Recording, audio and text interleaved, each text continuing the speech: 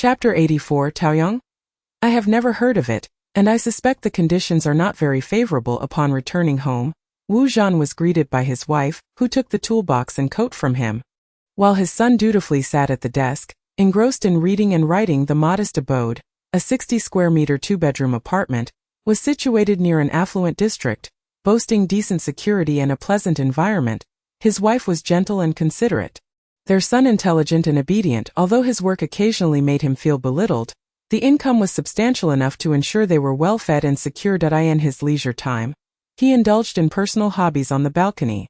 Indeed, as he had remarked, life was quite good now, with little to change. Something on your mind? His wife suddenly inquired. Wu Zhan paused and replied, Uncle Mei sent someone to find us. His wife was visibly astonished. Uncle Mei is still alive? With a son like his and his leg not being in good shape, how has he survived until now? Wu Zhan sighed. I didn't expect it either. I will call Uncle Mei later to inquire about the specifics. His wife remained silent and turned to help their son with his homework. How wonderful it would have been if this were before the apocalypse, when schools existed and teachers were available to teach. Curse this apocalypse. She couldn't even find a complete set of elementary school materials, let alone schools and teachers. Just before sleep, Wu Zhan took a deep breath and dialed the number. Once connected, a familiar, aged voice came through. Who is this? Uncle Mei, it's me, Wu Zhan. The old gentleman became excited. Xiao Zhan, where is your father? Wu Zhan suddenly felt overwhelmed with emotion. Since the onset of the apocalypse and the collapse of social order, his father had fallen from a respectable university professor to an unrecognized burden, no longer needed by society. Friends had either died or severed ties, leaving only Uncle Mei, who had consistently cherished their friendship for over a decade. He could not help but choke up. Uncle, my father has passed. There was a long silence on the other end, and after a while the old man trembled as he asked, how did he go? In Shoan there is no medical care, and he was ill for too long to be saved. What about you? Is there anyone else with you? Why don't you come to Taoyang and live with your uncle? I know about Shoan, the warlords do not care for ordinary people, it is too dangerous. Taoyang? Isnt at Dongyang. What kind of place is Taoyang? I have never heard of it. I suspect the conditions are not very good. Wu Zhan did not pursue the matter further, simply replying, Uncle, I am married now, and my son is 6 years old and my family is doing well in Shoan. Perhaps I could send someone to bring you here to live with us. While we may not be wealthy, we have enough to eat and drink, and there is a guarantee of safety. Uncle Mei discerned that Wu Zhan was faring reasonably well in Shoan. However, no matter how well one was doing, residing in a warlord-dominated area where the lives of ordinary people were disregarded could not last. Do not worry, Uncle. If you come here, we will treat you as a beloved elder. It will undoubtedly be better than living alone in Dongyang. Uncle Mei sighed. Xiao Zhan, to be honest, I am also living comfortably here. I have a one-bedroom apartment with air conditioning, and someone takes care of my daily needs. I do not have to worry about medical care. I may even have the chance to stand again after years of being unable to walk. Wu Zhan was taken aback, doubting his own ears, and after a moment asked, what is Xingxian doing in Dongyang? Has Mei Xingxian become successful? Does he still show filial piety to his old father? Uncle Mei responded, it has nothing to do with that ungrateful child. I have severed ties with him. My sustenance and care are all arranged by Taoyang. You must have met her, or else you wouldn't have my contact information. Wu Zhan recalled the young woman he had seen earlier that day, astonished that she possessed such influence in Dongyang. Living in an air-conditioned room and not having to worry about medical care. When had Dongyang become so favorable? Uncle Mei patiently explained, this is also the reason I advise you to move to Taoyang. You may not have heard of it. It is right next to Dongyang and is under Taoyang's jurisdiction. When I mention living comfortably, having access to medical care, and being able to seek treatment, it is absolutely not an exaggeration. Taoyang is currently constructing its own plantation, so we will not lack for vegetables and fruits in the future. To lend credibility, Uncle Mei sent him several photos of Taoyang. Upon seeing the sunlit rooms, Wu Zhan was astonished, recalling what Su Tao had told him earlier about growing a botanical garden. It turned out she was telling the truth. Uncle Mei earnestly remarked, I helped Taoyang design the land layout. She generously granted me 3 spots for residence in Taoyang, which is just right for you, your wife, and child. You can rent a 2-bedroom apartment with a kitchen and a large balcony. And you can run the air conditioning as you please, with the electricity being quite inexpensive to be. By the way, your son should be of school age now. He ought to learn something that I still have some time left and can serve as his teacher for his early education while you both focus on work. These two statements were incredibly persuasive, and Wu Zhan fell silent. Uncle, this is a significant matter. I still need to discuss it with my wife. After hanging up, his wife, who had been listening intently, asked, What did Uncle May want you to do in Taoyang? Taoyang. His wife frowned. I have never heard of it. It sounds too unreliable. Although he is an old friend of your father's, it has been over 10 years since they last met. Things have changed. And it is not trustworthy. He might be trying to exploit your abilities and lure you there to take advantage of you. Wu Zhan felt displeased. My father would not misjudge a person. And besides, Uncle May not even know about my abilities. He might genuinely believe Taoyang is a good place and wants us to move there. His wife became adamant. I don't care. Aren't we doing quite well now? Why take the risk of moving to an unknown, unfamiliar place? Plus, your abilities are a double-edged sword. With a warlord as our backing, our family can remain safe in this apocalypse. If we go there, who will we rely on? Wu Zhan felt his wife's reasoning held merit, and his restless heart began to calm. Yet, as he gazed at the vibrant plants on the balcony, he could not help but ponder that if the plantation were real, and he could manage it. Let us sleep, we can dream about it. Chapter 85. The greedy warlord of Shoan Su Tao, however, could not find rest. Lying on the bed in the guest house, she was drenched in sweat from the heat. She got up to check the communicator, noticing a large sweat stain on the sheet. Even Xue Dao was sprawled out, tongue lolling on the floor sleeping. Guan Zining turned over and sat up. I can't take this heat anymore. Su Tao felt dizzy and weak. Let us sleep in the car. I can't endure this any longer. After several nights of poor sleep and being unable to eat during the day, she felt her body was nearing its limits. After a brief tidying up, she sent a message to Shi Zijing. She had expected him to be asleep at such a late hour, but to her surprise he replied instantly. Are you feeling unwell? Come to the hallway. Let me check. Su Tao was taken aback, opened the door, and indeed saw Shi Zijing neatly dressed, standing in the hallway with the communicator in hand. He approached her, placing the back of his hand against her forehead, and his brows furrowed. You have a slight fever. You might be suffering from heatstroke. Is there anything else bothering you? Su Tao felt intense dizziness and palpitations, and before she could respond, her vision darkened, and she struggled to remain standing. Shi Zijing swiftly scooped her up in his arms. Seeing this, Guan Zining quickly crossed over, feeling her forehead and reaching into her collar to find it soaked with sweat, as if she had just been pulled from water. This is serious. Major General, you must take her to the cart. I will ask logistics for some Huashengzhengqi water. Su Tao's mind felt muddled. When she regained some clarity and opened her eyes, she found herself already in the CRT. The air conditioning turned on. The cool breeze significantly alleviated her discomfort. She looked at Shi Zijing beside her. With my physical condition, will I just drop dead on the way? Shi Zijing's expression darkened. You still have the energy to jest. You must be feeling better. Get up and drink more water. Su Tao accepted the water and gulped it down. Isn't the warlord in Shoan quite wealthy? Why is the guest house so shabby? They can't even afford to provide electricity.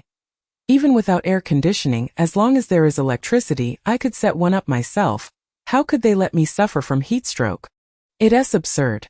Seeing her spirits lift considerably, Shi Zijing secretly sighed in relief and poured her another glass of water.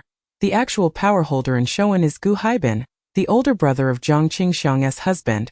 And he is the chubby man you saw on your first day in the city. This man is exceptionally stingy and values money above all. Not to mention the guest house for us outsiders. Even his own home might not have air conditioning or fans. He would rather endure the heat than spend money to reduce expenses and resource consumption. He never invests in public facilities in Shoan. Electricity is only provided to the affluent area. Even Shoan's own local network was funded by other warlords. Otherwise, Shoan would still be isolated from the world. Su Tao was astonished. Then what does he earn all that money for? She was the type who, with money in hand, could not resist constructing things and could never save. She could not fathom the purpose of earning so much money without spending it. Shi Zijing replied. He values money above all else. He has been eyeing the water and fuel in our convoy, asking me about it several times in both subtle and overt ways, as if he would hold Jian Kaiyu hostage if I refused to comply. How did you negotiate then? Shi Zijing stated calmly. We spoke harshly. If he refuses to release him, we would resort to violence, but I know Gu Haibin wouldn't do that. He cannot afford to waste military supplies. Su Tao remarked, you truly have a knack for psychological warfare. Present. He has yielded, agreeing to release the person tomorrow. However, it is uncertain whether he harbors any ulterior motives. Therefore, it would be prudent for you to remain in the vehicle and refrain from accompanying us to retrieve the individual. Take this time to rest well. As she spoke, Guan Zining brought over a bottle of Huashang Zhangqi solution. Su Tao consumed half of it but instinctively hesitated to finish, recognizing the high cost of medication. Akin to consuming money, Shi Zijing, perceiving her reluctance, urged, hurry and drink it. Consider it my treat. No need for you to pay. Su Tao thought to herself that it was rather peculiar to treat someone to medicine. And with a gulp, she downed the rest. In the latter half of the night, she finally managed to enjoy a restful sleep in the vehicle. However, Lin Fangji was unfortunate. Upon awakening and exiting the space, he discovered Su Tao was missing from the guest house. Not very articulate and unfamiliar with anyone, he searched in vain, growing increasingly anxious to the point of tears. Ultimately, someone noticed him and reported to Shi Zijing, who personally went to retrieve him. When Lin Fangji saw him, his eyes were red, filled with fear and grievance, and he immediately inquired, where is she? Shi Zijing with little expression replied, she is unwell and resting in the vehicle. I will take you to her shortly, but keep your voice down so as not to disturb her. Lin Fangji was taken aback. Unwell? In his understanding, illness meant death. He recalled an elderly woman he had encountered. Initially, she would feed him and pat his head, but soon she became unable to speak or move. Her body cold and rigid. He had thought she was merely asleep, carrying her a great distance until someone informed him that he was carrying a corpse. It was then he learned that illness could lead to death. Death! The mere thought sent Lin Fangji into uncontrollable tremors, his face turning pale as if all color had drained from him. Shi Zijing, startled by his reaction, believed he might be experiencing a sudden ailment and was about to check on him when he heard him cry out with a quivering voice, Tao! Shi Zijing understood the implication and, with little regard for his demeanor, lifted him with one hand and brought him back to the convoy, tossing him beside the jeep. She is inside. Be subtle when you look. Lin Fangji scrambled up, pressing his face against the glass, only to see her lying motionless within, leading him to assume she was dead. Consequently, he disregarded Shi Zijing's warning, flinging the door open and barreling inside, throwing his arms around Su Tao. Tao! Peach! Su Tao, deeply asleep, was suddenly jolted awake by the embrace, her head colliding with the car door, sending her vision spinning. Shi Zijing's eyes widened in alarm. He swiftly jumped into the vehicle and yanked Lin Fangji out, throwing him onto the ground. Are you trying to get yourself killed? Rubbing her head, Su Tao sat up, asking what's going on. Hearing her voice, Lin Fangji clambered back up, his throat emitting whimpering sounds as he rushed to bury his face in her lap, choking back tears. You're alive. That's wonderful. Shi Zijing once more yanked him up and tossed him back to the ground. Lin Fangji, tears streaming down his face, valiantly attempted to crawl back to her. Su Tao interrupted this cycle, turning to Shi Zijing and saying, why are you bullying him? Look at how distressed he is. Shi Zijing was momentarily taken aback, glancing at the glaring sun and pondering whether it would be appropriate to summon a snowfall. Chapter 86. A bloodbath. Su Tao was unaware of the unfolding events, but Lin Fangji was sufficiently frightened. Following her closely throughout the morning and the afternoon, Shi Zijing, accompanied by several subordinates, went to meet Jian Kaiyu. While Su Tao engaged in business discussions with Zhuang Wan, addressing some minor affairs regarding Taoyang. Boss, when will new vacancies be available at Taoyang? Since we took over the plantation, inquiries have been flooding in. Could you provide me with a definite answer so I can explain it to the tenants? Su Tao pondered briefly before replying, next month I suppose. There will be none this month. This was due to the lack of available land to construct new apartment buildings. The first 3 buildings had reached 5 or 6 stories, and without elevators, it was impractical to build higher. She hoped to expand the area after completing hidden missions or system upgrades. Zhuang Wan sighed. Very well. Additionally, Qian Lin would like you to allocate funds for some cultivation apparatus and basic tools. Su Tao nodded, acknowledging the necessity of purchasing some items, as the previous fire had consumed nearly everything. All right. How much are we talking about? Qianlin will call you shortly with the details. Before long, Qianlin's call arrived, providing her with a detailed shopping list along with a budget estimate of around 80,000 to 100,000. After reviewing it, Su Tao promptly transferred 100,000 without hesitation. Qianlin had anticipated a lengthy discussion to secure the funds, as acquiring money from superiors had previously proven challenging. The ease with which Su Tao facilitated the transfer solidified Qianlin's confidence in her as a boss. She was determined to allocate every penny wisely. After hanging up, Su Tao stretched and inquired of Guan Zining, who was playing with a communicator in the passenger seat, "Shouldn't Shi Zijin and the others be returning soon?" Guan Zining glanced at the time. "They should be back shortly. We ought to be able to leave tonight. By the way, how is the digging at the corner progressing? If you don't make significant headway soon, it may be too late," Su Tao replied. "There's no rush. Wu Zhan definitely won't agree in the short term. This matter requires a long-term strategy." Guan Zining shrugged as the sun began to set. Su Tao felt considerably better.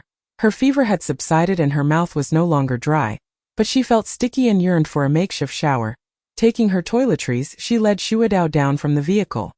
Lin Fangji attempted to follow, but Su Tao stopped him, saying, "Be good and wait for me in the car."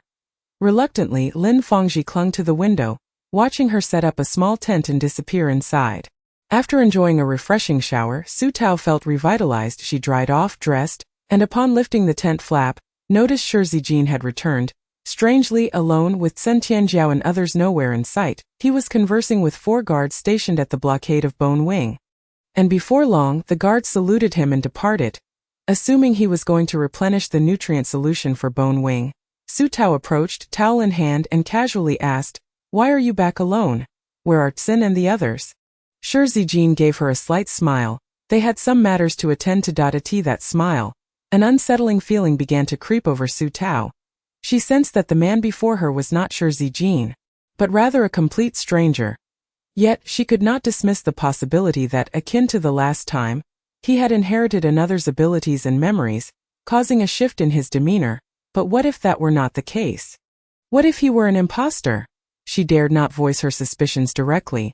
Instead, she feigned nonchalance, finishing drying her hair and tossing the towel to Shi Zijin. "Could you hold this for me while I tie up my hair?" He hesitated for a moment and, to avoid raising alarms, paused his actions to retrieve the towel. Su Tao, tying her hair slowly, probed, "Are you going in to replenish the nutrient solution? Do you need me to open the door for you?" Shi Zijin's gaze deepened. "As into this vehicle only accessible by me?" Su Tao's heart raced. Astonishingly, she had not revealed herself. Maintaining an air of confusion, she rambled, "Didn't you say last time that you were worried about something happening to you, and that no one else could operate this vehicle, so you granted me and Sun Tianjiao access?" Shi Zijin appeared momentarily taken aback. Perhaps his information was incomplete, leaving him uncertain whether her words held truth or deceit. After a pause, he smiled.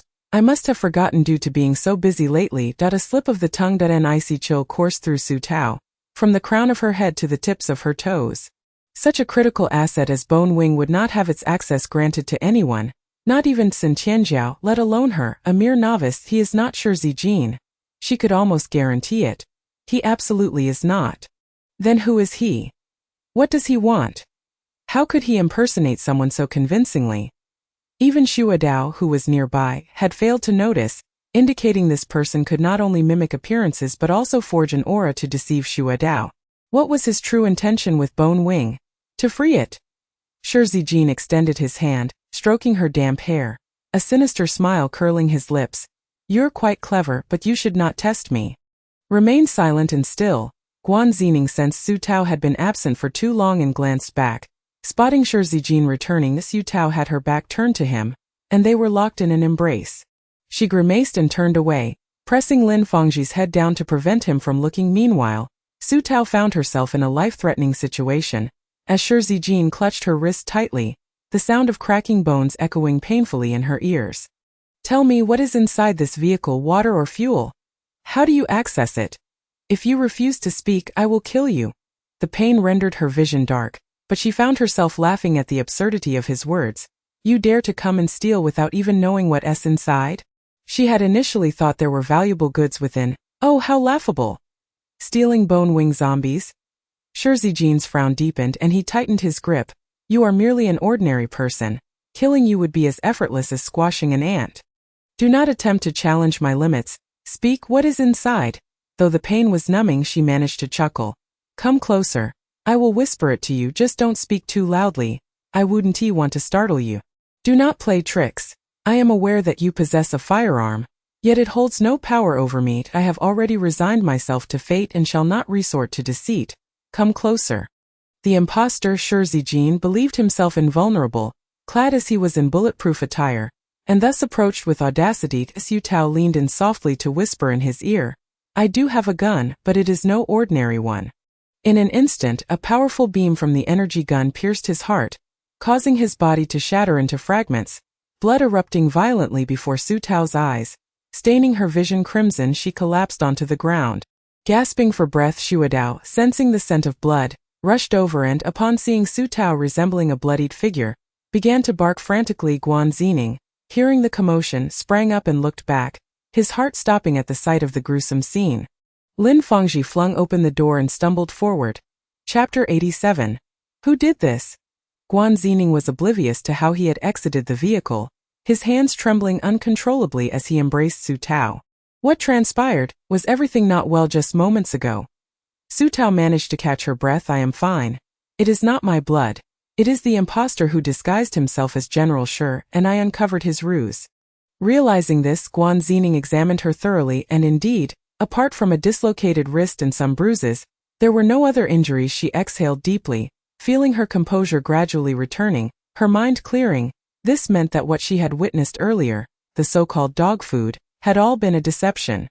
At that moment, this individual had been holding Su Tao hostage. Guan Xingning slapped himself hard. Su Tao, taken aback, grasped her uninjured left hand. What are you doing? Guan Xingning held her tightly, overwhelmed with fear. I am sorry. Truly sorry, it was my oversight. She could easily fathom the perilous nature of the earlier hostage situation. Su Tao had nearly lost her life right before her eyes. She felt utterly foolish. Su Tao, in turn, sought to comfort her. But I am unharmed, right? This impostor was incompetent. He failed to ascertain my situation and did not even check my gun bag. He was far too careless, or else he would not have allowed me to exploit his oversight. Guan Xingning was somewhat reassured, her nerves easing as she picked up a piece of torn fabric from the ground, scrutinizing it closely. He believed you carried a conventional weapon that could not penetrate his high-density bulletproof attire.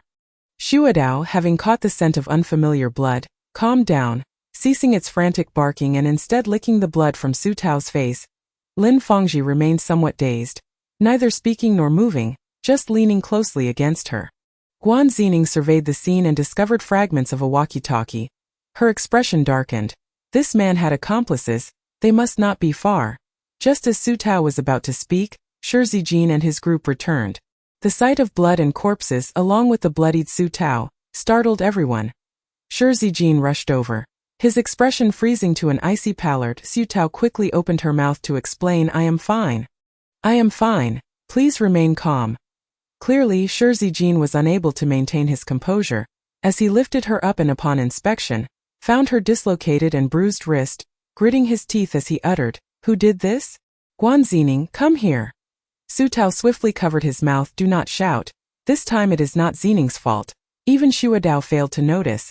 Xue Dao circled around Shi Zijin, sniffing and whimpering. Guan Xingning, with her unwavering resolve, approached, holding her head high. General, punish me if you must. I admit my negligence. This scoundrel disguised himself as you. I saw him clearly yet did not suspect him, allowing him to take Su Tao hostage right before my eyes. Su Tao feared that Shi Zijin might strike her, hastening to add, He has accomplices, General. We must apprehend them first and discuss matters later. Shi Zijin said nothing, carrying Su Tao back to the vehicle. Coldly informing Guan Xingning, This is your first and last warning. He then called for Jian Kaiyu to examine Su Tao's wrist. Once everything was arranged, Shi Zijin squatted amidst the blood and debris, extending a finger to sample the blood with his fingertip, placing it upon his tongue. In a flash, a life story raced through his mind. The individual was originally named Wei Yongqiu, an awakened supernatural being known as the Actor. Capable of highly mimicking another's appearance, voice, scent, and even personality, This explained why neither Xue Dao nor Guan Zining had detected the rused Su Tao's ability to discern the truth so swiftly stemmed from her innate sharpness and quick reflexes. Wei Yangqiu was among those nurtured by the Jiang family, serving the military faction of the Jiang clan. His current task was set in motion by Jiang Qingxiang's brother, who indicated that the most secured vehicle in the Dongyang convoy contained water and fuel, prompting Wei Yangqiu to impersonate him and infiltrate the vehicle to steal them. However, he could not execute the plan alone, necessitating the assistance of another spatial ability user. This spatial user, Zhou Qing, could manipulate spatial laws to traverse walls with ease. Wei Yangqiu intended to distract the guards and then signal Zhou Qing, who was hidden in the shadows, to enter the vehicle and pilfer the water and fuel. However, he did not anticipate encountering Su Tao, who had just emerged from her shower. Upon recalling the image of Su Tao being restrained and nearly rendered mute by pain, Shi Zijin sprang into action, swiftly departing the convoy when he returned. He held Zhou Qing in his grasp. Zhou Qing, alarmed, exclaimed, "Why are you apprehending me?" He had escaped shortly after the incident, astonished at being recaptured so quickly. Shi Zijin paid him no mind, stepping on his back and demanding a dagger from Sun Tianjiao. Upon seeing the gleaming sharp blade, Zhou Qing's face blanched, struggling desperately. "What do you intend to do? I am one of Zhang's people. You cannot harm me. Otherwise, you shall not escape." Shi Zijin remained unfazed, and with a swift motion, the dagger severed Zhou Qing's right hand at the wrist, blood splattering everywhere. Sun Tianjiao stuffed a handful of dirt into his mouth. "Stop your noise." Deng Xingyan searched Zhou Qing and found a walkie-talkie and communicator. Giving them a cursory examination before spitting in disdain, "Boss, this group from Shoan harbors ill intentions that I suspected they released Caillou too easily. It turns out they aim to wipe us out and seize our supplies. We cannot let this slide. We will retaliate against them." Shi Zijin loaded the bullets. "Second, you lead the team ahead." The convoy set forth towards the city outskirts. Su Tao gazed out the window, turning to Guan Zining to ask, "What are they planning to do?" "They seem poised for a massacre." Guan Zining, eager for vengeance, replied, "To seek retribution." "What? This is our territory. Can we truly charge in like that?" Guan Zining dismissed her concerns with Zhou Hai and Zhou Yang here. "We have nothing to fear." Su Tao felt reassured and then inquired of Jian Caillou, "Did they mistreat you? You look as if you've lost all shape." Jian Caillou managed a wry smile. "I was not deprived of food and drink. I was merely kept under house arrest. When I become anxious, I lose my appetite. Come, extend your hand. Let me have a look." Thankfully, his bones were intact. "You boss, you must take good care of yourself. Leaving aside the fact that there are still many who rely on you in Taoyang. Just our leader alone, if you were to injure your hand, it would feel akin to stabbing him in the heart. However, you have also performed a great service this time. If you had not discovered this early, they might have exploited the opportunity to infiltrate the Bone Wings vehicle. If that had happened, the consequences would have been dire." Chapter 88. Revenge? Annihilation? The convoy had scarcely departed the Shoan base when Su Tao received a call from Gu Mingqi. Assuming he was inquiring about the monthly water supply, she was taken aback when he solemnly asked, "Are you injured?" Instinctively, Su Tao glanced around, feeling as if he had installed a camera above her. Annoyed, she adjusted her clothing and retorted, "Gu boss, your reach is quite extensive. Even Shoan has your spies." Yu Ming ignored her sarcasm. "Do not proceed further. I will send someone to retrieve you back to Dongyang." Su Tao sat upright, incredulous. "Are you out of your mind? Have you not awakened yet? I have made arrangements with Zhuang Wan. If you need water, you can directly take it from Taoyang." "Su Tao, you have barely left Dongyang, and you almost lost a hand. If you possessed any sense of danger, you would realize just how perilous the outside world is, and know when to retreat to preserve your life. Shi Zijin prioritizes tasks above teammates, and you do not hold a high rank in his eyes." Su Tao was at a loss for words, finally asking, "Are you trying to sow discord? I fail to see how this benefits you.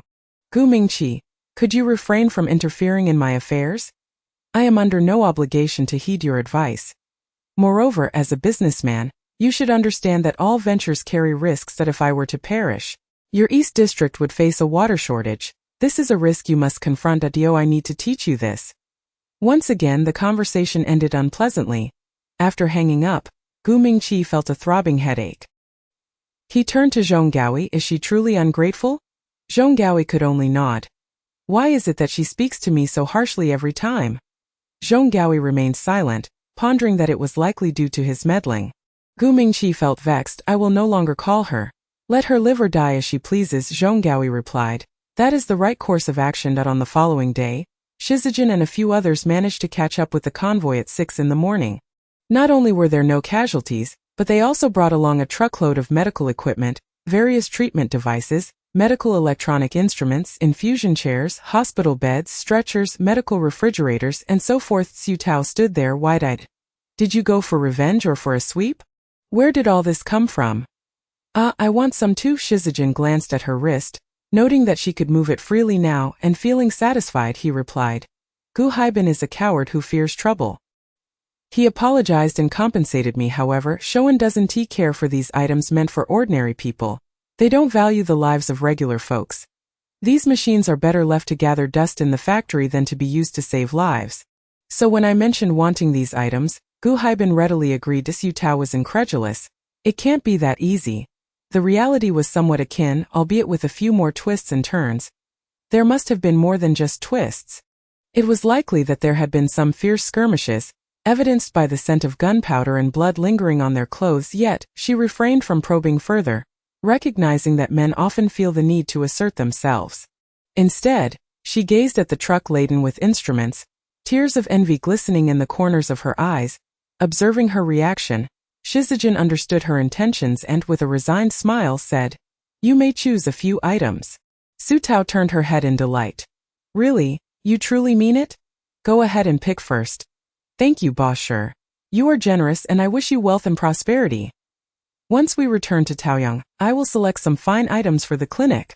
With the rising sun, the convoy set off once more, this time destined for Panliashan, the location of the abandoned garage hinted at in the hidden mission prompt. Shizijin indicated that once he delivered her there and she accomplished what she needed, he would have Zhou Hai and Zhou Yang tear open a spatial tunnel to send her back to Taoyang. Su Tao accepted this, acknowledging it would be beneficial for both her and Shizijin to return early. The journey would take approximately 3 days, but he stated, I will only grant you 1 day upon reaching Panliashan. Whether you complete your tasks or not, you must depart with Zhou Hai and Zhou Yang back to Dongyang. Su Tao nodded. I will absolutely comply with the organization's arrangements. 1 day should suffice. Once they arrived in the designated area, the system would likely provide the next prompt. She only hoped that this hidden mission would not be too outrageous, as she was reluctant to engage in perilous endeavors. 2 days later, the convoy reached a nearby supply station. Halting for rest and regrouping, the communicator finally picked up a signal, allowing her to contact Zhuang Wan. Inquiring about matters in Taoyang, Zhuang Wan was exceedingly delighted and promptly sent her several photos of the sunlight cultivation room, which was already filled with multi-layered soilless cultivation planting boards. A small portion of the vegetables had even begun to root and sprout. While 4 technicians dressed appropriately were inspecting the growth of the seedlings, Su Tao gazed at the photos for a long while, as if witnessing the verdant future of Taoyang. Zhuang Wan exclaimed, Isn't the efficiency remarkable? Qianlin hasn't been sleeping much lately, bustling about to acquire these soilless cultivation tools. She spent 2 whole days just looking for the drip irrigation system for watering, and even made a trip to the nearby Yunsong base to customize a batch from the plastic factory, which was delivered overnight. She has worked hard, as have you, Su Tao replied. Zhuang Wan shook her head. I don't even feel it's arduous. It's the truth, watching Taoyang gradually take shape and everyone's lives improve. One can hardly call it toil, only lamenting that I have but 1 head and 2 hands, boss. I hope you can return when the first batch of vegetables matures. Everyone misses you dearly. Su Tao looked out at the vast desolate Gobi, feeling homesick for Taoyang and her friends, missing old May, and even the black and white sesame seeds. By the way, boss, Dr. Zhong came last night and has already reattached Lan Lingling's broken waist this morning. It's as good as new. Su Tao took a moment to process, then asked, Lan Lingling? The one who was supposed to live in a 1-bedroom apartment but ended up being tricked by her boyfriend into sharing a double room? Zhuang Wan filled her in on the gossip. Yes, that's her. I heard her ex found out she was with her current boyfriend and, in a fit of rage, confronted her during their argument. The ex pushed her down the stairs, breaking her waist. If it weren't for Dr. Zhong arriving just in time, she would have suffered more. Su Tao sighed, pondering the romantic entanglements of Taoyang's tenants. Did it affect anyone else? Not at all.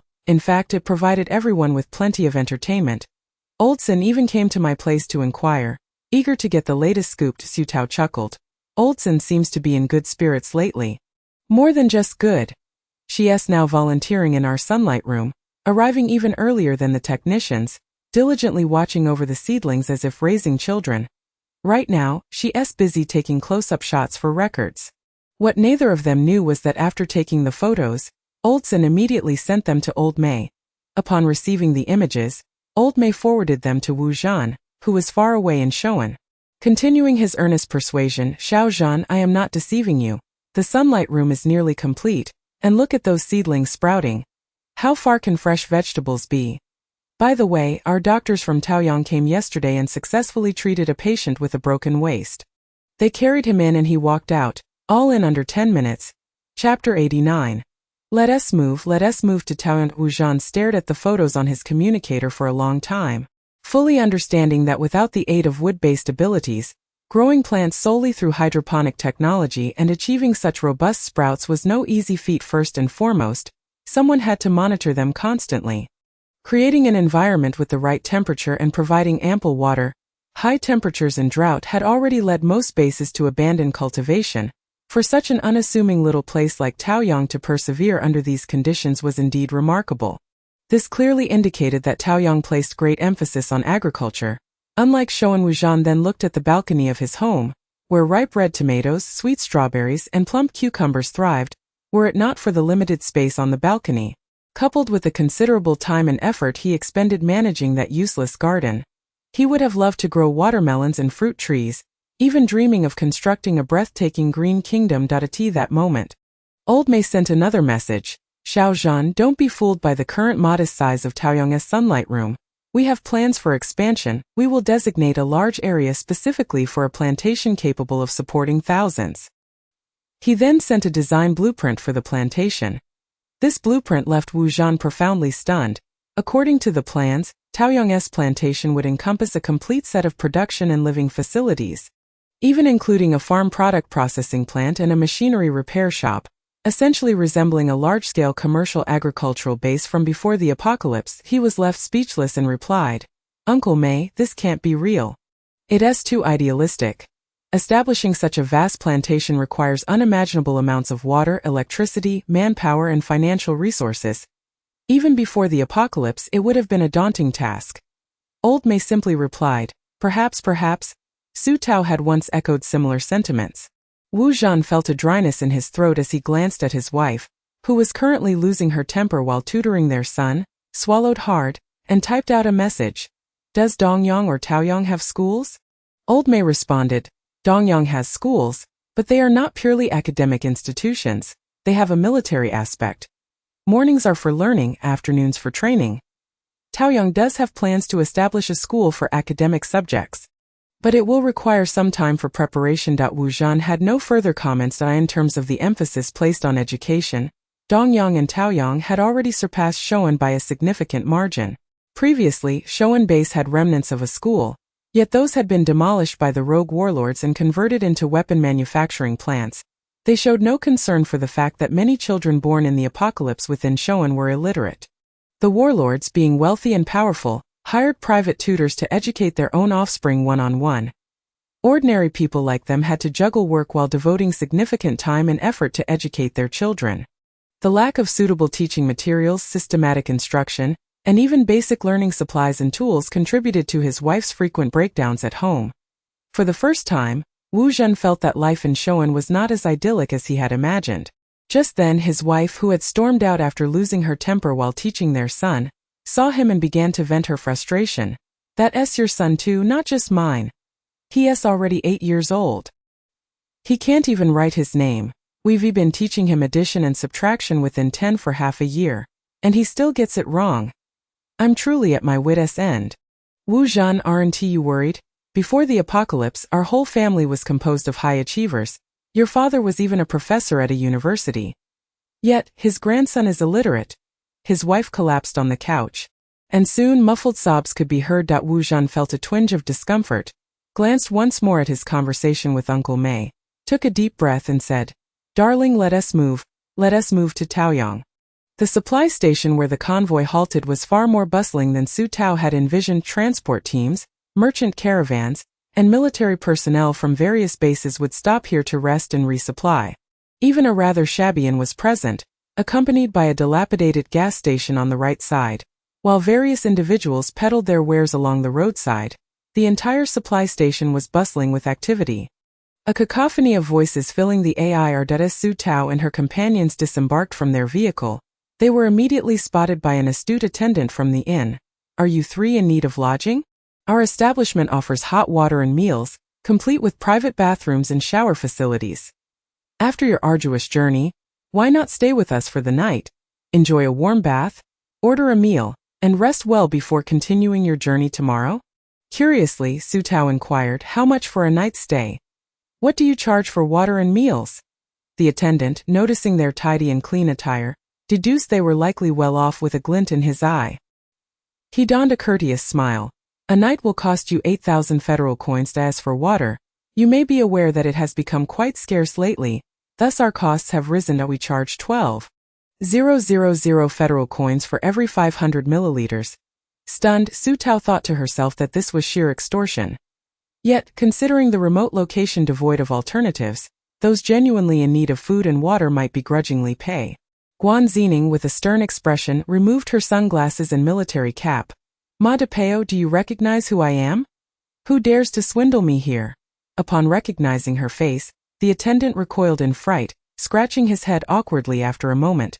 "Sister Guan, I truly didn't recognize you." "Haha, these two are unfamiliar faces. I apologize. I shall take my leave." With that, he hastily retreated. Su Tao turned to Guan Zining. "Are you acquainted with many people here?" Nodding, Guan Zining replied, "Indeed.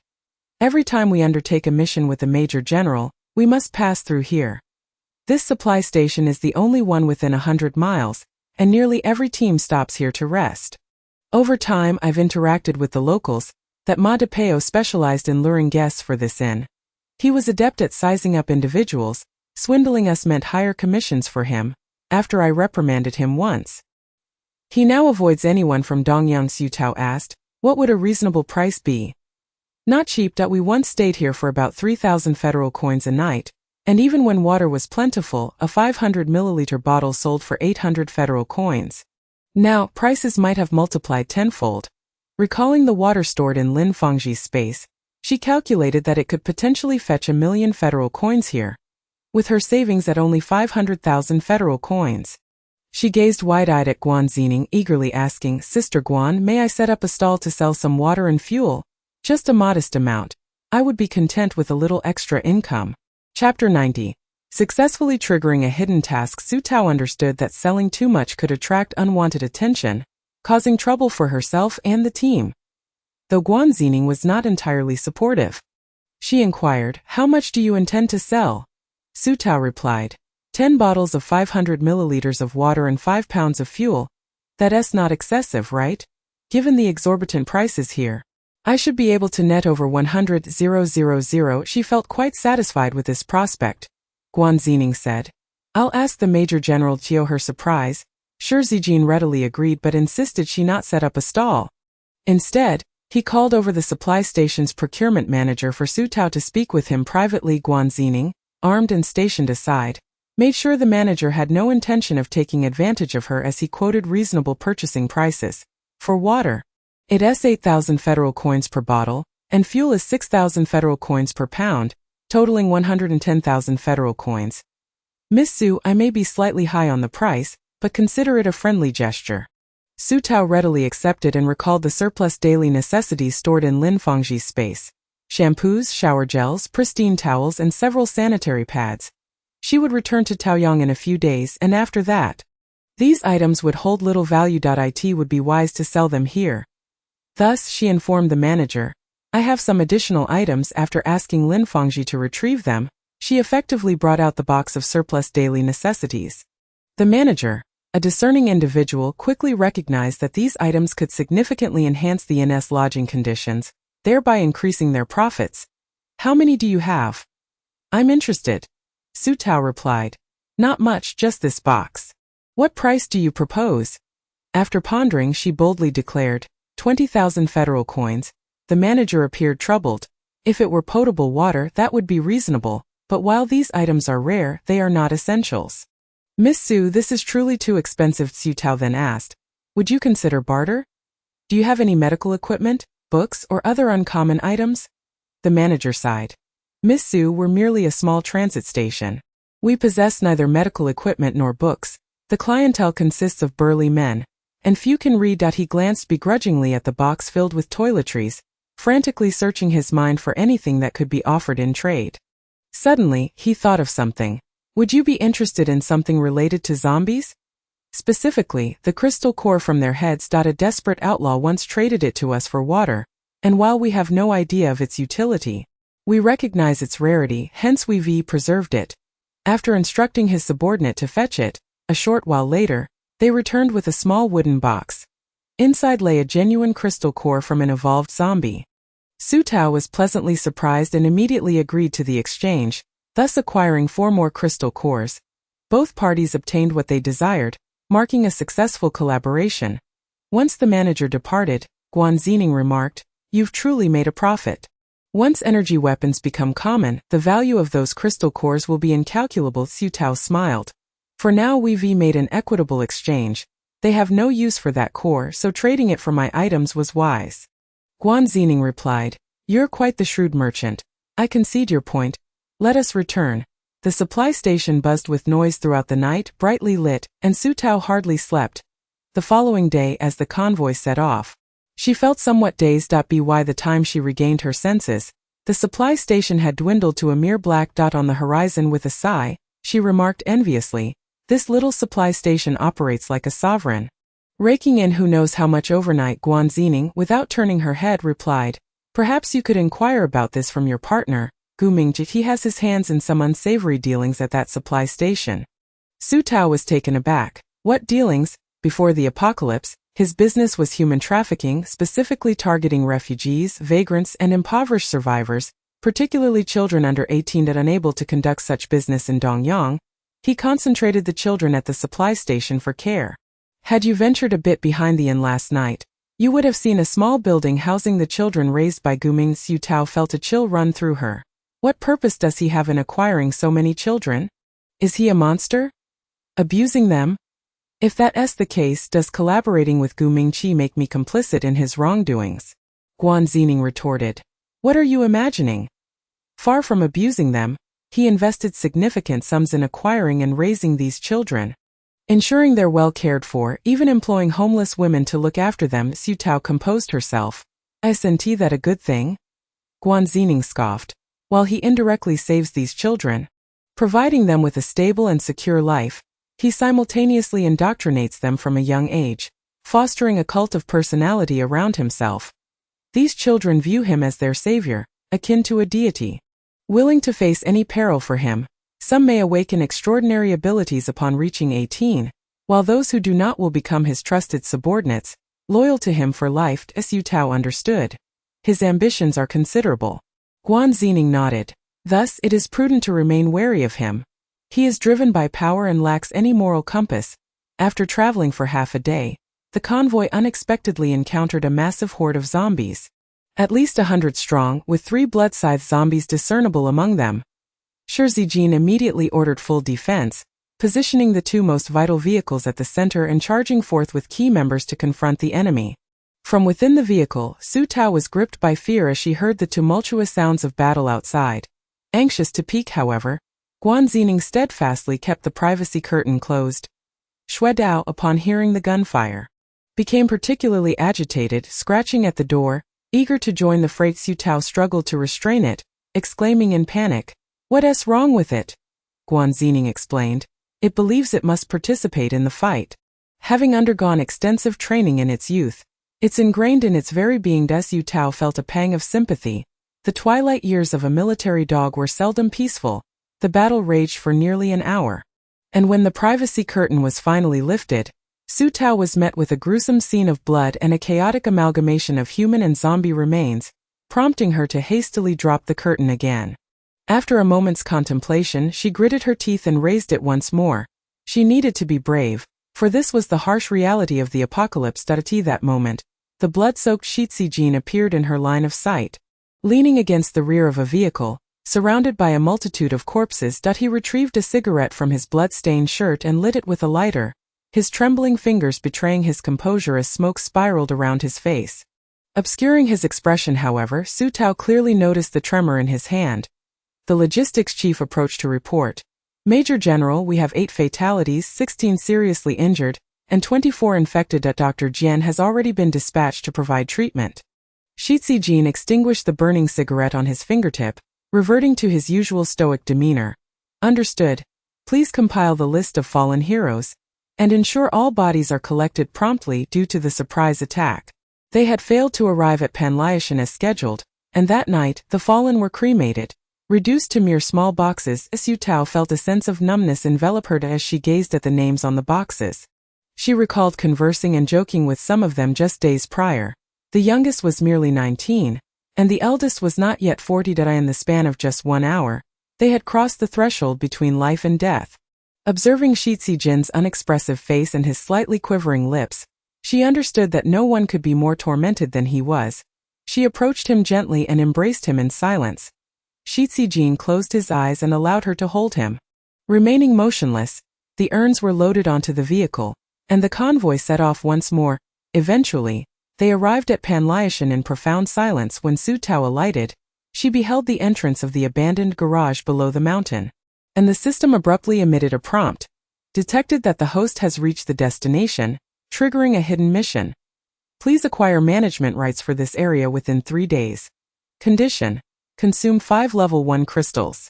Su Tao widened her eyes and hastily accessed the system interface, confirming that a small, blinking area appeared above the original map of Taoyang, seemingly awaiting her confirmation. Could it be that consuming 5 level 1 crystals would grant her management over this area? Akin to Taoyang. What then were level 1 crystals? Were they the crystals used for evolving zombies? Chapter 91. Newly added land, management of Panlyashan. Su Tao requested Lin Fangji to retrieve her evolved zombie crystals from storage. As soon as she held the crystals in her hands, the system promptly chimed. Detected 4 level 1 crystals, energy collection in progress. In less than 10 seconds, Su Tao watched helplessly as her 4 crystals were drained. Akin to a charging crystal gun, gradually turning transparent before shattering into fragments in the air, vanishing completely. Glancing back at the system interface, the hidden mission section displayed 5 crystal slots, with 1 flashing to indicate an empty slot. Urging her to recharge the final crystal, she understood. The system was using the hidden mission to inform her that expanding territory required crystal energy, which necessitated her physical presence at the site. According to the regional division on the system, upon completing the last crystal recharge, she would gain management rights over Panlyashan, encompassing approximately 1,000 square meters, including the abandoned garage at the foot of the mountain, which spanned around 800 square meters. The geographical location of Panlyashan was excellent. Its elevation made it difficult for zombies to ascend, and it was in proximity to a supply station, a vital thoroughfare for various bases. Perhaps she could share in the bounty of the supply station, but where could she possibly obtain that last crystal? At that moment, Guan Zining queried with confusion, "Aren't you supposed to be handling matters? Why are you just standing there?" Su Tao revealed her distress. "I need a level 1 evolved zombie crystal. Once I have it, I can leave." Guan Zining was bewildered. After all this trouble, from Dongyang to Shoan, then to the supply station, facing numerous dangers, and you arrive here just to tell me you only need 1 crystal. Why in the world didn't you mention this in Dongyang? Or in Shoan? Why come all the way here for a crystal? There's not a zombie in sight. Where do you expect to find one? Su Tao felt tears prick her eyes from her scolding and struck her lightly. "I don't know. Who wants to go through all this trouble for no reason, for themselves or for others? Can't you let up a little?" After saying that, she ignored her and turned back to the convoy. Lin Fangji, observing Guan Zining's perplexed expression, mimicked, "Annoying," before hastily following Su Tao. Guan Zining? Su Tao pondered for a moment, realizing that seeking out Shitsi Jin would likely resolve her predicament the quickest. However, seeing him engrossed in examining the photographs and files of the fallen heroes without lifting his head, she hesitated to interrupt. Standing at a distance, she nervously tapped her toes. Almost 10 minutes passed before he finally spoke, still not looking up. If you keep pacing like that, we could start a fish farm in those holes. Su Tao felt embarrassed and slowly approached him. Shi Zijin meticulously organized the photographs and files before turning to her. Speak? What is it? After hesitating for 2 seconds, Su Tao decided to be forthright. I urgently need a level 1 evolved zombie crystal. Do you have an extra one to spare? Shi Zijin inquired. May I ask what you need it for? Naturally, it was to recharge and obtain management rights for Panliashan, thereby completing the hidden mission. Unlocking the hidden shop and ultimately acquiring an electric grid to grant Dongyang its own defensive wall. She had many goals, she earnestly replied. With this crystal, you won't need to search for building materials for the wall outside. At first glance, crystals and building materials seemed entirely unrelated. Yet Shi Zijin chose to believe her completely. Alright, but I need to consult the old commander first. After all, the 2 evolved zombie crystals in my possession were obtained at the cost of the lives of those 8 heroes. Su Tao's heart trembled. The weight of those 8 vibrant lives was too heavy to bear. She gazed back at Panliashan, knowing that once she secured management rights here, she intended to build a supply station and a lodge, providing free accommodation and supplies for the Dongyang pioneering troops on every mission. Of course, only they would receive it for free. All other bases would be charged as usual. The next morning, Su Tao was summoned by Shi Zijin to the lead military off-road vehicle, where he handed her a satellite phone. The voice of the old commander resonated through the receiver. Tao girl. Yes, Commander Grandpa, I'm here. Zijin has informed me, and I agree. However, there are some things you should be aware of. Crystals are incredibly precious, each one bearing countless stories written in blood. They bring strength and hope to the living, and I hope you will cherish them. Su Tao held the phone tightly, nodding earnestly. I will. The commander even refrained from asking her to repay him in the future, essentially gifting her the crystal. Take it, good child, and do what you wish to do. After hanging up, Shi Zijin handed her a wooden box. Heavy in her hands, Su Tao accepted it with both hands and set it aside, offering him a clumsy military salute. Shi Zijin chuckled. Your posture is all wrong. As he approached her, he corrected her stance. Stand straight. Raise your right hand quickly, fingers together and naturally extended. The middle finger should lightly touch the edge of the cap about 2 centimeters from the right corner. Su Tao looked up at his chin, noticing a hint of stubble, and instinctively reached out to touch it. It was prickly. The man, surprised by her soft touch, stepped back, concealing his emotions.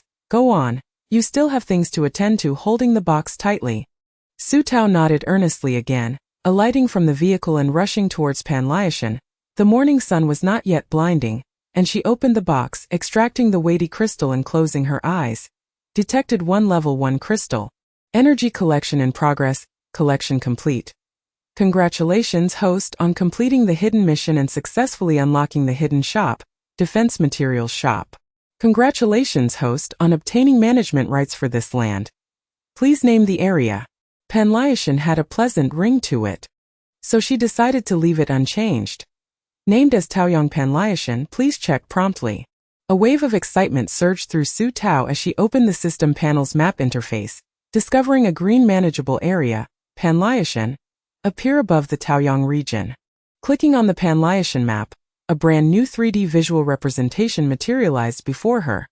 Spanning 1,000 square meters, 85 of Panliashan consisted of rugged mountain paths, leaving minimal flat land for construction. Observing the interface, she found a terrain modification tool and discovered she could adjust the entire shape and topography of Panliashan. Without hesitation, she selected it and flattened the peak to create a platform of approximately 600 square meters. Considering the difficulty of ascending the mountain, she also constructed a staircase leading up. Fortunately, the mountain wasn't too tall. Reaching the summit platform would take about 15 minutes of climbing, though the time wasn't excessive. She thought an elevator would be even better. Furthermore, with an elevator, Taoyang's apartment buildings could be constructed higher, accommodating more tenants. Chapter 92. Constructing a lodge at Panliashan. With these thoughts in mind, Su Tao began rummaging through the existing system shop and indeed found an elevator in the Level 2 home improvement store. However, upgrading the home improvement shop to Level 2 required a cost of 200,000 federal coins. After painstakingly saving 60,000, she was suddenly faced with a deduction of 20,000. Su Tao felt like crying. But knowing that an elevator was essential, she reluctantly confirmed the upgrade with trembling hands. Total assets, minus 200,000 federal coins. The elevator icon lit up, transitioning from gray to a purchasable state. Each elevator cost 3,000 federal coins. Su Tao procured 2 elevators, which were promptly installed beside the abandoned garage at the foot of the mountain. Riding the elevators, one could ascend directly to the expansive platform at the summit. Subsequently, she commenced the task of managing the derelict garage, intending to conduct an on-site inspection by entering the premises. Guan Zining, feeling uneasy, accompanied her inside. The garage was shrouded in darkness, a pungent stench overwhelming the air. Stepping back, Su Tao recalled that Shi Zijing had informed her that the bone wings had been discovered here, where numerous lives had been extinguished. Given the passage of time, it was unlikely that any benevolent soul had come to tend to the remains. The sweltering heat had surely caused the bodies to decompose and emit foul odors. Feeling overwhelmed, Su Tao realized she would need to hire someone to clean up the mess. Perhaps it would be best to set aside this task and focus on constructing the lodge at the mountaintop first. Thus, she ascended in the elevator. To her surprise, the view from the mountain was indeed splendid, offering a broad vista that encompassed a large area at the foot, although the landscape was still dominated by the harsh yellow sands and gravel. Guan Zining, who had accompanied her, appeared somewhat dazed and slowly remarked, "I heard from the Major General that this mountain was once a tourist attraction 20 years ago. The time I thought, what could be appealing about a dilapidated mountain? It turns out the attraction lay here. Before the apocalypse, the base of the mountain must have been lush and verdant." Su Tao suddenly understood. No wonder a parking lot existed at the foot of a solitary mountain. It was intended for visitors. Yet, in the span of 20 years, everything had transformed. The garage that once brimmed with vehicles had morphed into a charnel house, and the verdant expanse had become barren. With a sigh, she activated the system to begin laying the foundation. The lodge's aerial view took the shape of a reclining L, with the entrance designed as a reception area. Guests wishing to stay or dine could check in at the reception, where a water dispenser was placed against the wall for the staff's convenience. To the right of the entrance, the dining area unfolded, furnished with tables and chairs that could accommodate 40 diners simultaneously, echoing the design of Taoyang. Along the wall, 2 bento refrigerators, 2 breakfast machines, a self-service beverage machine, a noodle machine, and an ice cream machine were arranged to meet the culinary needs of the guests.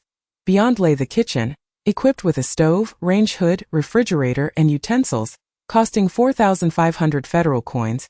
She planned to hire a chef at Panlu Mountain, who would not only serve fast food from the vending machines but also offer home-style dishes. The second floor would be dedicated to the accommodation area. Su Tao currently intended to expand single and double rooms, as most visitors would not be long-term residents, making larger suites somewhat wasteful. The decor of the single and double rooms would mirror that of Taoyang, each equipped with its own bathroom and shower. Once the entire second floor was completed, it would feature 6 single rooms and 3 double rooms, all available for daily rental, totaling 25,530 federal coins. According to the system's pricing, the single room would cost 500 federal coins per day, while the double room would be priced at 700 federal coins. A semicircular small terrace allowed guests to lean against the railing and gaze upon the foot of the mountain. Su Tao initially intended to construct a 3rd floor when Guan Zining suddenly interjected. "Great builder, may I interrupt? It's dark. The Major General is urging us to return." Quickly shutting down the system, Su Tao looked up to see that night had indeed fallen, having observed the entire process. Guan Zining inquired, "So that crystal core allows you to manifest your abilities on Lupan Mountain, constructing at will, just like in Taoyang?" Su Tao replied, "Pretty much." "What exactly are you building? A supply station?" Su Tao nodded, "Yes, but it will be in better condition than the one we passed, and the prices will be more reasonable." Guan Zining's eyes sparkled. "So once you complete it, we can come here directly for our missions? Of course, it will be as comfortable for you as Taoyang." Guan Zining felt invigorated at the thought of having such a place to return to after missions. Just then, Shi Zijing's call came through, prompting the two to hurry down in the elevator. Guan Zining was about to discuss the situation on the mountain. Shi Zijing directed, "Quickly prepare your luggage. Zhou Hai and Zhou Yang will tear through space to teleport you back. Additionally, Zining, ensure the medical equipment and the remains of the 8 soldiers are returned home." Guan Zining cast a solemn glance at the truck behind them, saluting as he declared, "Mission accomplished." Go ahead. Su Tao had little to pack. Lin Fangji was her only luggage. Before the teleportation, Guan Xingning asked, "Are you alright leaving Lupan Mountain half-built? Will you need to return?" I 1T need to come back. Remote construction is possible, Su Tao assured. Although she couldn't see the physical structure, construction through the system would not hinder progress. Guan Xingning felt relieved, saluting Shi Zijing and waving goodbye. Zhou Hai and Zhou Yang stood facing each other, their hands tearing through the air to reveal an indistinct void. Looking towards the convoy, Su Tao noticed Shi Zijing smiling and waving at her, his expression one of relief, as if he had finally exhaled. It seemed she had been a burden to him all along, causing him to worry throughout the journey. Su Tao cupped her hands around her mouth and shouted, "Be careful on the road. Wait for your return." The void enveloped her, and along with her jeep, the medical equipment and the ashes of the 8 soldiers vanished from sight. It felt as if she had merely dozed for a few minutes. When she opened her eyes again, she found herself standing at the entrance of Dongyang Gate number 3, beside the equally bewildered Lin Fangji. Guan Xingning quickly regained his composure and began directing the personnel from Dongyang to transport the laden truck back. He also called Pei Dong to send someone to collect the soldiers' ashes while notifying the Military Affairs Department about the casualties they had encountered. Su Tao surveyed the familiar surroundings, feeling as though she had stepped into another world. Standing in a daze for a moment before opening the system to check the map of Lupan Mountain, discovering that construction was indeed still feasible, determined to work through the night. She planned to complete the 3rd and 4th floors. As she prepared to close the system and return to Taoyang, she noticed 2 new characters, teleport, in the upper right corner of the Lupan Mountain map. Surprised, Su Tao clicked on it absent-mindedly, and the next instant, she vanished from her location and reappeared at the foot of Lupan Mountain. To her astonishment, the convoy had yet to depart, and Shi Zijing had not even boarded the vehicle. Standing in the same spot with a cracked expression as he gazed at her. Chapter 93. I apologize for the interruption. I shall take my leave. Su Tao took a step back. I apologize for the interruption. I shall take my leave. Saying this, she opened the system and saw the teleport option again on the Taoyang map. Just as she was about to click it, Shi Zijing strode over and grasped her wrist, demanding care to explain. Is this your fault or Zhou Hai and Zhou Yang's? Su Tao smoothly replied, "It's my fault." What the specific issue was, she chose not to elaborate, as she had no way to explain. Shi Zijing took a deep breath. "Don't tell me you can return here at will." Su Tao responded, "Theoretically, yes, but please remain calm." Unable to maintain his composure, he insisted, "At Lupan Mountain, there are not only convoys driven by self-interest between major bases, but also morally bankrupt wandering survivors, ruthless fugitives, and flesh-eating zombies. Coming here at any time poses a danger. Do you understand?" Su Tao fell silent for a moment before speaking. "There will be high walls and electric fences here, just like in Taoyang. Even if there is danger, I can return to Taoyang in the blink of an eye." "You need not worry." Shi Zijing's tension eased as he inquired, "What brings you here?" Su Tao replied, "You'll see once we get there. The elevator to the summit is over here." She led him to the elevator beside the abandoned garage. And after a brief wait, the doors opened. As the elevator ascended, Shi Zijing suddenly spoke, "You can build at Lupan Mountain just like in Taoyang, can't you? The last time I came, there was no elevator." Su Tao nodded. As the elevator doors opened, revealing the mountaintop, they were greeted by an unfinished 2-story structure. "This mountain, it didn't have this platform before, did it? You created it?" Once again, Su Tao nodded, gesturing towards the incomplete building. "I plan to establish a guest house here, offering daily rentals.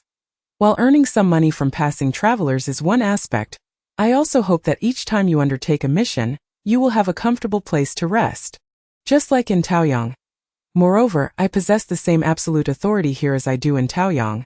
No one entering this place can harm me. All right, I must hurry back. Otherwise, Xingning and Lin Fangji will worry if they find me missing." Shi Zijing ceased further discussion, simply stating, "Go ahead." Turning to him, Su Tao asked, "Are you at ease now?" Shi Zijing replied, "Honestly, I've eased about 80% of my worries. And the remaining 20%, I've never felt completely at ease with you." With a deep sigh, Su Tao remarked, "Major General Shi, worrying excessively can lead to aging." Shi Zijing shook his head.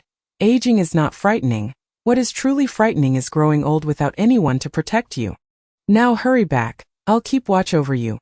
Once again clicking teleport, she opened her eyes to find Lin Fangji, looking as lost as a headless FLY. Su Tao called out, "Fangji! Over here!" Hearing her voice, Lin Fangji immediately turned and sprinted towards her alongside Xue Dao. His face filled with fear as he exclaimed, "Why did you disappear?" He seldom speaks so many words in one breath. Clearly indicating his urgency, Su Tao gently patted his back, saying, "I was wrong, don't worry. In the future, I will greet you before I leave." As she patted him, she suddenly noticed that the child was no longer as thin as before. She could feel a bit of flesh beneath her fingers.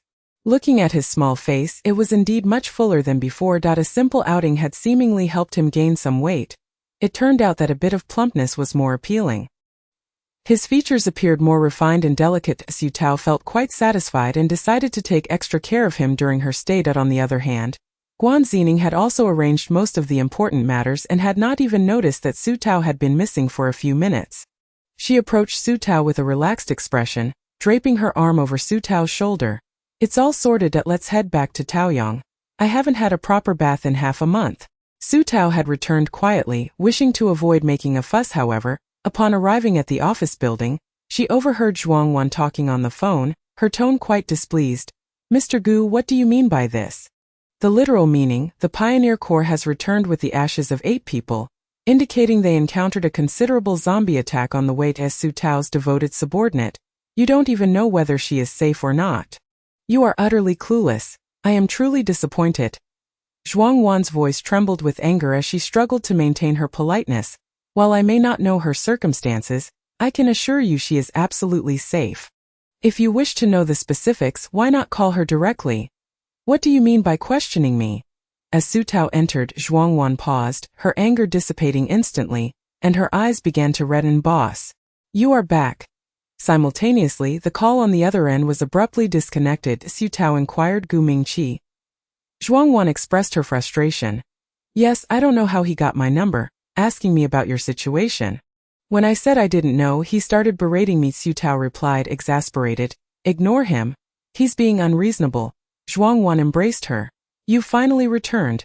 Although nothing significant happened in Taoyang, every day you were away. I was on edge. Aunt Sin and the others kept asking me when you would be back. Oh, I need to inform them." Within half an hour of Su Tao's return, everyone in Taoyang was aware of it. Not only did people call to greet her, but some even came to the office building to see her, only feeling relieved after confirming she was unharmed. Dinner was enjoyed in Old May's room, where Grandma Tsun cooked, utilizing her private ingredients to prepare braised short ribs, chicken soup, and even indulged in sautéing a platter of asparagus. Lin Fangji, having never tasted such dishes, stared in awe, his mouth gradually watering. Grandma Tsun, beaming with joy, urged him, "Good child, eat up." Lin Fangji looked to Su Tao for approval, and upon receiving it, he began to feast heartily. After everyone had eaten their fill and dispersed, Su Tao lingered a bit longer to catch up with the long-lost Black Sesame and White Sesame. White Sesame seemed to still hold a grudge, sniffing her a couple of times before retreating beneath the coffee table, wide-eyed and refusing to be held.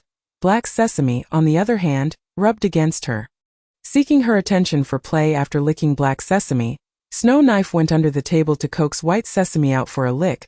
Expressing its longing, Old May watched with hearty laughter, feeling a profound sense of satisfaction in having such company. Su Tao asked him, "How does your leg feel?" Old May replied, "Watch closely. I shall demonstrate with effort." He grasped the armrest of his wheelchair and remarkably stood up, albeit unsteadily. Lu Panpan looked on with concern, wanting to assist him, but he declined, managing to stand for 3 seconds before turning to Su Tao with a mischievous grin. "What do you think?" Lu Panpan quickly helped him sit down, and Su Tao gave him a thumbs up. "You are truly impressive." Chapter 94. Pei Dong's soul-searching question, is Taoyang better? Or is the Eastern District superior? Old May chuckled. "It's all thanks to Dr. Zhong. He is an excellent physician. Last time when White Sesame jumped off my cabinet and slipped, hitting the coffee table, we sent him to Dr. Zhong for a checkup, and thankfully, there was nothing wrong." Su Tao scratched White Sesame's chin. "Such a rascal." White Sesame mewed softly, rolling over to expose its white belly. Old May continued, "By the way, he brought some surgical textbooks this time. When the clinic is quiet, he reads with Chenxi. It seems he believes Chenxi is a promising student and wishes to nurture her." Su Tao looked at Zhuang Wan, Is that true? Zhuangwan replied somewhat shyly. Yes, Dr. Zhong was a top student graduating from Capital Medical University before the apocalypse. After Chenxi learned of this, she pestered him several times, expressing her desire to learn. Dr. Zhong, perhaps out of helplessness, agreed that Su Tao was delighted. Chenxi is truly clever. She knows how to find herself a teacher, and it's free. Chenxi will surely succeed in the future. Old Mei also praised Chenxi, but then abruptly shifted the topic. Speaking of which, I still have 3 spots available. I would like to invite the Wu family to move from Shouan to Taoyang. What do you think? Su Tao was taken aback. Wu Zhan agreed. Old Mei sighed. He personally wishes to come, but his wife has been quite difficult about it. The couple has quarreled over this for several days. Finally, he resolutely stated he would come alone, which prompted his wife to relent. Recalling Wu Zhan's previous firm stance in Shouan, Su Tao questioned, "Did you say something to Wu Zhan? Why did he agree? Didn't he think he was living quite well in Shouan?" Old Mei candidly replied, "I merely shared the situation in Taoyang that I genuinely hope he can come. Shouan is not a safe place. And with the warlords treating lives as mere weeds, I fear for my old friend's only child. If I were to pass away, I would have no way to explain to my old friend." Su Tao gave him another thumbs up. "You have done me a great favor. Wu Zhan probably hasn't told you that he possesses a rare ability that can significantly enhance crop yields. When I first met him, I thought of having him move to Taoyang to manage the planting gardens, ensuring a bountiful harvest for everyone. I hadn't even begun to act on it. And you've already brought him over, truly impressive." Old Mei was unaware of this matter, but upon realizing, he burst into laughter. This is fate, however. He still needs to handle some affairs in Shouan before coming. I suspect the warlords won't let him go easily. Su Tao nodded. There's no rush. Let him take care of everything. Returning to her room, Su Tao gazed at the familiar arrangement of furniture and lay back on the sofa, feeling relaxed. She was fatigued and contemplated postponing her plans for the hotel in Panliashan until the next day. She asked Lin Fangji, "Fangji, what are your plans moving forward?" According to protocol, Lin Fangji was supposed to return to the logistics department after the mission. However, Su Tao had developed feelings for him and wished to keep him around, but only if he was willing. She wanted to gauge his intentions. After a moment of understanding, Lin Fangji excitedly exclaimed, "With you?" Together Su Tao smiled. "All right, in a few days I'll find you a teacher. Let us start learning to read and write, shall we?" Upon hearing about reading and writing, Lin Fangji showed no resistance, even displaying a hint of eagerness. Nodding vigorously, the night passed without incident. When she awoke, it was nearly 11 o'clock. Sleeping in her own room was so comfortable that she was reluctant to rise. However, a phone call from Pei Dong instantly invigorated her. "Major General Shi informed me that we can secure this batch of medical equipment, and you have played a part in it. I'll come to pick you up shortly. Choose some to take to Taoyang." "Great. Can I bring someone along? I'm not very familiar with these instruments and would like a professional to help me select." Pei Dong, knowing she referred to Zhong Gaoyi, pondered for a moment before agreeing. After hanging up, Su Tao quickly freshened up, went downstairs and called for Zhong Gaoyi, who was seeing patients in Taoyang for the last day. Before getting into Pei Dong's ear, Su Tao leaned back in her seat, peering out with a smile. "Sister Pei, long time no see." Pei Dong nodded. "You look well. Congratulations on your safe return." With that, she glanced at Zhong Gaoyi through the rearview mirror. "Dr. Zhong, how have you found your time in Taoyang?" Zhong Gaoyi, aware of her rivalry with Gu Laoda, felt somewhat intimidated and cautiously replied, "Taoyang is wonderful. Boss Su has been exceptionally hospitable. And I am very grateful." Pei Dong replied coolly, "Is Taoyang better? Or is the Eastern District better?" This was a profound question. Declaring Taoyang as superior would be akin to betraying Gu Laoda. Saying the Eastern District was better in the presence of 2 Taoyang residents would not bode well for him either. Beads of sweat formed on Zhong Gaoyi's forehead as he hesitated for a long moment. Finally opting for honesty, "Deputy Officer Pei, please do not put me in a difficult position. I am but a humble doctor without the privilege of choice." Pei Dong was still unwilling to let him off the hook. "I want to hear your true thoughts." True thoughts? This was forcing him to make a choice, compelling him to take a side. Zhong Gaoyi sighed. "Gu Laoda has been kind to me. I am not an ungrateful person. Boss Su has treated me with utmost consideration.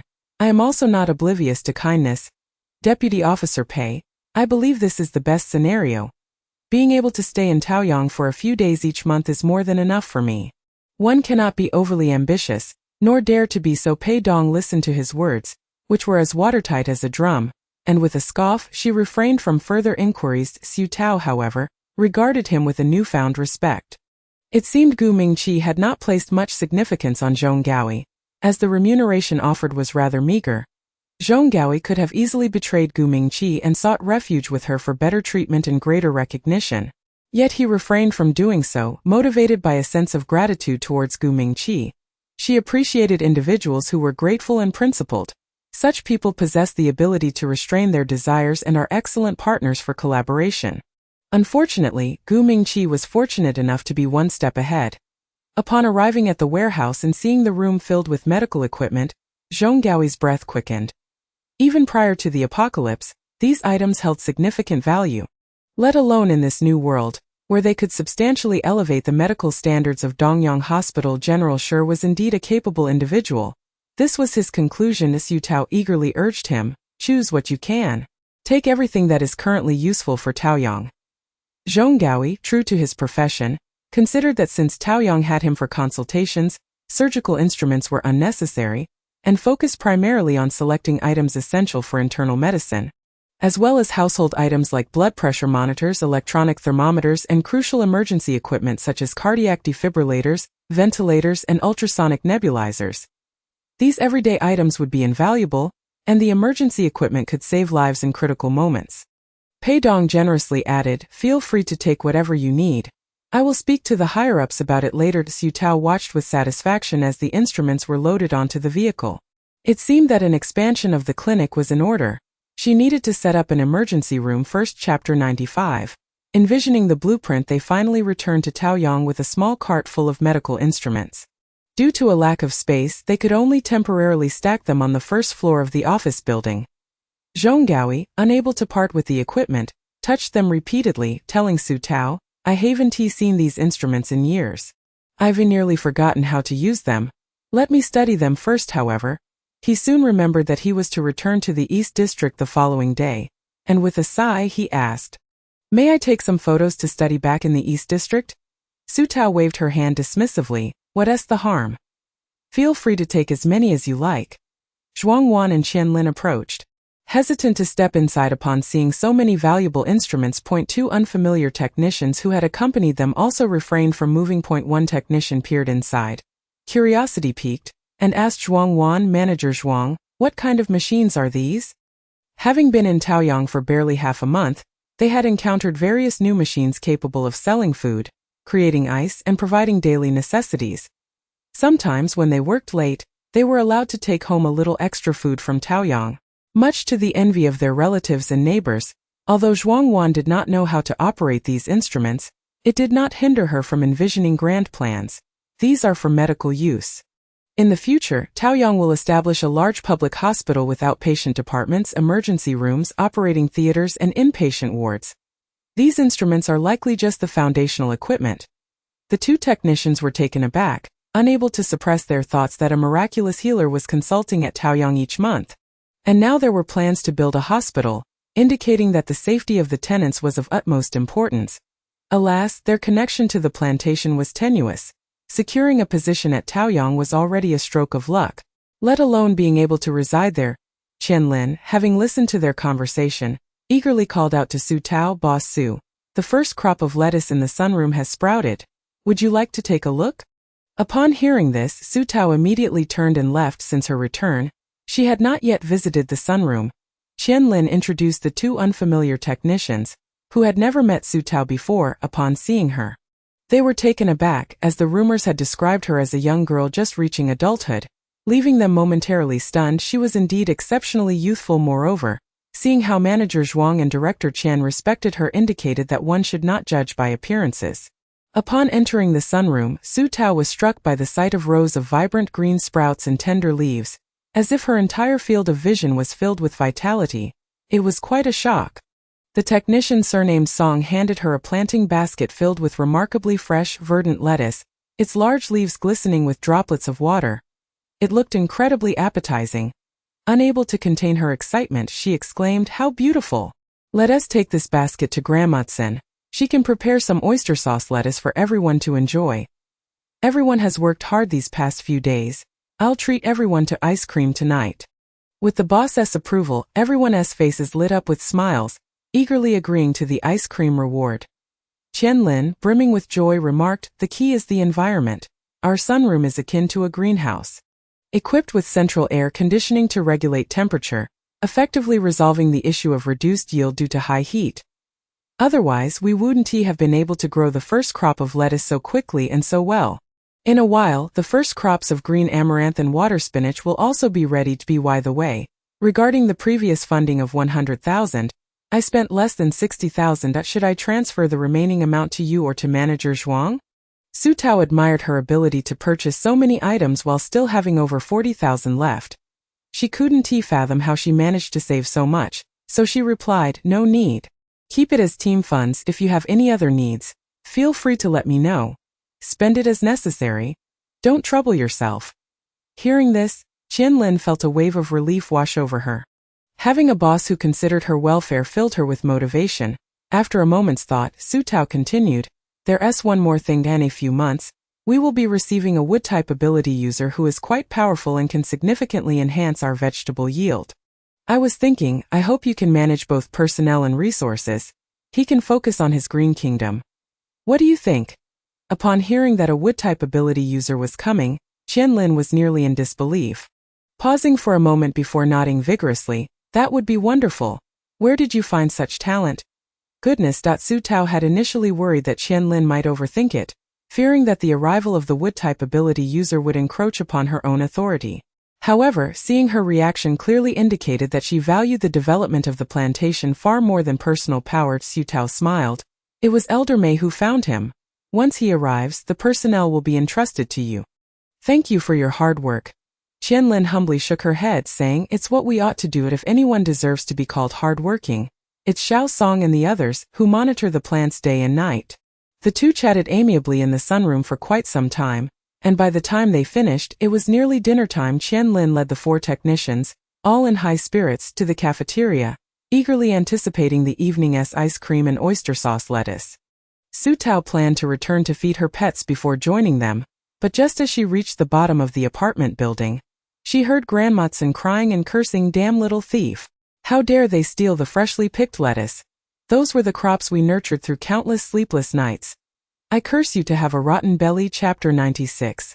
Thieves run rampant. The role of surveillance. Su Tao hurried over, only to find the elderly lady with white hair being supported by someone, tears streaming down her face. Su Tao had never seen Grandmatsen, usually so cheerful, in such a state of despair.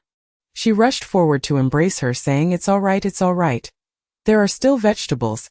I'll take you to pick some shortly. Don't cry. I promise to catch the thief, but until then you mustn't let anger take a toll on your health." Grandmatsen was genuinely heartbroken, and it took considerable coaxing before she calmed down. Tang Qingshu, the wife from the military couple, was also present and briefly explained the situation to Su Tao. Initially, Antsen placed the vegetables on the kitchen windowsill, then opened the window for ventilation. Who would have thought that in the blink of an eye, the vegetables would vanish? This thief has grown increasingly brazen. They used to only steal from common areas, and now they dare to climb through windows. Other tenants nearby corroborated this account, revealing that even 5 pounds of cured meat left hanging on their balcony had been stolen. Given the current price of meat, the loss represented a significant amount of money and contribution points. Just hearing about it made Su Tao grimace with sympathy for the tenants. Tang Qingshu remarked, "Everyone, I must say something unpleasant. The frequency of these thefts suggests that it must be one of our tenants who has dirty hands. Generally, outsiders wouldn't have the opportunity to repeatedly enter the apartment building." Her words, though reasonable, were rather blunt, leading to a palpable silence in the room. Naturally, Su Tao's expression darkened. "Everyone, please return. I will investigate this matter thoroughly. I will not wrongfully accuse anyone, nor will I let the guilty go free." Dinner still needed to be had, so Su Tao personally accompanied the overly distressed Grandmatsen to the sunroom, comforting her as they picked a basket of the most visually appealing lettuce. Grandmatsen felt somewhat better, but as the memory of the theft gnawed at her, she grasped Su Tao's hand and said, "Tao girl, you must catch the thief. I want to smash their head open with my cutting board." Very well, I promise to do just that. In the end, everyone enjoyed a delightful meal at the cafeteria featuring Grandmutzen's oyster sauce lettuce. The lettuce was crisp and refreshing, with the oyster sauce adding a savory flavor. Within minutes, the dish was devoured. The quality of the lettuce was satisfactory, and the remaining produce could be sold internally. Su Tao instructed Qian Lin to harvest, weigh, and package the mature lettuce for sale the following day. After the communal meal, Su Tao returned to her room and immediately opened the hidden store, specifically the defensive building materials store. Inside, there were not only electrified stone walls but also bulletproof glass, smoke alarms, fire extinguishers, and the surveillance cameras she so desperately needed. The price of surveillance cameras is quite reasonable at just 600 federal coins each. Su Tao purchased 40 of them in one go, installing 2 on each floor of 3 apartment buildings, leaving almost no blind spots. Additionally, 2 cameras were placed on each floor of the cafeteria, while 4 were installed in the office building, with the remaining 2 positioned diagonally in the central park. Once the installation was completed, Su Tao accessed the system again and entered the smart management interface, where she was immediately greeted by 40 surveillance feeds that filled her entire view. The convenience of not needing an additional display was undeniable. Yet she still attempted to connect to the office computer, and indeed she could view the surveillance on the computer as well. Now, all that remained was to wait for the little thief to strike again so she could catch them in the act. She found it hard to believe that with 40 cameras covering nearly all public areas, identifying the culprit would be impossible. After some contemplation, Su Tao decided to purchase 10 more cameras, switching the map view to Panlu Mountain, installing 5 cameras each at the base and summit. Upon selecting the map in the smart management interface, every nook and cranny of Panlu Mountain became vividly visible. The clarity of the cameras was exceptional, allowing even the worms crawling out of decaying bodies in the abandoned garage to be seen with startling detail. Su Tao quickly averted her gaze, realizing the need to have someone clean that area, or else she would have to mentally prepare herself each time she reviewed the footage to prevent the wandering zombies around Panlu Mountain from entering her managed territory and causing havoc. Su Tao placed an order for high walls and electric fences from the defense materials store, enclosing the entire area at the mountain's base, spending over 80,000 federal coins. Money seemed to flow like water. Su Tao cautiously checked her balance. Indeed, it was quite grim. Her original savings of 710,000 had unknowingly shrunk to 230,000. She mentally reassured herself that money could be earned again, that it was meant to be spent, and that spending wisely could lead to profit. Subsequently, she calmly began constructing the 3rd floor of the Panlu Mountain Inn. The layout was similar to the 2nd floor, featuring 6 single rooms and 3 double rooms. Initially, she had intended to continue to the 4th floor, but upon glancing up, she realized dawn was approaching. Su Tao reluctantly decided to halt her work, contemplating resuming the next evening, as construction needed to be a gradual process. One could not expect to become a gluttonous giant in one bite. Yet, she yearned to achieve that goal.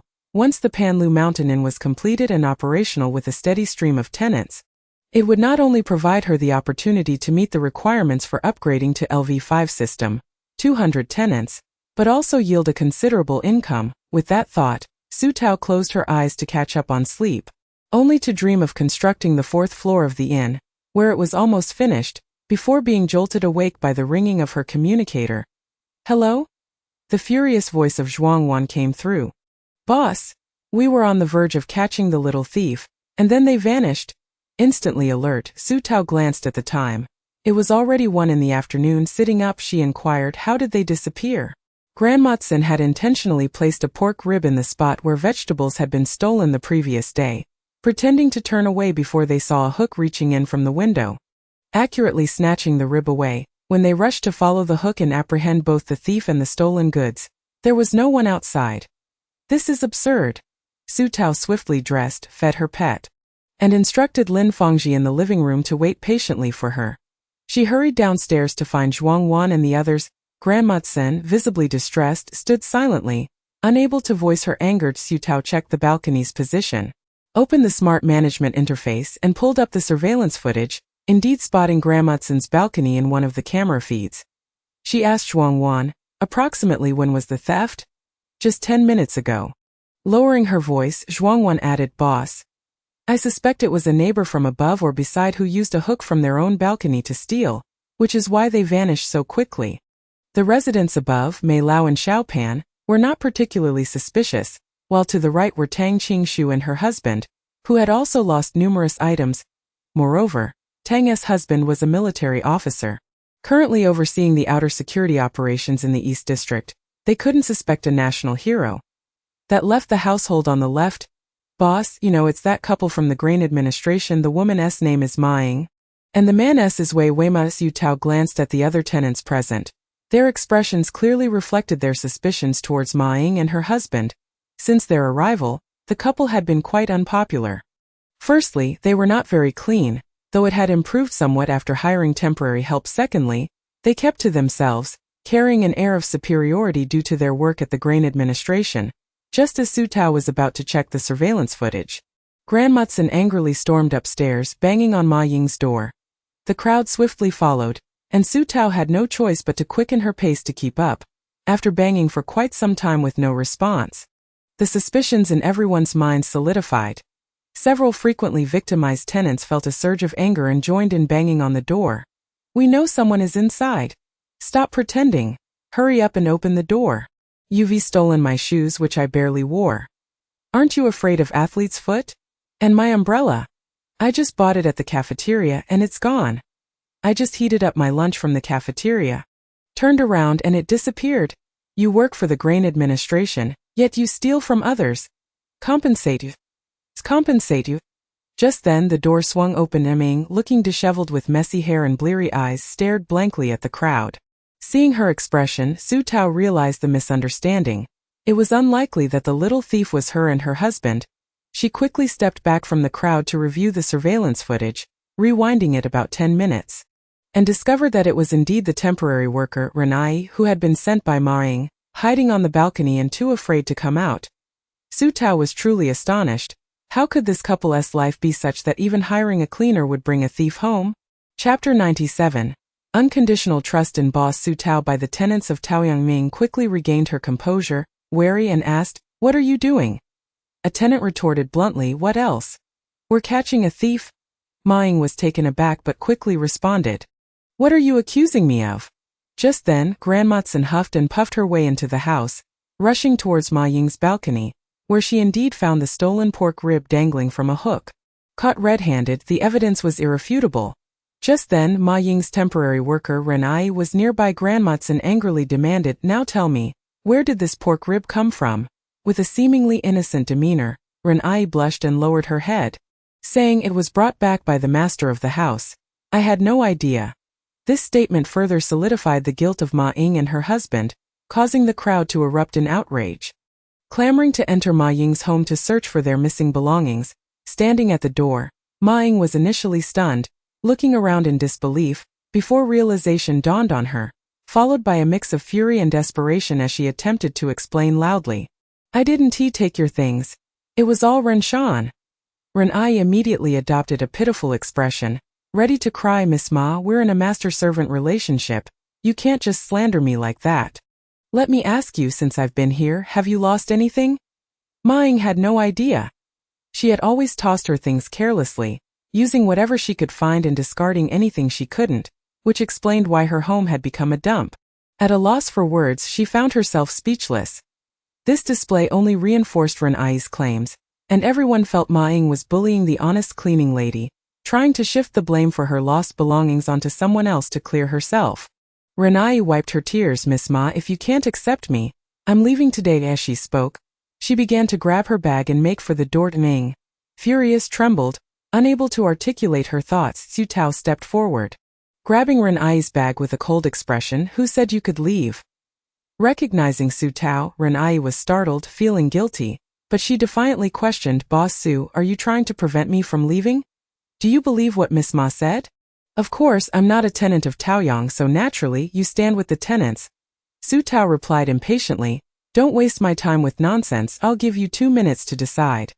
Either compensate for all the stolen items or return everything. I'm starting the countdown now." This declaration sent waves through the crowd. It meant that Ma Ying was not the thief after all. It was this seemingly honest little auntie who was. All the tenants gathered around. And Grandmotsin, who had always unconditionally trusted Su Tao, immediately switched her allegiance, apologizing to Ma Ying on the spot. "My dear, I'm sorry. It's my fault. I'll make you braised ribs for dinner." The other tenants also joined in with apologies. Boss Su was reliable, not one to speak without evidence. She must have proof to speak so confidently. The real thief must be Renee. Yiming nodded. Her gaze towards Su Tao filled with gratitude. Renai was momentarily stunned, then suddenly burst into tears. "You can't bully outsiders like this in Taoyang. I've never taken your things, if you don't believe me."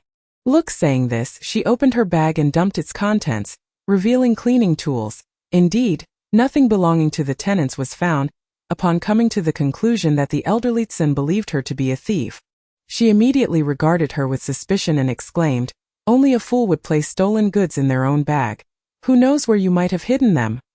Furthermore, I saw you just moments ago as I rushed onto the balcony." "Miss Ma, it is evident that you have only just risen. If it is not you, then who could it be?" Su Tao glanced at the time and pointed to two tall tenants, instructing, "It is time. You two assist me in taking her to my office." Ran Shan, terrified, prepared to flee, but was swiftly apprehended and brought to Su Tao's office. With an impassive expression, Su Tao connected her computer and retrieved the surveillance footage of Ran Shan stealing pork ribs, playing it in a loop 3 times before her. "Do you see clearly now? Do you still believe I lack evidence and can evade the consequences?" Ran Shan was rendered speechless, her heart racing with fear. While internally she pondered, wasn't there no surveillance in Taoyang? When was it installed? "Had I known, I would never have dared to steal." "It was over," Su Tao remarked coolly. "Previously, I offered you a choice, which you declined." In a panic, Ran Shan protested. "I returned their things. Except for the food, I hid everything under Ma Ying's bed. And if you don't believe me, take someone to look for it." Originally, she had intended to sell the items, but had not yet found the opportunity before being caught. Ignoring her pleas, Su Tao turned to Zhuang Wan and instructed, "Hand her over to Aunt Qi, and let her perform complimentary deep cleaning of the bathrooms in every household that was robbed. During this time she is not permitted food or drink, nor to sleep. She must not rest for a moment. Only when she can no longer continue, when her life is in jeopardy, will she be released." Ren Shan was dumbfounded. She had never imagined it could be handled this way. Aunt Qi soon arrived, wordlessly taking Ren Shan away. She even recruited 3 additional aides to Ma Ying's residence to retrieve the stolen items, preparing to return them to the tenants in turn. Once they departed, Zhuang Wan crossed her arms and remarked, "Had it not been for the surveillance, she would have attempted to deny and shift the blame." Ma Ying is rather oblivious. It seems that only when she notices her own belongings missing will she realize a thief has entered her home. Su Tao sighed. Both of them are rather foolish. We shall have Aunt Qi introduce them to a reliable person to assist them. Zhuang Wan leaned in and asked, "By the way, when did you install the surveillance?" It was perfectly timed. Had it been any later, Aunt Tsin's stock would have been entirely stolen, and Ren Shan would have taken advantage of her. Su Tao chuckled wryly. "I set it up last night. It covers nearly every angle. I did not expect her to audaciously continue her misdeeds the very next day." Zhuang Wan breathed a sigh of relief. Now we need not worry about thieves in our homes. This has been a headache for quite some time. Throughout the day, Ren Shan apologized to each household, cleaning the bathrooms under Aunt Qi's watchful eye, not daring to slacken even for a moment, scrubbing every nook and cranny of the toilets. Fan Chuanhui, the official photographer of Taoyang, even took it upon himself to document the proceedings. Causing Ren Shan great embarrassment, the tenants retrieved their belongings and received a complimentary thorough cleaning of their restrooms. Their grievances dissipated, and many came to express their gratitude to Su Tao, with some tenants even penning apologies and slipping them into Ma Ying's room. Of course, Ma Ying was completely unaware, mistaking them for discarded papers and barely glancing at them. Oblivious to the misunderstanding being resolved, she went to bed at the usual hour, forgetting the entire affair. Just as Su Tao was about to rest, her communicator suddenly buzzed. Seeing an irritating number, she hesitated but ultimately answered. "Boss Gu, it's late. Your partner is ready to sleep. Can we discuss this tomorrow?"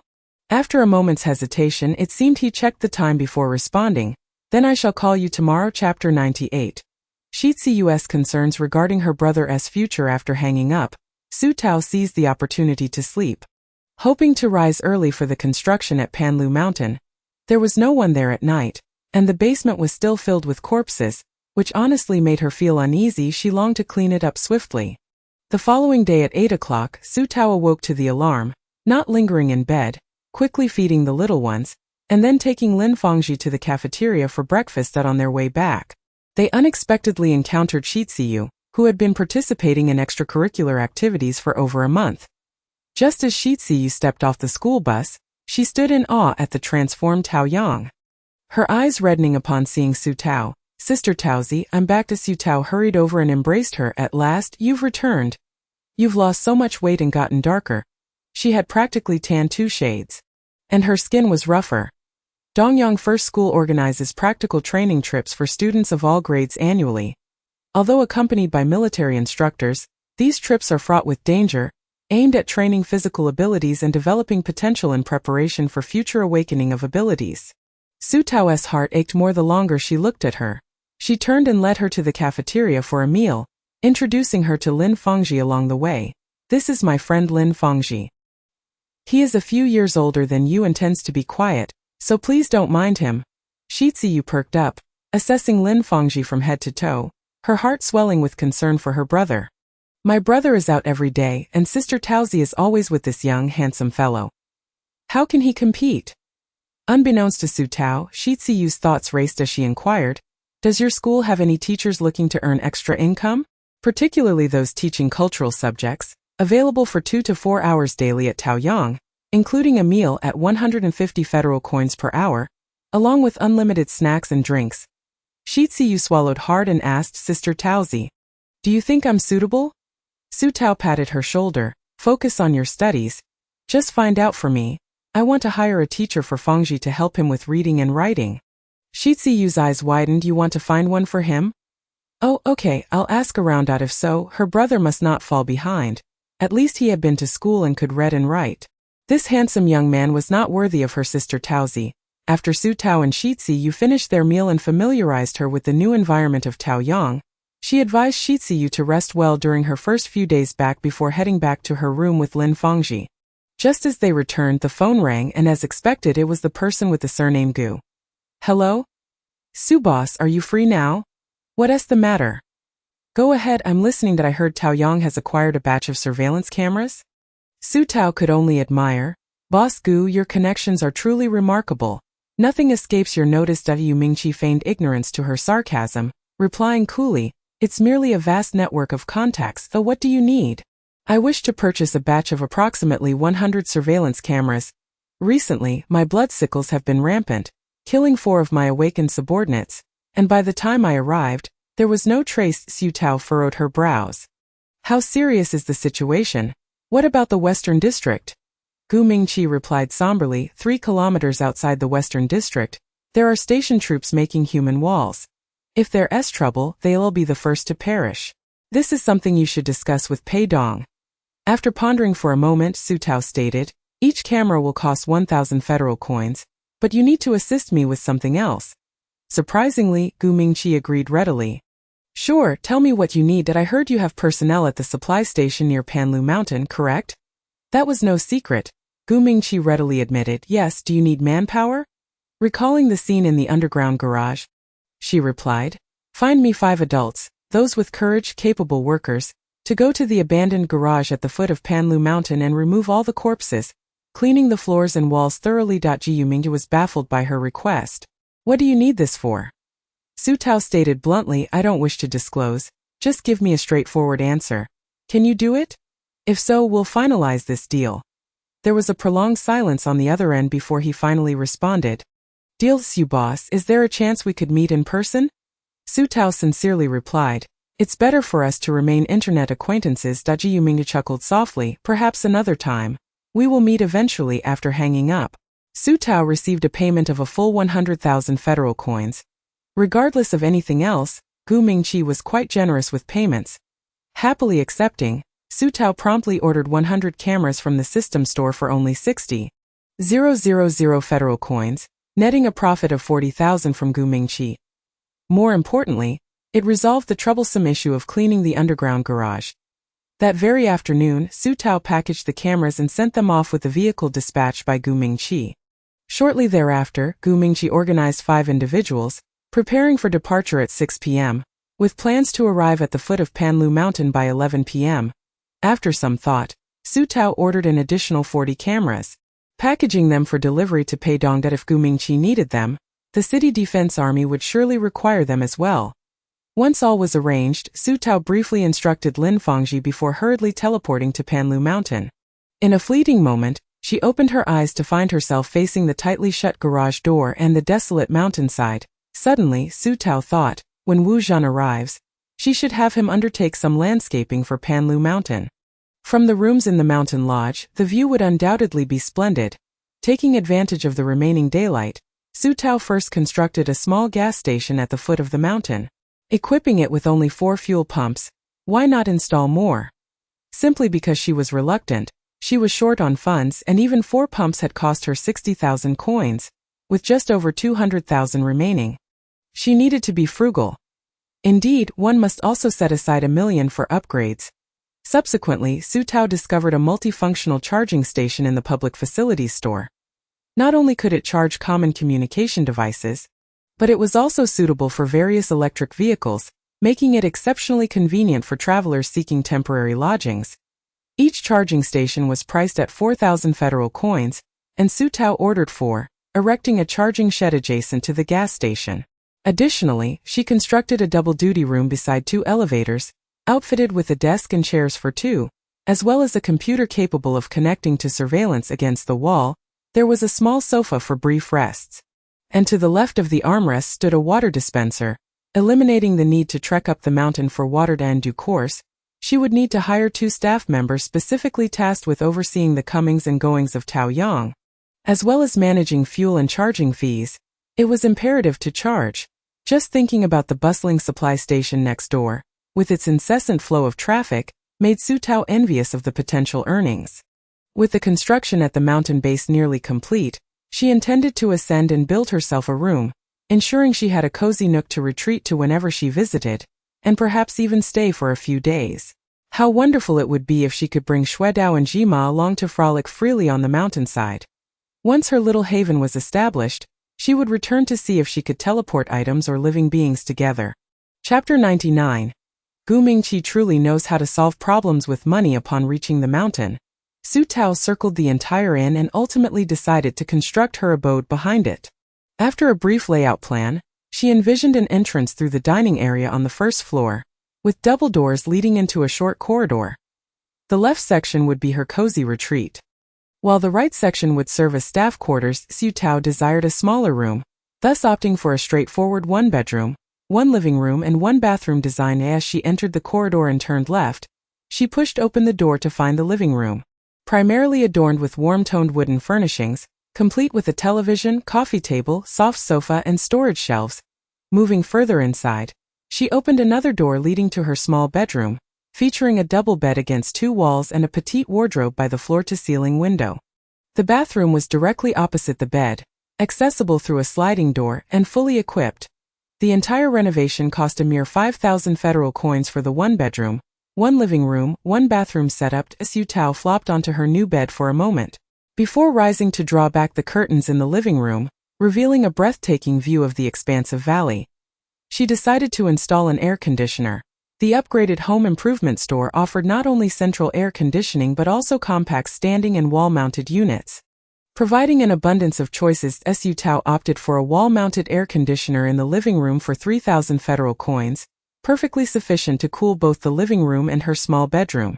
Once the inn opened, she envisioned lounging in her room, basking in the cool air while observing guests bustling in and out via the surveillance feed, embodying the role of a leisurely behind-the-scenes proprietor.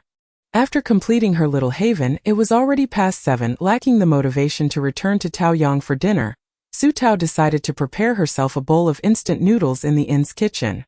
Sitting in the empty dining room after her meal, she began to anticipate the lively atmosphere that would soon envelop the place, with guests ordering meals, staying overnight, and spending money. As soon as the 5th floor was completed, she would commence hiring staff to operate the inn. Brimming with enthusiasm, Su Tao began constructing the 4th level of the inn, finishing just in time for Gu Mingqi's arrival. She also completed the front desk's double occupancy dormitory, facilitating staff shifts and rest. Checking the surveillance, She noticed the group arriving at the entrance and hurriedly took the elevator down to greet them. At that moment, under the cover of darkness, Ma de Peo and his 4 companions stood bewildered before the suddenly imposing high walls and electrified fences. Recalling that this mountain had once been desolate as they remembered their task, dealing with corpses, an unsettling chill crept over them. Ma de Peo swallowed hard, about to press the intercom, when the iron gate creaked open, and a strikingly familiar figure approached. Su Tao inquired, "You are sent by Boss Gu, correct?" Ma de Peo's eyes widened in disbelief. You are the one brought by Sister Guan that day, aren't you?" The darkness obscured recognition for a moment, but Su Tao eventually recognized him as the would-be assailant from the supply station, thinking it prudent to arrange for streetlights tomorrow. Given the inky blackness that made it impossible to discern anything, she replied. "Ah, it's you. Yes, come in. How did you end up taking on Boss Gu's job?" "Not soliciting today." Ma de Peo, ever the social butterfly, scratched his head and chuckled. "Boss Gu is generous, moving a corpse pays 2,000 each for the night, far more than what I earn from soliciting, so I eagerly signed up." Su Tao mused to herself, indeed, Gu Mingtu truly knows how to resolve problems with money. This is splendid. Covering her mouth and nose, she opened the garage door. "Well then, get to work. Let me know if you need anything." Ma de Peo was unfazed by the odor, responding affirmatively as he followed the other 4 inside. Su Tao glanced at the system monitor, observing the garage's activities clearly, and decided to teleport back to Taoyang upon her return. Lin Fangji, having set his book aside, rushed to her side, standing before her in silence. Gazing at her as if they hadn't seen each other in centuries, Xue Dao and the black and white Jima also hurried over, circling around her. Su Tao's side, realizing she had gathered a group of clingy children. Perhaps she would try to teleport them all together as well. She extended her hand to Lin Fangji, who instinctively took it, revealing his space to her. Su Tao chuckled. No, I won't be taking anything. Just close your eyes." In the next moment, they found themselves at the foot of Pan Lu Mountain, with the sounds of the 5 individuals cleaning up in the garage still echoing. Lin Fangji stood speechless. Recalling his previous visit here, Su Tao, elated by her success, was overjoyed that she could now bring Lin Fangji along, sparing him from feeling like a left-behind child. Suddenly, she remembered that if Lin Fangji could come, then items in his space could also be transported. "Fangji, please fetch me a bottle of water from your space." Lin Fangji obediently produced a bottle of water, twisting off the cap and handing it to her. Su Tao's happiness surged. Indeed, it was possible. She gleefully took a large sip. Once the yield from the Taoyang plantation increased, she could store some vegetables in Fangji's space to bring to Pan Lu Mountain for sale, potentially doubling the price. Following the same method, Su Tao also brought Xue Dao Jima, and Bai Ji over. It was somewhat cumbersome, as she could only transport one at a time, necessitating multiple trips, which became tiresome after a while.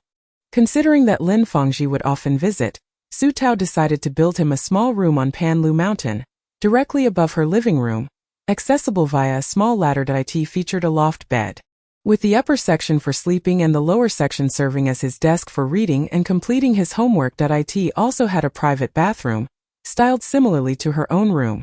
Su Tao led Lin Fangji up the ladder, introducing him to his new space and finally admonished, "Below is my room, very close. Don't sneak out to sleep outside my door at night, or I'll move your room to the dormitory across the hall, and then you'll have to traverse the corridor to find me." Lin Fangji pressed his lips together. Nodding under her watchful gaze, Su Tao praised him, saying, "Excellent. Tonight we shall sleep here." Lin Fangji nodded in agreement. Su Tao then called for Xue Dao and Jima. Xue Dao, having been digging a hole on the mountainside, came rushing back at her call. Jima, upon entering a new environment, patrolled to familiarize himself with every corner before returning. Su Tao paid him no mind, cradling the obedient and clingy Bai Ji as she returned to her room. The next morning, as Su Tao opened the door, she found Lin Fangji seated in the living room, engrossed in a book gifted by Zhuang Wan, filled with illustrations of childhood tales featuring the morning sun, with hardly any text. Down the mountain, Ma de Peo messaged her, reporting that everything had been handled. Su Tao gave Lin Fangji a few instructions before hurrying down the mountain. Ma de Peo proved to be quite reliable. He not only removed all the corpses and disposed of them far away through burning and burial but also aired out the garage, even presenting her with a snakeskin bag. "Su boss, this bag contains belongings from the deceased. Some appear quite decent, and I couldn't bear to throw them away, so I collected them for you to decide what to do with. Upon inspecting the bag, Su Tao discovered various personal items, including wallets and communication devices. Most notably, she found a small pendant-like photo frame, palm-sized, featuring a picture of a mother and her child. Chapter 100, The Mother-Child Photograph. Lu Ponpon's past Su Tao paused, picking up the small frame and realizing it was attached to a communication device, which was already stained with blood. The screen shattered into a snowflake pattern. As she gazed intently at the photograph, it dawned on her why the mother in the image seemed so familiar. It was none other than Lu Panpan, the charming little boy beside her. Around 4 or 5 years old was her deceased son. What a serendipitous find! Su Tao carefully tucked it away, rummaging through the snakeskin bag for anything else of significance, but finding nothing noteworthy, she returned it to Ma de Peo. Just bury it somewhere at the foot of the mountain. Ma de Peo hesitated. The communication devices and such could fetch some money. Are you sure you don't want them? Su Tao shook her head. Absolutely not. That I advise against keeping items belonging to the deceased. Just bury them. They were unfortunate souls in this apocalypse, and who knows if they still have relatives in the world, longing for a piece of their belongings. With that, Ma de Peo relented, turning to Su Tao. Su boss. Is the room built next door a duty room? Having failed to notice it in the dark last night, he was astonished in the morning light to see a duty room equipped with a desk, computer, sofa, and even a water dispenser. Goodness gracious, is this a duty room or a luxury suite? Furthermore, he noticed the presence of a fuel pump and charging shed, all sparkling new. Ma de Peo had an acute sense for money-making opportunities. This Su boss was wealthy and well-connected. What is the matter? Ma de Peo's eyes glimmered. Are you planning to establish a supply station?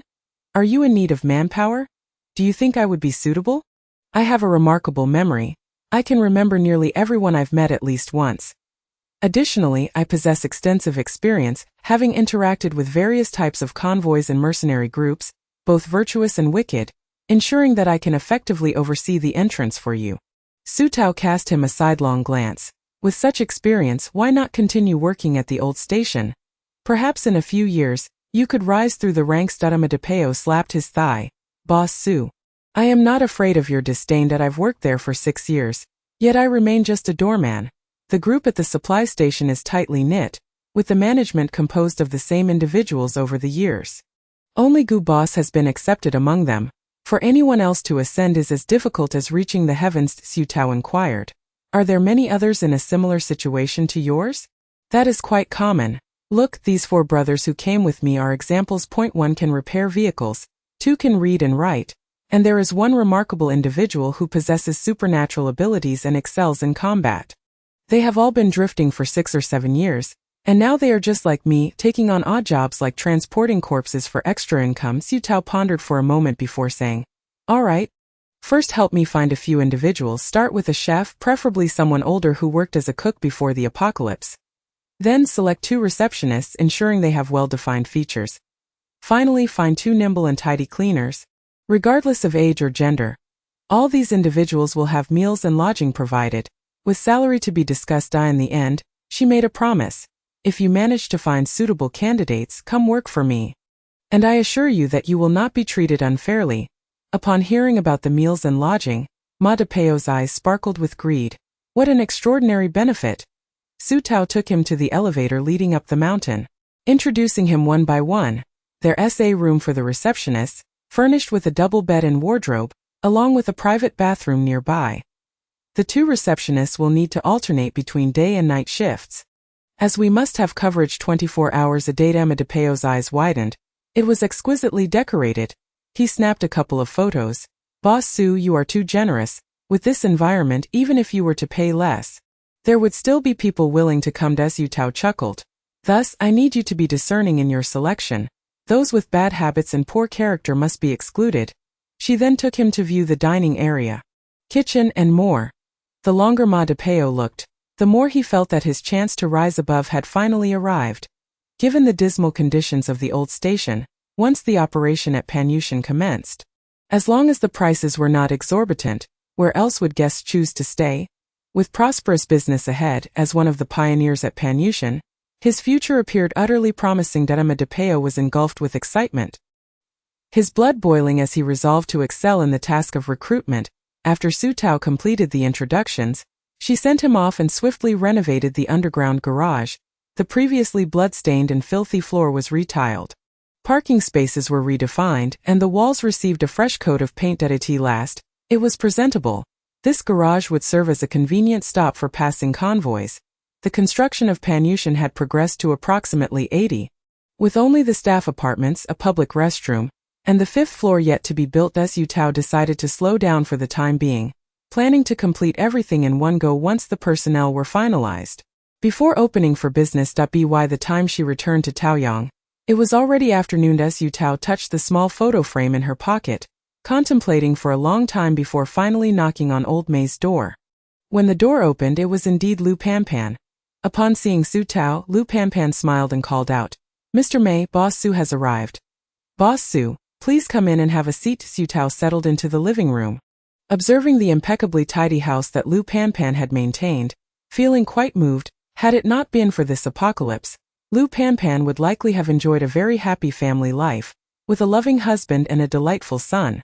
Su Tao squeezed the photo frame in her pocket, ultimately taking it out. "Sister Pan, is this yours?" Lu Panpan, who had been smiling, suddenly froze upon seeing the framed. Su Tao sighed inwardly, knowing that this object was akin to a sharp blade, capable of reopening the wounds in Lu Panpan's heart. Lu Panpan, trembling, accepted it. "Yes, it is mine." "Where did you find it?" Su Tao replied. "At Panyushan, a very distant place." Lu Panpan was momentarily stunned, her expression gradually shifting from sorrow to shock, and then to despair. She covered her face and wept. "I understand now, they deceived me. At that time, my Yanyan was not dead at all. They concealed the truth from me and discarded Yanyan in that garage." Su Tao was also taken aback. What was happening? Lu Panpan, tears streaming down her face, choked out, "In January of this year, I was fleeing to Dongyang with a small group when we passed by Panyushan. Yanyan was captured by zombies and developed a high fever. I fell ill from worry, and when I regained consciousness, my companions told me Yanyan had died. However, I just noticed that the photo frame has a small mechanism on the back. Pressing it reveals Yanyan's medication. He has a congenital bone tumor, and the supply of medicine has run out. This mechanism is something only the two of us knew about, which means he was still alive when he was taken from me. It's laughable that I genuinely believed he had died. I buried his favorite clothes and left, not knowing how he endured in the dim, cold garage at such a tender age." Chapter 101. Taoyang is now everyone's belief. Su Tao was astonished to learn that a mere photo frame concealed such a heartbreaking story. Yet, as her gaze fell upon Yanyan's smiling face in the photograph, an inexplicable sense of familiarity washed over her, as if she had seen him before. However, upon reflection, since Lu Panpan was his mother, it was likely that their resemblance sparked this illusion. Su Tao attempted to offer comfort. "Perhaps Yanyan is still alive. Would you like to search for him?" Lu Panpan shook her head, choking back tears. "It's impossible for him to be alive. At that time, he had already been infected. Even if he survived the infection, the pain from the tumor would make life unbearable. The doctor had said he wouldn't live past 5 years. Back then, I even thought that if he turned into a zombie, it would be better than suffering from illness." Su Tao felt a pang of sympathy. Such a young child, separated from his mother in the apocalypse, truly faced a grim fate. Old May, who had been wheeled out, had likely caught wind of the situation and sighed softly. Lu Panpan only cried for a short while before wiping her tears and forcing herself to be strong. Expressing gratitude to Su Tao, "Boss Su, thank you that I have long since come to terms with this. For Yanyan, living another day means enduring another day of pain. His death is a release, for both him and me. In the next life, let us be mother and son once more." With such profound words spoken, Su Tao refrained from saying more. Upon returning to her room, she remained preoccupied with this matter and searched online for symptoms of bone tumors. In severe cases, they could lead to persistent pain, swelling, and an inability to move normally. To bear such burdens at the age of 4 is indeed a cruel twist of fate, and no wonder Lu Panpan accepted Yanyan's death so readily. Perhaps it was the daily torment of witnessing her child's suffering that led her to wish for his peace. This was a powerless mother's desperate hope. Su Tao instinctively patted Lin Fangji's head. "You must stay healthy. Only then can I be at ease, do you understand?" Lin Fangji nodded innocently before sleeping that night. Su Tao found herself frequently recalling Yan Yan's familiar smile from the photograph. Just as she shook her head and was about to lie down, the busy Pei Dong suddenly called. Su Tao quickly sat up to answer. Pei Dong was likely still outside, her voice mingling with the sound of the chilly wind. I have received the surveillance footage. It is indeed urgently needed. Thank you. Additionally, tomorrow is Yi Shaoqing's birthday. She asked me to invite you to her birthday gathering at Yi Shaoqing. Su Tao recalled that she was the lively young girl in her 20s who often accompanied Pei Dong and had shared a barbecue meal at Taoyang. Previously, when the Taoyang office building was newly constructed, Yi Shaoqing had expressed her admiration, lamenting that she had not attended school and could barely write, her eyes filled with a thirst for knowledge. Su Tao readily agreed. Sure. On the other end, Pei Dong laughed. Shaoqing will be thrilled. She really likes you. That I'll come to pick you up before dinner tomorrow. After a brief pause, she grew serious. There's another matter. The blood scythe has been frequently encroaching on our Dongyang border, and we've already clashed several times, resulting in many casualties. You must also be on high alert in Taoyang. Su Tao's heart sank. All right. I understand. How is the construction of your city wall progressing? We have completed less than 1/5. We are building as we fight, so the pace will be somewhat slower. Su Tao felt concerned for her. Does that mean it won't be finished by next year? I can't help you from here.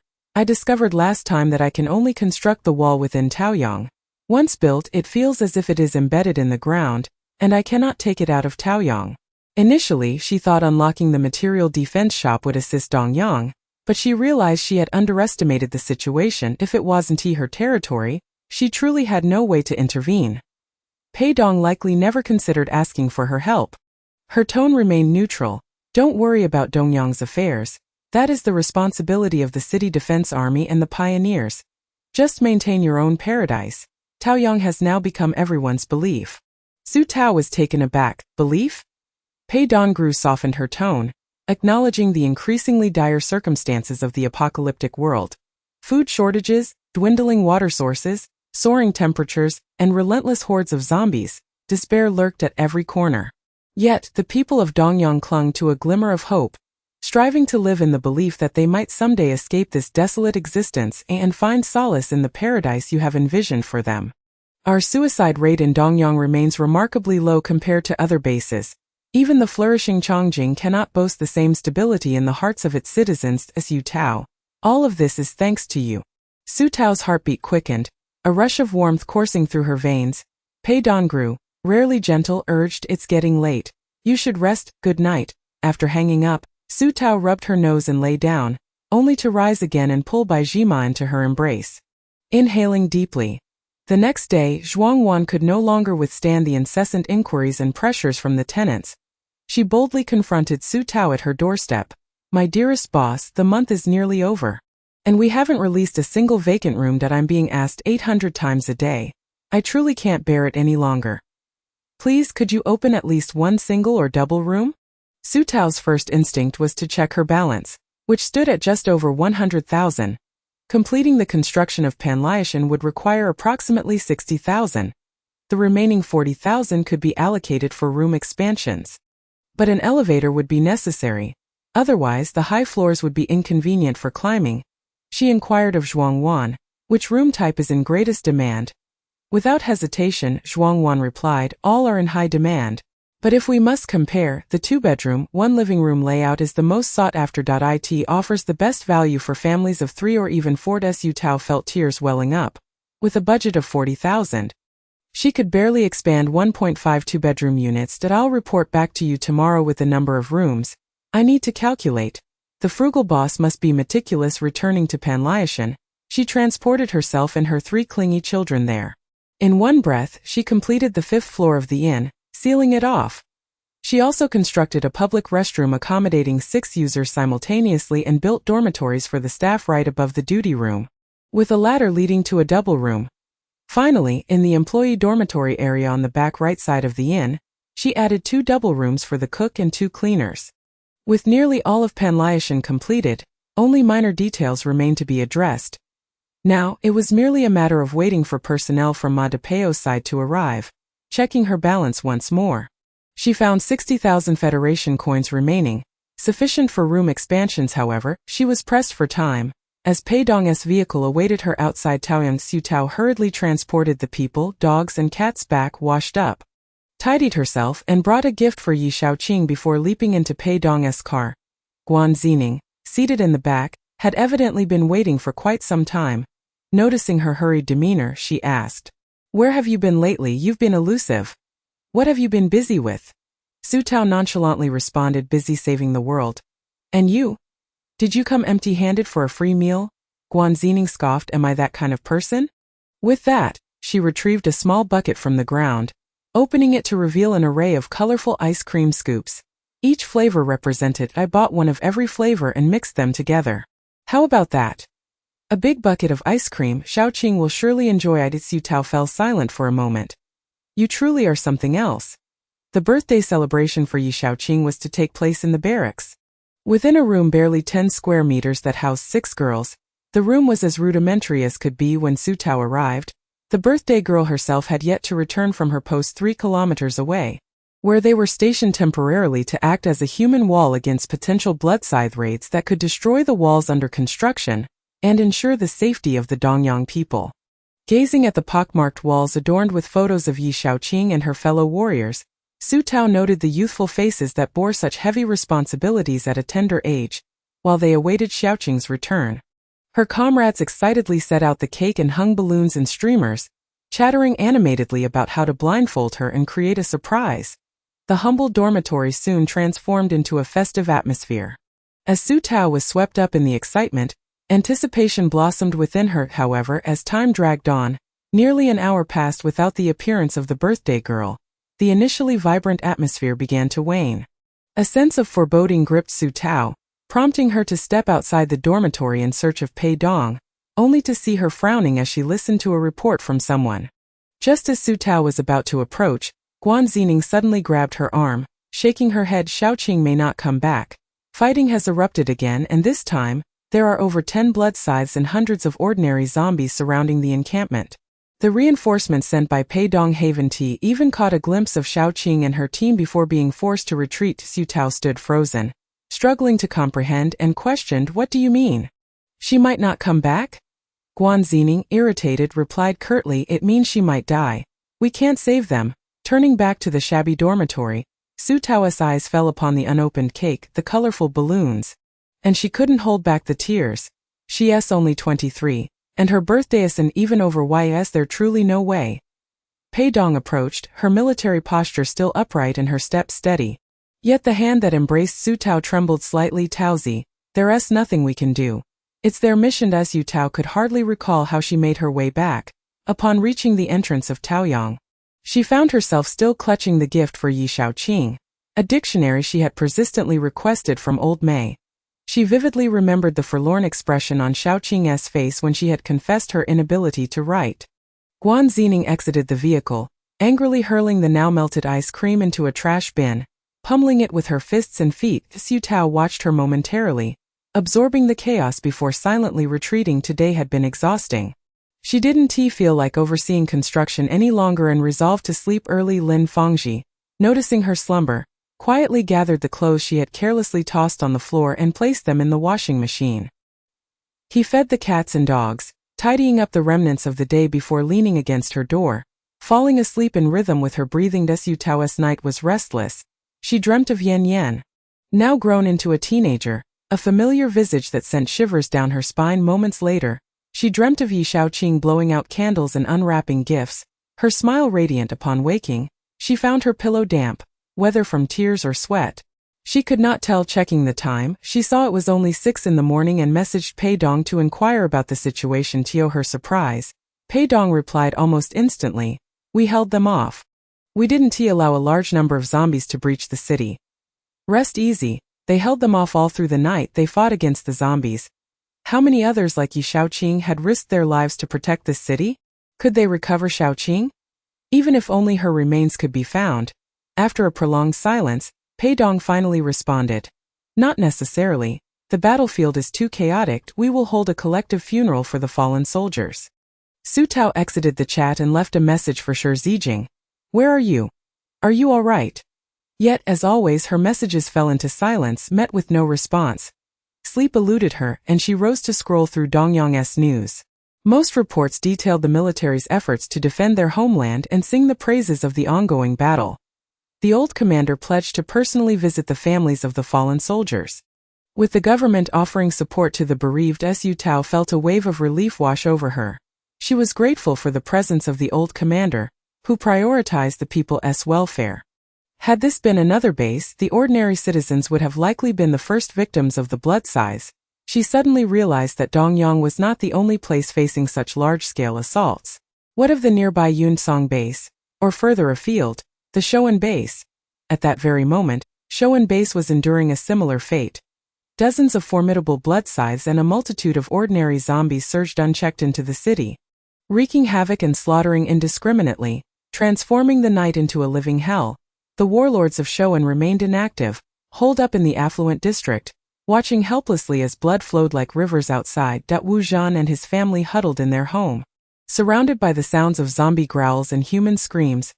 Warm blood splattered against the windows, a grim reminder of the chaos outside. Wu Zhan's wife, overwhelmed with fear, clutched their son tightly. How could this happen? Everything was fine for over 20 years. Why has the city suddenly fallen? Where is the army? Why isn't anyone here to protect us? Wu Zhan, maintaining his composure, took a deep breath and replied, "Are you dreaming? The warlords care nothing for us. They're scared for their own lives." His wife shook her head vehemently. "The warlords may disregard the powerless outside, but they would never abandon you. Call the Jiang family, have them send protection. Call them," she urged. Wu Zhan tossed the communicator to her. "Go on, call." His wife seized the device, trembling as she dialed the Jiang family's steward, only to discover she had been blocked. Stunned, she stood frozen, bewildered. Wu Zhan chuckled bitterly. "After all these years, you should realize by now that I mean nothing to them. I'm just a jester in their eyes." His wife continued to shake her head, unwilling to face the harsh truth. Wu Zhan lay back on the sofa, deflated. "If you hadn't stopped me back then, we would have long followed Su Tao to Dongyang, to Taoyang. How could we be trapped here waiting for death now?" His wife retorted, "Perhaps Dongyang has fallen as well. It would be death anywhere. Don't you dare place the blame on me." Wu Zhan sat up, pointing at her with frustration. Can you not think for a moment? Even if Dongyang has indeed fallen, given their emphasis on food and crops, we would have been among those protected during the retreat." His wife paused, pondering if everything was indeed her fault. Chapter 103, If I can survive, I will dedicate my life to Taoyang. So what shall we do now? Wu Zhan replied weakly. "We wait, enduring until the zombies outside disperse on their own." His wife glanced at the trembling security door. Feeling increasingly overwhelmed, this door won't hold much longer. Their son, cradled in her arms, began to cry in fear. Just then Wu Zhan's communicator buzzed. His wife seized upon the sound as if grasping a lifeline. "Quick! Answer it! Perhaps the Jiang family has remembered you." Wu Zhan harbored no hope, but upon seeing the caller ID, he hesitated before answering. "Miss Su?" Su Tao, hearing the sounds of zombies roaring and humans screaming on his end, frowned. "The situation there doesn't seem too favorable. How are you holding up?" Wu Zhan replied bitterly. "Trapped at home, currently in no immediate danger, just hoping the door holds out a little longer." Su Tao felt a pang of regret. She should have sent someone to fetch him earlier. Wu Zhan's mood was despondent, as if delivering a final message. "Miss Su, I fear I may have to break my promise this time. I am truly sorry, and please convey my apologies to Uncle Mei. It was my fault for not heeding his advice sooner." Su Tao interrupted him. "You are not dead yet, so do not speak such morose words. Furthermore, you promised me you would come to Taoyang. That means you belong to me, Su Tao. Your life is also mine, and I will find a way. And what you must do now is to keep yourself alive for as long as possible until someone comes to rescue you. Do you understand?" Wu Zhan was struck to the core, rendered speechless for a long moment. Su Tao continued. "Taoyang needs you. The people here need you. You must hold on." Wu Zhan, overcome with emotion, covered his face and wept, taking a deep breath to wipe away his tears, resolutely stating, "Miss Su, if I manage to survive and reach Taoyang, I will dedicate my entire life to serving it wholeheartedly." After hanging up, Su Tao immediately called Ma Depao. The call connected instantly. "Boss Su, the supply station was besieged by zombies yesterday, and many people died. My goodness, I barely escaped with my life. I had already arranged everything for you." But when I went, I found 2 had died. I need to find replacements. You're not in a hurry, are you? If not, please give me a few more days, Su Tao reassured. No rush. Are you safe now? Ma de Peo lamented. I'm not sure. I paid a hefty sum for protection last night and am hiding in an underground shelter. I'm still unaware of the situation above. Is there a shelter below the supply station? Yes, indeed, it's quite large, capable of accommodating around 2,000 people. You can enter by paying with money or supplies. Su Tao acknowledged this, then added, let's put the recruitment on hold for now. There's an urgent matter. Do you know many mercenary teams? Ma de Peo's tone instantly brimmed with pride. I know quite a few from the Chongjing base. Those captains are top-notch figures, the heroes of the apocalypse, Su Tao inquired. How do they accept missions? What are the usual rewards? They accept official base missions and private commissions. Generally, they receive money or supplies, though some may request contributions or other rare items. Su Tao pondered for a moment. Then please help me post a mission, to guard and base and rescue people. Transporting them to Dongyang. I will send you the address shortly. As for the reward, let them decide, preferably in supplies. There's no money. I only have 60,000 left, and that must go towards expanding the rooms. Ma de Peo hesitated. Is this mission urgent? Urgent. Lives are at stake. Ma de Peo scratched his head. Boss Su, with zombies rampaging, I doubt many teams would dare to take it on. Then increase the reward: food, cooking oil, fuel, water, and scarce snacks and beverages. You can promise these up front. Someone will surely take it. Ma de Peo was nearly stammering. If you put it that way, it'll be much easier. This Boss Su is truly generous. He's a real heavyweight.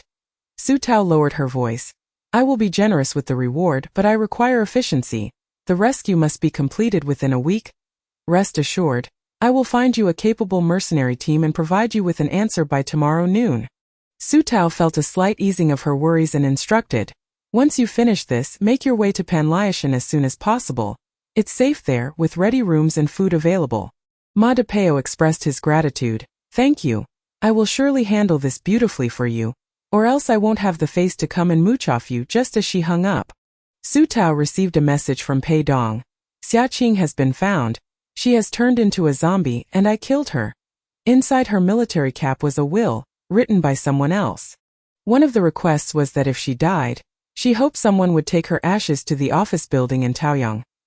Peach, I'm counting on you. Su Tao put down her communicator, feeling a heavy weight in her heart. She rubbed her face vigorously to compose herself. Zhuangwan, seeing her distress, hesitated to rush her about the room. I've cleared one layer of the exhibition room's bookshelf. We can place Xia Qing's military cap there. Su Tao nodded. The new rooms are ready, 2 single rooms, 1 suite, and 1 2-bedroom apartment, prioritizing military personnel and their families. She had built them all at once before coming to the office. And now she had only a few thousand left, just a little longer, and by the beginning of next month, she would receive the renewal rent for all tenants for June, amounting to over 500,000. Zhuangwan immediately agreed, then suddenly recalled, our first batch of vegetables sold out on the very day they were stocked. Qian Lin has done the accounts, and the profits are quite considerable. Would you like to take a look? Su Tao perked up. Money was the only thing that could bring her joy now. To her surprise, in just half a month, the revenue from the plantation had reached 80,000 federal dollars. And this was merely the initial profit. Qian Lin wiped the sweat from her forehead, shaking her head. The current yield is still insufficient. I investigated, and 1/5 of our tenants did not manage to purchase any. Ideally, we should expand the planting area. Su Tao wished to expand as well, but there simply wasn't enough land in Taoyang. She speculated that if they needed to enlarge Taoyang's area, she would have to venture around the outskirts and also required evolved zombie cores. With the current zombie crisis, she was reluctant to go out, and the cores remained elusive. Su Tao could only reassure her. Let's continue production as is. The next batch should prioritize those tenants who missed out. Qian Lin sensed her dilemma and ceased pressing the issue, instead expressing her enthusiasm. Boss, I'll transfer this month's revenue to you. Next month, our plantation's business target is 200,000.80,000 federal dollars. Upon seeing the deposit notification on her communicator, Su Tao felt revitalized, her entire being buzzing with energy. Chapter 104. To slay my own kin, to destroy my city. Damn you all. Qian Lin is truly a woman of action, just as results emerge. She sets next month's KPI. Upon returning, Su Tao mentioned to Zhuang Wan, perhaps Qian Rongrong should take over finance. She is meticulous and of good character. Zhuang Wan replied, I was just thinking that. But Qian Lin feels she is still too young. She wants her to assist me for a few years, to gain experience first. Su Tao concurred. That is fine. Gradually hand over responsibilities to her while you assist. From now on, tenant rents, plantation revenue, and employee wages will be managed by you and Rongrong, and I will handle the accounts with both of you at the beginning of each month. Not a problem. I'll ensure your finances are well managed. With money in hand, Su Tao's spirits lifted considerably. She intended to add more supplies to Panliashan, as many items had been left unpurchased during the last construction to save costs. At that moment, the intelligent butler suddenly issued a warning alert. Master, zombies have been detected within 500 meters of Taoyang. Please exercise caution as night fell. Su Tao promptly notified all tenants in the group to return to their rooms, advising them not to leave Taoyang and to refrain from returning if they were not home, staying put in the Dongyang safe zone. After informing the tenants, she contacted Pei Dong and climbed to the rooftop of Building No. 3. Sure enough, under the cover of night, she spotted 7 or 8 evolved zombies wielding scythe-like limbs. Approaching. Su Tao had assumed they would behave as last time, merely testing the high walls and electric fences before retreating. However, to her astonishment, they advanced directly, raising their scythes to strike at the wall. Su Tao was taken aback. Such audacity amounted to an overt provocation. In response, she instructed the intelligent steward to administer an electric shock. To her astonishment, the shock merely caused a few wisps of white smoke to emanate from their scythes, proving utterly ineffective. As they continued to relentlessly hack at the wall, all the pent-up negative emotions that Su Tao had bottled up for an entire day suddenly erupted, igniting her fury. Damn it! They are slaughtering my compatriots and ravaging my city. Today, I must eliminate one of them. At this moment, tenants from the upper floors bore witness to the scene and were so frightened that they hastily snapped photos and videos to share in their group chat. These beasts have begun assaulting our walls. Ah! So that was the noise I heard. I thought someone was renovating. Can our walls withstand this? I believe so. Despite their relentless hacking, I haven't seen a single crack. They remain steadfast. I see our boss Su on the rooftop. She's armed with a gun. Are there any long-range abilities? Even those without weapons should come. We can't let boss Su face this alone. Unbeknownst to Su Tao, the tenant group was in a frenzy. She was focused on her energy gun, straining to aim accurately. She recalled the training sessions with Shi Zijin, where he had taught her to shoot, dynamic aiming, a calm heart, clear eyes and swift hands with a faint sound of bang. The massive limb of the foremost blood scythe shattered into pieces, the energy shock sending it crashing to the ground. Only 2 shots left. Su Tao aimed again, and with a brilliant beam it pierced through the zombie's skull, splattering brown blood and flesh. Another successful kill. She shifted her position and once more targeted the blood scythe, preparing to flee. Another shot rang out, and she scored a headshot. When the others arrived on the rooftop, they found Su Tao leaning against a wall, clutching her chest, with 2 dismembered corpses of blood scythes lying at the base of the wall. Guan Zining swiftly hoisted her onto his back, chiding her, will that wall collapse? After so many strikes, there are hardly any marks. Let them continue hacking. What are you trying to prove? The intense focus had left Su Tao feeling somewhat drained, yet the release of pent-up anger brought her a sense of relief. She smiled, suddenly realizing she was not as weak as she had thought. She could avenge her fallen compatriots and contribute to resisting external threats. Upon seeing her smile, Guan Zining found himself at a loss for words. Never mind, are you feeling a bit fatigued? This is a side effect of using the energy gun. It depletes mental stamina significantly. Pei Dong feels slightly dizzy after firing 4 shots, let alone you. Who lacks powers? Su Tao suddenly understood. She had thought her body was simply too weak, that even slight concentration was taxing. The use of such powerful weaponry indeed came at a cost. After dispersing the worried tenants, Guan Zining carried Su Tao back to her room. He then descended to examine the 2 blood scythes she had dispatched, returning with 2 energy cores smeared with grotesque blood and flesh. Congratulations on not shattering the cores. You've struck quite the bargain, he remarked, cleaning them before handing them to her. Su Tao caught them with elation, thrilled by the unexpected reward. Just as her energy gun had completely depleted, she used 1 core to recharge it. She set aside the other for Lin Fangji. Guan Zining also shared her joy, saying, "Make sure to rest well in the coming days." Although today's events were sudden, they fortuitously demonstrated that the walls of Taoyang are indeed sturdy, which should reassure everyone Su Tao was indeed exhausted. "Alright, please contact Pei Dong and ask if Dongyang has been attacked. When I wake up tomorrow, let me know." That night, she fell into an unusually deep sleep. Upon awakening, she noticed a message from Guan Zining on her communicator. "Last night, Dongyang was safe. The zombies only attacked Taoyang. Pei Dong mentioned it might be a further probe. Once they discover your side is a tough nut to crack, they likely won't return." Su Tao felt a twinge of disappointment upon reading this, reflecting on her success from the previous night. She had hoped the zombies would come crashing into her walls again so she could acquire more energy cores. Just then, there was a knock at the door. Upon opening it, she found Granitsen, Shi Ziyue, and 6 or 7 familiar tenants. Granitsen was carrying a 3-tiered lunchbox. "I figured you were about to wake up, so I brought you some food. You must have been exhausted last night. Everyone had to carry you back. Oh dear, with so many strong men among our tenants, why is it the little girl who has to protect us?" Shi Ziyue gazed at her with bright eyes. "Sister Tao, I watched the video of you shooting the blood scythes last night. You were incredible. My brother said you trained for less than a month, and your precision surpasses mine despite my years of training. With the energy gun, you are truly the nemesis of the blood scythes at long range." Su Tao quickly replied, "That was an extraordinary performance. My usual training does not reach such a level." Luck played a significant role. That it was primarily fueled by the anger from last night. Shi Ziyue showed her the footage from last night. "Look, the first shot was slightly off, hitting its massive limb.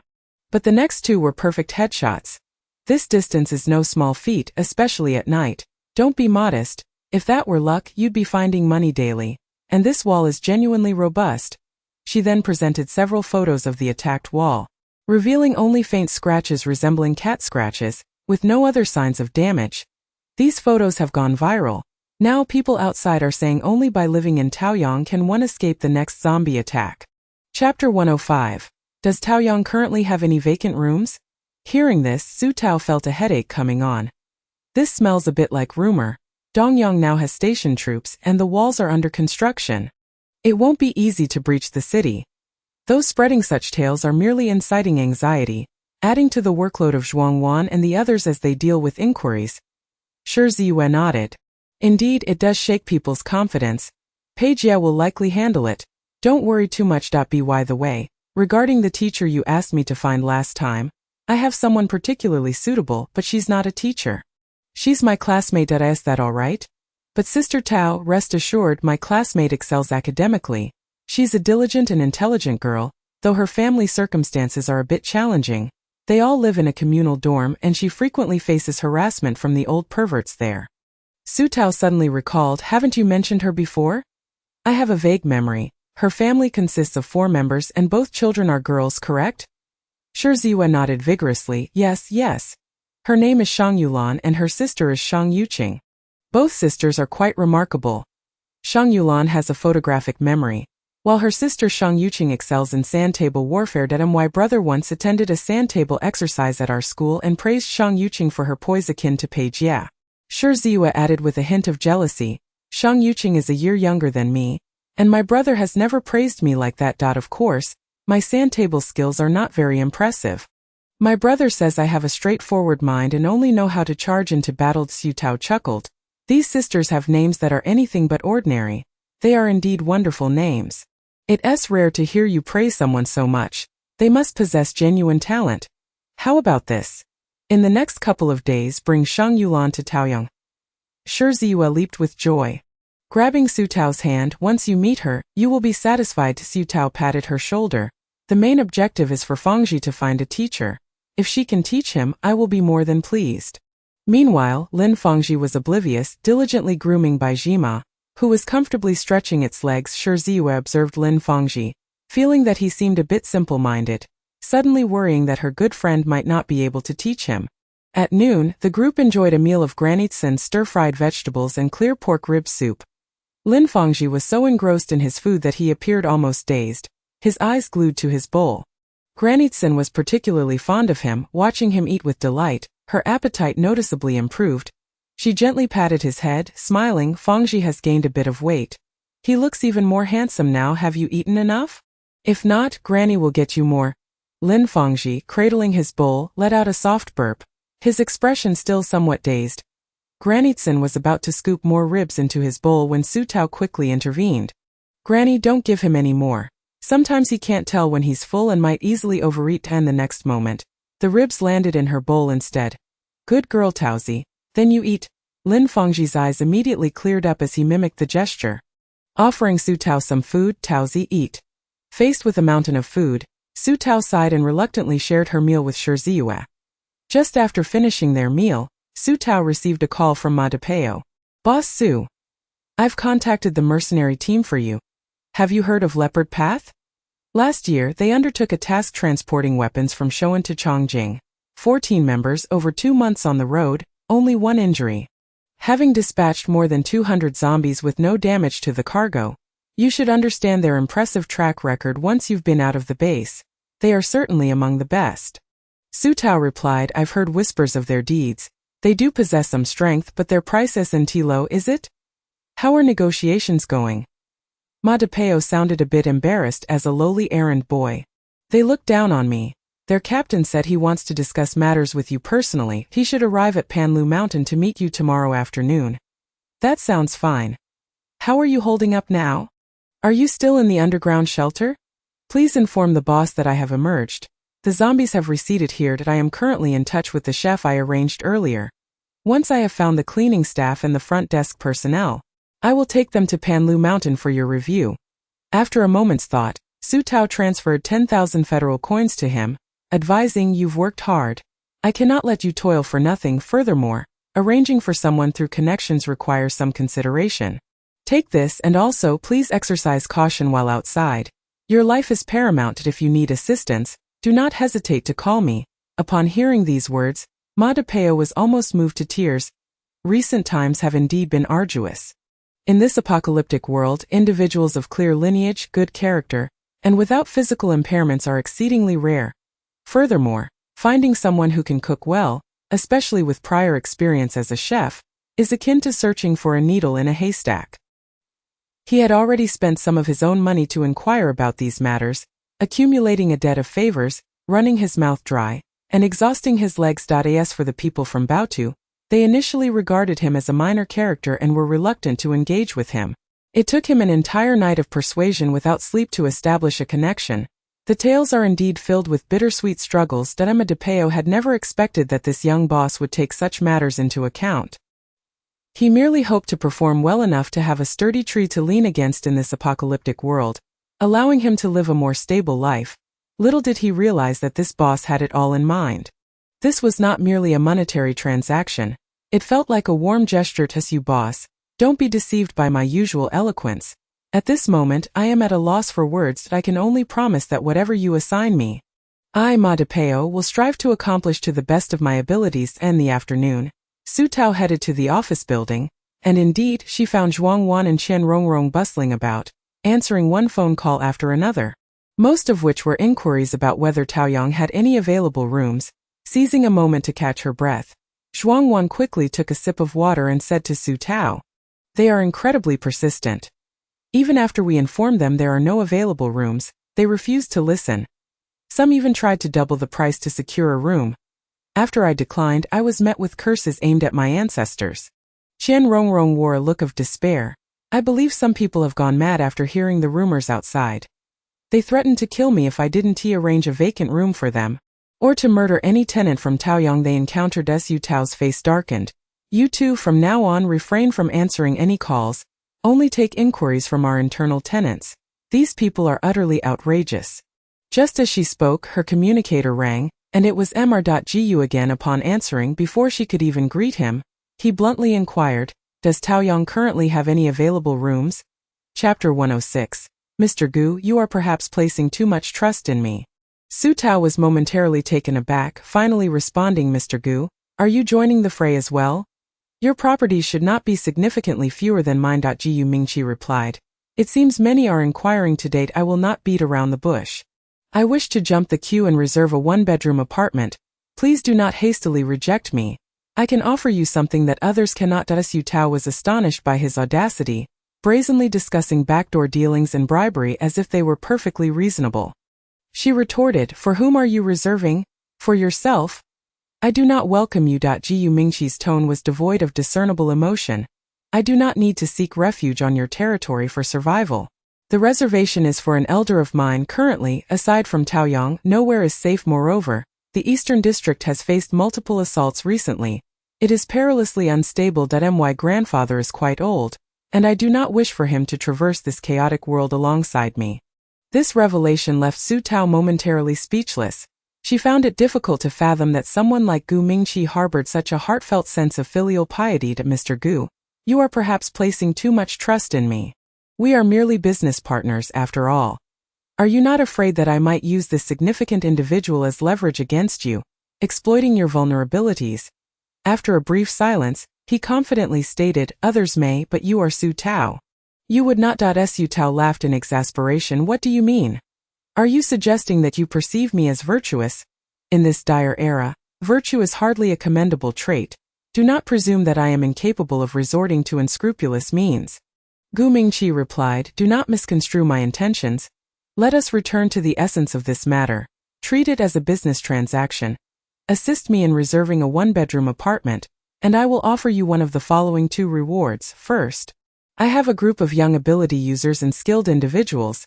I can provide you with a list from which you may select one, guaranteed to be utterly loyal. Second, I can offer you 5 evolution zombie crystal cores." Su Tao felt a twinge of envy at the first offer, but dismissed it with a scoff. Talent could be cultivated over time. However, upon hearing the second offer, her composure began to waver. 5 is indeed quite a substantial amount. You may contemplate this or negotiate as before, but I must clarify that the second condition can be modified. However, I only possess 5 crystal cores, the sole remnants earned at the cost of hundreds of my brothers' lives. Su Tao rubbed her face. "Is your grandfather easy to deal with?" Gu Mingqi paused, then responded, "He suffers from Alzheimer's, frequently misidentifying people, enjoys singing, and tends to fixate on one song. You may gauge for yourself how easy he is to manage." Su Tao opened her mouth. "Will you be bringing a caregiver?" "I have no one available to assist with his care." "Yes, the caregiver is a diligent individual. I have meticulously selected them and they will not cause you any trouble." Su Tao scratched her head. "I will consider it and get back to you." After hanging up, Su Tao relayed the situation to Zhuangwan and Chen Rongrong. Zhuangwan remarked, "I am not fond of Gu Mingqi. However, I will speak objectively. Renting the house to someone else is still renting, whether it be to an elder or anyone else, as long as he does not meddle excessively." Su Tao pondered this and concurred. She could obtain 5 crystal cores without any cost. Adding it to the one she already had, she would possess 6 in total. Once she amassed 10, she could find ways to expand the land at Taoyang. A plantation, indeed a plantation. She hoped to accomplish this before Wu Zhan arrived. After coming to a decision, Su Tao promptly messaged Gu Mingqi. "I choose the second option. Please have someone deliver your grandfather within 3 days. You need not come yourself. I will prepare the room in advance. You must ensure the monthly rent is paid on time. Shortly, I will have Zhuangwan send you a rental agreement for your caregiver to review." Before long, Gu Mingqi replied, "Understood. That it will be a pleasure to cooperate. Su boss, I will arrange for the 5 crystal cores to be delivered at that time." Suddenly, Guan Zining peeked in and saw the message. Exclaiming in surprise, "Who would have thought, Mr. Gu is quite the filial son. 5 crystal cores are no small sum, and he offers them so readily." Zhuangwan added, "Even the worst individuals have family. Everyone has a weakness. Were I in Gu Mingqi's position, I too would prefer to endure hardships outside rather than allow my family to suffer, ensuring they find refuge at Taoyang where they can eat well and live without the threat of danger. What peace of mind that would bring." Chen Rongrong propped her chin on her hand, gazing out the window. Below, children of tenants played jump rope, creating a scene of tranquility. Indeed, while the outside world is engulfed in war and famine, our situation remains unchanged, as if we inhabit a different realm. The 3 of them sighed in unison, grateful to live in Taoyang, shielded from the tribulations of the outside world. Before dinner, Pei Dong personally returned with Yi Xiaqing's military cap in ashes. Upon seeing the blood-stained cap in the small box, everyone averted their gaze. Unable to bear the sight, Su Tao accepted the urn and cap, taking a moment to walk through the office building.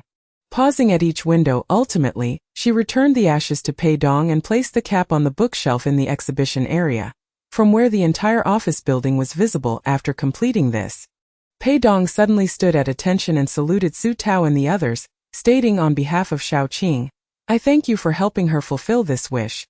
None of them dared to accept such gratitude.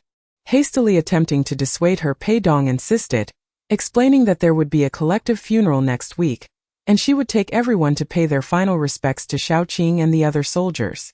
Su Tao watched as Pei Dong's car drove away, pondering when this apocalypse would come to an end. She sighed, feeling as though it had only just begun. That evening, Su Tao stayed up late, adding an elevator to the second apartment building and opening 2 additional one-bedroom apartments, one reserved for the elder and the other to be rented out. Additionally, she compiled a summary. Taoyang currently has 64 rooms, accommodating 97 tenants. Panlu Mountain conveniently has 50 rooms, sufficient for 65 individuals to reside simultaneously. This number still meets the upgrade criteria. Su Tao calculated further. If Panlu Mountain were to be fully occupied, the daily rental income would amount to 28,000 federal coins. Over the course of a month, that totals 840,000 federal coins. This does not even include profits from dining and fuel. Indeed, Panlu Mountain is her treasure trove. Su Tao's excitement grew as she calculated, nearly ready to commence operations on the spot. She restrained herself, bringing Lin Fengji and the animals to Panlu Mountain previously. Due to insufficient funds, a laundry room had not been constructed. Once operations began, it would be essential to promptly wash bedding after tenants vacated to maintain cleanliness and hygiene. The laundry room was established on the second floor of the staff dormitory, housing 3 washing machines, 3 dryers, and equipped with sinks and mop basins along the walls. Shelves were installed for storing cleaning supplies. The entire laundry setup cost approximately 10,000 federal coins, primarily for the machines. Su Tao wandered around the hotel, replenishing some small items, and the more she looked, the more pleasing it became to her eyes. She eagerly anticipated the day of its grand opening.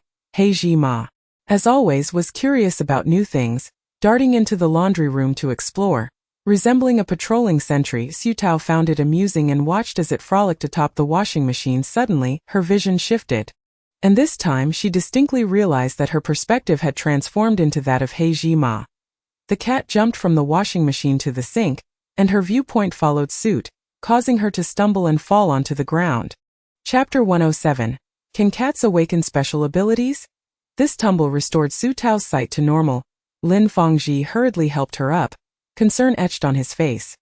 Rubbing her eyes, she looked again at He Ji Ma, who was now playfully batting at the faucet with its tiny paw. Tentatively, she called out, "Little He? Was that you just now?" Upon hearing its owner's voice, He Ji Ma tilted its head in her direction. Just that glance caused Su Tao's vision to shift once more, revealing herself and Lin Fengji from the cat's perspective. Her heart raced, and she quickly shut her eyes, waving her hand at it. All right, I understand, you can take it back now." When she opened her eyes again, her sight had returned to normal. Could this little creature have awakened special abilities? The fact that it could share vision with her left Su Tao utterly astonished. She extended her hand towards it. "Come here." He Ji Ma nimbly leaped down from the sink, climbing up her leg and jumping into her embrace, its large eyes sparkling as they gazed up at her. To confirm her suspicions, Su Tao held it up to face Lin Fengji. "Good little He, show brother Fengji what you can do." He Ji Ma tilted its head, and Lin Fengji mirrored the action. In the next moment, Lin Fengji's expression shifted to one of shock, his mouth agape, letting out a startled sound. Su Tao quickly turned around, petting He Ji Ma's head. All right, that's enough. But what kind of special ability is this?"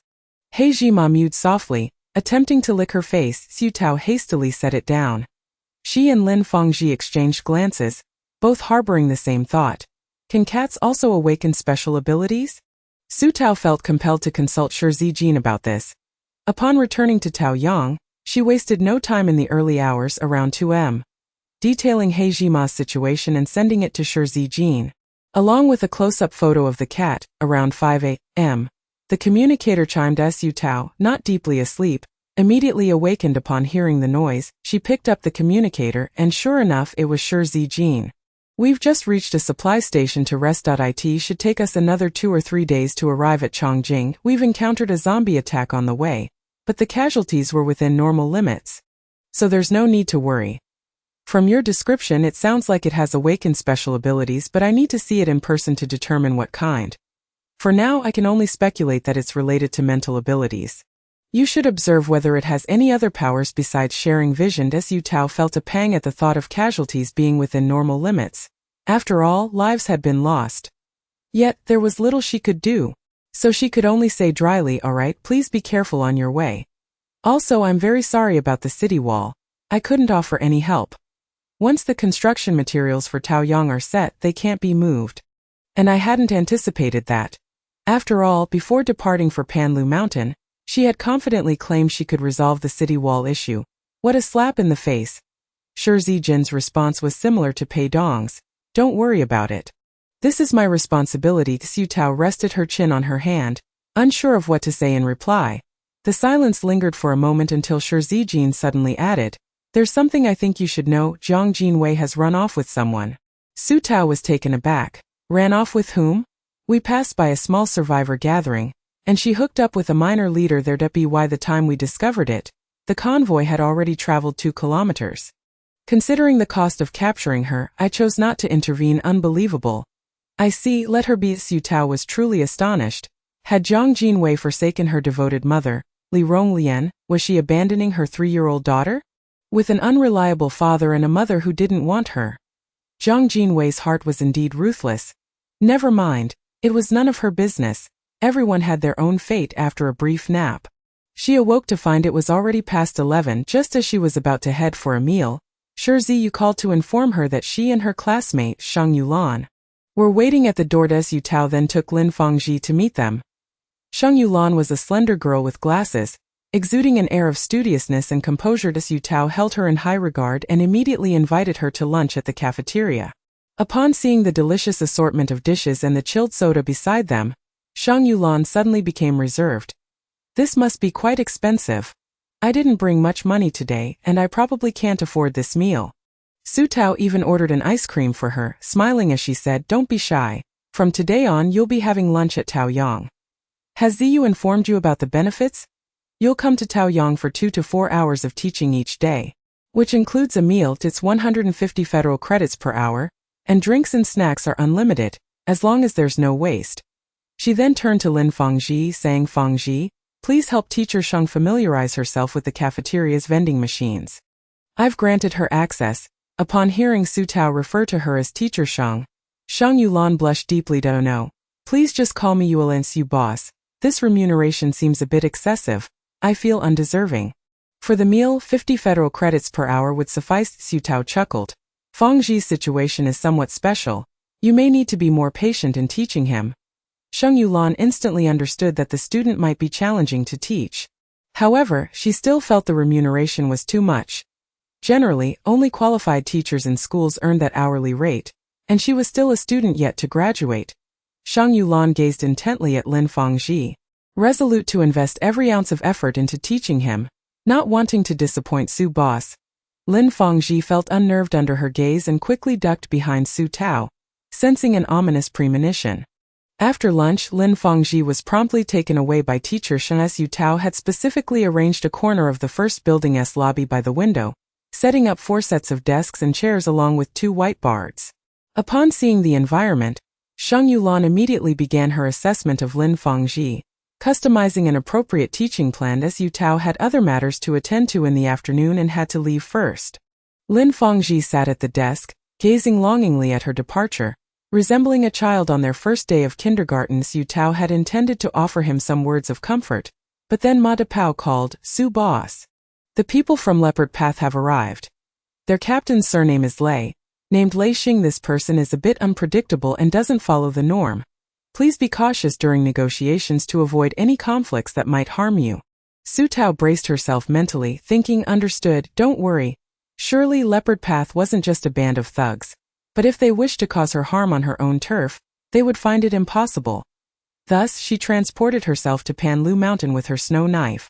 And the intelligent butler promptly informed her of the guest's arrival. Su Tao had prepared herself psychologically, Anticipating a fierce-looking brute with a face full of rough features, however, the moment the door swung open and she laid eyes on the leading man, she was left utterly stunned. His appearance was captivating. Among the 14 individuals, one could not help but be drawn to his striking features. Unable to look away, he sported short, slightly curled gray-golden hair, with tousled strands partially obscuring his dark golden vertical pupils. His facial structure was reminiscent of a Westerner, with sharply defined features and sun-kissed skin enveloping a strong athletic frame, tall yet robust, exuding a latent sense of power. Su Tao's mind immediately conjured a description. He resembled a leopard. Always on the hunt and undeniably dangerous. Chapter 108. I want to take a gamble. Hopefully, Su Boss won't let me down. Su Tao immediately heightened her vigilance, politely welcoming the group inside. She had intended to take them to the hotel lobby on the first floor for a detailed discussion. However, Lei Xing declined, flashing her a smile that revealed his 2 canine teeth. His golden vertical pupils fixated on her as he remarked, "Su Boss, you don't seem very old." Su Tao replied coolly, "Captain Lei. Do you consider a client's age when accepting a task?" Lei Xing suddenly stepped closer but halted 2 paces away. Scrutinizing her closely with a grin, he said, "Not really, but it's not every day I meet such a young female employer. I hope you'll allow me to be a little curious." Su Tao graciously nodded. "I permit it. So, have you satisfied your curiosity?" Lei Xing appeared to be a straightforward person, since he was unwilling to go upstairs. They might as well negotiate here. "Why don't you start with your offer?" Lei Xing's eyes curved with amusement. "How interesting. You seem quite confident that if I were to request half a ton of fuel, half a ton of food, and 1 kilogram of industrial-grade titanium, could Su Boss meet that demand? I, Lei Xing, have a reputation in this line of work and won't extort you. This compensation is absolutely reasonable for your mission. Just take a look." As he spoke, he pulled out his communicator and manipulated it, causing a holographic 3D map to materialize before Su Tao. This is Shoen, currently the base with the highest zombie population. The warlords there are neglecting their duties, leading to numerous casualties, and they failed to address the situation promptly. The scent of blood attracts all surrounding zombies, making it no easy task to break in and rescue anyone. Su Tao furrowed her brow, taken aback by the grim state of Shoen. After a moment of contemplation, she replied, "Fuel and food are no problem, but I'll need to negotiate another condition for the industrial-grade titanium." What on earth was industrial-grade titanium, and where would she procure it? Lei Xing did not anticipate that she would so readily acquiesce to the first 2 conditions, which prompted him to ponder with a newfound seriousness. The ability to provide such a substantial quantity of food and fuel could not be attributed to an ordinary individual. Yet, despite his deliberation, he could not recall any organization, family, or faction that bore the surname Su and possessed such youthfulness. His teammate gently nudged him, gesturing towards the distance. "Boss, is that a refueling vehicle? Is it genuine or merely a model?" Lei Xing followed his gaze and beheld 4 brand-new refueling vehicles, complete with charging stations. Causing his pupils to dilate in astonishment, however, he composedly shook his head. "In comparison to the first 2, I am actually more interested in industrial-grade titanium." Su Tao's expression soured somewhat. "Captain Lei. To be frank, acquiring supplies is not an issue, but as for industrial titanium, I genuinely do not have any doubt. If you insist, I may have to seek collaboration with other mercenary groups." Lei Xing showed no inclination to relent. "Boss Su is from Dongyang. She surely has some connections there. Dongyang is not an insignificant base, and I am certain there are reserves of rare metals to be found." Su Tao's expression darkened further. "Are you instructing me on how to conduct my affairs?" The atmosphere became palpably tense. Xue Dao, who had been lying low, suddenly stood up, baring his teeth and growling. The members of Bao Tu also adopted a defensive posture, each appearing robust and imposing, which made Su Tao appear even more diminutive and fragile. She coldly stated, "Captain Lei, please take your leave. It seems we are fated not to collaborate this time." Lei Xing had underestimated her. In the presence of more than a dozen men, she exhibited no signs of fear. Was it the confidence born from her own strength, or was there something more to her? Lei Xing reassured his teammates with a calming gesture and turned back to Su Tao. "Boss Su, if you seek another mercenary group, you may find it too late. The location you mentioned, I have been there. That building can only hold out for 3 more days at most. That family will likely not survive long enough for you to rescue them before the zombies break in and devour them." Su Tao replied, "Do not attempt to manipulate the narrative. Whether or not there is time is a concern for me as the employer. Now I will ask you once. Can the conditions for the rare metals be altered? If not, you may leave now. I will not see you out." Lei Xing remained unperturbed, but one of his teammates grew anxious. He looked at Lei Xing with a troubled expression and whispered, "Boss, do not consider me. While this mission is undoubtedly challenging, the reward is sufficient to sustain us for a year. Resources are scarce everywhere. Stockpiling food and fuel is paramount." Their hushed voices eluded Su Tao's ears. But she seemed to sense something and inquired, "What do you need industrial metals for?" Lei Xing regarded her somewhat youthful visage, and a rare patience emerged within him as he gestured for the man who had just spoken to step forward and explain, "This is my brother, Hua Shi. His ability is to control and ignite fire, generating intensely high-temperature blue-white flames, but he lost a hand during the last mission." Lei Xing rolled back Hua Xi's sleeve, revealing a bare wrist. Due to the unique nature of his ability, any prosthetic crafted must withstand exceedingly high temperatures. Ordinary materials would not suffice, necessitating the use of industrial-grade titanium, which was reputedly aerospace-grade material from before the apocalypse. Su Tao formulated a plan in her mind but still pressed for further clarification. "Have you considered other methods? Perhaps seeking a healer-type ability user?" Lei Xing replied, "We have, but the difficulty is akin to that of finding industrial-grade titanium." Su Tao nodded. "What a coincidence. I just happen to have a healer-type ability user who can regenerate severed limbs." Her statement left everyone present momentarily stunned. Lei Xing's gaze sharpened, his golden pupils narrowing. "How can you substantiate your claim?" Su Tao shook her head. "There is no way to prove it. That ability user is currently in Dongyang, not here. Once you rescue the individual and bring them to Dongyang, you will likely meet him, and I will arrange for your treatment." This declaration aroused suspicion in Hua Shi, who voiced his concerns. "I do not trust you. You appear to be an unsubstantiated resource mogul, claiming to have a rare healer among your ranks without evidence. We at Baotu have roamed the lands for years and have never heard of you. Who knows if the resources you promise are genuine?" The more he pondered, the more he felt something was amiss. "Moreover, the contact we had, Ma de Peo, is merely a petty errand runner. Why would he represent you? With such a grand background, why is there no one of stature to advocate for you?" This insinuation came perilously close to labeling her a fraud. Su Tao had never considered that maintaining a low profile could lead to such suspicions, leaving her feeling as if she were deceiving and tricking others. She was at a loss for words. "Perhaps you could inquire about Taoyang. That is my territory. However, time is of the essence. You must provide me with a response by 8 a.m. tomorrow, or I will seek out other mercenary groups." Should she promote Taoyang and her own accomplishments? "Lacking any renown certainly complicated matters that I trust you," Lei Xing suddenly declared. "We will accept this mission." He revealed a grin, displaying his tiger-like canines, extending his hand with a smile. "I shall not seek further inquiries. I enjoy the thrill of surprises, and I hope Boss Su will not lead me to regret my gamble." Chapter 109. He must survive until the moment he sees Su Tao. Su Tao was momentarily taken aback, then smiled and extended her hand for a gentle shake. "Captain Lei, may our collaboration be fruitful." Retracting her hand, she continued, "In that case, I can prepay you 1/2 ton of fuel upon your arrival at Shouan.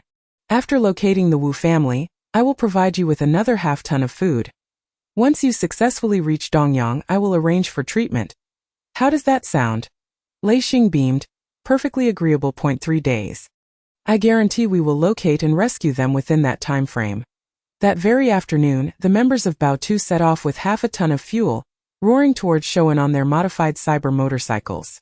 Su Tao stood atop the hill, watching the exhaust smoke billow from their vehicles, even hearing the punk music they played, which, if closer, would surely be deafening indeed. They were a band of deranged doomsday survivors. Yet this also alleviated a burden from her heart, allowing her to call Wu Zhan. This call, however, was fraught with difficulties. The connection crackled, and after much effort, she discerned that the signal network in Shouan was on the verge of collapse. Just as Su Tao began to inform Wu Zhan of the rescue mission, the call was abruptly severed. Both parties were left bewildered. Wu Zhan repeatedly dialed back, frustration mounting as he could not connect. Wishing to smash the communicator in anger, his wife's tears had nearly dried as she held their sleeping son, her eyes vacant, hoarsely asking, "Who was that? Was it Su or Jiang? What do they want? To ask if we are dead? At that moment, the door was violently struck several times, causing the ground to tremble, and more cracks appeared in the fragile walls.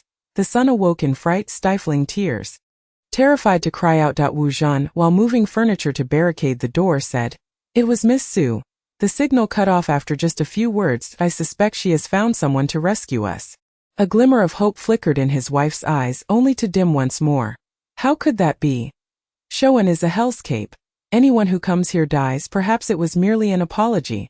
Telling us to fend for ourselves, Wu Zhan resolutely declared.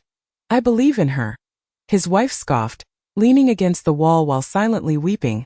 Waiting for death was the most agonizing ordeal of all. This phone call rekindled Wu Zhan's determination. He began to use his abilities to manipulate several clusters of cowhide grass to grow wildly, covering the walls of their home and forming a sturdy protective net of vegetation.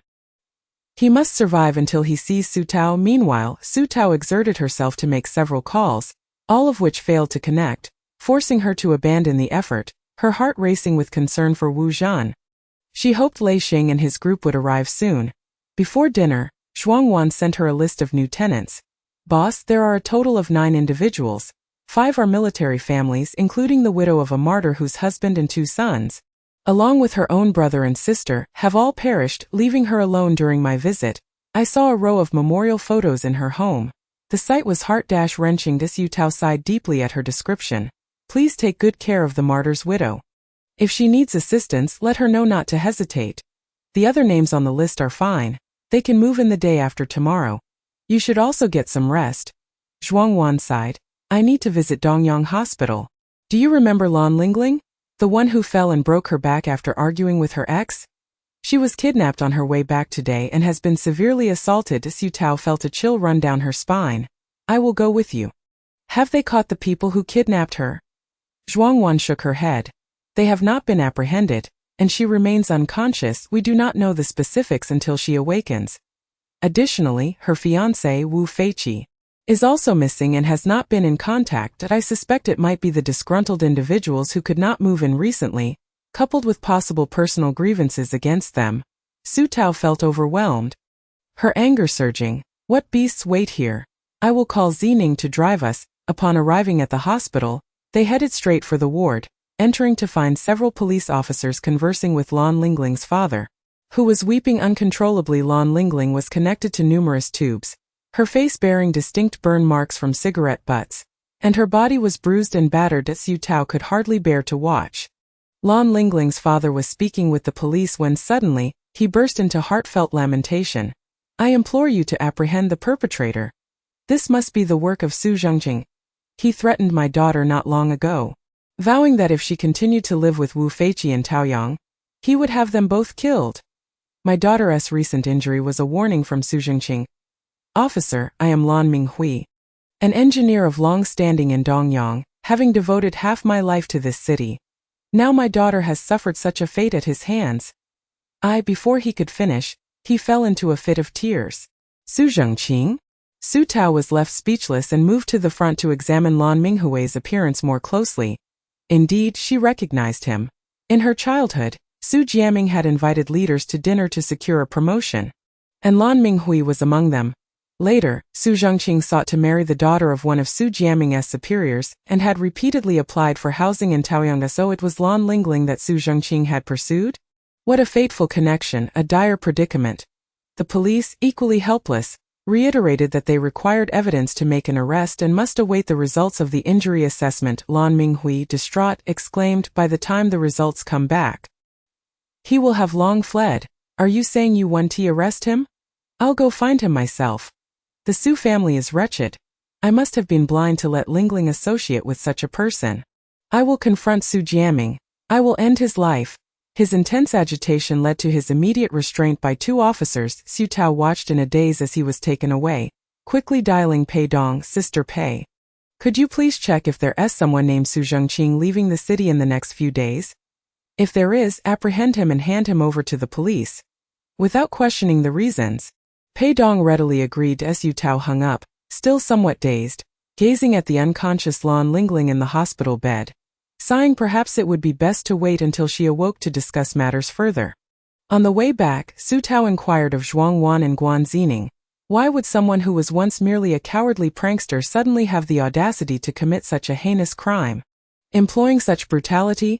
In her memory, although Su Zhengqing was despicable, he had always seemed a timid fool, too afraid to even watch a censored video of a zombie attack shown at school. How could such a person dare to inflict such vile sexual violence upon a former lover, nearly leading to her death? Zhuang Wan and Guan Zining exchanged glances, understanding that she was referring to Su Zhengqing. Guan Zining suggested there are two possibilities. First, he may have chosen the wrong friends who incited and led him to do this.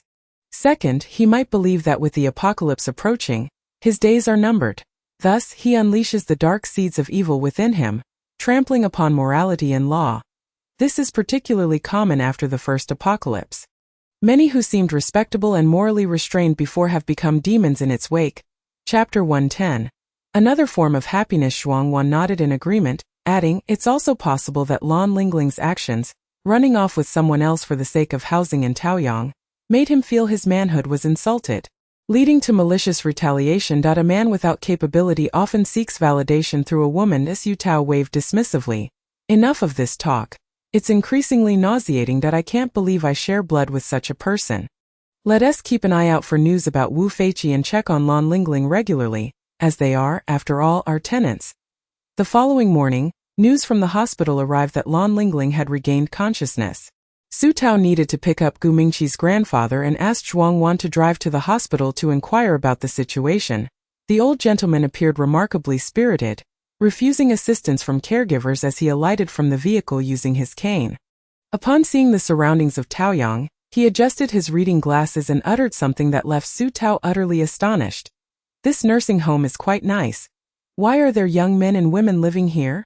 A nearby caregiver, wide-eyed, fabricated an explanation. These young people are here to check the environment for their parents. Perhaps in time you will make a few old friends. As the caregiver spoke, she retrieved a box from the vehicle and handed it to Su Tao. Boss Su. This is from Boss Gu for you. Su Tao recognized it contained crystal cores, unable to hide her smile. Thank you, follow me. The room is ready. Throughout the journey, the old gentleman's chatter was incessant. He mentioned having visited the place before, claiming to own a villa with over 10 attendants. He also spoke of having met Su Tao and inquired about her age, whether she knew his son-in-law, and expressed his dismay at not having seen his eldest grandson for many years, lamenting the unfilial nature of his grandson, whom he called a little beast. The caregiver, unfazed, quietly informed Su Tao, the old gentleman still thinks we are pre-apocalypse. The Gu family was wealthy before, living in villas surrounded by pleasant environments. Seeing Taoyang, he believes he has returned home. He did not recognize Boss Gu, mistakenly believing his grandson was away at school, often cursing him in Boss Gu's presence. Just then, Gu's grandfather let out another curse. You turtle grandson. Su Tao grinned throughout the ride. Upon reaching the room, the old gentleman appeared quite satisfied. The caregiver seemed well versed in his habits. Promptly placing a chair by the window, the old man found a comfortable position to recline and began to sing softly. In that distant little mountain village, oh little mountain village, my dear mother has gray hair. He repeated the song, lost in nostalgia. Meanwhile, the caregiver took the opportunity to greet those upstairs and downstairs, delivering small gifts and assuring that the elderly would cease singing promptly at nightfall, ensuring no disturbance to others' rest.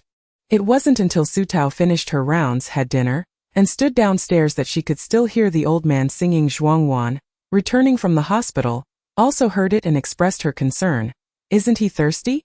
Won't his throat get sore? Old age truly makes one like a child. My son was the same when he first learned to speak. Before 7 o'clock, as night began to fall, the singing ceased. The tenants in Building 2 collectively sighed in relief. They could tolerate his singing during the day, but nighttime was another matter. Su Tao received a call from Gu Mingqi's boss Su. Have you received the crystal cores? Su Tao had instructed Lin Fengji to collect them. Yes, the old gentleman should be resting by now and adjusting quite well. Ji Yuming's voice carried a rare note of cheer. He probably thinks he is back home. Ever since his illness, he has believed I have kidnapped him, forcing him to suffer in the East District. Su Tao inquired. So he doesn't recognize you at all and sees you as the kidnapper?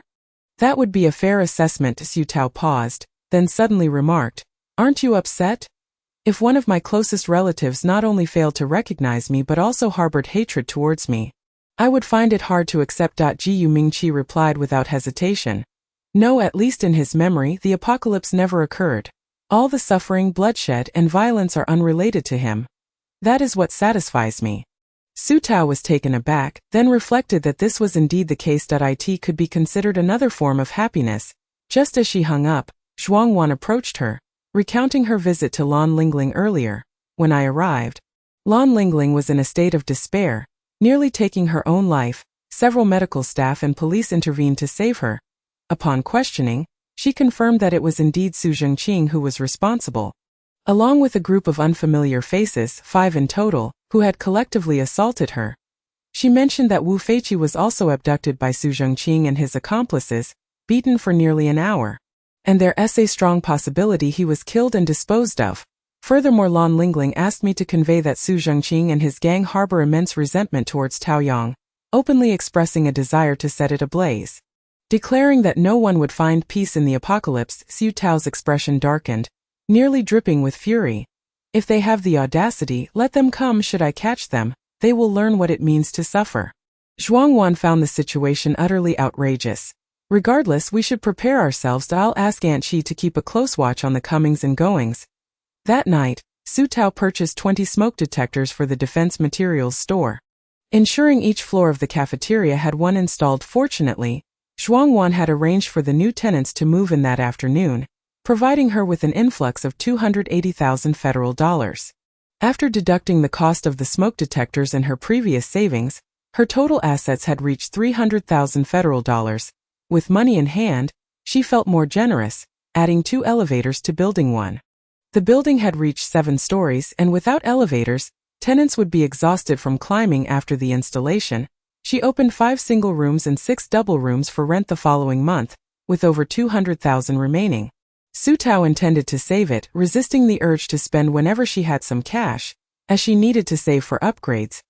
Additionally, the supplies from Baotou were still due, requiring payment for half a ton of fuel. The fuel costs at the pump were not high, but given Lei Xing's demands, half a ton would cost her 100,000 federal dollars, another significant expenditure. Before bed, Su Tao checked the surveillance. Finding no suspicious individuals or wandering zombies, she felt a twinge of disappointment. A few blood scythes would have been welcome, allowing her to collect more crystal cores. She wondered when she would reach her goal of 10 crystal cores. Just then, Heijima jumped onto her pillow, locking eyes with her. Su Tao thought it wanted to share a perspective again. But the next moment, it seemed as though a 3D map unfolded before her eyes. Her room. She lay in bed, not only able to see the droplets of water on the basin in the bathroom, but also the dust beneath the sofa in the living room. She could even distinctly spot 3 cans of meat. Favored by her cat, hidden under the bed. No wonder she had noticed a few cans missing the last time she fed her feline friend. It turned out they had been pilfered by a household thief and dragged beneath the bed. This sensation was utterly marvelous. It seemed that wherever the Black Sesame had patrolled, she could conduct a meticulous inspection. What kind of extraordinary ability was this? Like a spy infiltrating an enemy's secret base. She could survey the area and obtain a detailed map. Chapter 111. Only Sister Peach in her eyes. On the last day of June, which also marked the day for employee salary disbursement, Qian Rongrong pulled out the payroll for Su Tao to review early in the morning. Currently, Taoyang employed 13 formal staff members, and excluding Old May, salaries needed to be disbursed to the others, totaling 104,000 federal currency. While it was not a trivial amount, Su Tao was not particularly concerned in this context and readily transferred the funds. It was Qian Rongrong's first time handling such a substantial sum, so she nervously double-checked the payroll before proceeding to transfer payments to each employee. Sending detailed pay slips via email, Su Tao nodded approvingly from the side, unable to resist complimenting. Rongrong is truly meticulous in her work. Qian Rongrong, blushing with embarrassment, earnestly replied, "It's what I ought to do." Su Tao found her quite endearing and began to contemplate that once Panliashan opened, she would entrust the management of salaries there to her as well. Along with a pay raise, Su Tao planned to hire 8 individuals for Panliashan. 1 manager, 2 receptionists, 2 security guards, 1 chef, and 2 cleaners, though she anticipated that finding suitable candidates would not be easy. As long as she could secure one security guard, one cleaner, and one receptionist, she could officially commence operations, gradually filling the remaining positions. While pondering this matter, Ma DePeo called her. "Boss Sue, I have something to discuss with you. The only position we are struggling to fill is the chef. I've been searching for over half a month and have only found one suitable candidate. A head chef from a 5-star hotel before the apocalypse. A truly exceptional find, however. He has a disabled wife who is deaf-mute and has some cognitive challenges. He expressed a desire to bring her along, fearing for her well-being without his care. I'm afraid I cannot make this decision without consulting you." Su Tao pondered for a moment and asked, "Does he have any specific salary or other requirements?" Ma DePeo sighed. "None at all. He simply wishes to bring his wife along and needs a place for them to stay. After the apocalypse, there are no more 5-star hotels, and his culinary skills are no longer valued. He has been working as a laborer at a supply station, struggling to make ends meet while caring for his wife." Su Tao replied, "He seems like a genuine person. That's acceptable. I'll arrange for them to stay in the employee dormitory on the right side of the first floor, which has a double bed and a private restroom. Additionally, since we will cover accommodation and meals, the monthly salary will only be 4,000. Please clarify this with him, and if there are no issues, he can start as soon as possible." Ma DePeo expressed his gratitude. "He will definitely agree. I'll bring him over tonight. By the way, we have several candidates for the other positions, for receptionists, 3 cleaners, and 6 security guards, all of whom are quite promising. I'll arrange a vehicle to bring them all over tonight for you to select."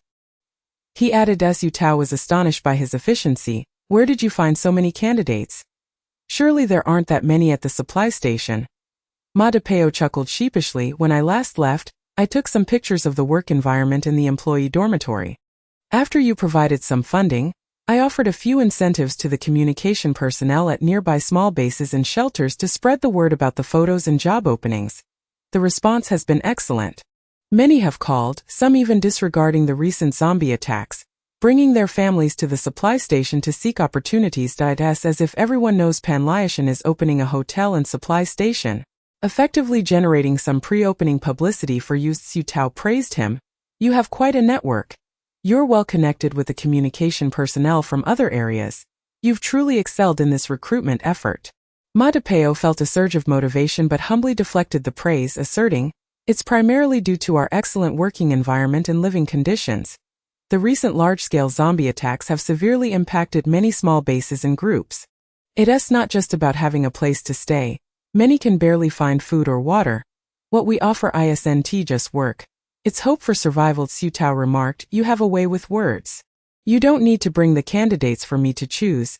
Make the decision yourself. I trust your judgment." Ma DePeo felt her trust invigorate him. "All right, I'll bring them tonight, and they can start tomorrow." After that, he expressed concern about Wu Zhan's situation. "Has the team from Baotu departed? I've heard the security situation is quite perilous, with zombies flocking there like flies drawn to filth. Even the warlords are retreating." Su Tao shared his concern. "They have set off, but I haven't received any updates from them yet. They probably haven't reached the security checkpoint. If they manage to rescue him, please let me know as well. I am quite anxious." After hanging up, Su Tao attended to some daily affairs at Taoyang and checked on Lin Fengji's progress in his studies. Shang Yulan was quite responsible, not only teaching Lin Fengji but also dedicating an extra hour to tutor the 2 children, Chenxi and Chenyang, who were auditing the classes. Zhuang Wan was particularly bashful, refusing to accept payment for Shang Yulan's services, so she resorted to asking her to bring home 2 extra meals each day. Zhuang Wan confided in Su Tao, "I am truly busy now and have no time to manage Chenxi and Chenyang. I had initially considered sending them to Dongyang for comprehensive schooling, but after listening to Shang Yulan's class today, her teaching is exceptionally good, with a wealth of knowledge, clear articulation, and logical reasoning. In the pre-apocalyptic world, she would have been more than capable of qualifying for university." Su Tao concurred. "Indeed, I can see that Chenxi and Chenyang have great respect for her. However, Lin Fengji still seems a bit unaccustomed. He approaches class as if it were a funeral and becomes increasingly clingy after lessons today. When I observed him in class, he was reciting pinyin while gazing at her. And despite Shang Yulan calling him several times, he refused to turn around. The last child who was that clingy was the still weaning White Sesame. Such a headache." Zhuang Wan sighed. "In 6 months, Yulan will graduate. I plan to invite her to teach full-time, thus eliminating the need to send Chenxi and Qinyang to Dongyang for school. This way, I can keep an eye on them right here at Taoyang. Su Tao was considering the same thing. When you have the chance, discuss it with her. I'll set up a dedicated classroom for them. Also, let Chenxi and Qinyang play with Fangji more often. They need their own social circle. It is not ideal for them to revolve around me all the time. Zhuangwan shrugged. I've already told the two little ones. They insist that brother Fangji doesn't want to play with them. As his eyes are only for Sister Peach. Yu Tao face-bombed. Forget it. They could take their time. Even the weaned white sesame remained clingy, seeking her out for cuddles and affection, except for eating and sleeping. At that moment, the white sesame, currently hiding under the bed, stared at the empty space beneath the bed, momentarily stunned, and emitted a long drawn-out meow. Chapter 112. Successful rescue. Daddy, are we going to die? Wu Mindai asked. Staring blankly at the blood seeping through the door crack and the cracks spreading across the walls, Wu Zhan's face was pale. The continuous effort to cultivate plant growth had severely drained his abilities, causing him to experience darkening vision and dizziness. Even so, he managed to offer his son a reassuring smile. Don't worry, Daddy is here. I will protect you and your mother. His wife, Lu Shu, had succumbed to complete despair. Watching as the protective plant net woven by her husband began to fray and fall apart, the air thick with the stench of blood and decay from the zombies, the incessant screams and roars echoed in her ears. Numbing her senses, No1 was coming to rescue them. With a bitter smile, she picked up a fruit knife she had prepared. Honey, I'm tired. I want to take our son and go first. I don't want to be eaten by those disgusting beasts. Wu Zhan was horrified. Fearing she might act on her despair, he seized the knife from her, controlling the vines in agony. Please don't do this. Just hold on a little longer. Trust me, okay? If no one comes to save us tonight, I'll give up. I promise you. Just hold on for one more night. He then beckoned to his son. Come here to Daddy. Wu Mindai stood frozen, devoid of light in his eyes and hope for survival. Seeing his wife and son in such despair, Wu Zhan wept, gritting his teeth as he exerted the last of his dwindling powers to reinforce the protective net once more. The door had shattered and countless grayish hands, stained with blood and grime, reached through the gaps in the protective net. The massive, blood-slicked scythe-like limbs of the zombies crashed and slashed at the vines. Attempting to tear open an entrance for a feast, he had no idea how long he had endured this. Just as he neared unconsciousness, he heard the sound of breaking wood and several gunshots. A golden leopard burst into the room, its dark golden eyes and sharp fangs wreaking havoc amidst the blood and smoke. Boss Su, the rescue is successful. Su Tao heard the crackling sound of electricity from the communicator and repeated her question. Captain Lei. What did you say? I didn't quite catch that. I said, the rescue was successful, but Wu Zhan has overexerted his abilities and fainted. His wife and child have sustained fatal knife wounds. I had someone administer emergency treatment. Though there is a risk of infection, whether they survive will depend on their will to live. This time, Su Tao understood clearly and asked, puzzled, how could there be knife wounds? Lei Xing shrugged. It appears that his wife attempted to take her own life along with their child. Fortunately, she didn't cut into the main artery. Otherwise, they would have died on the spot. Boss Su, this is their own decision to give up on life. If they don't pull through, it won't count as me failing my mission. Right? Su Tao felt a sense of helplessness regarding Wu Zhan's wife's actions inside. It 1 T count. Thank you for your hard work. How shall I compensate you for the half-ton of fuel and food? As soon as she finished speaking, Su Tao heard jubilant cheers from the other end of the communicator. She was taken aback. What happened? Lei Xing grinned. I instructed them to set fire to the perimeter of Anhui City. It's a pity, Boss Su, you missed the sight of those magnificent flames. It truly deserves a celebration. Su Tao's lips twitched. What a lunatic. Well then, Boss Su, we shall meet in Dongyang in 3 days. Consider the supplies as a gift for our meeting. Chapter 113. The grand opening of the Panlu Mountain Supply Station. This call served as a comforting reassurance for Su Tao. Yet she still harbored concerns about Wu Zhan's wife and child possibly not surviving. And what would become of Wu Zhan upon awakening? Utterly despondent. It was simply beyond words. Just as they were about to be rescued, a suicide attempt occurred. Su Tao relayed this news to Old Mei. Old Mei breathed a sigh of relief, though his voice bore a hint of reproach. Xiao Zhan's wife has a rather extreme temperament. I previously advised them to come stay in Taoyang. But she secretly blocked my number and deleted my calls to prevent me from contacting Xiao Zhan.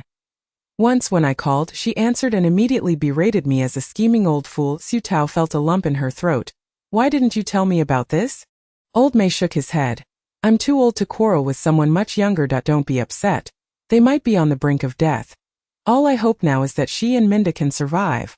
Otherwise, Xiao Zhen will suffer greatly, and I cannot bear that. Su Tao scratched her head, deciding to leave it to fate. That night, upon receiving a call from Ma Depeo, Su Tao hurriedly transported herself to Panlu Mountain. The vehicle was already at the entrance and 7 or 8 people disembarked. Entering with a mix of curiosity and caution, Emma Depeo spotted Su Tao and rushed over to introduce her. These two are our receptionists, Xiao Zhang and Xiao Deng. Quite a good appearance, don't you think, boss? They're sharp and literate. The two young women greeted Su Tao as per Ma Depeo's words. Indeed, they were quite presentable, dignified, and their gazes were clear. Finding such suitable individuals in the apocalypse was no small feat, thanks to Ma Depeo's efforts. These two are Aunt Zhang and Aunt Zhang. They previously worked at the old stations inn, so they have experience and are quite capable. And these gentlemen are our duty managers. They have all worked as bodyguards before and possess some martial skills. You can trust them to look after the place. Lastly, Ma Depeo introduced their head chef, Master Qin. Master Qin suddenly brought his elderly wife forward, appearing as if he would kneel. Su Tao swiftly intervened. Master Qin, that's not appropriate. Master Qin insisted on kneeling, forcibly making his wife bow her head to Su Tao. Su Tao felt a sense of desperation. She simply could not accept such reverence from elders who were a generation above her. With reddened eyes, Master Qin exclaimed, Boss Su, to you, this may be merely a job of little consequence. But for us, it is a life-saving grace. When Mr.Ma approached me, we had already run out of food and savings. With nowhere to stay and being driven away everywhere, I can endure this hardship as a man. But my wife cannot. Her health is poor, and she cannot withstand it. If she were to perish, I would find it unbearable to survive in this apocalypse. As he spoke, the middle-aged man in his 40s began to weep. His deaf-mute wife joined in, trying to offer comfort with her murmurs. Su Tao felt a pang of sorrow and exchanged glances with Ma Depeo, both sighing at the plight of so many in this world. After introducing everyone, Su Tao made an effort to remember each person's name and appearance, then individually discussed their salaries and benefits, ultimately guiding them to their respective apartments, informing them that they would officially commence work the following day. Upon hearing this, the two cleaning ladies rolled up their sleeves and began scrubbing surfaces, as if preparing to host a state leader. The receptionists didn't sleep a wink that night, familiarizing themselves with the layout of Panlu Mountain, mastering the operation of various machines and pricing standards, even taking notes. Amidst everyone's busy preparations as dawn broke, Su Tao officially launched the rental operation of the Panlu Mountain Inn. July 1 St. The Panlu Mountain Supply Station. Opened successfully. Chapter 114. Boss Su awaits the return of the powers. Regarding the opening, Ma Depeo seemed even more anxious than Su Tao. Boss, not many people know about our Panlu Mountain yet. I estimate that during these initial days of operation, we won't have many visitors. Should I go to the old station to pull in some customers? Su Tao was quite unconcerned. No rush.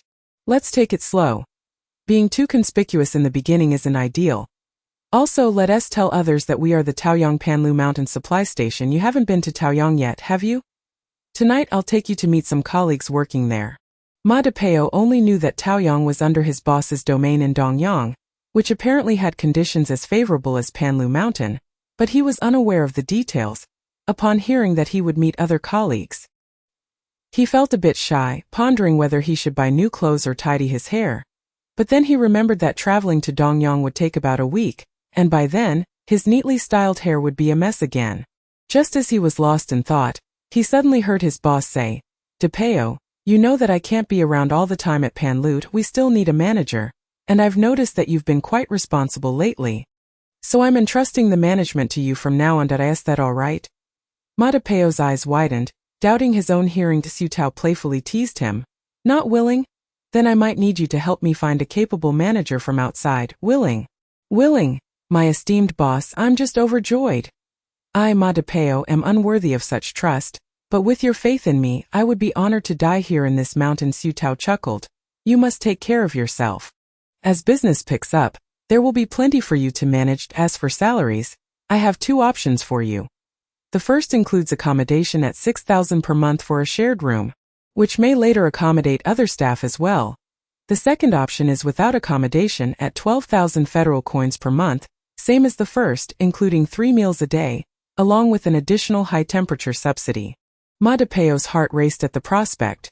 Whether he chose the first or second option, the benefits were remarkably generous. Previously at the old station, his base salary was only 6,000 without room and board, and he had to rely on commissions from overcharging customers to make ends meet. His mind was filled with thoughts of prosperity, and he blurted out compliments. I choose the second option. Boss suited, I am an orphan and have no desire to marry or have children, so I have no family concerns. I wouldn't mind living in a storage room. Just having a place to stay is enough. Besides, I know how excellent the conditions of our shared room are. It's a tremendous advantage for me. Su Tao laughed. You must have overcharged quite a few customers in the past. Ma de Peo sheepishly scratched his head. Survival demands it. On the first day of operation, indeed, there weren't many guests. Only 3 individuals officially checked in, and they were there because the old station was fully booked. They stumbled upon the sign indicating Panlu Mountain was open for business and decided to try their luck. After a languid half-day, Chef Qin rushed over to Su Tao. Boss, I've been idle for half the day, and I haven't done any work. It's making me anxious. The kitchen is equipped with all the necessary appliances and utensils, but we lack ingredients. Now that customers have arrived, I fear they might want to place orders. Su Tao reassured him. Don't worry, consider it a paid holiday for a few days. Once the ingredients arrive, you can put up the menu. If anyone wants to order, just direct them to the vending machine for bento. This reminded her that she needed to arrange for some vegetables from Taoyang, and then head to Dongyang's farm to buy some meat. Chef Qin, still feeling anxious, returned to the kitchen to wipe down the utensils and stove again. And with nothing else to do, he went to help the cleaning ladies. Soon after, another dozen people arrived, most of them having heard about job opportunities, including a few familiar faces who had previously worked with Ma de Peo in the garage dealing with corpses. Upon seeing them, Ma de Peo felt a bit helpless and turned to Su Tao. Boss, why don't you head upstairs first? They're probably here to settle scores with me. Su Tao asked. Did you offend them? Ma de Peo remarked, weren't we previously looking to hire 2 robust security guards? These few big fellows have some acquaintance with me and came to me at the first opportunity, considering they are not the diligent type for guarding. I decided to go missing for a while. They probably heard about the opening at Panlaishan and came seeking an explanation from me. Su Tao reminisced briefly and joked. Why are you so fickle? You were praising those 4 just the other day, saying 1 could repair vehicles, 2 could read, and 1 was an ability user. Ma de Peo genuinely admired her memory. Oh dear, my esteemed boss, how was I to know your recruitment criteria?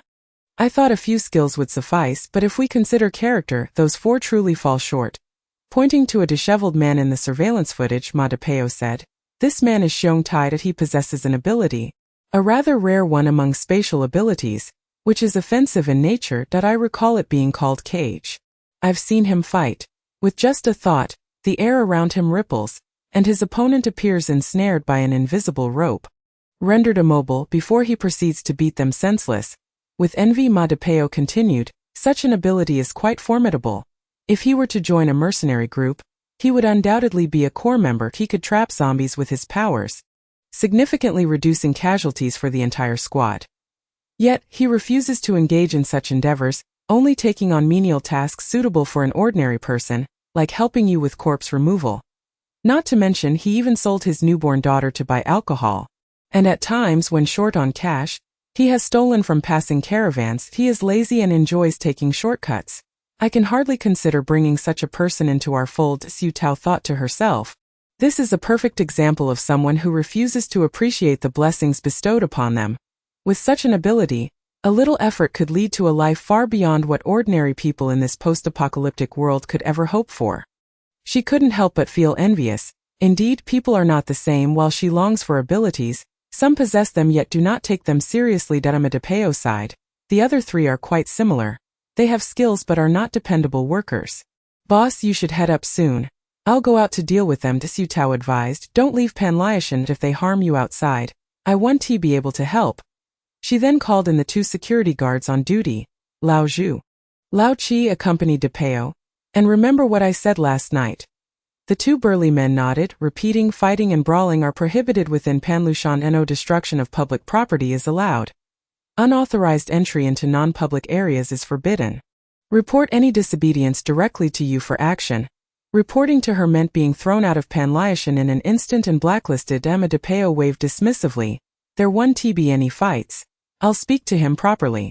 Indeed, within 20 minutes, Xiong Tai led his men away without any verbal conflict. However, Ma DePeo returned, wiping the sweat from his forehead, and said helplessly, I told him the boss needs diligent workers, but he simply doesn't fit the bill. I swear my attitude was entirely sincere, yet he mistook it for a lack of gifts, thinking that he wasn't wanted, and went back to fetch a gift. Chapter 115. Termination of Li Sutao harbored a natural aversion to such people and bluntly stated, What's with this man's obsession with shortcuts? If he comes looking for you again, just ignore him. I'll blacklist him along with the other three. She then opened the system, uploading the surveillance photos of the three men into the blacklist. They would be barred from entry if detected by the surveillance. Before dinner, Ma DePeo cleaned himself up, changed into new clothes, shaved, and neatly groomed his hair. Su Tao appraised him and nodded in approval. You look quite spirited. Though a bit too thin. You should eat more. Emma DePeo bashfully scratched his head. In recent years, I've often gone without meals. My stomach has been ruined. Now that I want to eat, it can't handle it. Boss Su, how do we get there? Should I call for a ride? Su Tao smiled slightly. No need for a car. Just close your eyes. Emma DePeo, bewildered, complied and closed his eyes, and an instant upon reopening them, he found himself in an entirely transformed environment at a refreshing fountain pool, well-ordered apartment buildings, and an impressive 3-story cafeteria connected to an exquisite terrace. Am I dreaming?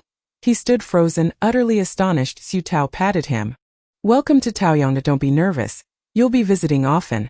Upon receiving the news, Zhuang Wan, Qian Rongrong, Qian Lin and others arrived, and the group introduced themselves as they headed towards the cafeteria. Zhuang Wan whispered to Su Tao, Did you really open a supply station at Panlyashan? Su Tao gestured towards Ma DePeo, who was still adjusting to his surroundings. I've brought the person in charge, it can't be false. Zhuang Wan was taken aback. So that's why you've been disappearing lately, to develop a side business. When will you take me to see it? I haven't been out of Dongyang in years. Absolutely, but Panlyashan isn't as picturesque as Taoyang. It's just barren mountains. Once Wu Zhen arrives, I'll have him work on some landscaping. Zhuang Wan felt a surge of longing. Isn't that reminiscent of a serene retreat with mountains and waters from before the apocalypse? Oh my, staying there would feel like a vacation. Su Tao chuckled. You're dreaming of vacations? Wake up. Make sure to communicate more with Ma DePeo. He is outgoing and quite adept at handling matters. You could learn from him, though he lacks your meticulousness and organizational skills. Perhaps you could impart some wisdom to him. Zhuang Wan beamed at the compliment and readily agreed. Emma DePeo's meal felt like a celestial banquet, elevating him to cloud 9. Not only was the food fresh and delicious, but his colleagues were also warm and friendly, making him feel right at home. Were it not for his delicate stomach, he would have wanted to drink himself into a stupor, celebrating the fact that he had not only found a solid backing but also a place to root himself. After Su Tao returned him to Panlyashan, she sought out Qian Rongrong and provided her with all the employee information from Panlyashan. Rongrong, you will now manage the payroll for both Taoyang and Panlushan as we may expand, considering your future workload. I'd like to raise your salary from 8,000 to 10,000. Qian Rongrong, who was entering employee details, paused her typing and shook her head vigorously. No, that's not necessary for now. Thank you, Boss Su, but really it's not needed. She then turned to her mother for assistance. Mom. Qian Lin also shook her head at Su Tao. Boss, it's not that we're ungrateful, but we truly don't need it right now. We can always consider a raise once Rongrong's workload significantly increases. With their insistence, Su Tao relented, patting Rongrong's head and smiling. Rongrong will be our financial manager, so there will be plenty to worry about. Simultaneously, Su Tao felt grateful for the support of her team, without whom managing everything would be overwhelming even if she had 10 of herself. Her ultimate dream was to delegate all tasks and spend her days leisurely wandering with her cats and dogs, sipping tea and collecting rent in her retirement. However, for now, there were still many matters requiring her direct attention, and neither Taoyang nor Panlyashan had truly been established yet. The following day, Su Tao received the full rent payment for the previous month as tenants. totaling 540,000 federal coins. Excited by such a substantial sum, she counted her balance several times, and after deducting utilities, she had over 690,000 federal coins. She was one step closer to her goal of 1 million in savings. At the same time, she reported the 11 newly expanded rooms to Zhuang Wan for her to arrange and select new tenants. Zhuang Wan was thrilled at the prospect of new vacancies. "Boss, my happiest moments each month come when you inform me of available rooms. It means I can manage a wave of tenants coming to inquire about rentals. Giving me a few peaceful days, though. By the way, a tenant reached out to me about terminating their lease." Su Tao was surprised. Terminating their lease? Is there something they're dissatisfied with? This was the first time she encountered a tenant wanting to leave. Previously, demand always exceeded supply, and once someone moved in, they never left. Zhuang Wan sighed. It's not dissatisfaction with Taoyang. You see, the recent zombie attacks have claimed quite a few soldiers in Dongyang. The couple, Tang Qingshu and her husband, have decided to transfer and terminate their lease to join the stationed army and fill this gap. Once they participate, they'll be away for a year or more. So it's better to vacate their spot for someone else. Those were their exact words. Tang Qingshu and her husband were the military couple who had directly introduced Mei Lao to act as the planner. Su Tao felt a twinge of concern but could do nothing but say, "Have them take care. And they can always reach out to Taoyang if they need anything. If they wish to return later, we'll prioritize their accommodation." Zhuang Wan nodded. "I'll ensure they receive the message. Additionally, I spoke with Shang Yulan yesterday. She's eager to come to Taoyang after graduation, but she needs approval from the school. Otherwise, she'll be assigned to the military."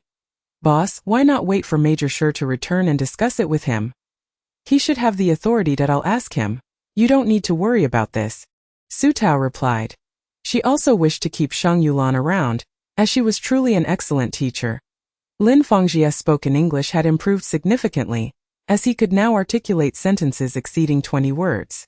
However, he still hesitated to speak up at times, only engaging in conversation with her. Su Tao left a message for Shi Zijin, unceremoniously asking him for Shang Yulan to show her surprise. Within merely 3 seconds, he responded with a single word. "Sure." Su Tao promptly called him. "Have you arrived in Chongjing?" Shi Zijin's voice sounded remarkably relaxed. "I arrived this morning. The team from Chongjing has just taken away the bone wing.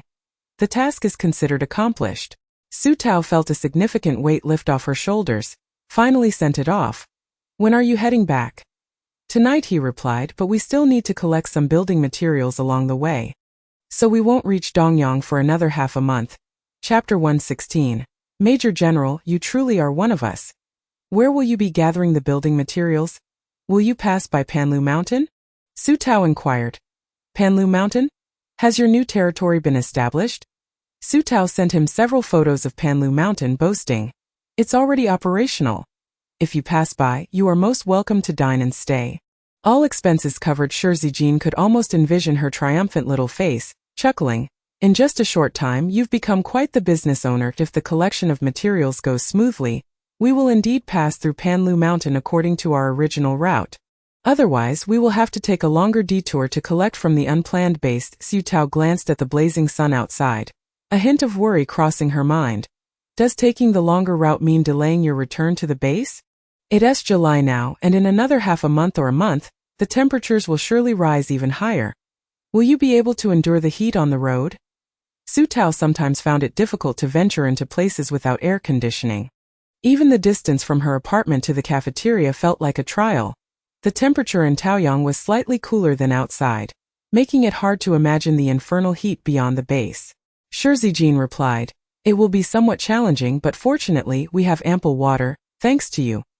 Additionally, we have encountered countless teams heading south in search of water, all aiming for Dongyang. I suspect they will pass through Panlu Mountain. So perhaps you could prepare for that." This was a subtle reminder that there was profit to be made. There are quite a few wealthy clients at the northern bases. Those who venture south during perilous times are certainly substantial customers. Securing this batch of clients would mean she wouldn't have to compete with the old supply station for customers. Su Tao's face lit up with joy. "My dear Major General, you truly are one of us, always thinking of my interests. When you arrive at Panlu Mountain, I will treat you all to a splendid meal. I've hired a top chef to arrange a 5-star banquet worthy of the pre-apocalyptic era." Shi Zijin knew she was being playful again and cautioned, while pursuing profit, remember to protect yourself. Business inevitably involves competition and even retaliation. The manager at the old supply station, Tan Yong, has some background and operates without much of a moral compass. He can be quite cunning. You must exercise caution that if you encounter any insurmountable issues, do not hesitate to seek my assistance. Su Tao nodded vigorously. Then let us leave it at that. I must attend to the final handover of the bone wing. Once that is completed, I will deal with some miscellaneous tasks and then return. Suddenly Su Tao asked, how will Chongjing study the bone wing? Dissection, vivisection, medicinal use. Regardless of which, recalling the appearance of the bone wing, it resembled humanity so closely that it evoked a sense of guilt for harming one's own kin. Shi Zijin responded, I know what you're thinking, and it's none of those. Chongjing aims to decipher the mutation patterns of the mutated zombies. Hence, they intend to inject it with nutrients to accelerate its growth for observation and documentation. It is the first case of a mutated zombie and possesses immense value for live research. It cannot be allowed to perish easily. Su Tao pondered. Alive, you say? Then it must be kept under strict surveillance. If it escapes, it could turn into a horror film. After hanging up the phone, Su Tao transmitted herself to Panlu Mountain and briefed Ma Depeo on the key tasks.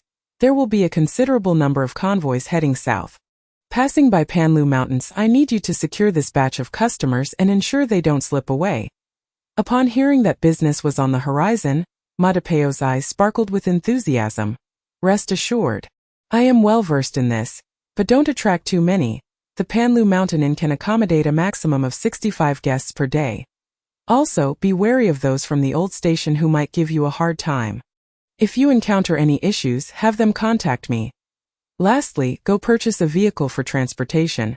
I will reimburse you. It's quite a hassle to charter a vehicle back and forth every time. Upon hearing that a car would be provided for him, Ma Depeo was ecstatic. What man doesn't he love a car? Those who claim otherwise simply lack the means. Just as Su Tao was about to leave, Ma Depeo stopped her, looking somewhat distressed. Boss. When will the kitchen supplies arrive? Chef Qin has been washing the utensils to the point of destruction these past couple of days. Idling around and getting anxious, he pesters me to find him something to do. If I tell him there's nothing, he just goes after the front desk girls and the cleaning ladies' tasks. I was thinking it might be best to get him started on cooking soon. It would be good for him and everyone else. Before Su Tao could respond, she spotted Chef Qin rushing towards her from a distance. Sensing trouble, she quickly replied, I'll get it sorted as soon as possible.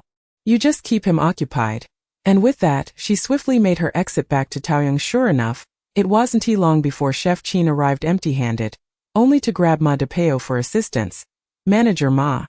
Is there anything I can do? If I don't work for a day, I can't eat or sleep properly. It's unbearable.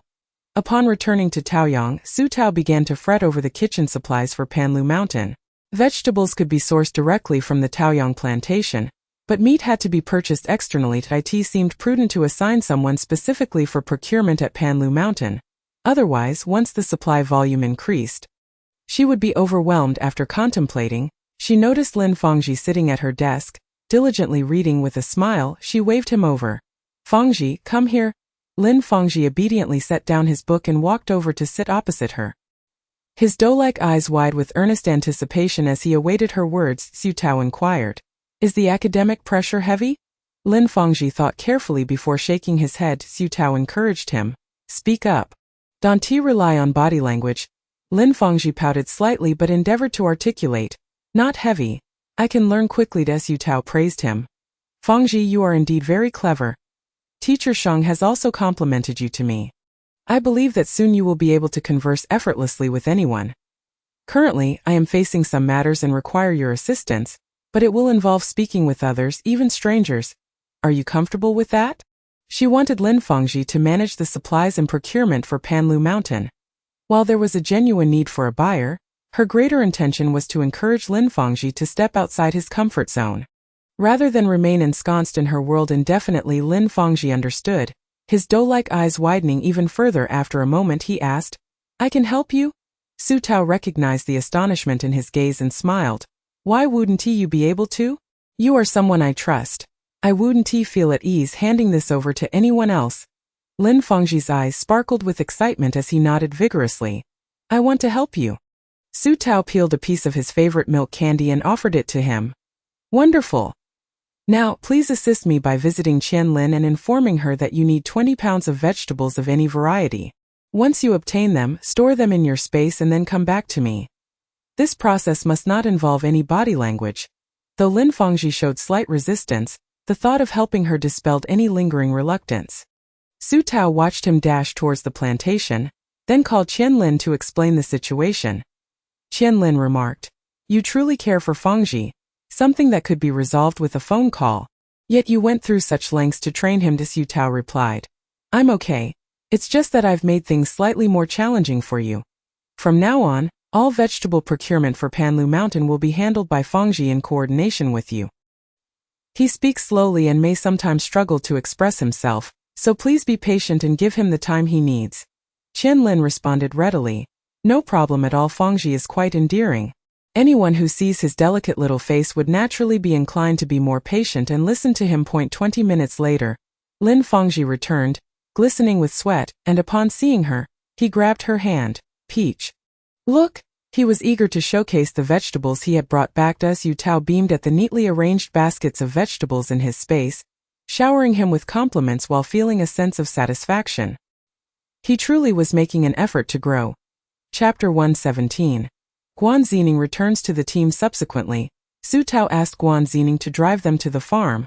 Throughout the entire process of purchasing meat, Su Tao made a concerted effort to remain silent, allowing Lin Fangji to take the lead in specifying what meat to buy, how much, and the cost.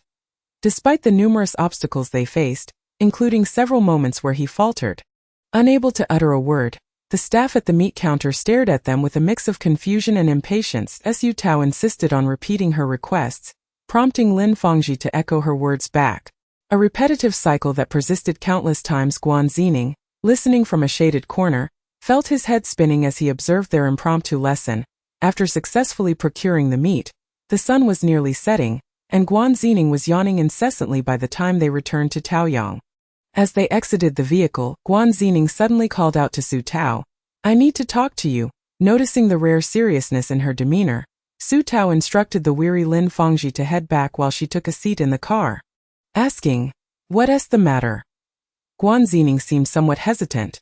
"It's July now, and it has been exactly 3 months since I joined Taoyang." Su Tao paused, suddenly realizing, "You want to rejoin your team? Why?" She reminisced about the scene of her first encounter with Guan Zining. This fellow wore an air of arrogance, declaring that he would protect her for merely 3 months, after which he would return to his unit. She had acquiesced to his terms. Guan Zining, resolute, proclaimed, "Indeed, I wish to return to my unit. You have seen in these past months that I am not one to remain docile. Although Taoyang is pleasant and you have no grievances against me, I find myself tormented here." She struck her fist against her heart. "In this current age of rampant zombies, countless lives have been lost. Need I elaborate? Among them are those I notice. Su Tao, you are my dear friend. Should you need my assistance, I, Guan Zining, would unhesitatingly march into the fray, even if it means bloodshed. However, I must sincerely apologize. I can no longer continue to protect you. I cannot betray my own heart. I yearn to step onto the battlefield, clad in military garb, adorned with insignia, to sweat and toil, awaiting the day I am wrapped in horsehide." Su Tao felt a surge of emotion, her eyes brimming with tears as she rubbed her nose. "I have long anticipated your departure. I was prepared for this. Since you have made your decision, hasten back to your unit. I shall speak with Major General Shi on your behalf. You need not worry, but remember our agreement. I do not wish to see you wrapped in horsehide. I want you to return to me adorned with medals." Guan Zining's eyes glistened with unshed tears as she embraced her tightly. "In light of your words, I shall strive to live well. You must protect yourself as well." That very night, Guan Zining departed. When Su Tao awoke the following morning, she heard Zhuang Wan's wails. "Oh my heavens, they all seem eager to rush to the battlefield. Have they lived enough? My heart cannot find peace." After her lament, she broke into tears. "Guan Zining has no heart. She offered me no chance for farewell. By the time I realized it, her room was already empty. When will we meet again?" Chenxi and Chenyang took turns comforting their mother, occasionally casting hopeful glances towards Su. Su Tao proposed, "Why not enlist and accompany her?" Zhuang Wan's sobs ceased abruptly, and with tear-streaked cheeks she accused, "Boss, I am truly heartbroken. Why do you mock me? Su Tao softened her tone in consolation. Not every soldier on the battlefield meets their demise. Think positively. Moreover, she possesses special abilities. And being of the supportive kind, she need not charge into the front lines. This perspective provided some comfort to Zhuang Wan. Let us hope so, yet I remain anxious. As Yu Tao handed her a tissue. Wipe your tears. I was about to inquire about Lan Lingling's condition. As Zhuang Wan wiped her tears, she choked out. Her condition has stabilized, yet she bears numerous wounds, some in sensitive areas that are quite grievous. I wish to bring her back to Taoyang for Dr. Zhong to treat her. Let us fetch her shortly. At this juncture, only Dr. Zhong can assist her. With Guan Zining gone, Su Tao enlisted a male tenant who could drive as a temporary replacement. This individual, Gan Hongyu, had been previously mentioned by Zhuang Wan as an IT worker, serving as a network engineer in Dongyang. Young, with thinning hair showing signs of baldness, Gan Hongyu was reticent yet eager to help. Accompanying Su Tao and Zhuang Wan to the hospital without leaving their side, Lan Lingling appeared in a dire state. Her face bore burns from cigarette butts, bandaged, and upon seeing visitors, her expression remained numb, devoid of any flicker of emotion. This state of despair was troubling. Zhuang Wan sought out Lan Lingling's father to explain their intentions, while Su Tao sat by Lan Lingling's bedside and asked, "Would you like to return to Taoyang with me? Allow Dr. Zhong to assist you. Consider it merely a nightmare, and upon awakening, all shall be well." Upon hearing this, tears streamed down Lan Lingling's face as she shook her head slowly. "Though my wounds may heal, my heart cannot. You boss, I truly wish to end my life. Were it not for my father, I would have already opened the window and jumped." Su Tao replied, "Do not entertain such thoughts. It is not worth it. Those who have harmed you have yet to face their due retribution. You must at least wait for that day." Her words struck a chord with Lan Lingling, who tearfully inquired, "Su boss, have I erred? Am I too materialistic, deserving of this vile fate? Is my suffering just? Should I be the one facing retribution?" Su Tao asserted firmly. "No, do you truly believe that your actions can be compared to their merciless slaughter? They cannot. Listen to me, return to Taoyang. There it was safer than anywhere else." She feared Su Zhongqing and his cohorts might discover that Lan Lingling had survived and seek to exact further revenge. Lan Lingling's father evidently shared this belief, expressing his gratitude to Su Tao. "Thank you so much. May I accompany Lingling? She cannot manage alone and requires care." Su Tao consented, just as she was about to usher them into the vehicle when Lan Minghui hesitantly asked, "Su boss, have we met before? You seem familiar." Su Tao smiled. "Perhaps from some photographs online, Uncle Lan. Please assist Lingling. Perhaps I have seen you before." Lan Minghui mused, momentarily perplexed, but soon dismissed it. Once in the vehicle, Su Tao inquired, "Uncle, do you have any news regarding Wu Feiqi?" Lan Minghui shook his head. "The police have been searching, but there are no leads. It is believed he may have been taken by Su Zhongqing's group to the eastern district to lay low. Or perhaps he is dead." Su Tao resolved to call Gu Mingzhi the following day. Upon arriving in Taoyang and settling the Lan father-daughter duo, Su Tao was about to return to her room when she suddenly heard Grandmotsin scream in terror from downstairs. Her heart raced as she sprinted down the stairs. Upon arrival, she beheld a bloodied corpse lying against the wall, seemingly tossed in from outside the high electric fence, with bloodstains adorning the wall. Nearby, Grandmotsin had fainted in fright. Chapter 118. Su boss is injured. Hearing the commotion, tenants from buildings number 2 and number 3 rushed down, all horrified at the sight before them. Zhuang Wan also spotted the corpse and stepped back in terror, blocking Chenxi and Chen Yang from advancing. As Chenxi stepped back, she accidentally stepped on a crumpled piece of paper. Curiosity piqued, she picked it up only to find it stained with blood, causing her to toss it away in fright. Oblivious to the unfolding chaos, Su Tao instinctively pushed Chenxi and Chen Yang back while turning to assist the trembling grandma. The elderly woman's face was ashen. "I was passing by when I heard a loud thud, thinking something had fallen from a balcony, only to discover a dead body, with words etched upon its face, blood everywhere." A tenant nearby chimed in, "I heard it too. It was quite loud. I thought the blood scythe had come to attack our wall again." "Who is this dead person?" A bolder tenant was about to investigate when Su Tao seized their arm. "No, everyone disperse. Do not gather here. Quickly, Chenxi, Chen Yang, let's go." Her heart raced, a foreboding feeling gnawing at her. Her instincts screamed that this corpse should not be approached. Just as she was about to assist Grandmotsin in retreating, Lan Lingling suddenly stumbled over, and in the moonlight recognized the corpse's clothing. Her eyes widening in horror. Achi no, a beeping countdown echoed ominously. The corpse concealed a bomb boom. Su Tao instinctively shielded Grandmatsen beneath her, followed by a deafening blast and a rush of heat. The next moment, she saw a snow knife hurtling toward her. The world plunged into darkness. When Su Tao awakened again, her head throbbed painfully. Upon opening her eyes, she found Lin Fangji leaning over her bedside. With Zhuangwan sitting nearby, she appeared to be in a hospital room in Dongyang. The memories of the corpse, the explosion, and the snow knife flooded her mind. Peach? Lin Fangji, with bloodshot eyes, lifted his head. And upon seeing her awake, his expression brightened. Zhuangwan jolted awake, hastily pressing the call button for the doctor. She looked visibly shaken. Thank heavens you are awake. Apart from your headache, is there anything else troubling you? Where is the snow knife? Zhuangwan averted her gaze. It's nothing serious, just a fall with some injuries. What injuries? Boss, the doctor is here. Perhaps you should let them examine you first. Ignoring the suggestion, Su Tao yanked the 4-needle from her wrist, threw off the covers and attempted to rise. Zhuangwan felt her scalp prickle in alarm, hastily divulging. The snow knife is still unconscious.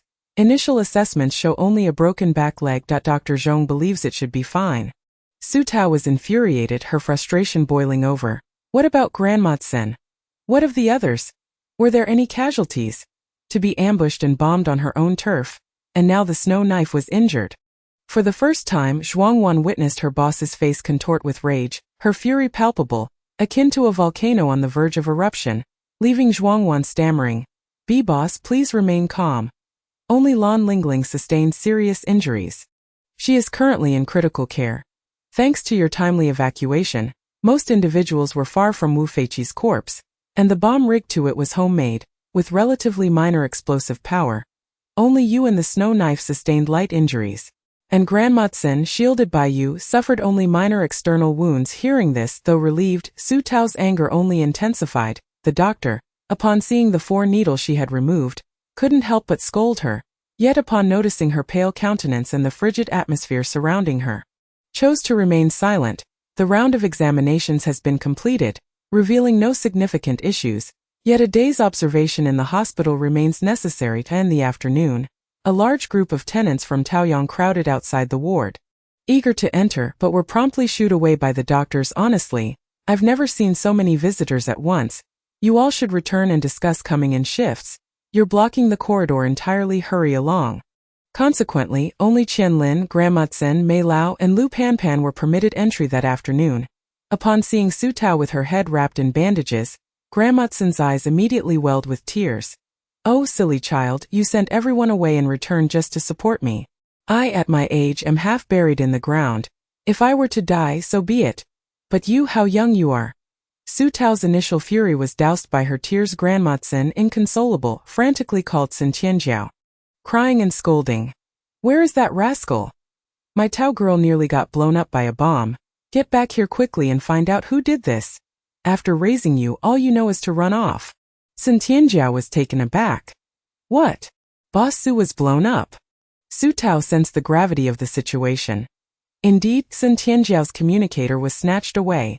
Unaware of the change in person, Grandmatsen spat. You're the one who's dead. My Tao girl is alive and well. Antsen, where is Su Tao? Is she next to you? Grandmatsen recognized the voice as Shizijing's and paused before responding. Ah, sure boy, she's right next to me. Let me tell you, the bomber was exceedingly arrogant, even left a note threatening to kill all Taoyang residents. You didn't see the corpse, but on the face were 4 bloody characters that read, just a warning. This is a threat, pure provocation. You all need to figure out a way to catch that beast.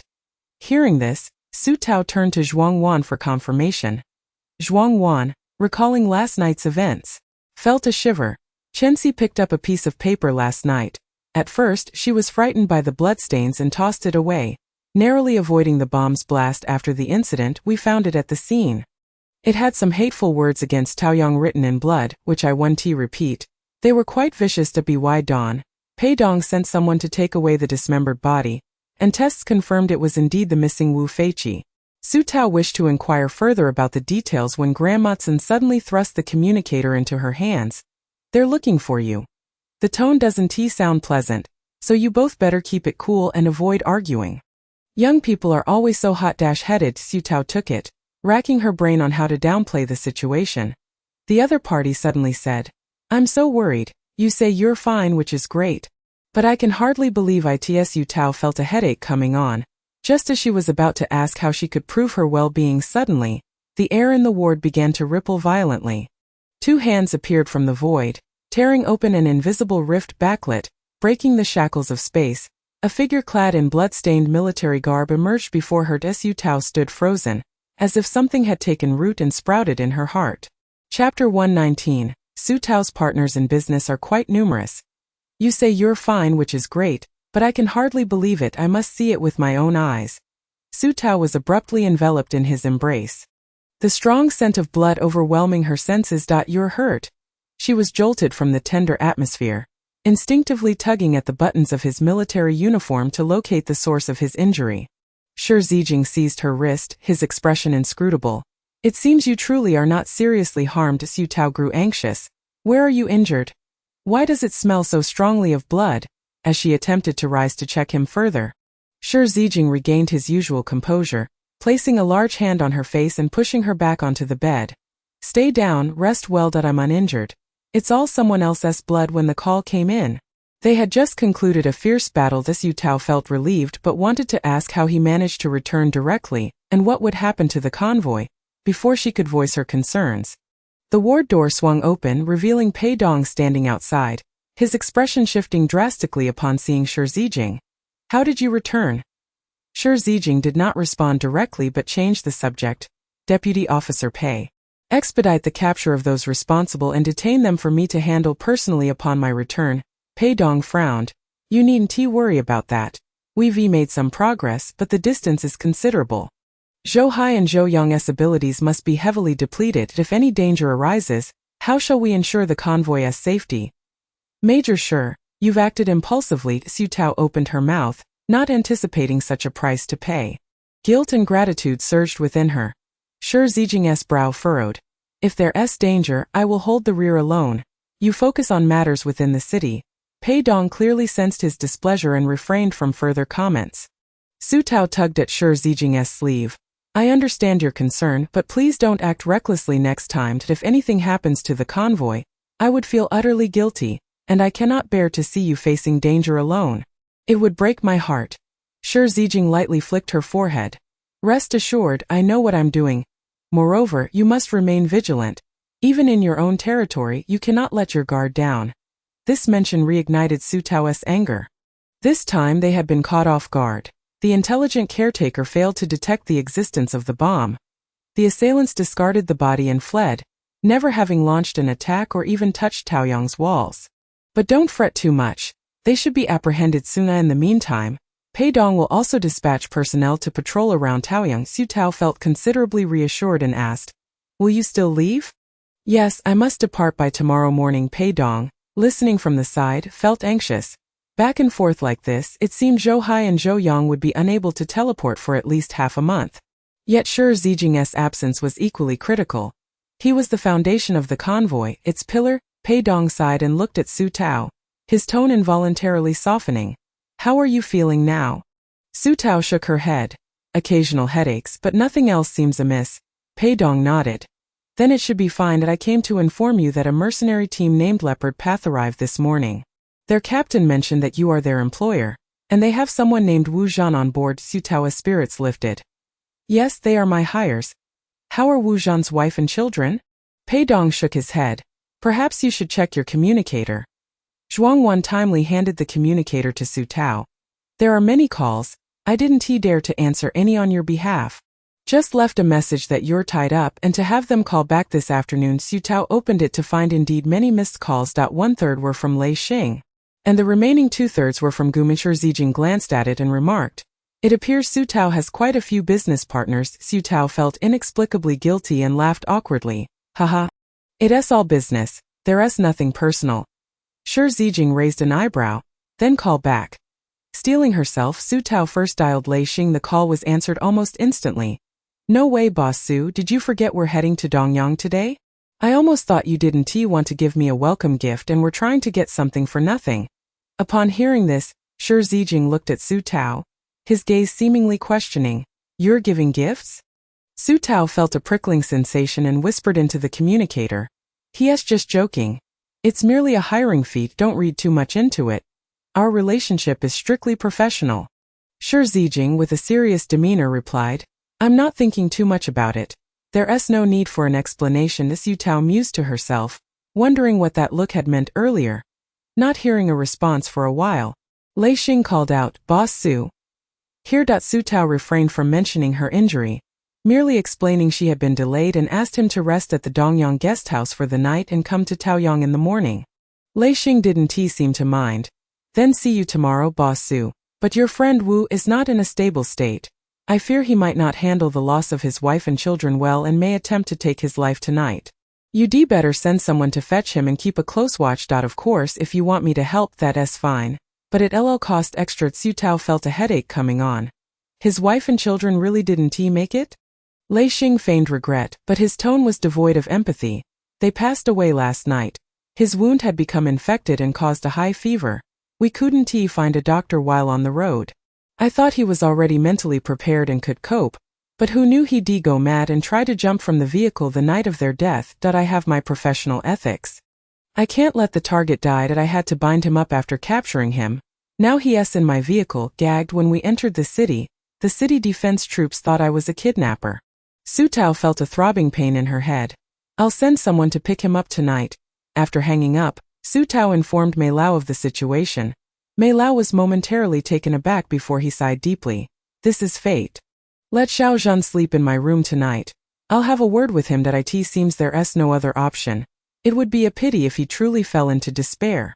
Pei Dong, upon hearing the entire sequence of events, promptly made a phone call to arrange for someone to fetch Wu Zhan. After hanging up, he turned to Su Tao and inquired about the disposition of his wife and child's remains. Yet again it posed a profoundly vexing dilemma. Su Tao asked, is there a place to freeze them? If they are cremated now, Wu Zhan might resort to seppuku in my presence. Very well, I shall directly instruct someone to remove the bodies. If we delay further in this sweltering heat, they will soon begin to emit a foul odor. Do not trouble yourself. Just rest well. Su Tao, however, was preoccupied with thoughts of Xue Dao and could not find solace in lying down. Thus, she requested Zhuang Wan and Shi Zijing to accompany her to see Xue Dao.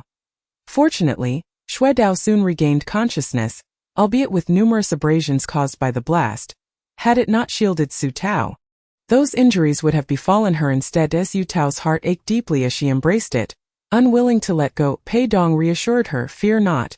It has endured far worse injuries in the past and emerged unscathed each time. Subsequently, Pei Dong, reminiscent of the training he imparted to Xue Dao years ago, affirmed and rewarded its protective behavior. Xue Dao, invigorated, wagged its tail enthusiastically. Were it not for its lameness, it would have dashed in circles around them. Su Tao gently patted its head. It has aged. It cannot sustain further injuries lately.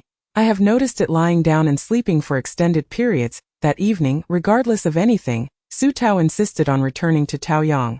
Unwilling to spend the night in the hospital, Shi Zijing, unable to dissuade her, drove her home. However, upon their arrival at Taoyang, Su Tao spotted Zhong Gaoi standing at the entrance, dragging a suitcase, looking desolate as if cast out from his home. Zhong? Su Tao glanced at the date. It was only the 3rd. Yu Mingqi had arranged to see her on the 10th of each month. Upon seeing Shi Zijing behind her, Zhong Gaoi dared not mention that Gu Laoda was concerned for Su Boss and had been unable to reach her by phone. So he had kicked him out to serve as an informant. Chapter 120. I consider you a good friend, hence my concern for you. Zhong Gaoi concocted a flimsy excuse. I have some matters on the 10th. So I arrived early. Su Tao paid little heed, joyfully ushering him inside. Dr. Zhong, you arrived just in time. Please check on Xue Dao. It has injured its leg. Zhong Gaoi, indifferent to the dog's injuries, focused on the bandage atop her head and asked, Su Boss, are you all right? Do you need me to examine you? Su Tao was about to wave him off, but Shi Zijing interjected, addressing Zhong Gaoi directly, examine her left wrist, right ankle and the back of her head. In the end, both Su Tao and Xue Dao entered Dr. Zhong's clinic. Upon exiting, the previously discomforting areas had completely healed. Xue Dao was now able to trot around her joyfully. Zhonggaoi could not help but advise. Su boss, although these are minor injuries, they should not be overlooked. The heat is intense. Infections could lead to complications. Shi Zijin looked down at her and asked, "Did you hear that?" Su Tao nodded repeatedly. Zhonggaoi surveyed the room and inquired, "By the way, Su boss, what of the medical supplies you brought earlier?" Su Tao replied, "They are stacked in the lounge of the adjacent office building. I haven't had the chance to sort them out yet. I'll take care of it before your next clinic visit tomorrow." Recently, she had been occupied with the construction of Panlushan. Leaving the clinic unattended at it appeared she would have to pull an all-nighter to set up the medical supply room and emergency room. Upon leaving the clinic, Su Tao noticed Chanxi hurrying towards her. "Chanxi? Why the rush? Be careful." Chanxi slowed her pace, embarrassed, and explained, "I heard someone mention that Uncle Zhong had arrived after a long time." "So?" Su Tao smiled, "Then go on." After Chanxi ran off, Su Tao turned to Shi Zijin and remarked, "Chanxi seems quite fond of Dr. Zhong. I heard from Zhuangwan that Dr. Zhong gives her private lessons every time he visits and even brings her some surgical books. Is he perhaps considering taking her on as an apprentice?" Shi Zijin replied calmly, "Perhaps he wishes to have a daughter." Su Tao was taken aback. "That can't be. Zhuangwan might fight him for that." Observing her youthful face, Shi Zijin thought it inappropriate to discuss such matters with a girl, so he shifted the topic. "Take me to see Hazima." Su Tao successfully redirected her focus. "Right, let me find it. Since it awakened its abilities, it has developed a penchant for roaming around. I can't keep it confined at home. It scratches at the door, so I let it out to play every morning." She opened the surveillance feed and located Hazima beneath the second building. Simultaneously, she spotted the shattered windows and damaged walls from last night's explosion. Damn it, after finishing the clinic tonight, she would have to repair the walls. Once she caught the culprits, she would ensure they understood what it meant to be ruthless. Upon reaching the second building, Su Tao called out, and Hazima leaped in through the broken window. Initially, it nuzzled against Su Tao but quickly recognized Shi Zijin and sprawled on his military boots. Begging for a belly rub, Shi Zijin lifted it for inspection and informed Su Tao, "It possesses a unique mental ability called reconnaissance. Not only can it share visual perspectives with people, but it can also share auditory, olfactory, and tactile sensations. Moreover, any location it has scouted will be stored, creating visual maps for instant reference, much like a scout providing feedback from the rear lines. You might think of it as a mobile camera, with no distance limitations and capable of completely concealing itself in the dark." After a pause, Shi Zijin added, "It would be well suited for military service. Its powerful reconnaissance capabilities could greatly benefit the army." Su Tao blinked. "Indeed, in my context, its abilities seem rather superfluous. With the system in place, both Taoyang and Panlushan are under my control, negating the need for Hazima to scout anything. Conversely, the military, which embarks on perilous missions, could truly benefit from a formidable scout." Yet Su Tao harbored selfish thoughts. She could not bear to send Hazima to the military. It was just a small cat, pampered by her since it was a kitten, and had never encountered the dangers of the outside world. It was truly hard to part with it. Shi Zijin refrained from pressing further, scratching Hazima's chin before returning it to Su Tao. She cradled it in her arms, planting a kiss on its head before setting it down to play. The hour was growing late, and she remarked, "I'll see you upstairs. Go on under the bright moonlight and gentle breeze." Su Tao observed him, noticing the fatigue creeping into his silhouette beneath the moonlight, and could not help but ask, "How long will you be able to rest after this mission?" Shi Zijin shook his head. "It's hard to say. It could be a month, a week, or even just a day." Su Tao could not hold back. "Aren't you tired at all?" Shi Zijin countered, "You spend your days fretting over every little matter in Taoyang, attending to lost items and missing tenants. You are more concerned than anyone else. Are you not weary?" Su Tao sighed. "It's just that seeing you constantly on the move, with hardly a moment's respite while facing such perilous circumstances, worries and pains me." Shi Zijin's gaze deepened. "Why do you feel pain for me?" Su Tao stammered, quickly retorting, "Then why were you anxious when you heard I was injured? Why did you go to such lengths to see me in person?" She lifted her chin defiantly. Why are you silent?" "Because we are friends," Shi Zijin replied earnestly. Su Tao's lips slowly drooped. "Yes, I consider you a good friend, which is why I care for you. I not only worry about you but also about Sinlair. I'm tired. I'm heading upstairs now. You needn't inform me when you leave tomorrow. I plan to sleep in." Shi Zijin watched her figure disappear into the stairwell. Silently wishing her good night and farewell, Xu Tao opened her bedroom door and flopped onto her large bed, rolling over to embrace the sleeping Bai Zhima. Forget it. Men can't compare to infrastructure. Suddenly, the communicator buzzed as Xu Tao glanced at the caller ID and saw it was Gu Mingqi. She answered, switched to speakerphone, tossed the communicator aside, and lay back down. Boss Gu, if there's something to discuss, just say it. Your partner is not in the mood for idle chatter right now. Yu Mingqi was unsure why he had called, and after a long pause he managed to squeeze out, how is the old man doing lately? Quite well. The caregiver says he eats and sleeps soundly. This afternoon his singing was quite robust. Alright, that's all. Xu Tao waited for him to hang up, but as time passed, she found herself lost in thought. When she finally picked up the communicator again, she realized 10 minutes had passed, and Gu Mingqi was still on the line. What else could he want? The other party promptly hung up. Xu Tao was left bewildered but too lazy to ponder further. She sat up and opened the system to get to work. She set the map to the clinic, first expanding the area adjacent to her original consultation room to create a single room for the emergency room, then relocating the necessary equipment inside. The emergency room was equipped with 2 single beds and 2 storage cabinets for emergency medications. If only she could acquire a batch of medical supplies. Currently, Taoyang had none. Finally, she constructed an additional floor above the consultation room, accessible by a spiral staircase, dedicated to housing other medical equipment. Xu Tao opened her window to gaze at the clinic's location, feeling a swell of satisfaction as it began to resemble a hospital. After completing the clinic, she also renovated the first floor of the second building, restoring it to its former state. Glancing at the time, she noted it was just past 11, and decided to construct a few more 2-bedroom apartments. This afternoon's influx of tenants had netted her an additional 198,000 federal coins. In the present day, her savings have reached an astonishing 880,000 federal coins, marking a new pinnacle for her finances. Xu Tao, in one breath, constructed 7 2-bedroom apartments, causing her savings to shrink back to 660,000, which is still quite substantial.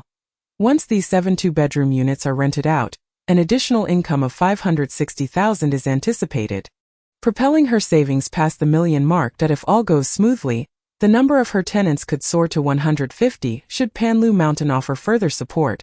Surpassing 200 tenants would pose no challenge. This would herald her next system upgrade. Chapter 121. Boss Su's windfall. At the break of dawn the following day, Xu Tao sent the details of the 7 2-bedroom apartments to Zhuang Wan. Zhuang Wan was utterly astounded. Boss, what has spurred you to release so many apartments at once, all 2-bedroom units? I find it a bit overwhelming. Previously, Xu Tao had been as reluctant as squeezing toothpaste to provide her with updates. And Zhuang Wan mirrored this hesitance in her announcements, causing everyone to grow anxious, especially family-oriented tenants who were particularly eager for 2-bedroom configurations. Xu Tao thought to herself that it was merely the allure of money. The cost of expanding a 2-bedroom apartment had reached 32,000, a figure that only seemed to rise. She had always been loath to invest such amounts. Yesterday, upon glancing at her savings, she felt somewhat affluent and decided to loosen her purse strings. Isn't that Major Shi? She mused. Is he leaving today? Why didn't you go see him off? Following her gaze, Xu Tao looked out the window and indeed spotted Shi Zijing, all set to depart. Humph, let him go. He'll be back eventually, just a friend, there's no need for me to worry excessively. Noticing her demeanor, Zhuang Wan cautiously inquired, did you two have a quarrel? Xu Tao promptly refuted the notion. No. Before Zhuang Wan could ask further, her communicator suddenly buzzed. She stepped aside to answer, and as she listened, her expression grew increasingly grave. What happened? After taking a sip of water to steady herself, Zhuang Wan replied. There's a family of 3 residing in Unit 010, who wish to terminate their lease due to concerns stemming from the recent explosion. They are anxious about the possibility of a similar incident occurring. Xu Tao furrowed her brow. Are other tenants expressing similar concerns? Currently, it's just them. Xu Tao waved her hand dismissively. Let them go, but according to the agreement, if the seasonal lease hasn't expired, we must deduct a month's deposit. Make sure they understand this. Furthermore, if they change their minds, they will not have another opportunity to re-rent. Zhuang Wan acknowledged and hurried off to handle the matter. Xu Tao descended the stairs, gazing out to see Shi Zijing vanish into the ether. As if he had never been there, she sighed, contemplating that perhaps once he completed his mission, they ought to have a serious discussion. She disliked the ambiguity and the constant suspicion that hung over their relationship. At that moment, the thunderous roar of a motorcycle engine echoed towards the entrance. Su Tao immediately spotted Lei Xing perched atop the vehicle. He waved at her, and before the vehicle had fully halted, he nimbly leaped down and appeared before her, startled by his inhuman speed. Su Tao instinctively stepped back with a grin revealing his pronounced canines. Lei Xing remarked, "Did Boss Su come out specifically to welcome me?" Su Tao replied, "You're overthinking it. Just park your vehicle at the entrance. You all can come inside." Huashi tapped the hood of the vehicle with his bare hand. "What's wrong with this ride? We modified it ourselves. Isn't it stylish?" Su Tao, lacking in appreciation for such post-apocalyptic machinery, noted the exposed pipe engines and the overwhelming metallic aesthetic. "Nonetheless," she said, "it's stylish. But it's too large for my space. There's south nowhere to park it inside." While uttering this, Su Tao's mind raced with thoughts of upgrading the communal facilities shop to construct an underground level for a larger parking garage. However, she quickly dismissed the notion, as upgrading the communal facilities shop required 500,000 federal coins, a sum she could not presently afford. Lei Xing took her words seriously. "Do you own a vehicle? If you like, I could help you modify it. It would undoubtedly be more impressive than this." Su Tao replied, "Thank you, but that won't be necessary for now. You all haven't had breakfast yet. Have you? Let us eat first, then I'll settle your hiring fees and afterwards we can visit Dr. Zhong, the healer with the limb regeneration ability." Lei Xing inquired, "So, is breakfast on you?" "Of course. We eat a lot." He reminded her. Su Tao paused, glancing at the 14 burly men and thought, it shouldn't be too outrageous, right? However, when she witnessed the group consume an entire 4,000 federal coins worth of breakfast and hot drinks. The second-floor dining area was strewn with empty wrappers forming mounds. Huashi, with a radiant expression, exclaimed, "Boss Su! This is the most delectable and filling meal I've had in 20 years. Goodness, how do you manage to have everything? It feels like I've returned to my childhood before the apocalypse. After all these years traveling with the Leopard Brigade, how come I've never heard of this place?" Lei Xing gulped down a 500 milliliter bottle of milk. His dark golden pupils glazed over. Su Tao imagined him as a satiated sesame seed. After a moment, Lei Xing suddenly asked, "How much do you sell this milk for?"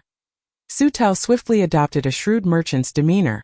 60 federal coins per bottle. In reality, the internal sales price for tenants was merely 20 federal coins, with her procurement cost being only 10. Lei Xing promptly placed an order.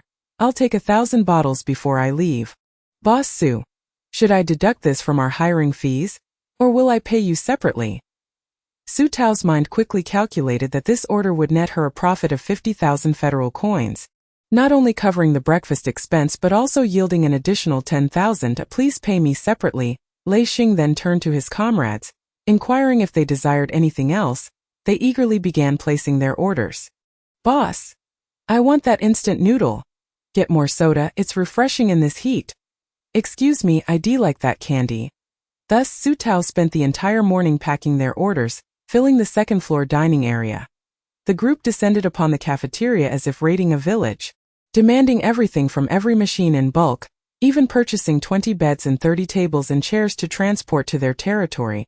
Huashi, feeling the soft bedding, joyfully remarked to Lei Xing, "Captain, this is pure cotton. Much better than the shabby wooden boards and old clothes we've been sleeping on. This trip was truly worthwhile. You have a keen eye." The other teammates showered Lei Xing with praise, commending his foresight to undertake the mission even when others doubted, leading his subordinates to a life of abundance and comfort. Su Tao rolled her eyes inwardly at their camaraderie, but her joy mirrored that of the exuberant Leopard Brigade. After paying their hiring fees, she still netted over 60,000 federal coins. In essence, she not only rescued Wu Zhan but also earned an additional 60,000, a splendid profit indeed. "Captain Lei, there is so much stuff. How will you transport it all?" Lei Xing remained unfazed, beckoning one of the rotund team members. "Dazue, you handle the packing." Then Su Tao watched in astonishment as this hefty member suddenly opened his mouth, growing wider until it resembled the size of a bed, swallowing all the goods before him in one gulp, then belching. Su Tao was left dumbfounded. What kind of creature was this? No, rather, what kind of ability? Chapter 122. Tragic and infuriating. Lei Xing noticed her astonishment and couldn't help but feel a sense of pride. It's a type of spatial ability. Just call for him to spit it out when you need it. Su Tao replied, impressive. Still, she felt that the abilities of her acquaintance Fang Ji were more courteous. Lei Xing continued, Boss Su, do you have any vacant rooms? We haven't received any suitable tasks recently and would like to stay in Taoyang for a while. Hua Shi and the others cast hopeful glances at Su. Su Tao inquired, how long do you intend to stay? My apartments require a minimum rental period of 1 month. How much is the rent for a month? Do you have a price list? Su Tao called Zhuang Wan over to introduce the Leopard Brigade while she stepped aside to answer a call from Pei Dong.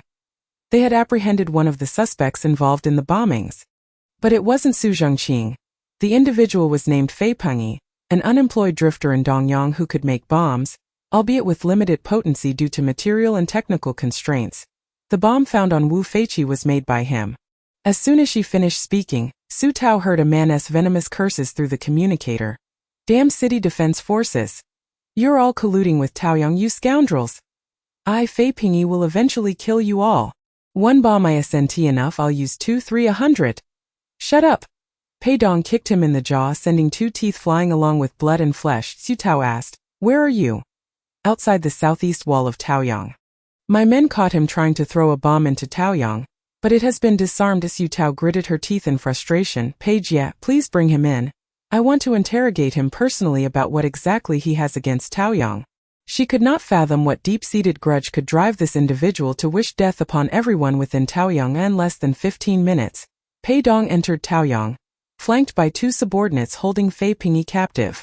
Fei Pengyi was cursing vehemently along the way, spitting out every foul word imaginable. However, upon witnessing the interior of Taoyang, particularly the newly constructed 2-story clinic, he suddenly erupted into a maniacal laughter.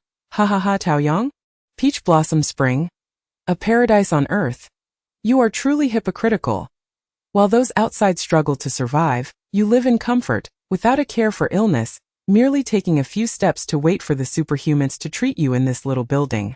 While outside, people who stumble can only wait for death. With bloodshot eyes, Fei Pengyi glared fixedly at Su Tao, his mouth stained with blood as he bellowed, do you know how my mother died?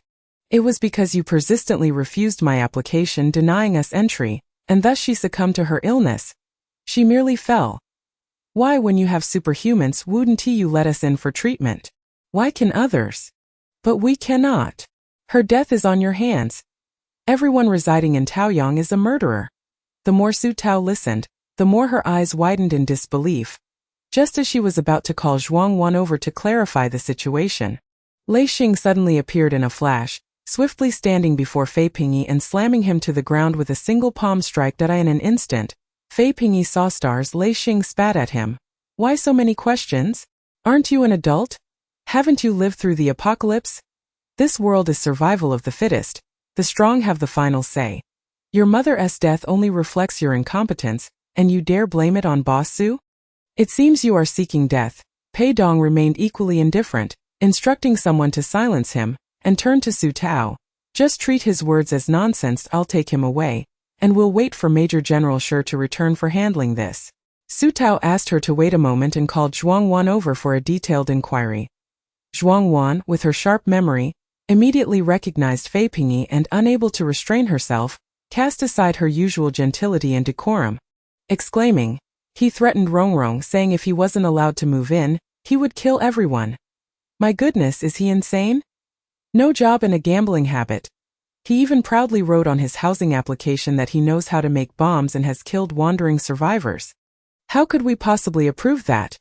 Su Tao ripped the tape off Fei Pengyi's mouth. I ask you, why didn't you send your mother to Dongyang Hospital?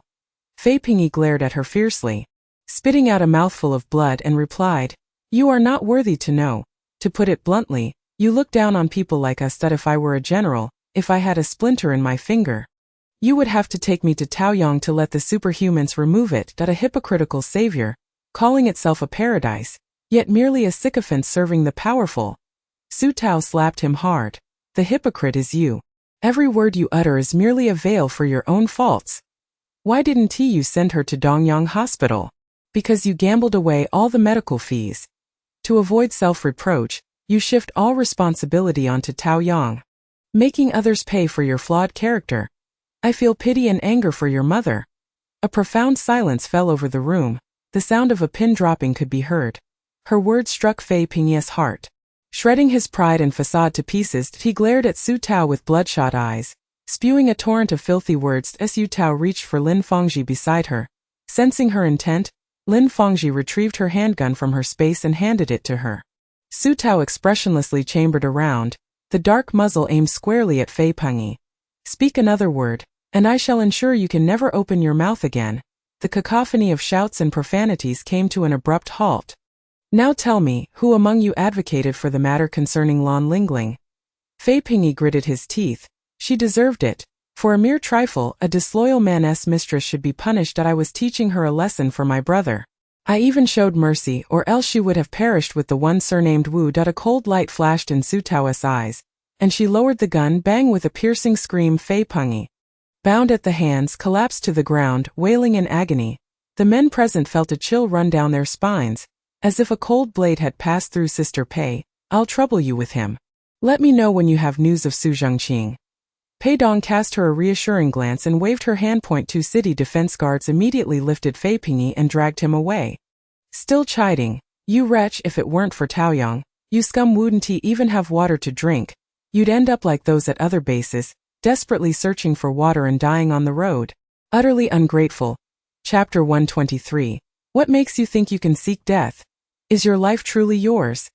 This gunshot turned Lei Xing's impression of her completely upside down. Boss Su, a woman of exceptional caliber. I, Lei Xing, misjudged you in the past. Su Tao shot him a glance. How did you see me before? Lei Xing confessed. I judged by appearances and harbored gender bias. Boss Su, you are so young. And your looks are commendable, yet I didn't expect your resolve to be so formidable. No wonder you managed Taoyang so adeptly. Su Tao shook her head. It's not solely my accomplishment. Many capable women in Taoyang contribute greatly. Just now I introduced Manager Zhuang to you. Without her Taoyang wouldn't be so orderly. And then there's Manager Qian in the plantation who cultivates the fresh vegetables you eat. Even our youngest Rongrong is quite adept at managing finances, she concluded with a half-joking tone. Captain Lei, do not underestimate women.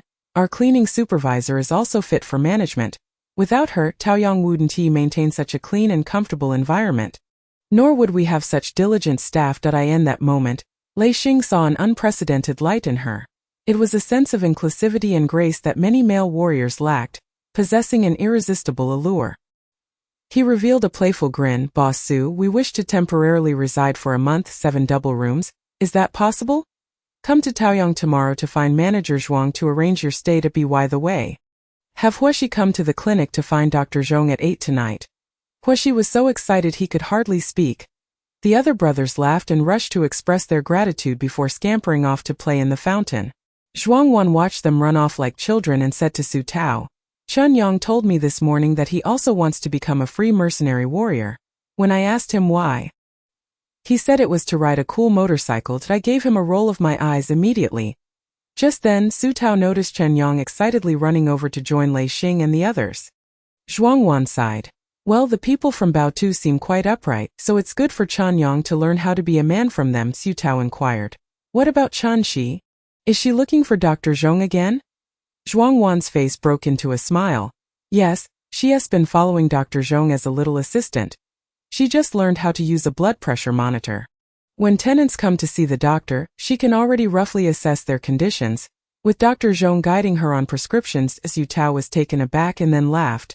Chen Shi's talent is remarkable. No wonder Dr. Zhong is so fond of her. She'll be our little divine doctor in Taoyang. Zhuang Wan felt bashful. That's too exaggerated. I just hope she can help tenants with minor ailments and ensure the clinic runs smoothly in Dr. Zhong's absence. Su Tao was full of anticipation. Chen Shi will achieve great things in the future. Dr. Zhong is indeed a wonderful teacher. Zhuang Wan nodded. He is also a good father and husband. He had a wife and child before, but they both died of illness due to the lack of medicine. He could only watch helplessly as they left, even after more than a decade. He still remembers them. Su Tao was stunned. That was simply too heart-wrenching. She studied medicine and possessed the miraculous ability of limb regeneration. yet faced with illnesses beyond her power and the absence of medicine. That feeling of helpless despair could only be understood by Zhong Gaoi himself. As the two were conversing, Lu Panpan suddenly jogged over, looking somewhat troubled. Boss Su, Wu Zhan is trying to commit suicide again. We just saved him. This is the third time. Old Mei is almost scared to death. He has been so worried these past few days, unable to eat during the day and sleep at night. Always tense. I've seen his spirit dwindle over the last 2 days. I'm really worried, so I came to talk to you without his consent. Could you please persuade him to let go of Wu Zhan's matters? If I've said anything wrong, please don't take offense, boss. I just can't bear to see Old Mei like this. He has improved so much thanks to Dr. Zhong's arrival. And now Su Tao frowned. Old Mei has spoken to him, yet it's still futile. Does he truly wish to live? Lu Panpan nodded with concern. He seems to have lost his soul. Old Mei speaks to him, but he cannot absorb it, muttering to himself. Zhuang Wan sighed. Another pitiful soul who has lost his wife and child. Yet he is causing so much distress for Old Mei. How about we give him a separate room and have someone else keep an eye on him? Su Tao pondered for a moment and shook her head. First, take me to see him. Upon entering the room, Su Tao saw Wu Zhan bound to the sofa, his hair and body drenched, head tilted at an odd angle, as if he were unconscious. Old Mei was sitting by the window in his wheelchair. Soaked and visibly worn down, his eye sockets deeply sunken. Zhuang Wan gasped in shock at the sight. Lu Panpan felt a profound sense of guilt and embarrassment for not taking better care of old Master Mei. She lamented, Wu Zhan attempted to drown himself in the bathtub while I was momentarily away in the restroom. By the time I discovered him, he was nearly out of breath, which terrified me. Thankfully, a few neighbors assisted in administering first aid, and he is now stable, albeit unconscious. I fear that if he awakens, he may once again seek to end his life, so I have bound him for safety. Su Tao turned to Lin Fangji and instructed, fetch a basin of water for me. Lin Fangji hurriedly returned with a large basin of water. Su Tao commanded coldly, splash it on him to wake him up. Old Master Mei, witnessing this, attempted to intervene. Tao girl, he has just swallowed water. Su Tao retorted, you care for him, yet he shows no regard for his own life. Why should you be concerned? Fangji, pour it on him until he wakes. Without hesitation, Lin Fangji doused Wu Zhan with the entire basin of water. He coughed violently and indeed awoke, his eyes blinking in confusion as he beheld Su Tao. Momentarily taken aback, Su Tao queried, what is this? Don't you recognize me? Wu cough, miss. He stammered. Su Tao replied, so you still remember me? Do you still wish to die? Wu Zhan hung his head, his face etched with despair, as if his very spirit had fled. Suddenly filled with anger, Su Tao kicked his knee joint. Wu Zhan grimaced in pain but did not react further. She seized his collar, locking eyes with him, and coldly demanded, what gives you the right to seek death? Is your life truly yours to squander? Do not forget the promise you made to me at Shouan. Miss Su, if I survive this and reach Taoyang, I swear to serve Taoyang with unwavering dedication for the rest of my life, Wu Zhan replied, his voice thick with emotion. Su Tao's expression hardened. Does your apology hold any weight? I exerted tremendous effort to rescue you. While old Master Mei spent an entire night in worry, treating you as his own son, have you considered his age, how he might not withstand such stress and fear? Your heart appears to have grown cold. Panjia, release him. If he wishes to die, let him have his way, Lu Panpan interjected, glancing between Su Tao and the sorrowful old Master Mei. With a determined bite of her lip, she acquiesced to Su Tao's command and swiftly untied Wu Zhan. Even retrieving the implements he had previously used in his suicide attempts, fruit knife and shards of glass, while thoughtfully opening the restroom door, revealing the still full tub from his earlier attempt. Yet Wu Zhan remained motionless. Go on, Su Tao urged. I will consider it a futile endeavor on my part. I refuse to harbor someone who so readily seeks death. In your eyes, it seems no kindness or dream can outweigh your suffering. Chapter 124. Not only does Taoyang need you, but this chaotic world needs you even more. Dreams? A flicker of light returned to Wu Zhan's eyes, but it quickly faded. He gazed at the fruit knife and glass shards on the table. Hesitating, Su Tao swiftly seized his hand. Come with me. Wu Zhan stumbled slightly as he followed her. Su Tao led him to the sunroom on the 3rd floor, and as the door swung open, the afternoon sun poured through the pristine floor-to-ceiling windows, enveloping the verdant hydroponic shelves in a golden glow. The aroma of fresh produce enveloped Wu Zhan. Do you see this? Everything here has been nurtured around the clock with care, at considerable cost. Yet, despite this, Taoyang can barely accommodate 100 tenants, insufficient for internal consumption, let alone for the countless others who go hungry and lack access to vegetables. Wu Zhan, your abilities are a blessing in this apocalyptic world. You possess the power to sustain millions with your own strength. Not only does Taoyang need you, but this chaotic world needs you even more. I understand that Minda's departure is unbearable for you. But I hope you can endure, live well, and allow them to reside in your heart in another form. That if you were to leave as well, I must speak harshly, who would remember them in this world? Wu Zhan stood in stunned silence for what felt like an eternity, tears welling in his eyes as he slowly crouched down, covering his face and silently sobbing. Su Tao closed her eyes briefly before pulling him up again. I will take you to another place. Close your eyes. In an instant, Wu Zhan felt the air and temperature shift around him. When he opened his eyes, he found himself atop a mountain, surrounded by desolate hills. He stood rigid as if trapped in a dream. This is Panlu Mountain, a part of Taoyang. Su Tao explained that I intended to reserve this mountain for you. Nearly 1,000 square meters. You can grow whatever you desire here, treating it as your own balcony, your personal botanical paradise. Everything you cultivate will rightfully belong to you. And here you need not fear any zombies. I will prepare a room for you, allowing you to stay as long as you wish. Of course, the condition is that you must live well. If you die, I shall make this place a garbage dump. Wu Zhan's despair dissipated, and it seemed his spirit had returned to him as he exclaimed, "What a waste! This area was once lush with greenery, perfect for cultivation. With my abilities, I could produce an abundance of fruit each year." Su Tao smiled brightly. Thus, only you living will ensure this vision comes to fruition. Without you, this land would succumb to desolation and ruin, trampled by zombies and soaked in the blood of our kin. Wu Zhan's expression shifted through a myriad of emotions, finally settling into a state of awakening realization. Miss Su, I need a moment of solitude. Su Tao recognized that he had grasped onto a lifeline, an anchor that bestowed upon him a purpose for living. Very well. You may stay at Panlu Mountain for a few days. No one knows you here, and you can truly relax. Whenever you feel ready, come find me. Wu Zhan wiped away the tears streaming down his face. Miss Su, you have saved me for the second time. I shall never be able to repay this debt. Su Tao replied earnestly, cherish your life, and that shall be your repayment. Your life is yours to live. Wu Zhan bowed deeply in gratitude. Afterward, Su Tao summoned the front desk attendant, Xiaozhang, instructing her to escort Wu Zhan to the vacant staff quarters. Just as she was about to return to Taoyang, Ma Depeo spotted her and hurriedly called out, Miss Su, wait a moment. Su Tao paused, allowing him to speak. Ma Depeo, beaming with excitement, exclaimed, although our guest count has been modest these past few days, the feedback has been overwhelmingly positive. 3 guests in particular praised our environment and inquired whether we could offer a discounted monthly rate. I am not quite sure about that, so I came to ask you. Su Tao pondered for a moment. Where are they from?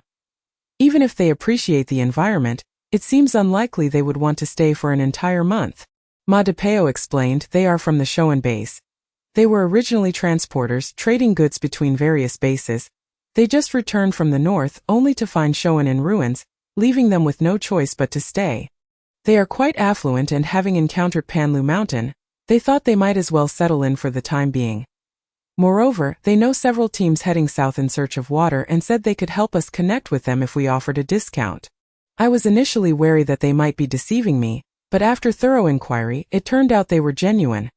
These 3 are seasoned transporters, well acquainted with many people and organizations. Miss Su, I believe we could offer them a discount without it being a loss. Su Tao promptly agreed, I trust your judgment. Offer them a 20% discount. Additionally, I will arrange for someone to deliver vegetables and meat, and have Chef Qin prepare a couple of dishes to send over.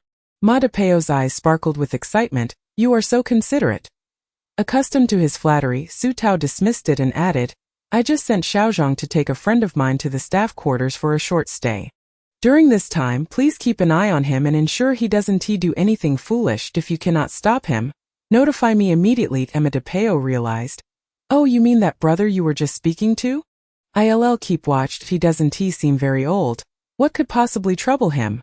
Su Tao shook her head. He has lost his wife and child. Don't be overly attentive. Just let him be unless there's a problem. Ma Depeo sighed. He seems like a man of deep feelings, unlike Xiong Tai, the one who attempted to bring you a gift but missed you. His wife died in childbirth, bleeding profusely in a shabby home. He didn't even flinch as he discarded her body outside for the zombies to feast upon. Sleeping soundly on the very bed where she had died, he even complained about their daughter's cries disturbing his sleep and sold her the next day for liquor. Su Tao's brows furrowed deeply. In chaotic times, the dregs of humanity multiply. Keep your distance from him and sever any ties. Emma de Peo quickly waved his hands. Since coming to Panlu, no to Taoyong, I've cut off all ties with those unsavory acquaintances. I fear any trouble they might bring. You can rest assured. Su Tao nodded, suddenly inquiring, is there any news from the old station? Ma de Peo shook his head. Nothing significant. If anything, more people have been traveling to Dongyang lately, which has improved business at the old station. Their leader, surnamed Tan, might be secretly reveling in his newfound success, counting his profits in bed with a woman. Upon uttering those words, he immediately felt they were rather crude, especially when directed at his employer, a girl barely 20 years old. His boss was only 18. He often forgot this fact. Chapter 125. The Existential Dilemma of Gu Mingzhi. I apologize, boss, I am a rough man with a coarse tongue. Please do not take offense. Su Tao truly did not mind. She hardly paid it any heed and continued, well then, keep a close watch on the old station's activities. Perhaps in due time, Tan Yong will send someone to find you. Ma de Peo, startled, inquired, what does he want with me? Su Tao shrugged. In any case, it won't be anything good. Stealing someone else's business, what could it possibly entail? Just like when she had taken Gu Mingqi's business. And that fellow attempted to suppress her with public opinion. It all depended on how communicable Tan Yong was. Brother Yong, I've gathered some intel. According to that scoundrel Xiong Tai, there is indeed a supply station opened at Panliashan. And it's run by a woman. Tan Yong, shirtless and embracing a beautiful woman, abruptly pushed her away, astonished. A woman is running it? Is that for real? Don't you dare fool me. The informant promptly affirmed. It is true. I'm finding someone to summon Xiong Tai. He has been to Panliashan and even accompanied a fellow from Aran called de Peo to the underground garage there to deal with a corpse. He witnessed that woman with his own eyes, claiming she is very young, looking barely 20, practically a girl. Tan Yong nearly leapt out of his skin. Moving corpses in the underground garage? Isn't that what Gu Mingqi entrusted him with? Does Panliashan also have Gu Mingqi's involvement? After years of building cooperative trust, it's on the verge of collapse. Tan Yong's face darkened like a pot bottom. Bring Xiong Tai to me. In less than 10 minutes. A drunken Xiong Tai was carried in. The crowd regarded him with disdain. He was both pitiful and a drunkard. If it weren't for the powerful abilities bestowed upon him by heaven, no one would bother with him. The disparity among people is truly infuriating. Even the most wretched possess abilities. Tan Yong, upon seeing him, was filled with ire. Wake him up! Several underlings swarmed him, delivering a flurry of punches and kicks. Xiong Tai yelped and sat up abruptly. Awake, mumbling, I'm just here to bring a gift. Tan Yong slapped him on the head. You're still not awake. Speak clearly. What did you see at Panliashan? Who is that woman? Did you see a man in glasses? Always dressed in a suit. This time Xiong Tai genuinely came to, clutching his head in lament. Brother Yong, what's going on? What have I done wrong? I merely sought a job that required no labor, offering meals and lodging, but that Ma de Peo thought himself superior and looked down on me. He wouldn't even give me a chance to meet Boss Su. Tan Yong delivered another slap. Clarify what job? Who is Ma de Peo? Who is Boss Su? Ma de Peo is the fellow who used to solicit for Arin, a skinny, slick-tongued guy. Recently, he claimed to have some excellent job opportunities, searching for suitable candidates. When I inquired, lo and behold, Panliashan is opening a supply station, hiring for security, reception, cleaning, and the benefits. Brother Yong, I beg you, don't hit me. Tan Yong maintained his stern expression. Speak. The benefits are fantastic. My heavens, it's my dream job, meals and lodging included. The accommodations are all well-decorated apartments, far better than what you live in. Tan Yong, lacking any sense of mercy, struck him with a heavy fist. Afterward, he pressed on. Who is Boss Su? Is she a woman? Xiong Tai, tears brimming in his eyes from the pain, replied. Yes, she is a woman. Ma de Peo calls her Boss Su. What is it like inside Panliashan? Xiong Tai grimaced. To be honest, I've only been inside once when I moved a corpse. At that time there was nothing. The last time I went to Panliashan, that scoundrel Ma Depeo wouldn't let me in. I just glanced from outside and saw what seemed to be 4 fuel tankers. Tan Yong exchanged shocked glances with several other management members. Their old station had none. All fuel was procured from other sources. Where did this woman surnamed Su acquire them? Was Gu Mingqi supporting her behind the scenes? Tan Yong grew serious, and about that earlier question, did you see a man wearing glasses? Xiong Tai held up 4 fingers, swearing, I truly did not see him. Tan Yong waved him off. Scram. Xiong Tai felt as if he had been granted a pardon, but then shamelessly asked, Brother Yong, do we have any such jobs here? Meals, lodging, and a salary, living in high-end apartments. Tan Yong kicked him, shouting, Get him out of here. His underlings hurriedly dragged Xiong Tai away. Tan Yong, feeling exasperated, donned his outer garment and paced while smoking a cigarette, ultimately deciding to call Gu Mingqi.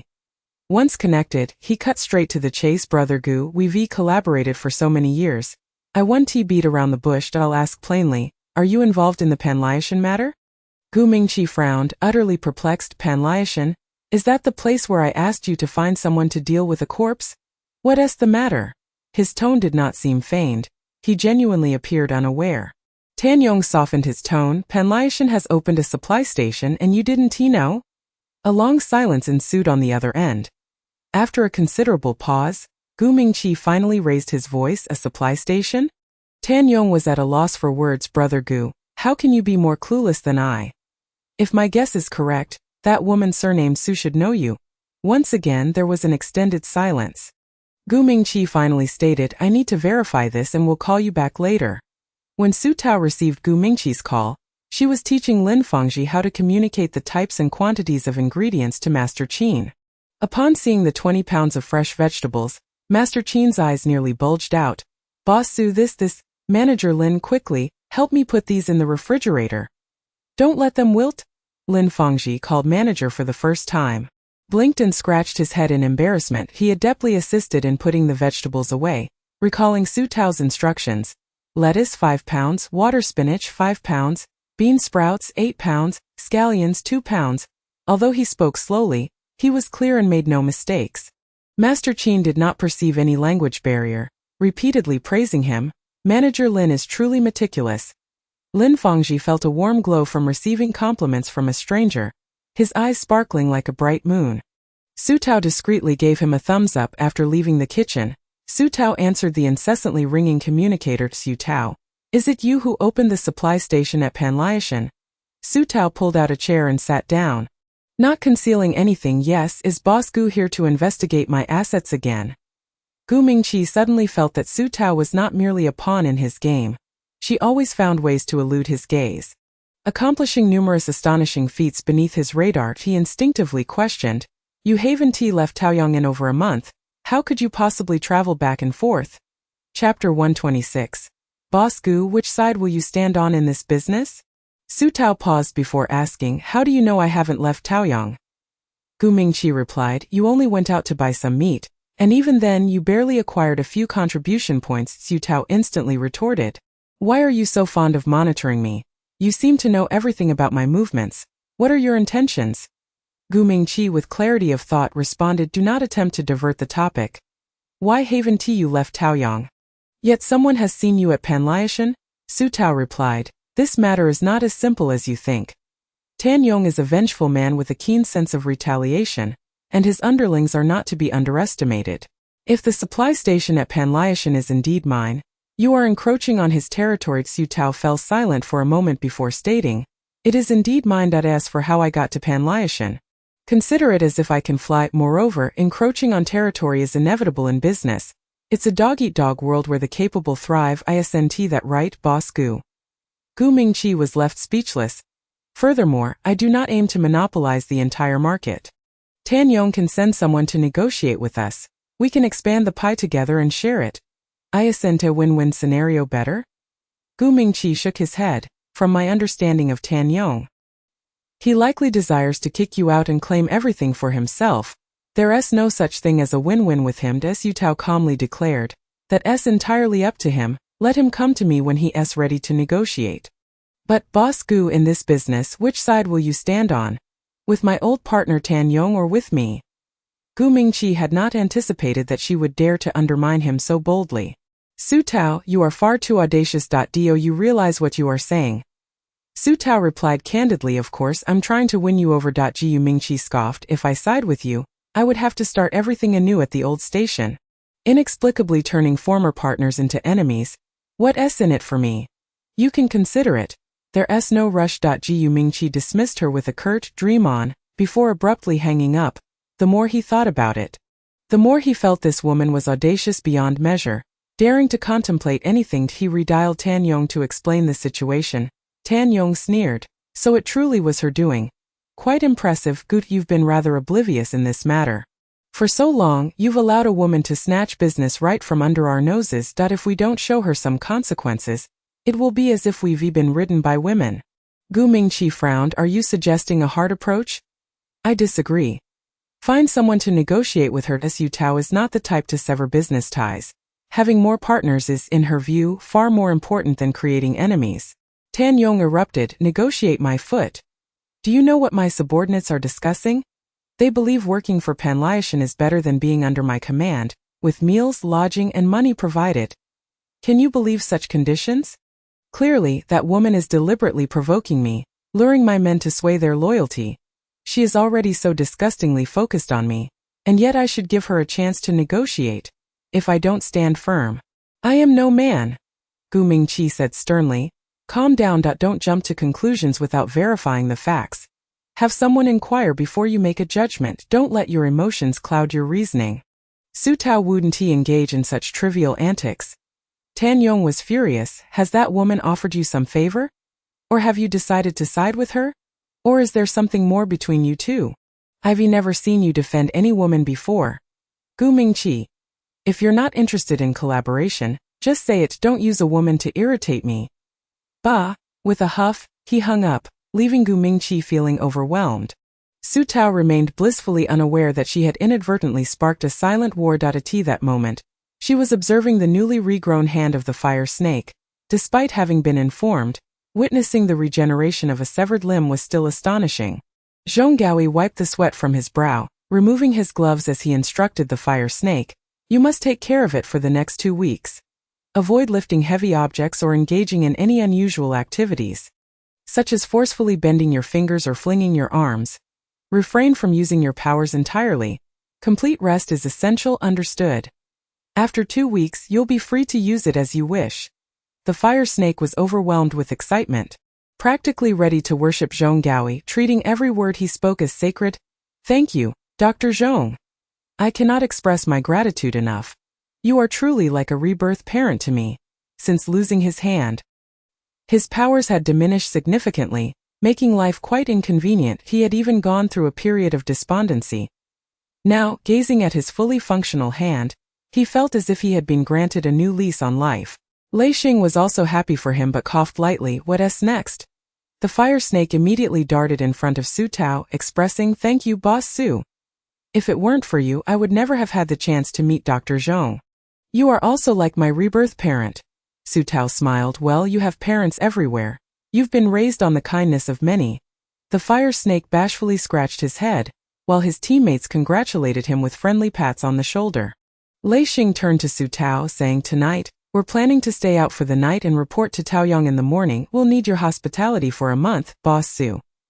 Just then, Chun Yang approached, his eyes gleaming with admiration for Lei Xing. Brother Lei, can I join you for the night?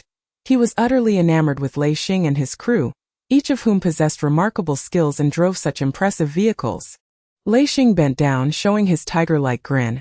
That's something you'll have to discuss with your mother and boss. I can't just take you along without permission. Chun Yang tugged at Su Tao's clothing, his face pleading. Su Tao firmly rejected. No sleepovers. You just want to ride in their car. Don't think I don't know. If you truly want a ride, find an opportunity in the next few days for Brother Lei to take you for a spin during the day. Reluctantly, Chun Yang conceded, watching longingly as the crew from Leopard Path left, their engines roaring with charisma. Zhuangwan noticed his eyes glued to the departing vehicles and hurried him back to his room to wash up and sleep. Once Chen Yang had turned back multiple times, Zhuangwan sighed. That boy is getting more curious about the world outside Taoyang as he grows older. I think life here is just too comfortable for him. Su Tao replied, "It's normal for boys. It's only natural to feel some admiration and curiosity upon meeting people from Leopard Path for the first time." Zhuang Wan sighed again. "I'm contemplating whether to send him to the military." His father always hoped he would enlist, believing that boys should serve as soldiers, shedding blood for their country, but I can never quite make up my mind. Have you asked him about his thoughts? Zhuang Wan nodded. "I did. He surprisingly told me he wants to be a free mercenary." I nearly burst with disbelief. Mercenaries are infinitely more dangerous than regular soldiers. Not every mercenary group is as formidable as Leopard Path, capable of self-defense and earning decent pay. Most of them live day by day, with their lives hanging by a thread, never knowing when or where they might meet their end. Chapter 127. Master Qin's Culinary Skills. Su Tao, lacking parenting experience, refrained from offering suggestions. Although Zhuang Wan was troubled, she did not neglect her responsibilities, presenting Su Tao with a list of new tenants for the 7 two-bedroom apartments. The properties had become quite popular among families, all of whom had children. "However, boss, when will we have properties with more than 2 bedrooms? Many have inquired and have been waiting for quite some time for a response." Su Tao sighed. "Just a little longer. By next month, we should be able to accommodate that. In another month, the business at Panliashan should show improvement, and with the increasing number of tenants in Taoyang, reaching 200 people should not pose a problem." Zhuang Wan beamed. "That's all I need to hear. I can assure the tenants now. Remember to reserve a unit for me. I've been wanting to move for a while. The children are growing up, and I don't wish to squeeze into one room anymore." Su Tao made an okay gesture, suddenly recalling, "By the way, how is Lan Lingling doing? She was injured in the bombing the other day. Has she recovered?" Zhuang Wan replied. "Dr. Zhong treated her, but she currently has some psychological barriers. She is afraid to see anyone and doesn't dare leave her room. Her father has been taking care of her, and his hair has turned half gray. Her father resigned from his job in Dongyang, partly to care for her and partly to focus on capturing Sujin." Su Tao was at a loss for words and finally said, "Just remind him to be cautious." The next morning, Su Tao instructed Zhuang Wan to help Leopard Path settle in while she transported Lin Fangji to Panlushan. Ma Depeo rushed out from the kitchen, exuberantly exclaiming, "Boss Su, Master Qin's culinary skills are extraordinary. You must try this. I never knew lettuce could be prepared so deliciously." Master Qin's deaf-mute wife brought out a plate of blanched lettuce, setting it down and smiling at Su Tao before the dish arrived. Its aroma wafted through the air. Su Tao took a small piece, and the salty and savory flavor permeated every corner of her mouth, with a crisp texture that was not at all raw. Truly, he was deserving of being the head chef at a grand hotel. Lin Fangji watched her intently. Su Tao smiled. "Go ahead, it's all for you." Lin Fangji devoured it eagerly. Master Qin, a bit shy, asked, "Is it good?" "I haven't cooked in a long time. My skills are rusty." After receiving praise previously, Lin Fangji felt familiar enough to respond, "It's delicious." Master Qin appeared to regain the sense of accomplishment he once had before the apocalypse, conquering taste buds one spoonful at a time. His deaf-mute wife clapped her hands beside him, seemingly celebrating her husband's triumph. Master Qin affectionately squeezed her hand. Ma Depeo felt envious. Su Tao inquired, "Have the guests from Show and Transport arrived?" Ma Depeo nodded vigorously. "They just arrived. This plate was specially prepared for you and Brother Lin." Lin Fangji had finished eating and set down his plate, looking toward the kitchen, seemingly still hungry. Recognizing that it was indeed mealtime, Su Tao asked Master Qin to prepare 3 more dishes: 1 plate of blanched lettuce, 1 of braised pork, and 1 of cold stir-fried hollow heart vegetable, along with fragrant steamed rice. Just as they settled down to eat, curious guests began streaming down, drawn by the enticing aromas of the freshly prepared dishes. Their eyes widened in astonishment upon seeing the 3 exquisite dishes. Where did these come from? Fresh vegetables? And meat? Such good rice. I haven't seen anything like this in years. Where did you buy it? Ma Depeo neglected his own meal, instead bustling to welcome the guests, explaining the current menu and the ordering time. Even the team upstairs, who had received the dishes, exchanged astonished glances at the plate of blanched lettuce. Zhang Lin, as the captain of the transport team, had seen many powerful organizations and regions, but Panliashan left him utterly amazed. His teammates swallowed hard, remarking, "Captain, what's the deal with Panliashan? They provide fuel and water at will. And now they're even giving away such exquisite dishes for free. Honestly, we need to bring in customers for them. Before long, everyone will flock here." Who would want to go to that old, expensive place? Zhang Lin, noticing his teammates' eyes glued to the dishes, waved his hand. Eat up. Since the boss is willing to send this plate of food and is happy to offer discounts on room rates, we should do our part. Later, you all take some photos of Pan Liashan and these dishes to share with our fellow colleagues. Got it? In less than 20 seconds the dishes had been completely devoured. There were those who, utterly disregarding decorum, retrieved provisions from their bags to soak in the broth of their plates and consume every last morsel. A few were left yearning for more. Captain, we haven't had enough. Can we go down and inquire if there's any left? I'd gladly pay for more. Zhang Lin felt as though he had partaken of a legendary fruit yet failed to savor its essence. However, upon descending the stairs, he was greeted by the sight of a long queue stretching outside the kitchen window. Upon closer inspection, they discovered a menu had been revealed, although it featured only 5 dishes. The tantalizing aromas wafting through the air seemed to ensnare their very souls.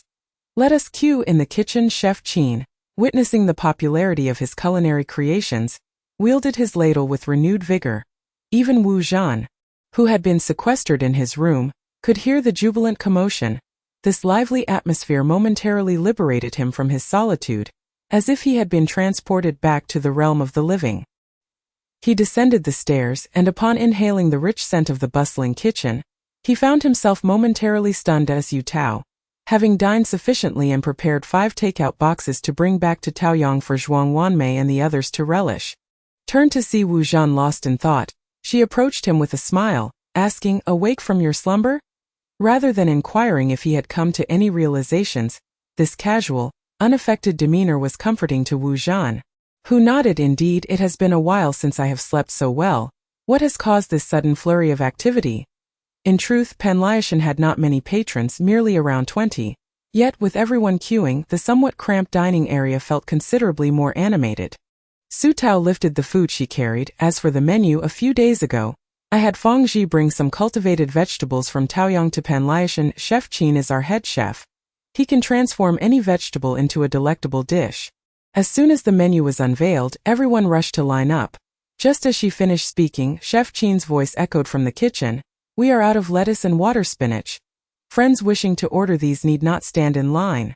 At this announcement, the queue erupted in discontent. Shouts of dissatisfaction erupted. I just got in line and you've already sold out? Couldn't you prepare more? Indeed, I observe that you've sold less than 10 portions. That is rather scant, Chef Qin replied. Oh dear, with the current situation, we simply do not have an abundance of vegetables. I ask for your understanding. Will there be any tomorrow? The day after works as well. I plan to stay here for a week. I haven't experienced such comfort in ages, with delightful food and drink, and the fuel costs are cheaper than what is offered at the old station. Had I known sooner, I would have stayed here on my last passage. Chef Qin turned to Su Tao, seeking her assistance. Just as she was about to respond, Wu Zhan suddenly grasped her arm, asking, how much lettuce and water spinach do you need? Both are quite easy to cultivate. I can have a harvest ready for you in 2 days. Chapter 128. New system feature, delivery list, 2 chapters combined. Wu Zhan's eyes sparkled. As long as there is a water source, adequate space, and personnel in place, issues like high temperatures or genetic defects in seeds are of no concern. Su Tao's lips curled into a smile. Yet she posed a serious question. I believe in you, but should we proceed? The responsibility for the fresh produce supply between Pan Liashan and Taoyang will rest upon your shoulders. Are you willing to accept this? Wu Zhan took a deep breath. Miss Su, I owe you and Uncle May an apology from days past. I nearly failed to uphold my promise to you, having been given a second chance at life. I must reiterate, as long as I draw breath, I shall dedicate my life to serving Taoyang with unwavering diligence. That I am willing to accept. Su Tao beamed, extending her hand. Then Taoyang officially welcomes you. Wu Zhan's heart swelled with emotion as he surveyed the bustling patrons still clamoring in line, eager to begin his work. Thank you. Who do I get the seeds from? If we commence cultivation now, we can have a harvest by the day after tomorrow. Su Tao gestured to the food she was carrying, chuckling, there's no rush. Let us return to Taoyang for a meal first. I'll also introduce you to our manager, Qian. From then on, you can communicate with her regarding all matters related to the plantation. After summoning Lin Fengji, the two were transported back to Taoyang. Although it was their second journey, Wu Zhan still found the experience remarkable. As if he had traversed 1,000 miles in the blink of an eye, Su Tao gathered several management staff in the dining hall, arranged the meals on the table, and purchased a variety of hot dishes from the vending machine. Setting out a feast. Wu Zhan understood that Su Tao was eager to formally introduce him to everyone and felt a bit sheepish as he hurried about assisting. Zhuang Wan was the first to arrive. Her eyes widening at the sight of the steaming, vibrant vegetables. Did Aunt Sin cook these? They don't quite seem like her style. She should only be able to prepare oyster sauce lettuce.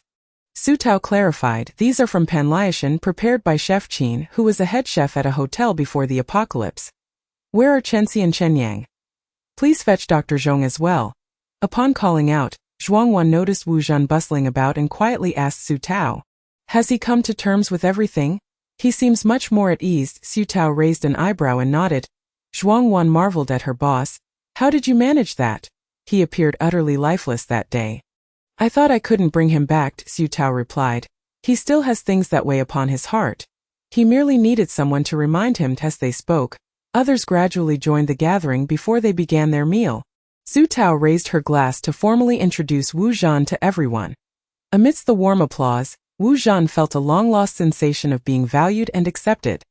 This was a stark contrast to the experience of being kept in the shadows by the warlords. In that moment, he felt as though he was embarking on a new chapter of his life. Qian Lin had already discerned the change in Wu Zhan, as if all his spirits had returned to him, and vitality radiated from him.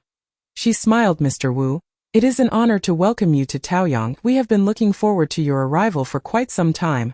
With a wink at Su Tao, she conveyed her admiration for the remarkable transformation.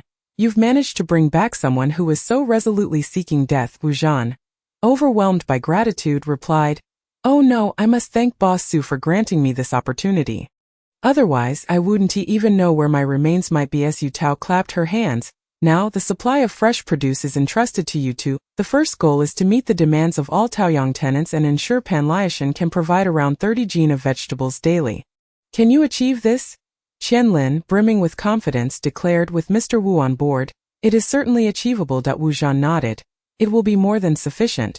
Hearing his resolute words, Su Tao gazed towards the sunlit plantation and sighed contentedly.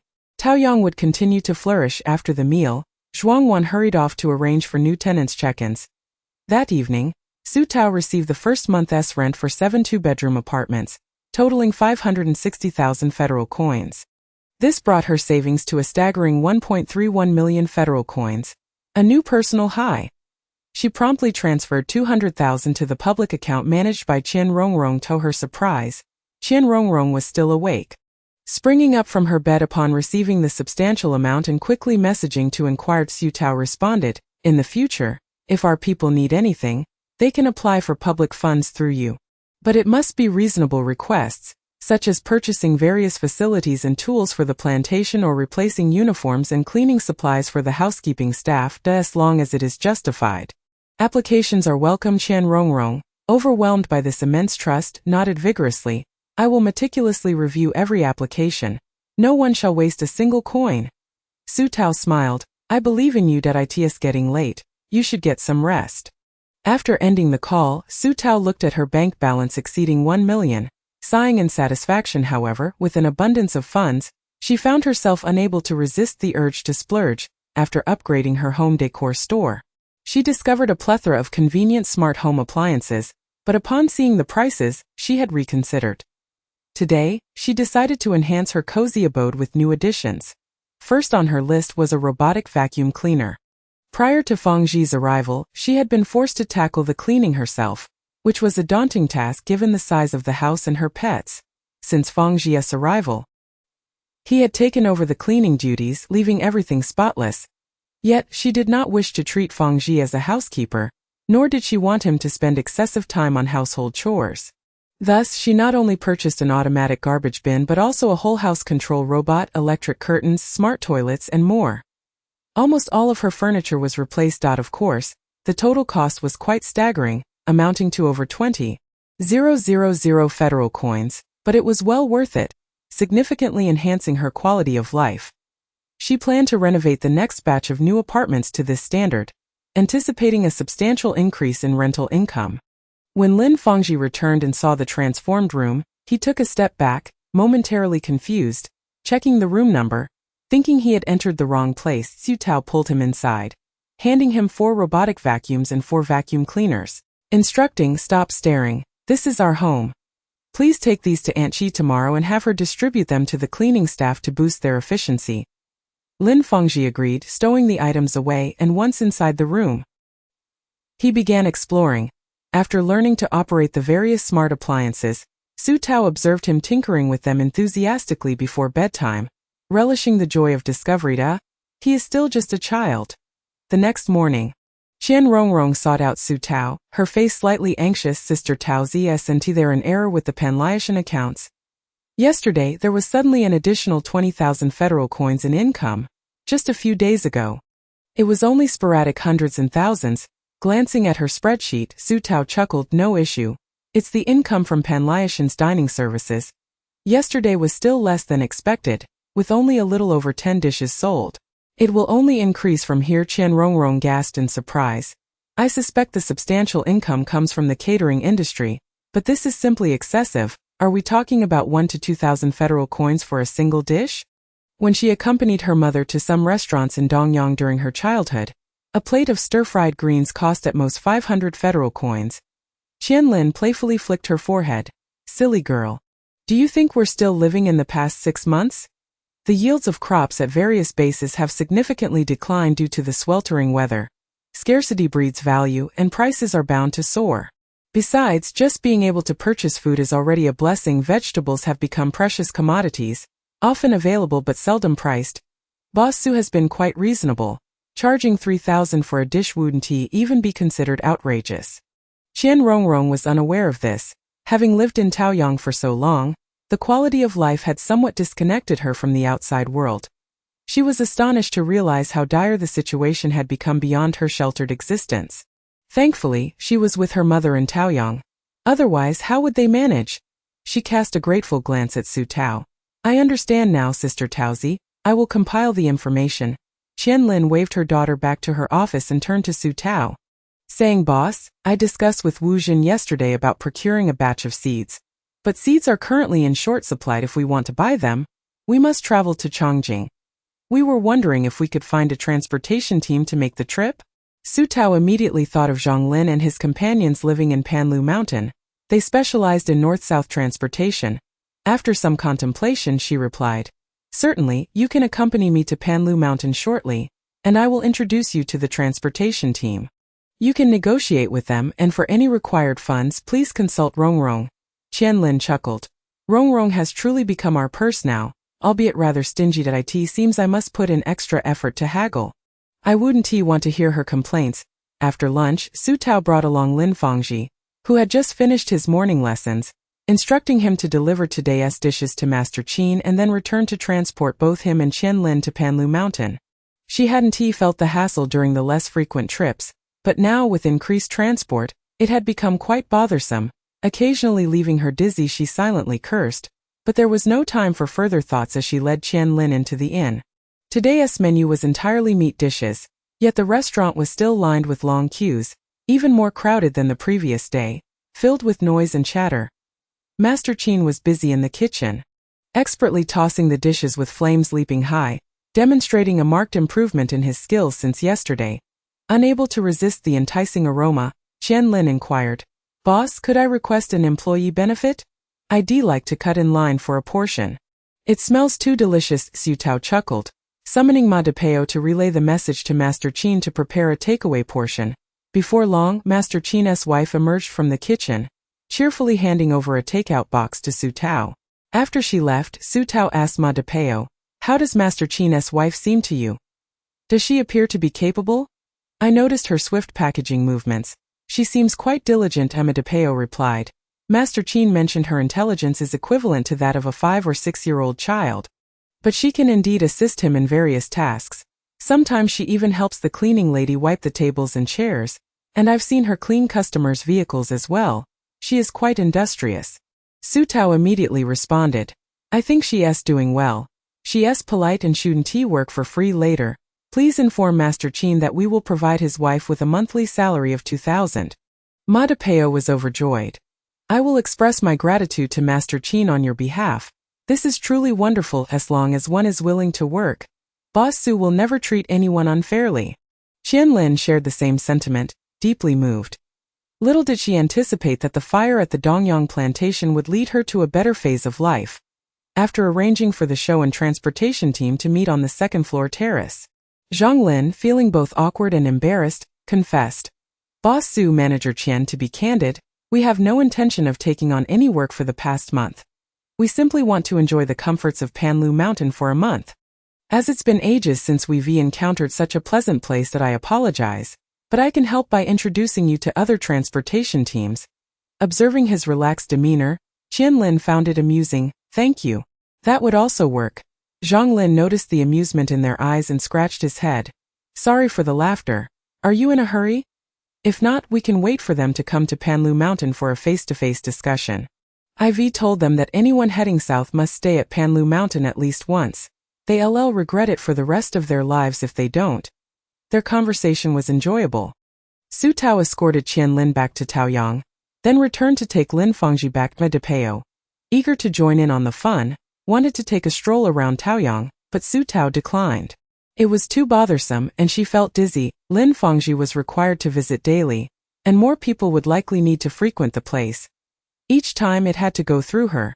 Just the thought of it was exhausting. Wouldn't it be nice if everyone could teleport like her? As this thought crossed her mind, the system chimed with a long-awaited notification.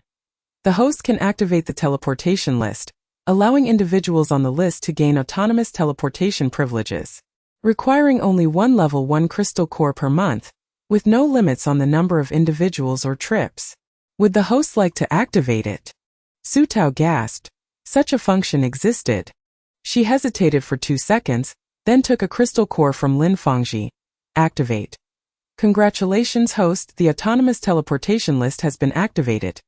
You can access it via the map interface by clicking teleport to enter the list. Su Tao entered the list interface and, following the prompts, input Lin Fangji's information. Within 5 seconds, his name appeared prominently on the list. Receive teleportation portal X1. Please choose a suitable location to place it. Individuals on the list can use the portal to travel. Su Tao contemplated and decided to place the teleportation portal directly behind Taoyang. Those on the teleportation list could use this door to travel to Panlu Mountain, while those not on the list would be unable to pass through. After setting it up, Su Tao called Lin Fangji over. Go ahead and push the door to see. Lin Fangji was always obedient to her instructions. Even if the door led to a den of beasts, he would step through without hesitation. He pushed the door open, only to be greeted by a flash of white light when he opened his eyes. He found himself at the foot of Panlu Mountain. He was stunned, his eyes wide with disbelief. Emma Depeo happened to see him and waved excitedly. Hey Lin, you haven't left yet? Huh? Why is there suddenly a door here? Lin Fangji snapped back to reality. I'm heading out now. He turned around, pushed the door and vanished. Indeed, a flash of white light appeared, and upon opening his eyes again, he found himself back in Taoyang. Su Tao patted his head. Were you scared? From now on, when you go to Panlu Mountain, you can use this door. I won't accompany you anymore, okay? Although Lin Fangji was somewhat reluctant to act independently, he nodded obediently. Meanwhile, Ma Depeo jogged over, examining the suddenly appearing door on the wall with curiosity for a while before beginning to push it vigorously. When he couldn't budge it, he switched to pulling. Su Tao watched him turn red in the face from exertion through the surveillance and added his name to the teleportation list. After one last push, the door swung open. Chapter 129. The current situation of the Su family. Ma Depeo was caught off guard, tumbling headfirst through the door and landing squarely before Su Tao. When he dazedly rose to his feet, he found the surroundings had changed dramatically. He was now in Taoyang. He was rendered speechless in shock. Su Tao drew his attention to the teleportation door, explaining, Depeo, this door connects Taoyang and Panlu Mountain. When you have free time, feel free to come to Taoyang to work or relax. In a few days, I'll arrange an office for you as well. Emma Depeo rubbed his face in disbelief. This is truly magical. Can anyone use it? Su Tao replied. Currently, only you and Fangji can, but we may add others later. Ma Depeo marveled. This is fantastic. Though miles apart, personnel and resources can communicate seamlessly.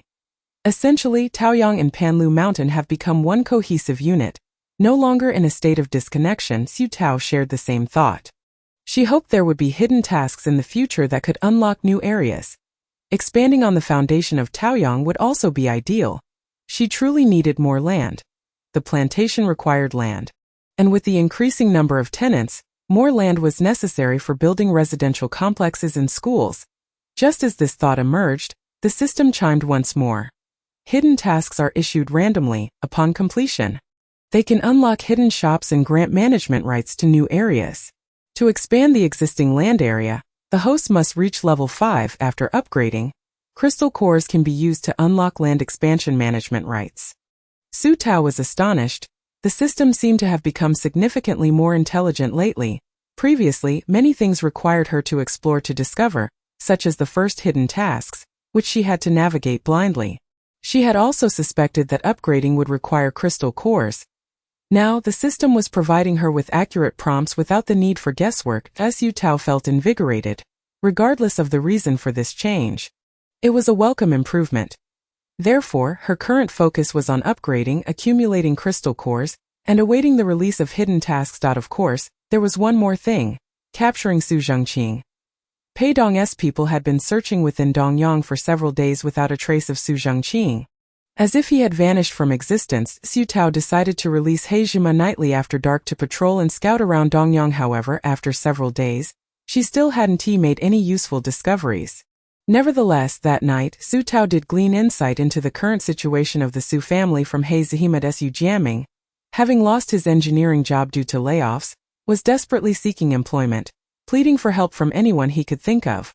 With no income, his temper grew increasingly foul, returning home to find Li Ronglian utterly incapable, consuming his resources, and caring for a granddaughter with no blood relation.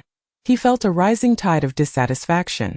Consequently, each day upon his arrival, he would scold Li Ronglian and the 3-year-old Tang Do to tears, sometimes resorting to physical actions in his frustration. Adding to his woes, Lan Minghui had caused a ruckus in the Su household over Lan Lingling, making Su Zhengjiang's troubles public knowledge, leaving Su Jiaming utterly humiliated. Fortunately, his youngest son, Su Zhenglan, still held a stable job, earning just enough to barely support their family of 5. Yet, this was only a meager existence. With soaring prices, meat and vegetables were luxuries they could scarcely afford, forcing the family to subsist on artificial foods that lacked nutrition and were costly. At that moment, little Tang Do lay on the floor, wailing inconsolably, crying out for rice porridge, milk, and her mother. Li Ronglian, unaware of Jiang Jinwei's departure, tenderly picked up Tang Do, soothing her. "Good Tang Do, dear Tang Do, Mama has gone to work and will return soon." After half an hour of fruitless attempts to calm the child, feeling both heartbroken and helpless, she sought out Su Zhenglan, who had just come home from work, and hesitantly broached the subject. "Zhenglan, your niece is still too young. She eats poorly every day. Could you perhaps buy some millet?" Su Zhenglan, already burdened by the challenges of supporting the family, was overwhelmed with fatigue and frustration, having barely slept due to stress. Upon hearing her words, his eyes reddened. "My niece? Does she share my blood? Rongyi, have I not treated you all well? At the very least, I have not cast you out into the world to fend for yourselves. You have food and shelter, and yet you dare to place conditions upon me?" Tang Do, frightened by his expression and tone, erupted into a heart-wrenching cry. "Mama! I want Mama!" Li Ronglian was taken aback by his words. Holding Tang Do close, weeping as she attempted to comfort her, she could not fathom why, despite being the mistress of the house, she found herself in such a precarious position, feeling alienated and terrified by all the inhabitants of her own home. Frustrated by their cries, Su Zhenglan shouted, "If you continue to cry, you can go out to the corridor. You can return only when you have stopped." At this juncture, Su Tao withdrew from the view of the Black Sesame, merely a familiar stranger, uninterested in their lives. Little did she know that an hour later, a beleaguered Su Jiaming would return home after numerous failed job searches, only to hear his youngest son, grasping his head in despair, suggest, "Dad, let us sell the house. I truly cannot bear it anymore." Su Jiaming vehemently opposed this. "Absolutely not. You little beast. You do not cherish this house because it is not yours. I have toiled for 20 years to acquire it. There is no circumstance under which I will sell it." With tears in his eyes, Su Zhenglan replied, "Have you ever considered my plight? I work one job during the day and another at night, sleeping only 4 hours a night that I can barely manage, and the stress is unbearable that I truly cannot hold on any longer. Softening slightly, Su Jiaming responded, Zhenglan, I understand your hardships, but if we sell the house, where will we live?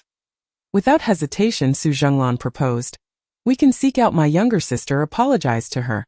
She has connections with Taoyang and can surely help us. The money from selling the house would sustain us in Taoyang for several years. I have heard from my colleagues that Taoyang not only has excellent living conditions and ample food, but the cost of living is also low, with fresh vegetables available at prices ordinary people can afford. Dad, this is our best option. Su Jiaming felt a headache coming on. Zhenglan, your brother has committed unspeakable acts and is even linked to the perpetrators of the Taoyang explosion. Do you truly believe that, even if you have a way with Tao Tao, they would allow us to reside there? Su Zhenglan could not find words. For the first time, he felt that so-called family members were the very agents of his downfall. Fearing he might lose his youngest son, Su Jiaming quickly shifted to a more conciliatory tone. It is my inability that has burdened you. That if you truly do not wish to remain, why not venture out on your own? I have no intention of driving you away. I merely wish to spare you further suffering. I will bear the remaining weight. Hearing this, Su Zhenglan felt even greater anguish. He was not like his elder brother, selfish and ungrateful. Otherwise, he would have left home long ago, ensuring his own family's survival. His meager sense of familial duty and concern for his father compelled him to endure once more. As the night wore on and the household slept, Su Jiaming quietly rose and crept into the kitchen. Pulling open a floor-to-ceiling cabinet, he discovered a hidden door behind the items within. If Su Tao had been there, she would have been astonished to find a secret hiding place in the home she had lived in for over a decade. No wonder Pei Dong had failed to find any clues during the search. Without delay, he opened the door, and the long-missing Su Zhengqing emerged, urgently stating, Dad, I'm starving, is there anything to eat? Su Jiaming hastily handed him the bread and meat pie he had secretly procured earlier, whispering, Zhengqing, hiding at home is not a solution. Once the city defense forces ease their scrutiny, seize the opportunity to flee to the East District. If that is untenable, then leave Dongyang altogether. Su Zhengqing devoured the food ravenously, burping as he said, I refuse to leave. Lan Lingling is still alive, and I must eliminate her before I go. Fuming, Su Jiaming retorted, What are you thinking? You cannot act out of impulse. What if you are captured over a woman? Listen to me. Do not seek out Lan Lingling. She is virtually imprisoned in Taoyang. And you will find no opportunity. Upon hearing the mention of Taoyang, Su Zhengqing's fury ignited. If it weren't for Taoyang, none of this would have transpired, and I would not be in this wretched state. If I gain power in the future, I will be the first to obliterate Taoyang. Just as Su Jiaming was about to respond, he caught sight of a pair of glowing green eyes outside the kitchen window. What was that? Terrified, he collapsed to the floor. The black sesame vanished into the night. Su Tao was awakened in the morning by the black sesame's affectionate licks. As she opened her eyes, her consciousness was drawn into the scene it had scouted the night before. After a brief moment, she took a deep breath and, regaining her composure, called Pei Dong. Sister Pei, I need to borrow 2 people to accompany me to the Su residence. I know where Su Zhengqing is hiding, and I intend to apprehend him personally. Without hesitation, Pei Dong drove to Taoyang. Su Tao, accompanied by Xue Dao, boarded the car. Noticing the lack of personnel, she was about to inquire when Pei Dong interjected. Zining is not here. I do not trust anyone else, so I will accompany you. Touched, Su Tao nodded and closed the car door. Throughout the journey, she remained silent. Upon arriving at the Su residence, neighbors recognized her and waved. Tao Tao. It has been a while since you've been home. Your father mentioned you joined the military. How have you been? Su Tao smiled in response. I'm well, but this is no longer my home. The neighbors were momentarily taken aback, eager to ask more. But she swiftly ascended the stairs with a cold expression. Given the early hour, Su Jiaming and Su Zhenglan were still at home, while Li Ronglian had just managed to put Tang Do to sleep after a long night of comforting her. Su Tao knocked forcefully on the door. Irritated, Su Zhenglan opened the door, only to be met with Su Tao's presence, his expression shifting in shock, mingled with surprise and a hint of anticipation. Little sister? You. Before he could finish his sentence, Pei Dong's gun was pressed against his forehead, her other hand displaying her credentials. Searched. Su Jiaming, just emerging from his room, instinctively shouted upon seeing Pei Dong. Haven Tea, you already searched? Why are you back? You're disturbing the peace. But the next moment, Xue Dao leapt forth, barking fiercely, causing him to retreat. Lifting his gaze, he saw Su Tao making a beeline for the kitchen, filled with both fear and anger. Su Jiaming shouted, Su Tao, what are you doing? He attempted to follow her into the kitchen, but was blocked by the formidable black dog, rendering him motionless. Ignoring his shouts, Su Tao pulled everything out of the cabinet, opened the hidden door, and forcefully dragged the bewildered Su Zhengqing out. Before he could utter a word, the little sister he had always bullied now aimed a gun at him. Stunned, he questioned whether he was dreaming. You. Su Tao quickly chambered around and fired at his ankle. Su Zhengqing screamed in agony, clutching his injured leg as he collapsed to the ground, blood pooling on the tiles. Li Ronglian, awakened by the commotion, rushed in to witness the scene, gasping in horror, covering her mouth as she retreated, her gaze toward Su Tao filled with fear and disbelief. Su Tao holstered her gun, turning coldly to the pale-faced Su Jiaming. I had no idea there were still people hiding here. You certainly made it easy for me to find him. Su Jiaming wanted to ask how she knew, why she was cooperating with the city defense forces to apprehend his brother, and when she had learned to use a gun. So many questions flooded his mind, yet he felt his tongue had turned to stone, rendering him speechless. Only Su Zhengqing lay on the floor, wailing and cursing. Su Tao, on what grounds do you? It hurts. Su Tao kicked him in the stomach. Now you know pain. Did you consider how much pain you caused Lan Lingling when you colluded with others to harm her? What does it matter to you? Su Tao placed both feet firmly upon his head, ruthlessly grinding against his ears. Listen carefully, whether or not this concerns me today, I intend to end your life. That I shall not dwell on the grievances from our childhood when you bullied me. But for the matters regarding Lan Lingling and the explosion incident, you must pay the price. Pei Jia. Pei Dong retrieved a pair of handcuffs and swiftly secured Su Zhengqing's hands and feet. Dragging him out of the kitchen, Su Jiaming realized that the situation had reached an irrevocable point, and thus, he trembled as he implored. Deputy Officer Pei, please spare his life, be it in the army or as a laborer. Have some compassion for a father's heart. Pei Dong glanced at him and replied, Mr. Su, it seems that in your eyes, only Su Zhengqing is your true son. As for Su Zhenglan and Su Tao, you have never shown them any concern. Su Jiaming seemed to catch a crucial point and turned to Su Tao, saying, Tao Tao, please assist your elder brother. You are siblings, surely there must be some misunderstanding. The matters from our childhood were merely due to your brother's immaturity. It was my failure to educate him properly that caused you to suffer. Su Tao's gaze was as tranquil as the Dead Sea, and she simply uttered, Pei Jia, let us go. Suddenly Su Zhenglan, who had remained silent, spoke up, Little sister. Su Tao turned to him, her expression resembling that of a stranger, although this second brother had rarely bullied her. He had been a mere bystander, coldly observing her being tormented by Su Zhengqing and Jiang Jinwei since childhood. The words Su Zhenglan wished to convey became lodged in his throat. Su Zhengqing was taken back to the detention center, where he endured severe torture throughout the afternoon, finally divulging the names of 2 accomplices, aside from Fei Pengyi, who had assisted in the bomb-making and their hideout. Pei Dong wasted no time, capturing the 2 that very evening. According to Pei Dong, these individuals were societal scum harboring animosity towards Tao Yang, each bearing some criminal record. Fei Pengyi and Su Zhengqing were the principal offenders, with their actions deemed severe, and they exhibited no remorse during the interrogation, thus facing immediate execution. The other 2 would be dispatched to the front lines as soldiers. With this, all individuals involved in the Tao Yang explosion case had been apprehended, bringing a resolution to the matter. Su Tao exhaled the pent-up frustration within her, and once the announcement was made, the metaphorical bomb hanging over the tenants of Tao Yang had finally been defused. Zhuangwan also breathed a sigh of relief, stating, finally, there is a resolution. Though no one openly expressed their concerns, I am aware that they were anxious about the possibility of another explosion, so this can be seen as providing everyone with an explanation. Su Tao nodded, cradling Heijima as she took 2 breaths, offering it some snacks for a night treat. Watching it eat with enthusiasm, she gently patted its head, remarking, Great hero, your unique ability is not without merit in my presence.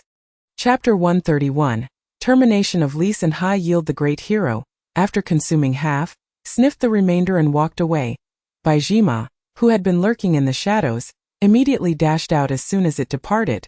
Diving headfirst into Heijima's food bowl and feasting heartily, Su Tao was taken aback, grabbing it by the scruff of its neck to halt its gluttonous behavior. Are you starving? You just devoured 100 can last night and are still not satiated? No, you cannot eat any more. Release. Baijima was showing signs of slight obesity. Being 4 pounds heavier than Heijima despite their simultaneous births, it consistently outpaced Heijima during meals, often stretching its head into others' bowls once it finished. When the two cats lay together, Baijima resembled a bloated bun. Worried that it might overeat and harm its health, Su Tao scolded it for a long while before finally reclaiming the food bowl. Baijima meowed and whined for quite some time, rolling and rubbing against her legs, desperately seeking affection. Su Tao, already accustomed to its antics, remained unfazed and continued with her own tasks. Baijima, undeterred, nestled beside her at night. Its furry head nuzzling against her neck, Su Tao had no choice but to allow its shameless affection, pretending not to notice as she turned off the lights and drifted off to sleep. The following day, Su Tao went to the office as usual to handle various matters. Suddenly, Zhuangwan received a phone call and after listening responded curtly, I was very clear before your lease termination. If you regret it, there will be no opportunity to return. You agreed wholeheartedly at that time, and now to say you cannot leave Taoyang, what does that mean? The voice on the other end hesitated. Manager Zhuang. Following the explosion incident, we have been exceedingly worried. We have small children at home that as parents, we may have overreacted, and we kindly ask for your understanding. We truly regret our decision. Only after leaving Taoyang did we realize that the housing outside is uninhabitable, and our child lacks a proper environment for growth.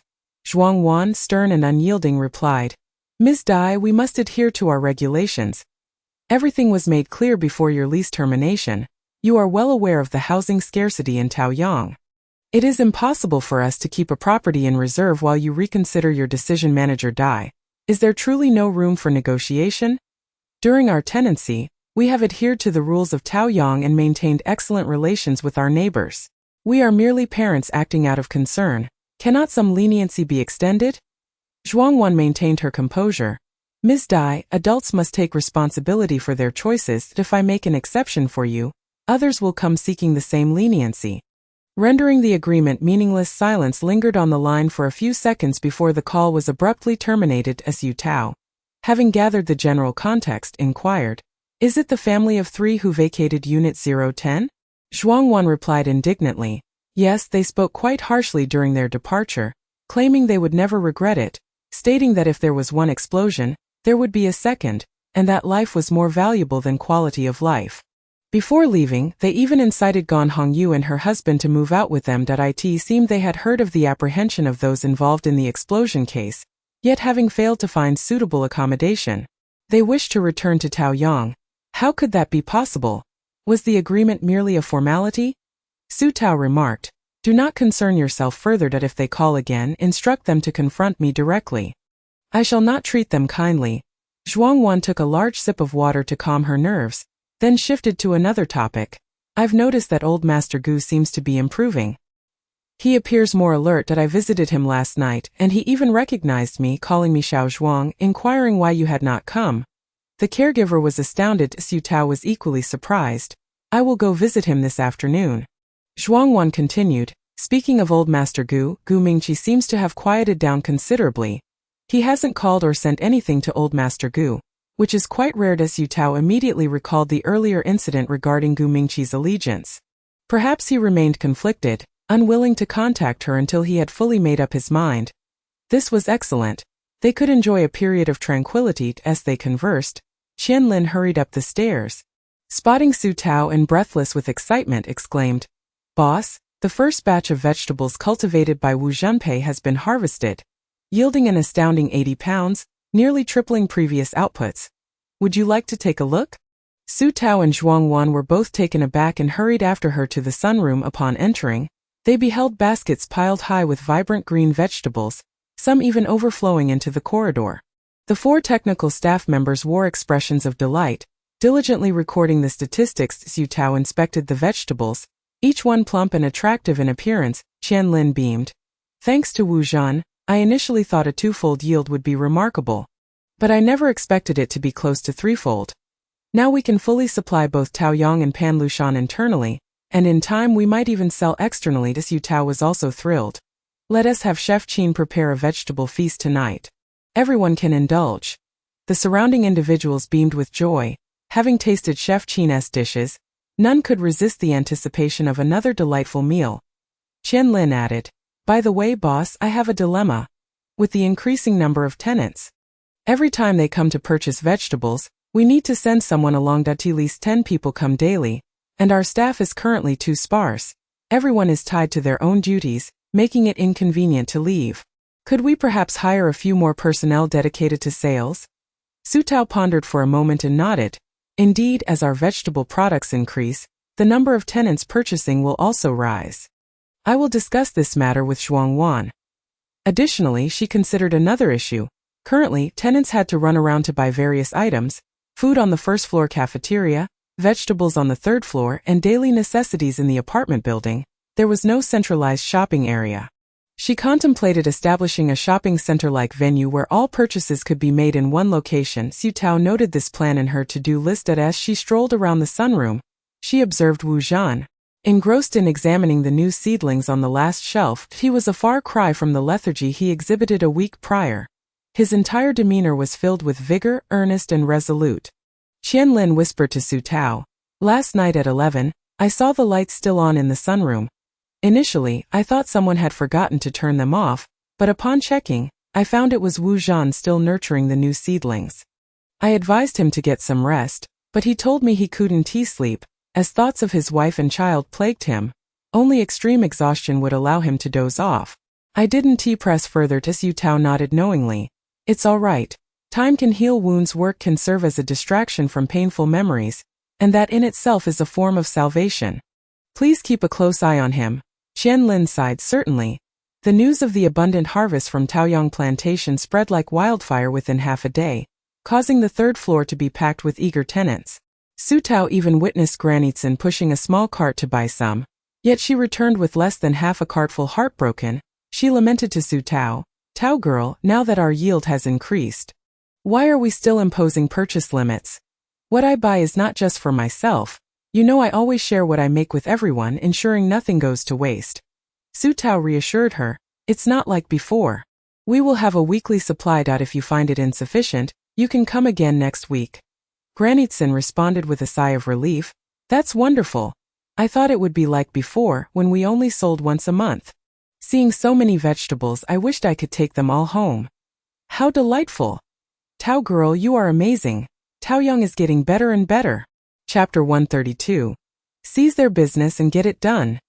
Qian Lin and her team worked tirelessly until after 10 in the evening to see off the last batch of vegetable buying tenants. Due to the hectic schedule, the vegetable banquet planned for the evening was not held. Observing her exhausted colleagues resting in the corridor with water, Su Tao felt a pang of sympathy. You've all worked hard. Tomorrow afternoon, I'll give everyone a half day off to enjoy Panlu Mountain, and then we'll have Master Qin prepare a feast for us. Instantly, spirits lifted as everyone eagerly expressed their gratitude to the boss. After dispersing, the busiest among them became Qian Rongrong, who could not accept overnight accounts. She frantically typed on her computer, ensuring the day's plantation accounts were meticulously sorted before finally exhaling in relief. Done. Sister Tao, look here. Today's vegetable sales reached over 60,000 federal coins. Su Tao yawned and leaned over to check, immediately waking up upon seeing the figures. The prices were based on previous sales from Dongyang Plantation, varying for each type of vegetable, averaging around 800 federal coins per pound. This price was not cheap, as the costs of labor and materials were considerable. Anything lower would barely suffice to pay Qian Lin and Wu Zhan their wages. Despite the steep prices, she had underestimated the purchasing power of the Taoyang tenants. All 80 pounds of vegetables sold out completely in a single day, with the current output and sales volume. The plantation could earn approximately 200 to 300,000 federal coins a month. This was merely from internal consumption. External sales could yield astonishing revenues. Wu Zhan was indeed a remarkable talent, having created the first pillar industry for Taoyang through his own efforts. Once it grows larger, not only will it supply ample vegetables to both internal and external markets, but the plantation will also attract more people, providing additional employment opportunities, thus offering many a means to sustain their livelihoods. The hearts of those present were ablaze with excitement, envisioning a promising future. At that moment, Ma De Pao, finishing work, came to visit Su Tao. Expecting the office to be empty at this hour, to his surprise, he found the management team still present and awkwardly scratched his head, saying, "You still here? Thank you for your hard work. I am looking for Boss Su." Qianlin and Zhuangwan exchanged incredulous glances. "How did you get here? Isn't it supposed to be Boss Su who brings people back and forth?" Boss Su herself had been right under their noses. Ma De Pao stammered, "There's a portal." Su Tao quickly added Qianlin, Zhuangwan, and Qian Rongrong to the transport list and continued Ma De Pao's sentence. "There's a portal behind Taoyang from now on. You can use that to travel back and forth without needing me to guide you." Zhuangwan, who had always regarded Panlu Mountain as a vacation spot, was overjoyed. "I can finally enjoy freedom for vacations. After work every day, I'll visit Panlu Mountain and converse more with Manager Ma." Ma De Pao replied, "I dare not, I must humbly learn from you." Qianlin was also thrilled, as this made it convenient for her to communicate with the transport team. Qian Rongrong was filled with anticipation, as this would simplify her review of Panlu Mountain's accounts. The group chatted enthusiastically for a while before heading home. Once they had all departed, Su Tao asked Ma De Pao, "It's late. You must have something to discuss with me?" Ma De Pao had been holding back for quite a while and finally spoke up. "Boss, you were right. The old station really did send someone to find me. And it was their second-in-command, Chu Jingyu. That woman is quite brash. She came straight out asking if we were selling fuel and water resources. I confirmed, and her demeanor turned icy, presenting me with two choices. Either we stop selling water and fuel, or we can sell, but we must split the profits with them. Otherwise they would show us their might. Boss, this is blatant extortion and intimidation. Who can tolerate that?" I flatly refused, and that Chu woman didn't say another word and just turned to leave. Su Tao was infuriated by this. I had hoped that if the old station approached us with a friendly attitude, I wouldn't mind collaborating. I could even wholesale fuel and water resources to them at slightly lower prices, allowing them to share in the market. If we could establish trust through pleasant cooperation, we could develop together, and as the market expanded, we would both benefit. It seems now that Tan Yong's envoy came merely as a pretext to create trouble, effectively declaring war on us. Such short-sightedness. Ma De Pao fumed. "Boss, since they don't treat us as equals, we shouldn't be polite. Let us seize their business and get it done." Su Tao gritted her teeth. "You should issue an advertisement. All guests from the old station will receive a 10% discount on room fees. And each person will be provided with a complimentary 500 milliliter bottle of drinking water daily." Ma De Pao's anger dissipated instantly, and he swallowed hard, saying, "That's a bit ruthless. It's a precise strike against the old station. Tan Yong will probably be furious. The accommodations at Panlu Mountain are already leagues better than the old station, and the prices are similar. With this discount, will be cheaper than the old station. Plus, the free 500 milliliter drinking water. The guests will surely go wild and Tan Yong will be driven mad." Su Tao retorted. "If it drives him crazy, then all the better. After so many years in business, I think he has become too complacent. Let us proceed as planned. If he seeks revenge, let him come. I won't back down for the time being. Stay at Panlu Mountain. No one will dare lay a finger on you here." Ma De Pao felt reassured. He was still somewhat wary of the old station's retaliation, as they had developed for many years and had numerous supernatural beings and armed forces at their disposal. Su Tao's words were a shot of confidence for him, making him feel secure. Su Tao waved him off. "Go back now. Panlu Mountain will not only continue its operations but will do so with great fanfare, showcasing our high welfare and excellent environment. One must never be too low-key in business. Otherwise, people will take you for a fool." Understood. Chapter 133. Conduct business boldly, but never neglect precautions. Although business should be conducted with great flair, it is also vital to remain vigilant. To prevent individuals from the old station from causing trouble, Su Tao added 20 more surveillance cameras around Panlu Mountain. After some thought, she decided to install another 20 cameras outside the walls of Taoyang, which would allow monitoring of the area within 100 meters. Any unfamiliar individuals approaching or throwing items inside would be recorded. She would not allow a repeat of the previous explosion incident.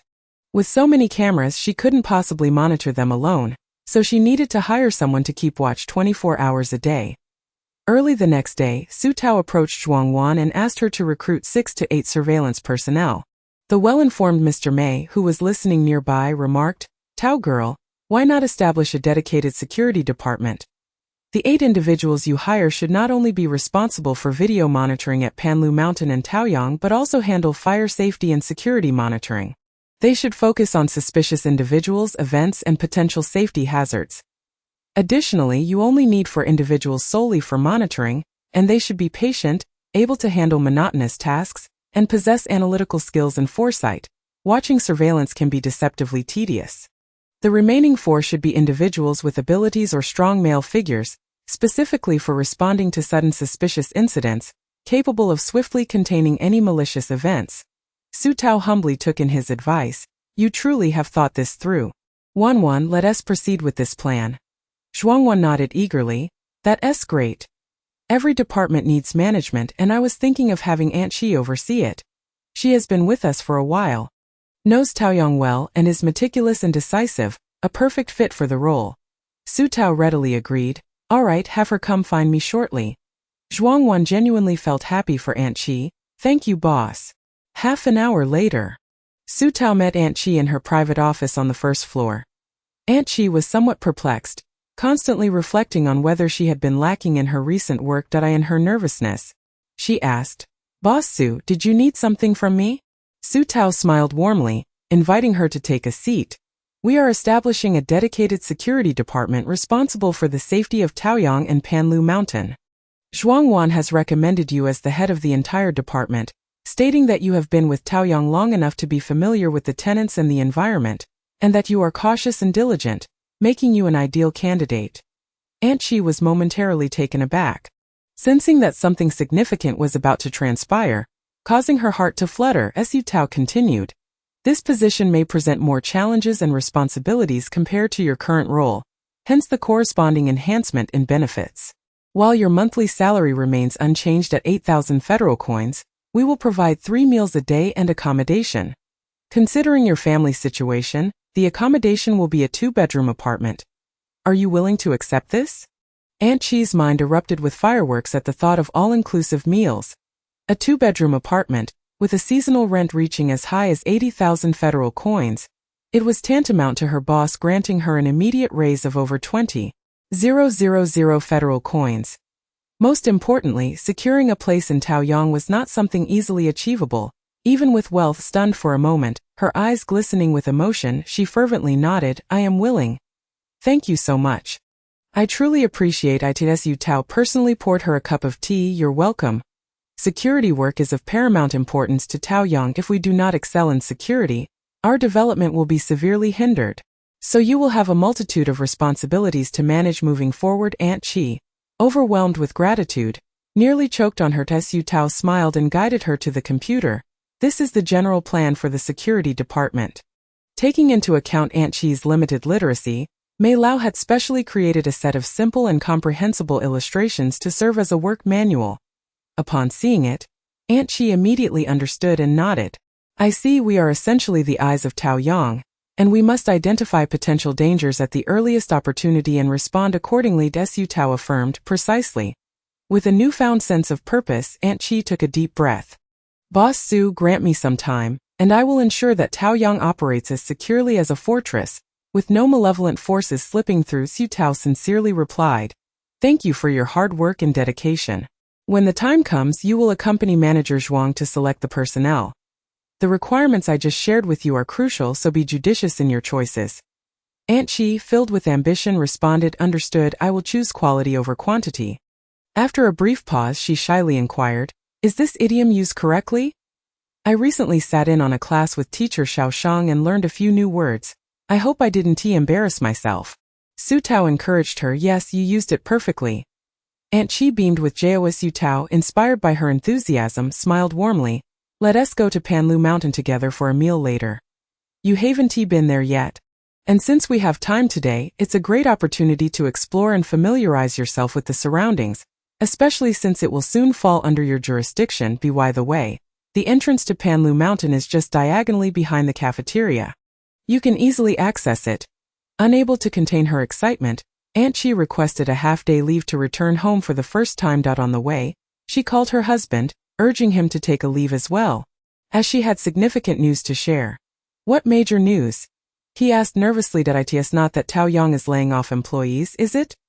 Their 17-year-old daughter looked over with concern, with the family's primary breadwinner now being the mother. If she were to lose her job, finding another with benefits as good as those at Taoyang would be nearly impossible. An 8,000 monthly salary with meals and various allowances significantly alleviated their household expenses. In fact, she often boasted to her friends and classmates about her mother's job at Taoyang, which drew envious glances from her peers. Aunt Chi playfully teased them with a serious expression, "I can no longer continue as the cleaning team leader." Upon hearing this, her husband panicked. Their daughter's eyes instantly reddened with tears, asking pitifully why. "You've been doing so well, always the first to arrive at Taoyang and the last to leave. Even studying with me for this job. Why?" Seeing her daughter react so strongly, Aunt Chi quickly embraced her. "I'm sorry, I was just teasing that I have been promoted. Taoyang has expanded into a new department, and I will be the director there.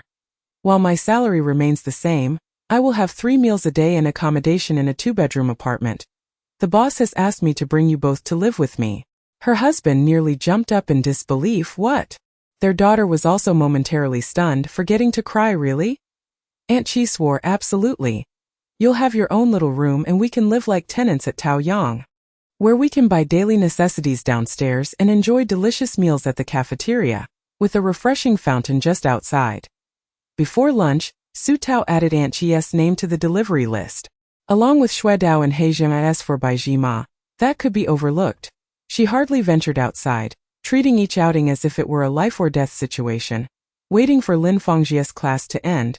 Su Tao bought a beer from the beverage shop, then transported it with him to Panlu Mountain. Upon arrival, Su Tao was taken aback by the long queue outside. Hamida Pao had been waiting and rushed over to explain.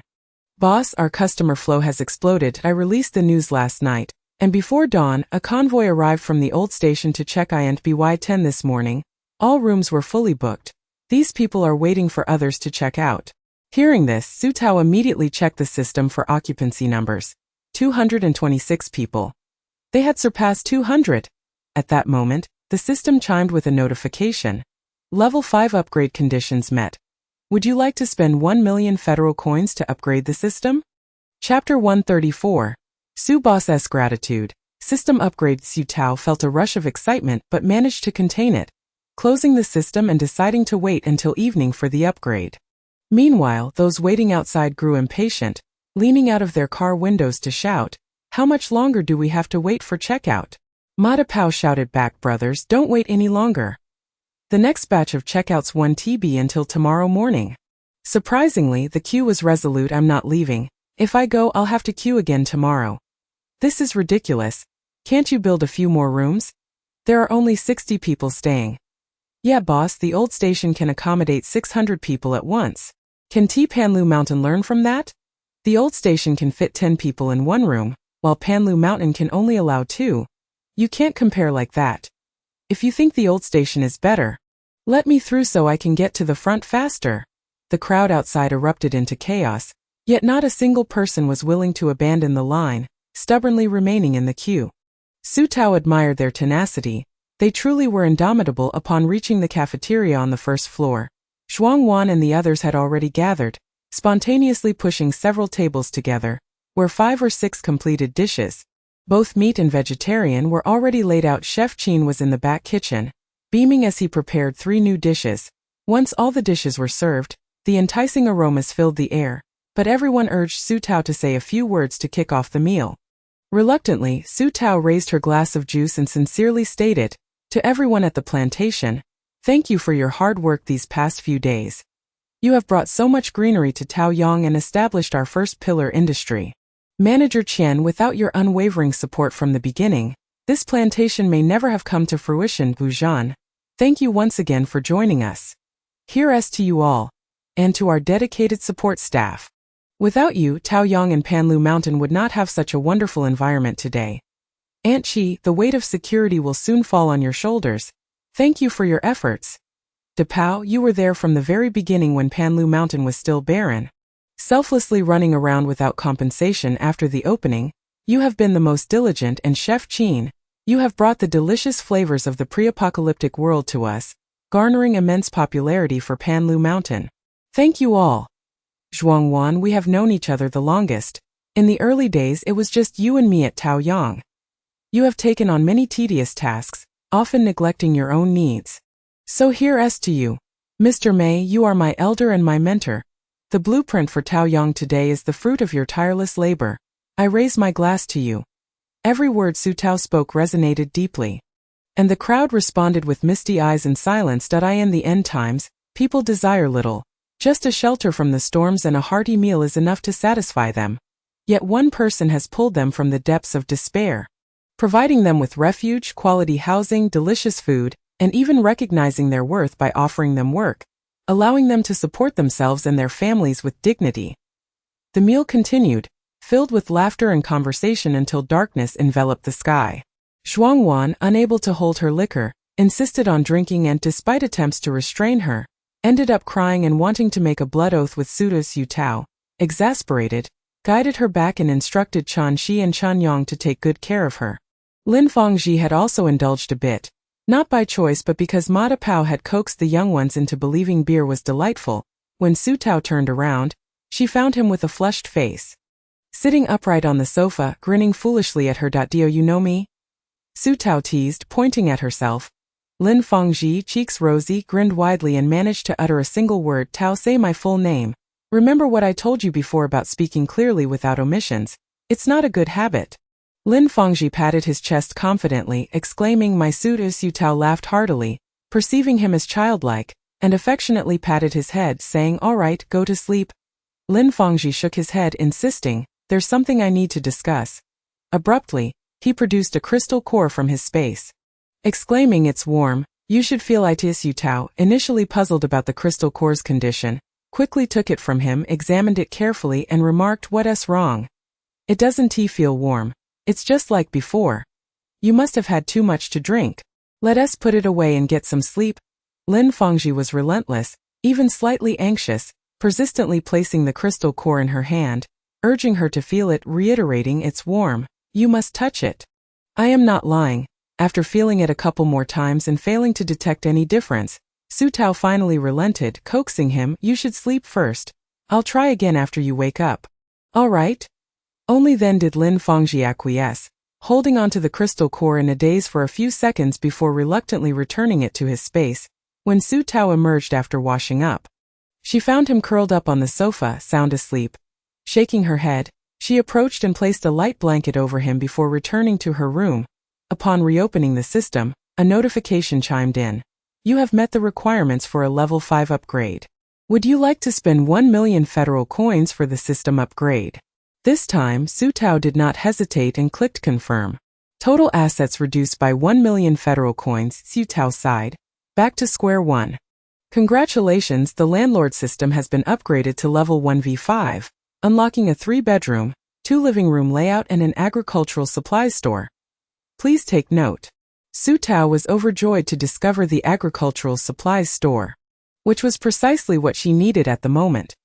Just as she was about to eagerly explore the offerings within, another notification sounded.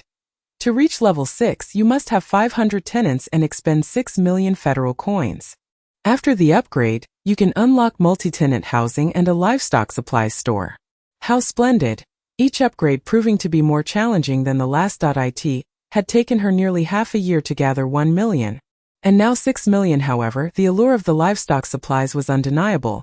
She had long envied the breeding farm at Dongyang, always wishing to create something similar for Taoyang. It seemed that reaching level 6 might allow her to fulfill this desire. Moreover, the level 6 multi-tenant housing equivalent to a collective dormitory was also something she yearned for. She could hardly contain her excitement at the prospect of an upgrade. Chapter 135. Expansion of Taoyang and Lin Fangji's anomaly. Stop. Patience is key. Progress must be made step by step. Su Tao took a moment to compose herself, and as she opened the agricultural supplies store, she noticed the map icon flashing.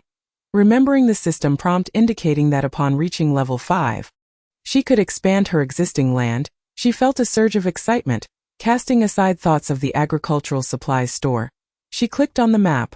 The flat map of Taoyang unfolded before her, with green areas denoting land under her management. Surrounding Taoyang were various red areas of different shapes flashing incessantly. She selected a small red area adjacent to the eastern side of Taoyang, clicked on it, and a dialog box appeared. This area spans 500 square meters and requires the expenditure of 5 level 1 crystal cores to gain management rights. She then chose a slightly larger red area for inspection. This area spans 800 square meters and requires the expenditure of 8 level 1 crystal cores to gain management rights. After clicking on 4 or 5 red areas, Su Tao concluded that the land area was proportionate to the required crystal cores at a ratio of 100. The amount of crystal cores required here exceeded that for newly triggered hidden tasks. She recalled that the 1,000 square meter area at Panliashan only required 5 crystal cores. Indeed, hidden tasks proved to be more cost-effective. Su Tao gazed longingly at the red areas surrounding Taoyang, wishing they were all hers. Some of these red areas even overlapped with sections of Dongyang. Could it be that as Taoyang expanded, it might eventually encompass Dongyang as well? Su Tao blinked, lost in thought. It wasn't about seeking power. She simply felt that if Dongyang could be included, it would significantly reduce casualties among the warriors and facilitate rapid development for the entire Dongyang. After indulging in daydreams for a while, Su Tao sighed softly. Not to mention encompassing Dongyang, her current wealth was only sufficient to acquire a modest 500 square meter plot. However, that 500 square meters was enough to replace the sunroom on the 3rd floor, which constituted only 100 square meters. Qian Lin had been urging her for some time that the space was insufficient, as Su Tao had initially planned to secure the 500 square meter plot that very night. But seeing Lin Fengji curled up on the sofa, deeply asleep, she couldn't bring herself to wake him to retrieve the crystal cores. Although Fengji's space was indeed advantageous, it was sometimes inconvenient, with her heart racing with anticipation. She fell asleep, and early the next morning before dawn, she heard Lin Fengji's groans and promptly got up to find him. Suffering from a hangover, Lin Fengji's head throbbed painfully upon hearing Su Tao's voice. He instinctively handed her 5 crystal cores before his brain caught up. 5 level 1 crystal cores have been detected. Energy collection in progress. Congratulations, you have obtained management rights to the land. Please check. Su Tao immediately opened the map, and the previously flashing small red area transformed into green, seamlessly merging with the entire green expanse of Taoyang. Just as she was about to head downstairs to inspect it personally, a slightly more alert Lin Fengji suddenly grabbed her. What about the crystal cores? Su Tao, puzzled, replied, I used them. They're gone. Is there a problem? Lin Fengji paused, surprised. You promised me last night that you would try again. Su Tao recalled, realizing that last night, this child had insisted that the crystal cores were warm, urging her to touch them, and she had assured him she would try again in the morning. It was impressive that he could remember such details after drinking so much. Su Tao quickly sat beside him, apologizing, I was too impatient. Let us wait until I find more crystal cores next time. All right? Lin Fengji looked somewhat disappointed but nodded obediently before hastily preparing for his early class with teacher Xiao Shang. Observing his demeanor made Su Tao more concerned, prompting her to call Pei Dong. Pei Jia, I'd like to inquire about how the crystal cores collected in Dongyang are handled. Pei Dong replied, a small portion is used for research, another part for the consumption of crystal source weapons. And the remainder is all sealed away. How many crystal cores does Dongyang have now? Fewer than Tian.do. You need some. Su Tao hesitated. Yes, if possible, I'd like to trade for a few. After a long pause, Pei Dong asked, what is the current vegetable yield in Taoyang? I heard you can fully supply internally. Do you have any surplus? Su Tao perked up. Yes, we can spare about 60 to 80 jin per week. And that number is expected to increase. Pei Dong responded, all right, I'll discuss it with the old commander later and see if we can arrange a trade. Since the Dongyang plantation burned down, we've been sourcing vegetables from other bases, which is exceedingly expensive. The old commander even tried to negotiate but to no avail. Su Tao nodded. I've heard about that. Bases capable of growing crops are charging exorbitant prices. Pei Jia, I appreciate your help. You can decide the trade ratio. Pei Dong assured her, you 1TB at a loss. I'll hang up now. There's been a surge in mutated zombies lately, and we need to be on guard 24/7. Su Tao quickly added, wait, I have another question. Can crystal cores suddenly become warm? Pei Dong shook her head. I've never heard of that. Why do you ask? Su Tao explained, there's a child around me, Lin Fengji, you know him, right? He is a space ability user, and he keeps saying the crystal cores are warm, but I can't feel anything. I thought perhaps only ability users could sense it, so I came to ask you. Pei Dong pondered carefully before responding. The research institute hasn't provided us with any related conclusions. I'll call them to pay attention to this matter. After hanging up, Su Tao hurried towards the new area. The 500 square meter plot of land was right next to building number 2, just over the wall, barren and devoid of anything. She immediately set about erecting a wall to fully incorporate this small piece of land into the Taoyang territory. Next, she opened the agricultural tools store. The selection was limited, yet each item was highly practical. What immediately caught her eye was the greenhouse. According to the product description, this greenhouse could maintain optimal temperature and humidity for most crops. With excellent light transmission and strong wind resistance, impervious to heavy winds and rain. Furthermore, its aesthetics were appealing, being a fully transparent glass structure that resisted water stains that could affect light transmission. The size of the greenhouse was adjustable. She could even build one on her own balcony. However, the larger the area, the higher the cost, with a price of 3,000 federal coins per square meter. This price was indeed steep. To cover 500 square meters would require a total of 1.5 million federal coins. Calculating this expense left Su Tao momentarily speechless. Since the upgrade, her personal treasury had dwindled to just over 60,000 federal coins. Nevertheless, the public account still boasted a substantial amount, as the plantation and Panliashan had earned a considerable profit over the past month and a half, roughly estimated at around 600 to 700,000. However, she preferred not to touch that money, as she intended to save it for her next upgrade. Chapter 136. Growing vegetables in the glass greenhouse. After much deliberation, Su Tao ultimately decided to withdraw 300,000 from Qian Rongrong. She returned to the small plot of land and constructed a 100 square meter glass greenhouse. The tangible object appears far more exquisite than the images suggest, with a crystalline and translucent roof and walls. Framed in white. The entrance boasts double glass doors, and upon stepping inside, one is immediately greeted by the humid air. Although crops have yet to be planted, all necessary irrigation equipment and temperature control centers are in place. Just as Su Tao is about to delve deeper into her research, her communicator suddenly buzzes to life. Upon answering, she hears Zhuang Wan's voice. "Boss, what are you up to?" Aunt Chi, on her first day, reported that she saw you enter a large glass house. Is this a new housing model? Su Tao, at a loss for words, responds, "What new housing model?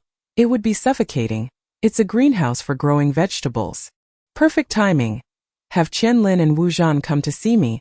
Within 2 minutes, Wu Zhan rushes over, his jaw nearly dropping at the sight of the pristine greenhouse. Is this really a greenhouse? My heavens! He circles the small structure in excitement, stopping to bounce around and touch everything. Once he has thoroughly examined it, Su Tao waves him over, patiently explaining, "The temperature control center is here. You can understand how to use it."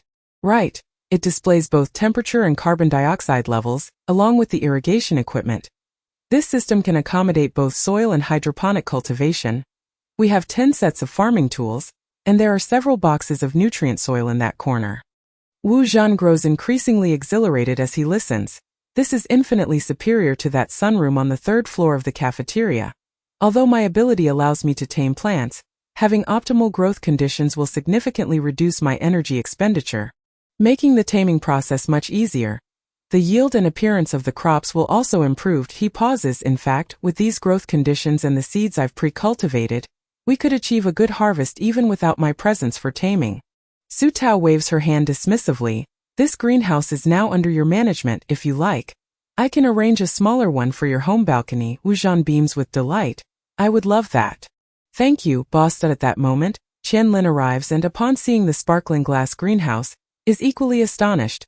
After a moment, she jokes, "Boss, you truly deliver on your promises. I thought we would be lucky to have a vacant plot of land.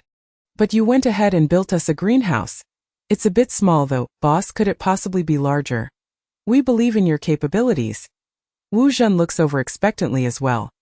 Naturally, the larger the greenhouse, the better. Su Tao feigns annoyance. While others are nurturing children, you are nurturing a business. Constructing this small one has already cost me half my life. Let us discuss it once I recover. 300,000 is quite a sum. Had it not been for the plantation, she would have been reluctant to part with it at lunchtime. All the vegetables and tools from the sunroom on the third floor are moved into the new greenhouse. The employees of the plantation are exhilarated, barely touching their lunch as they quickly return to work in the new environment. News of the greenhouse spreads throughout the afternoon, even attracting curious tenants who come to take photos. But Qianlin ruthlessly chases them away, fearing that the young seedlings might be trampled.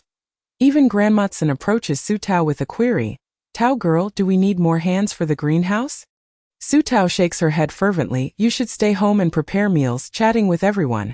The greenhouse work is arduous. We don't need to add to the commotion. Grandma Tsun, displeased, retorts, don't underestimate me. I grew up in the countryside and am quite adept at farming. I often helped when the sunroom was on the third floor. And Xiao Qian praised my knowledge that I don't need you to pay me. Let us leave it at that. Unable to dissuade her, Su Tao relays her sentiments to Qianlin. Just find Grandma something to keep her occupied. Don't actually assign her any work. Qianlin nods in agreement. Just then, Pei Dong calls to discuss the morning's exchange. The old commander has approved it.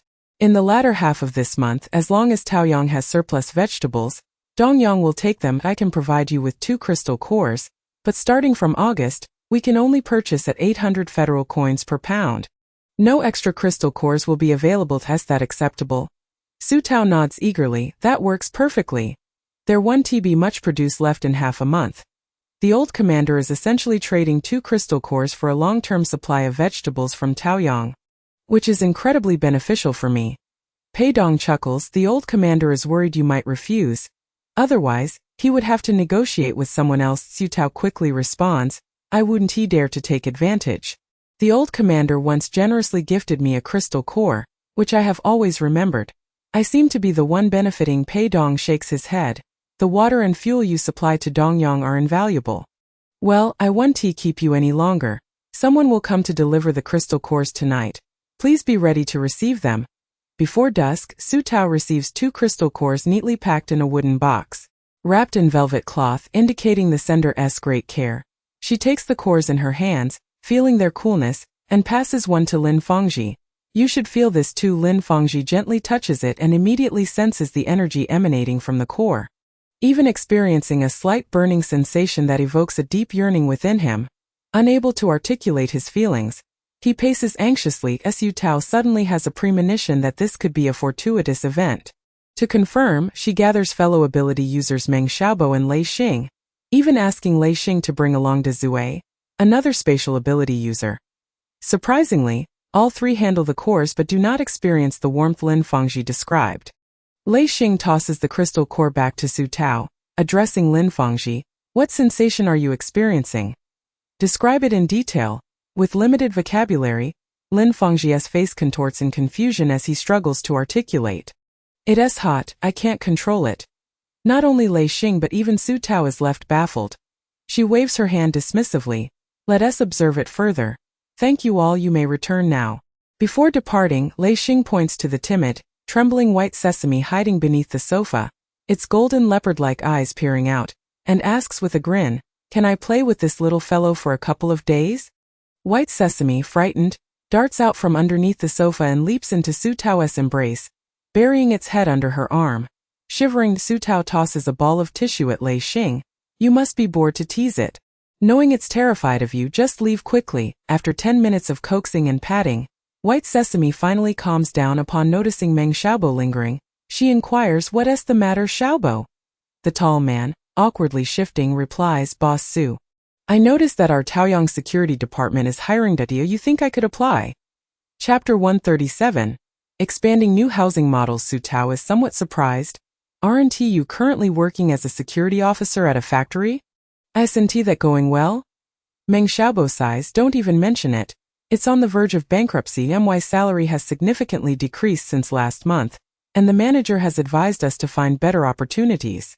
It will close down in a month. As he speaks, he leans against the leather sofa, leaving a noticeable handprint that takes a while to fade, startling Meng Xiaobo, who fears he has damaged it. I'm so sorry, I'll pay for the damage. Su Tao waves her hand dismissively. No need for that. Go speak with Aunt Chi. She is currently in charge of the security department if she agrees. I have no objections. In fact, Xiaobo seems quite suitable. Though somewhat naive, he is straightforward and lacks ulterior motives. Additionally, he possesses relevant work experience and most importantly, his abilities are sufficiently intimidating. Meng Xiaobo beams. I spoke with Director Qi this afternoon. And she approved it. I couldn't help but ask her directly. Thank you, Boss Su. To be honest, I have long wanted to work at Taoyang, but I hesitated to ask since I thought they were only hiring young women. Su Tao responds with a hint of exasperation. Once you start, you must not bypass the chain of command like today. Any matters must first be reported to Director Qi.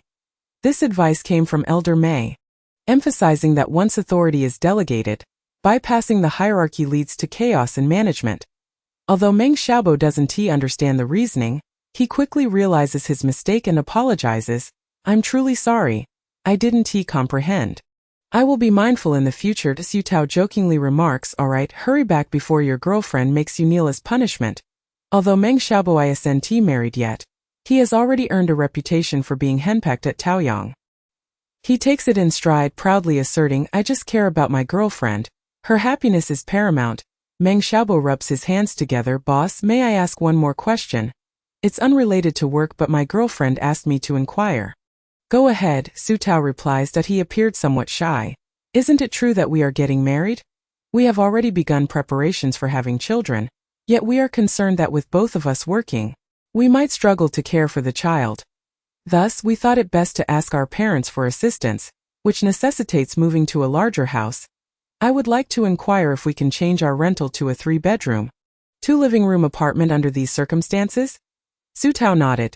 Certainly, and internal staff have priority for such exchanges. You can discuss the details with Manager Zhuang later. Upon hearing this, Meng Xiaobo was elated at the benefits of being a Taoyang employee and hurriedly expressed his gratitude before leaving. Eager to report the news to his wife after he departed, Su Tao sighed quietly. She would need to stay up late to build several 3-bedroom, 2-living-room apartments, lest she be urged again by Zhuang Wan. As a manager, she was constantly pressured by her employees to work harder. When would she ever be able to relax? Before the night deepened, Su Tao obtained 200,000 from Chen Rongrong, who winced at parting with the money but dared not protest. Su Tao replied earnestly, the money spent now is an investment for greater earnings in the future.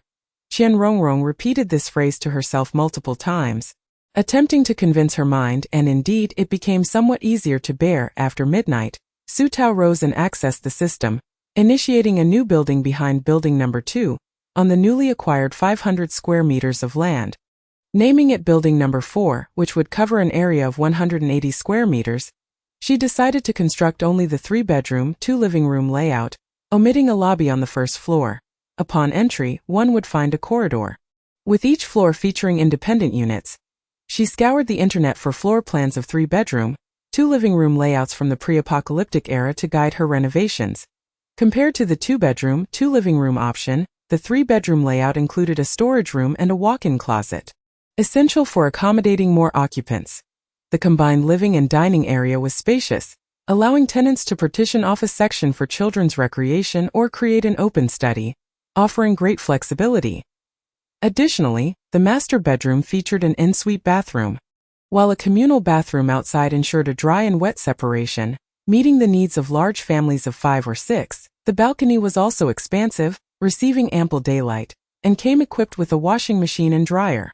Furthermore, to facilitate the occasional drying of bed linens, a retractable drying rack was installed.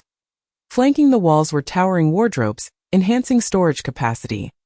Once the renovations were completed, Su Tao personally inspected the details and added a few decorative items before contentedly activating the monthly rental mode.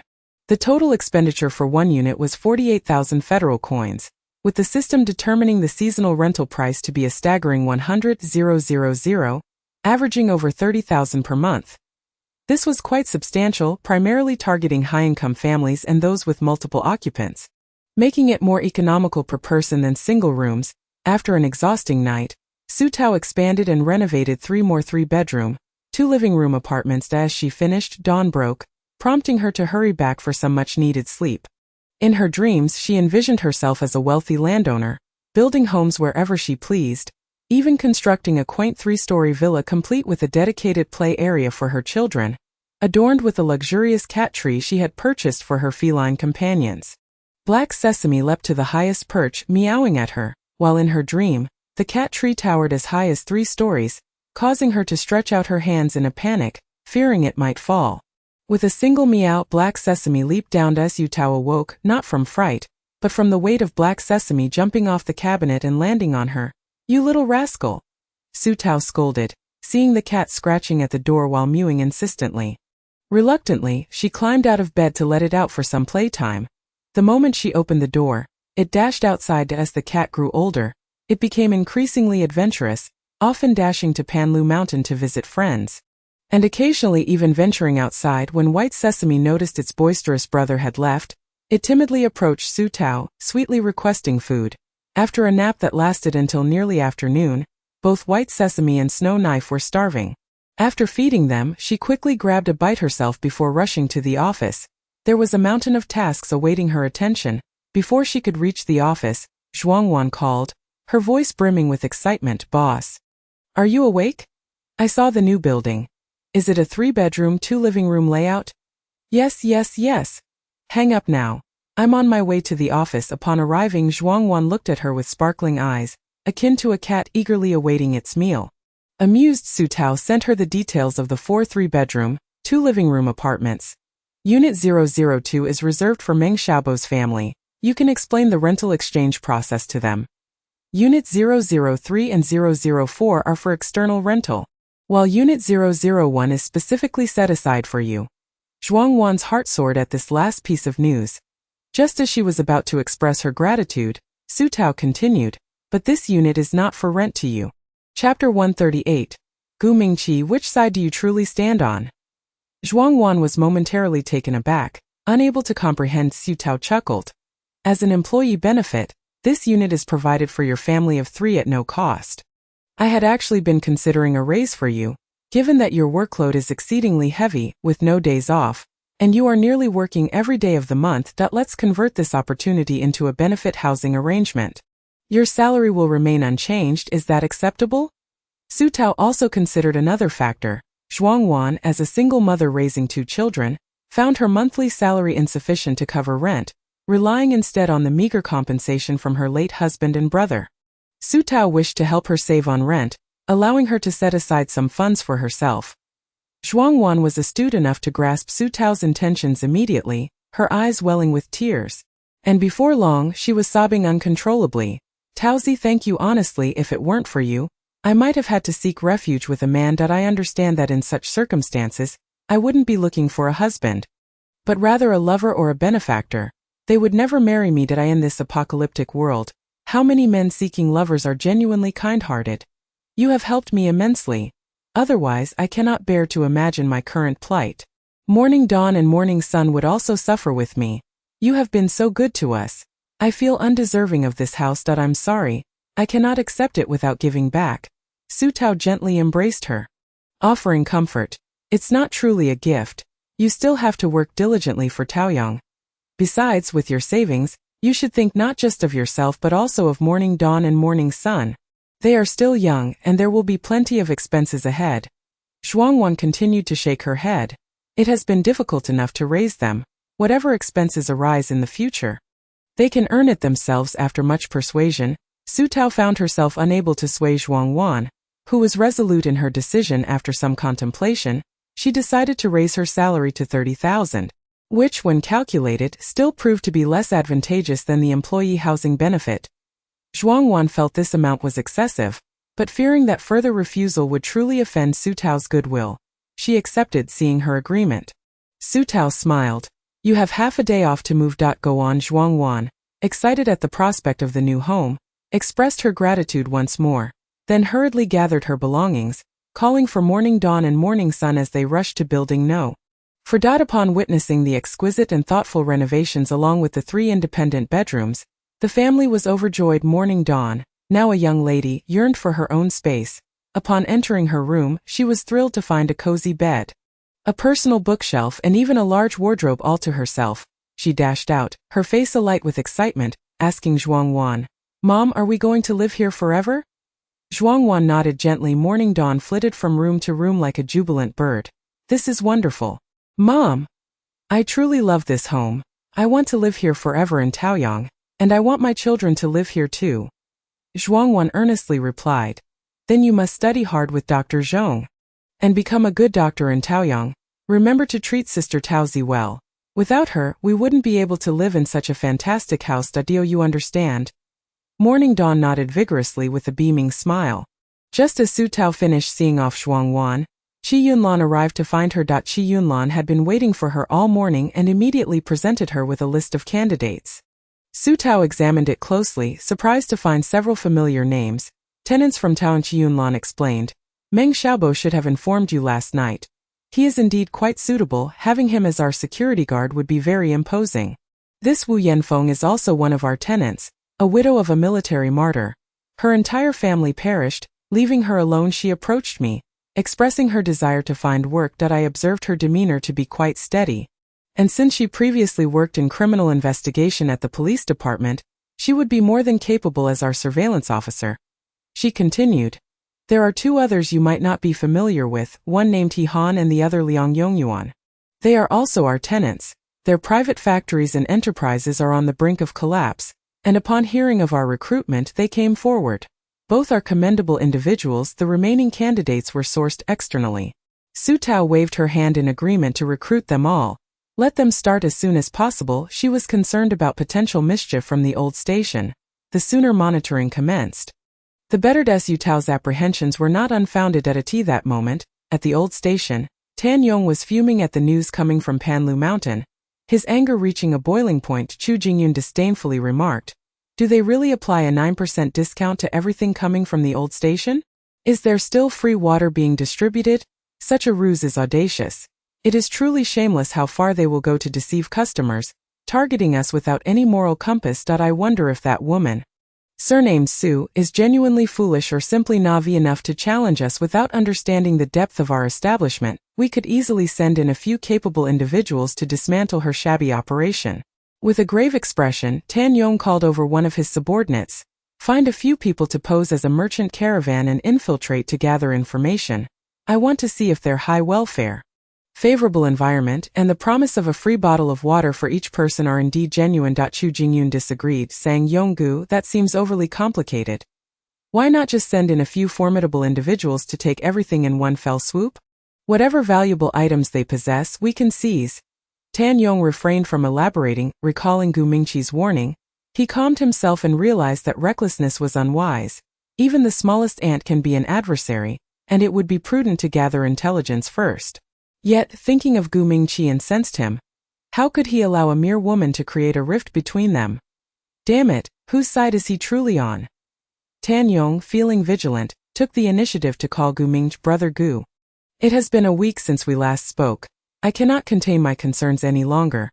May I ask, can we continue our collaboration? Gu Mingqi replied, yes, but I do not wish to conflict with Pan Lushan. It is unnecessary and offers no benefits that I hope you can understand. The mention of Pan Lushan ignited Tan Yong's fury. I am utterly exasperated. Pan Lushan has publicly declared that any customer of our establishment will receive a 10% discount and a complimentary bottle of water. Such a blatant declaration of war. If I do not retaliate, I am no man. Gu Mingqi, let me be frank.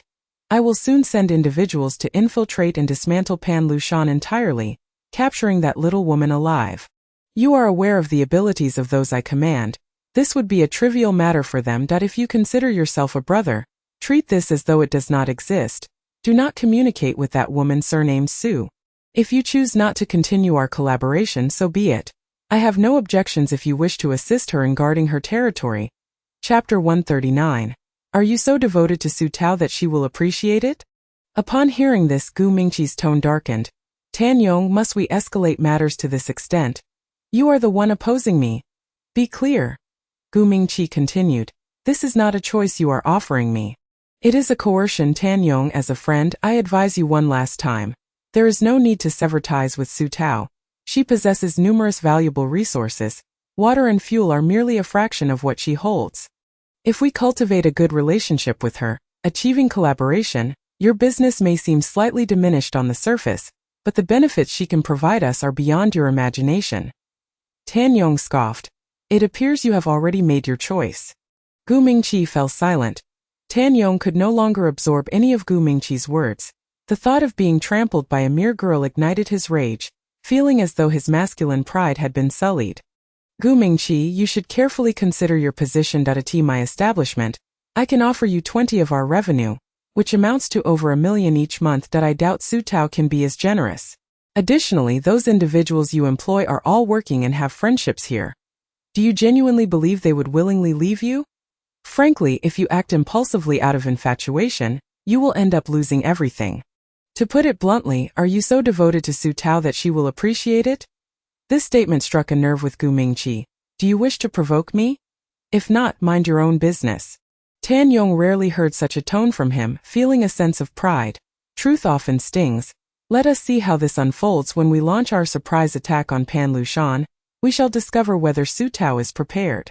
If she is not, we will treat this as if it never occurred. Sharing the spoils. I, Tan Yong, will never shortchange my brothers. If she is prepared, Brother Gu, do take care of yourself. The 8 members of the security department commenced their duties the following day. Meanwhile, Su Tao found herself grappling with the pressing issue. The office space was insufficient. The previous office could accommodate a maximum of 6 individuals. Now, with the addition of the 8 security personnel, the 6 existing employees from the plantation also required workspace. Just the previous day, Qian Lin had mentioned wanting to hire more sales staff, exacerbating the shortage. Last night, Su Tao had intentionally stayed late to observe Qian Lin and the others at work, only to realize that her attention to detail as a boss was lacking. Cultivation is not akin to farming, requiring not just toil but also meticulous record-keeping. Without desks and chairs, employees resorted to writing on the ground or using their colleagues' backs as makeshift tables. The seeds cultivated had no proper storage, forced to remain in the hallway, which was exceedingly inconvenient. Thus, constructing a new office became an urgent necessity. Su Tao wasted no time. She commenced work that very morning. She was unreserved, as everyone had witnessed her ability to raise a high-rise building from the ground. The extraordinary powers in this apocalyptic world were not uncommon. Su Tao planned to name the current office building Tao Li Building and construct a new office, Tao Hua Building, in front of the greenhouse, hoping for the former to flourish with talent and the latter to blossom with prosperity. Originally a 2-story structure, she expanded the Tao Li Building to 5 stories, ensuring each floor was equipped with air conditioning. The first floor remained unchanged, serving as a reception area, while deeper inside was a workspace for the mobility-impaired Mei Lao. Further in was a display hall featuring the tenant handbook of Tao Yang and photographs taken by Fan Chuanhui, alongside Yi Xiaoqing's military cap. The second to fourth floors each housed 4 spacious independent offices designated for Su Tao, Zhuang Wan, Qi Yunlan, Qian Rongrong, and other executives. The 5th floor was allocated for the collective workspace of the security department, comfortably accommodating 8 individuals. Each of the 4 monitoring personnel's desks was equipped with computers for surveillance purposes. Upon completion, Meng Xiaobo was pleasantly surprised to find he had his own desk and chair, sheepishly remarking, "I have one too." Previously at the factory, since I spent most of my time handling disturbances outside, they never assigned me a seat. During my downtime, I would sit on the stairs chatting with others. Qi Yunlan laughed. "Now you have a place to sit, but no idle chatter allowed." Meng Xiaobo nodded vigorously. His girlfriend cautioned him, "Be careful. Don't break anything or you'll have to trouble Boss Su for a replacement. If I find out, don't expect to sleep in bed tonight." Meng Xiaobo immediately became cautious. Su Tao chuckled at the scene and waved to everyone. "Everything is ready. Please return to your positions. If you need anything, just let me know. Do not hesitate." The team expressed their gratitude and eagerly returned to their duties with renewed vigor. Su Tao headed towards the vacant lot in front of the greenhouse. Considering that the area was limited, the Tao Hua Building would occupy the same footprint as the Tao Li Building, totaling only 100 square meters. The 2 structures would be back-to-back, separated by merely a display hall, effectively serving as a complete office area. Upon entering the Tao Hua Building, the first floor would serve as a workspace, accommodating 4 desks for technicians. Additionally, a file rack was placed against the wall for them to store their records. To the left was a dedicated office for Qian Lin and Wu Zhan, featuring large windows that allowed ample light and a view of the greenhouse outside. To the right was the men's restroom. The second floor would also serve as a communal workspace, with the right side designated for the women's restroom, while the left featured a small terrace for staff to step outside and enjoy fresh air during breaks. The third floor contained a conference room, with 4 small meeting rooms on the left for 2 to 4 participants and 2 larger meeting rooms on the right for 6 to 8 participants. Finally, the entire fourth floor was designated as a seed storage area. After completing the construction, Su Tao found her wallet significantly lighter, and time had swiftly slipped into the afternoon. Qian Lin urged her to take a break for lunch. It's 3 o'clock. My esteemed boss, have a meal before returning. There's no rush. We can manage just fine in one tea. Let it interfere with our work. Feeling both tired and hungry, Su Tao quickly replied. A little delay is acceptable. I am merely concerned that you might fall ill from working too hard in this heat. The building is ready, with air conditioning on every floor. You all go ahead. If there's anything to add, call for me tomorrow. I plan to eat and then take a nap. I am utterly exhausted. Seeing her so disinterested in the new office, Qian Lin promptly urged her to rest. By the time she returned, the employees had eagerly entered the new space. Wu Zhan waved to her from the terrace on the second floor. Manager Qian, your office is the first one on the left on the first floor. I checked it for you. It was an independent office, not only furnished with a desk and chair but also a small sofa and coffee table for relaxation. In fact, Su Tao had even provided a water dispenser for her. Chapter 140. Pan Lushan indeed has something to offer. Qian Lin was momentarily taken aback, quickly stepping inside to see that her office contained not only what Wu Zhan had described but also a glass display cabinet filled with her favorite flower teas. For a moment she felt a twinge of envy, realizing that her boss genuinely cared for her employees, even going so far as to remember her preferences and prepare such a thoughtful surprise. She couldn't help but imagine, during her leisurely moments at work, lounging on the sofa in her private office, basking in the refreshing air conditioning, savoring the fragrant flower tea, and gazing out at the bountiful fields and greenhouses beyond the window.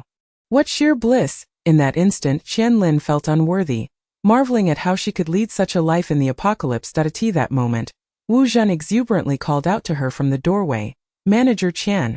You absolutely must check out the terrace on the second floor. The view is exceptionally expansive. When we find some spare time, I plan to plant some peach blossoms here. We cannot let the name Peach Blossom Tower go to waste. And the conference room on the third floor has a wall-mounted television that not only connects to the internet but also to communication devices. As he continued, he grew somewhat melancholic, wishing that Minda and the others could also witness the beauty of Taoyang. Such a splendid place, yet they would never have the chance to see it again.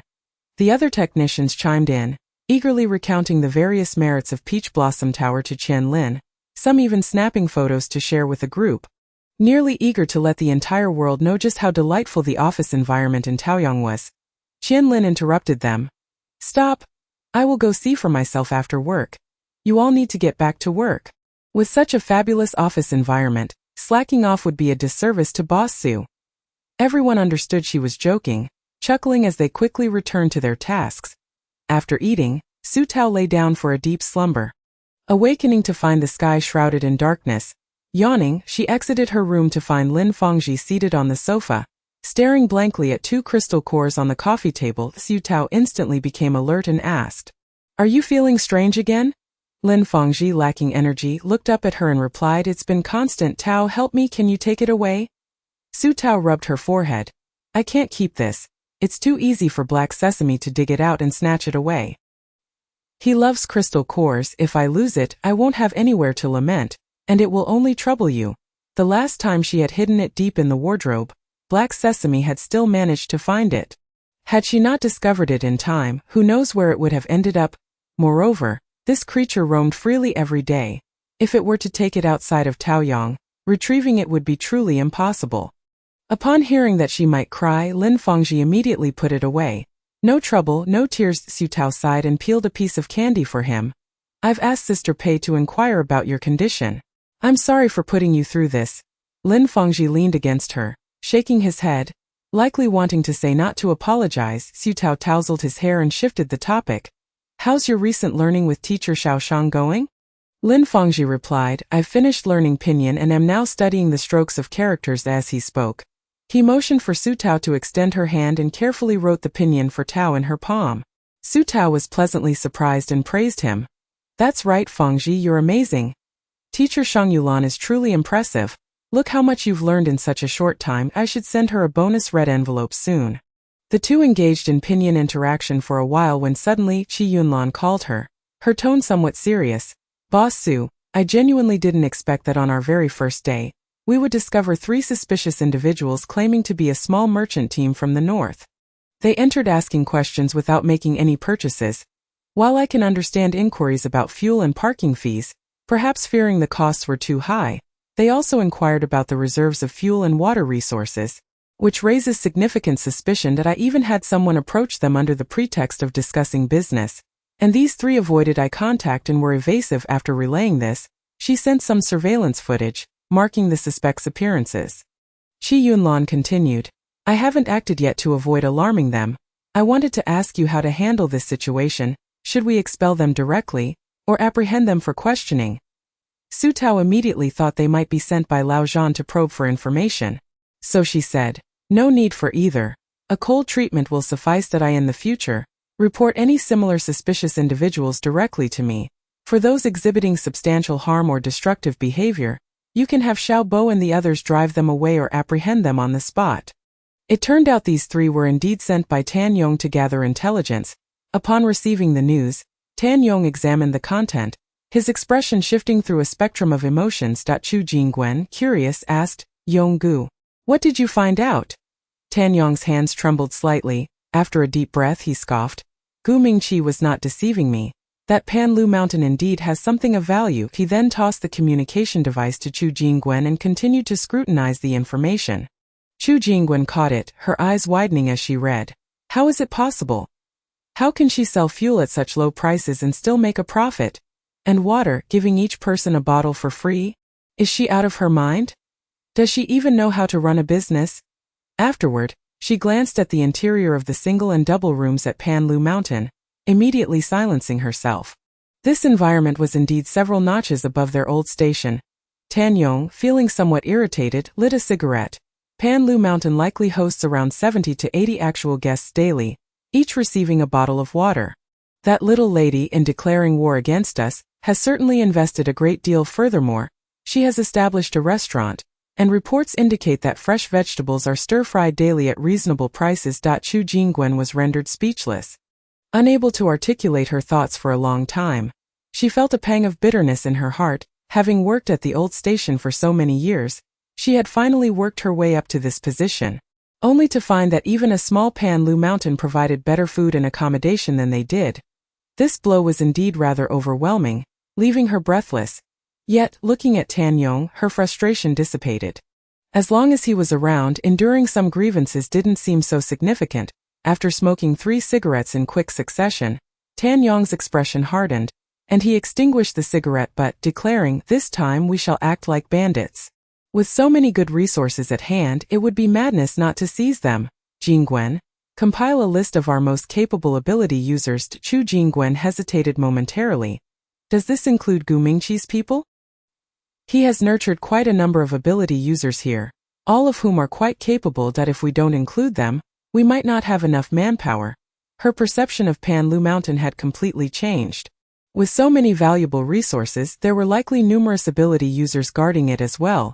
Although Gu Mingqi was somewhat unsociable, he had a fair number of capable individuals under his command, which had helped the old station considerably. With his people, the odds of taking down Panlu Mountain would indeed be higher. Tan Yong's face darkened. "Do not involve his people. If we lack manpower, we can hire mercenaries. Find a time to negotiate with Bao Tu. Although they are a bit reckless, they are strong and straightforward. If they don't require payment, offer them 40% of the good things we seize from Panlu Mountain." Chapter 141. If others seek me out, I would certainly decline, but if you ask, that's a different matter. Su Tao carefully reviewed the surveillance footage of the 3 suspicious individuals provided by Qi Yunlan, subsequently adding them to the blacklist. Should these 3 ever enter the jurisdiction of Panlu Mountain, the system would not only trigger an alarm but also immediately transport them out. Once these tasks were complete, Su Tao still felt uneasy and decided to speak with Lei Xing the following day. Hoping to hire them for a while longer, specifically to secure the perimeter of Panlu Mountain. After all, the old station had been around for over 10 years. She needed to be cautious and not allow anyone to exploit any vulnerabilities. The next day, when Su Tao found Lei Xing, he had just returned from a reckless joyride with Chen Yang.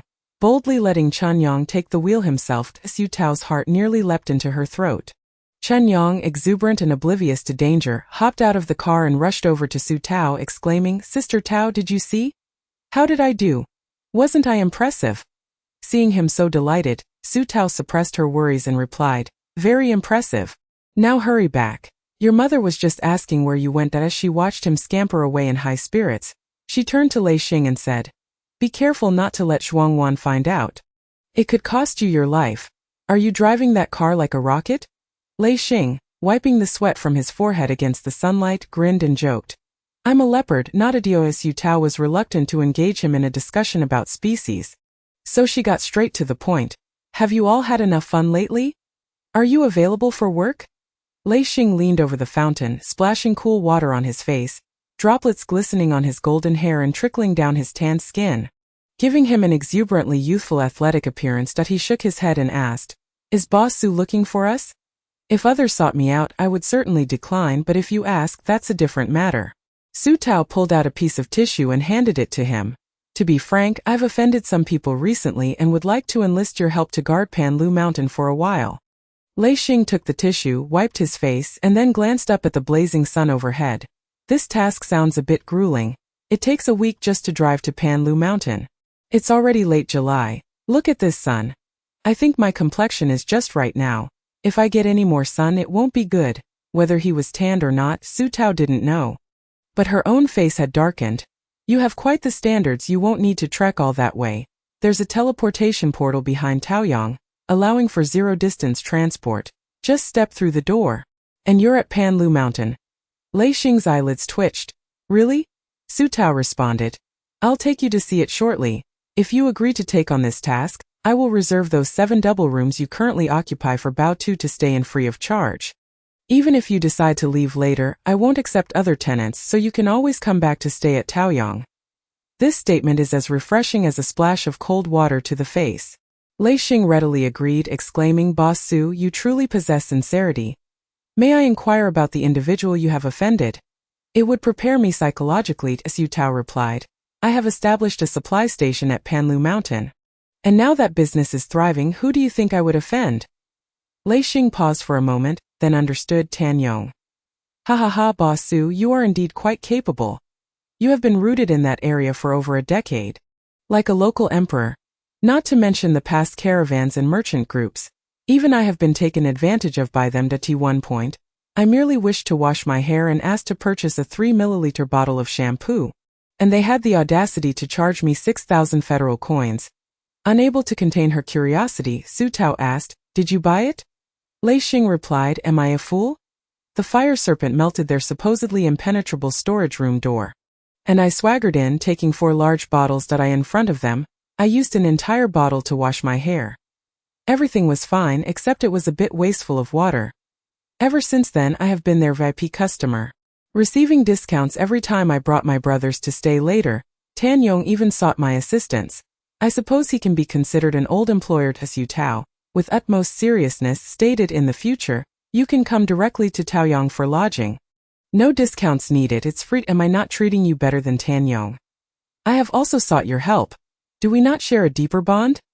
Lei Xing nearly burst into laughter. "Boss Su, has anyone ever told you how adorable you are?" Su Tao responded, "If you say so, I shall take it as you aligning with my side. Besides, it was Tan Yong who broke ties with me first. Initially, I intended to develop together with the old station. But alas, he lacks appreciation and has proactively created obstacles for me. Recently, he even sent someone to infiltrate Panlu Mountain. I wonder what scheme he is concocting behind the scenes." Lei Xing nodded. "Tan Yong is indeed somewhat obstinate. If it weren't for his prolonged occupation of the old station, he would not be entitled to such benefits. Many have grown discontent with him, yet they fear his foundation." Just as he finished speaking, his communicator rang. Upon seeing the caller ID, his expression turned subtle, and he instinctively glanced at Su Tao, ever perceptive, perked up her ears seeing her little gesture. Lei Xing found it amusing and did not shy away. Answering the call, the sweet voice of Chu Jingwen came through. Captain Lei, long time no see. Where have you been lately? Lei Xing replied nonchalantly, still out on a mission. What brings you to contact me? Miss Chu. Well, we have collaborated with Leopard Path several times, and each time has been quite pleasant. This time we immediately thought of Captain Lei upon hearing some good news. Have you heard of Panlu Mountain? It is a recently emerged supply station conveniently located near our old station just a half-day's drive away. Yes, I have heard of it. What's the matter? Please feel free to get to the point. Miss Su Tao instinctively leaned in. Eavesdropping on the conversation, Chu Jingwen's voice became even sweeter. That's good to know. We have conducted our investigations and found that Panlu Mountain boasts substantial water and fuel reserves. With a continuous supply of fresh vegetables every day, we even inquired with departing guests, and they reported that the living conditions at Panlu Mountain are excellent, featuring brand new renovations and an array of vending machines for food and daily necessities. With so many enticing offerings, doesn't Captain Lei wish to partake in some of the benefits? Su Tao's anger flared. Lei Xing gestured for her to calm down and continued to inquire. What do you wish for us to do? Chu Jingwen, sensing an opportunity, eagerly pressed on. We hope to collaborate with Leopard Path to form an elite team of psychics to ascend the mountain and capture the owner of Panlu Mountain. Su Tao. The remaining spoils would be divided 60-40. What do you think? Su Tao raised her eyebrows in fury. Capture?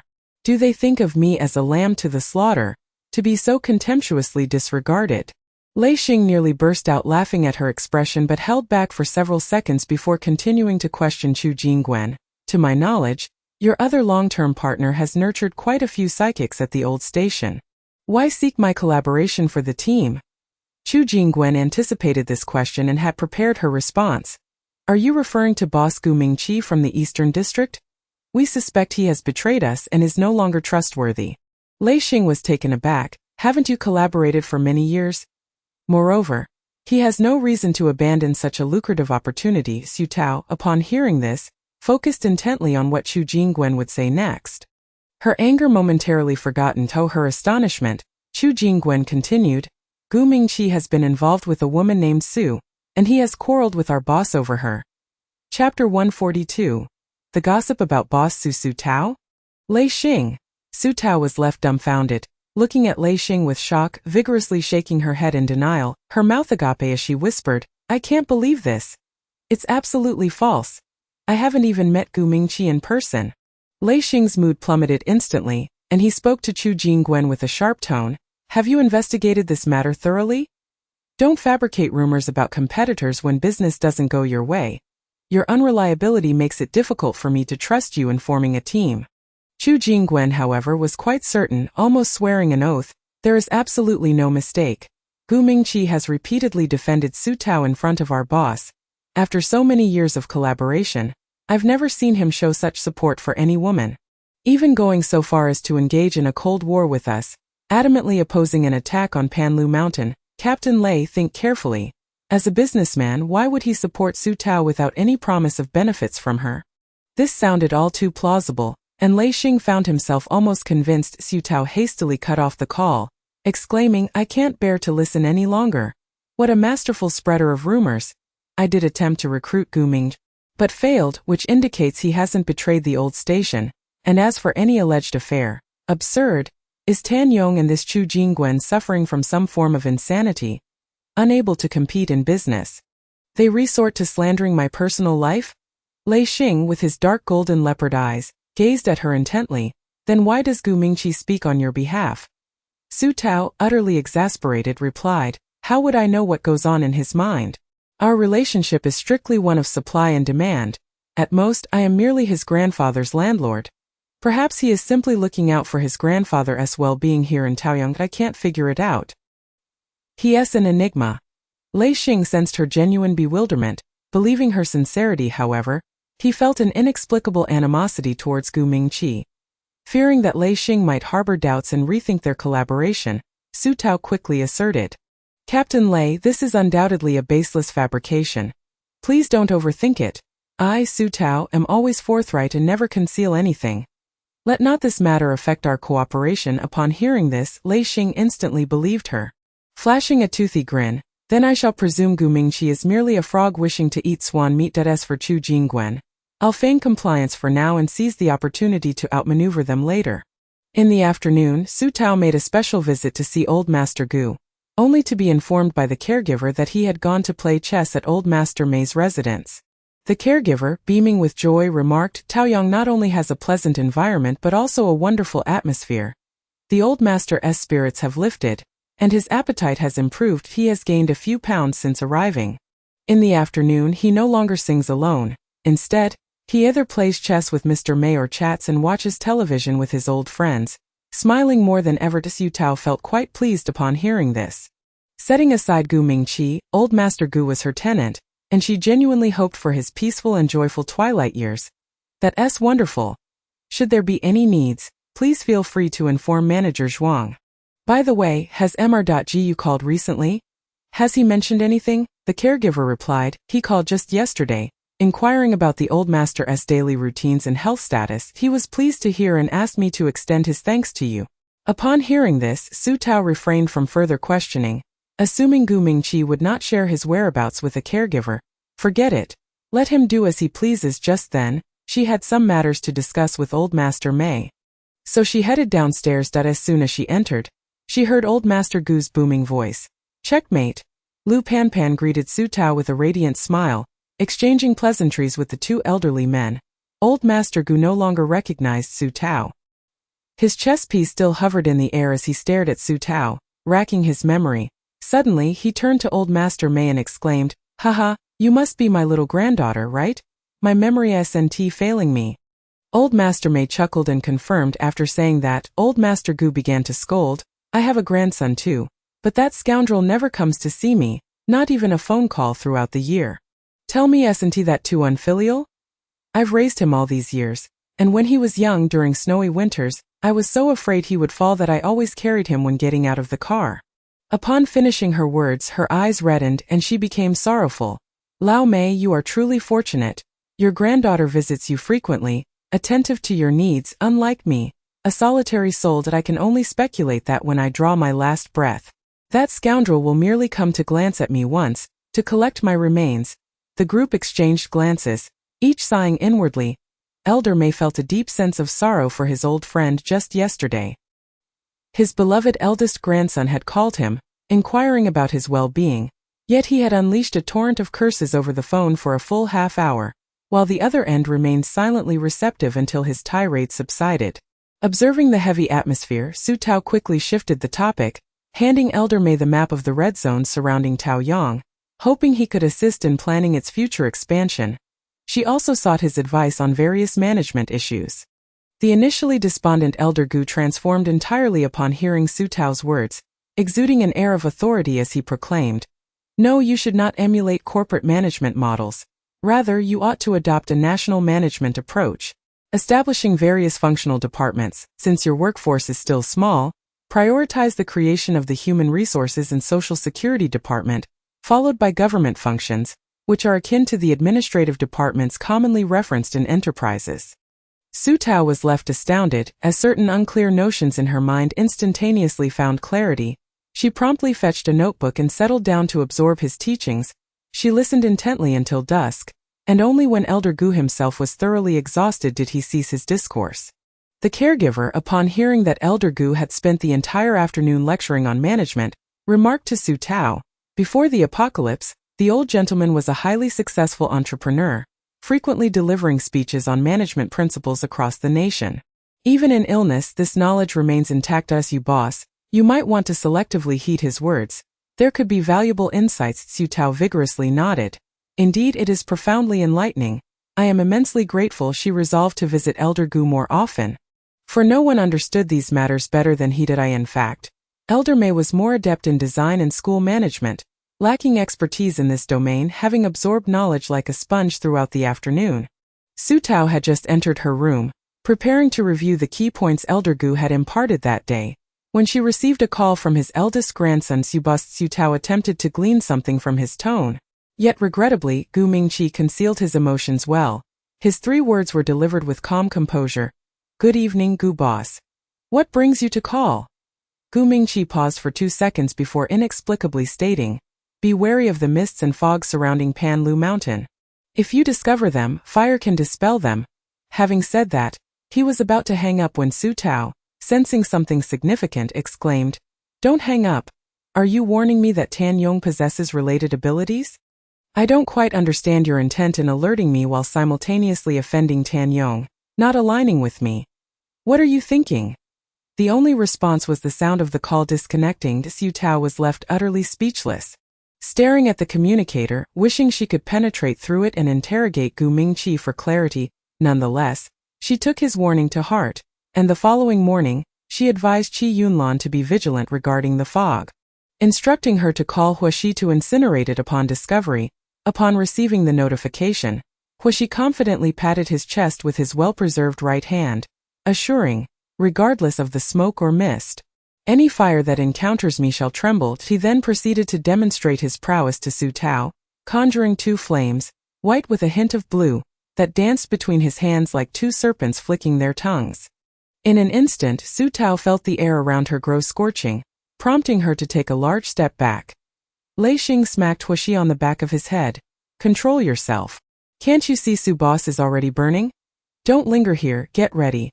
After escorting Huaxi away, he addressed Su Tao. "At 6 this morning, Chu Jingguan called me again. I feigned agreement. Moreover, I've heard that Gu Mingqi ordered the withdrawal of his personnel from the old station overnight. Those who were reluctant to leave were executed under his orders, resulting in a bloody scene that attracted a small wave of zombies, leaving Tan Yong and his group sleepless throughout the night." Su Tao felt a chill run down her spine. Thus, Gu Mingqi had completely severed ties with the old station. Yet, he chose not to align with her. What was his intention? Lei Xing continued. "Tan Yong is furious. He originally intended to absorb the unwilling individuals into his ranks, but who would have thought Gu Mingqi would be so ruthless, preferring to eliminate them rather than leave them for him?" Su Tao inquired. "I recall that many of those individuals were minors, correct?" Lei Xing nodded. Indeed, they were orphans collected by Gu Mingqi from various places, most of whom had yet to reach adulthood. Those unwilling to leave were likely brainwashed by Tan Yong in secret. Su Tao fell silent, pondering for a moment before responding. "As long as Gu Mingqi does not stand against us, let him remain moderate, Captain Lei. I will need your assistance in gathering intelligence on the abilities of the supernatural beings at the old station, to ascertain which powers we need to guard against." Lei Xing gestured an okay sign. "I don't know them all, but I've dealt with a few. I can give you a brief overview. They sound quite extraordinary, but each has its countermeasures. For instance, Tan Yong has a lover, his most cherished and valued woman, whose ability is called Mean, belonging to the mental category. She possesses a beautiful voice that can draw people in, causing them to lose themselves and worship her as a deity. In simpler terms, she is akin to a cult leader. Just block your ears with something when the time comes. There's also another individual with the ability Liang, who can gather sunlight during the day to form high-damage beams, resembling lasers, capable of penetrating most objects and is highly offensive. However, there's no need to fear him. One of my comrades possesses an ability called Reflection, which can rebound any attack equivalently. Additionally, Su Tao listened, her mind reeling. Was this the diversity of supernatural abilities? Lei Xing concluded his summary. "From what I recall, these are the more pragmatic supernatural beings at the old station. Others are rather lackluster. For example, they have a supernatural being who can suddenly induce their opponent to feel the urge to defecate, though the harm is minimal. It is extremely humiliating." There's also a rather eccentric supernatural being named Alice, whose head can enlarge or shrink, and I've heard she perceives everyone as rabbits, behaving in a bizarre and absurd manner. Su Tao couldn't help but exclaim, "How fascinating." Lei Xing replied, "Fascinating but useless. Perhaps only 1 in 1,000 individuals awakens, and out of those, 8 out of 10 possess trivial abilities. It's no exaggeration to say that capable supernatural beings are a rarity." Su Tao came to a realization. No wonder the old station is so eager to seek collaboration with you at Leopard Path. All 14 of you are extraordinary individuals, each a 1 in 1,000 find. I truly am fortunate. Lei Xing was quite pleased with her flattering words, his eyes crinkling into a smile. This fortune is bound to last with the protection of the security department and the Leopard Path personnel. Su Tao felt an overwhelming sense of relief, finally able to dedicate her attention to some internal affairs of Taoyang. Firstly, the initial batch of 3-bedroom, 2-living-room apartments had all been rented out, uniformly occupied by families consisting of 4 adults and 1 child. Additionally, the previously vacant rooms had also been re-rented, bringing in a total of 470,000 federal coins. All this revenue was deposited into the public account, which, along with the previous surplus, now boasted a liquidity of 850,000. This did not even account for the income from Panlu Mountain in the latter half of July and the earnings from the plantation. Su Tao gazed at the account balance, feeling utterly satisfied. Indeed, money was a source of joy. Shortly thereafter, Zhuang Wan approached her to discuss the recruitment of sales personnel for the plantation. Qian Lin expressed a desire to hire 2 individuals. But I believe that may not suffice. We still need to find 2 more to interface with Dongyang for vegetable procurement. Otherwise, each time Dongyang sends someone, Qian Lin will have to scramble to gather people for the task, which is inefficient. Additionally, once we are able to purchase a large batch of seeds, we will require someone specifically to manage and maintain them. Furthermore, mature vegetables will also need to be harvested and properly prepared for sale. Given the current workload, we will need to recruit another 2 individuals. Su Tao found her considerations quite thorough and readily agreed, then inquired, I plan to establish our human resources and administrative departments soon. Do you have a preference? The Human Resources Department will be responsible for recruitment, employee services, activities, and benefits. The administration will primarily entail your current duties, handling tenant list filtering, registration, services, lease renewals, and environmental management. This approach was inspired by Elder Gu's insights. To effectively run an enterprise or region, employees must fulfill distinct roles, allowing for better management through task differentiation.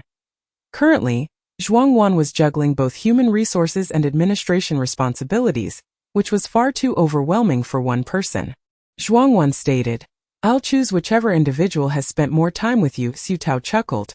Then let it be human resources. As for administration, please find a suitable person to take over soon. And I appreciate your effort in training the newcomers.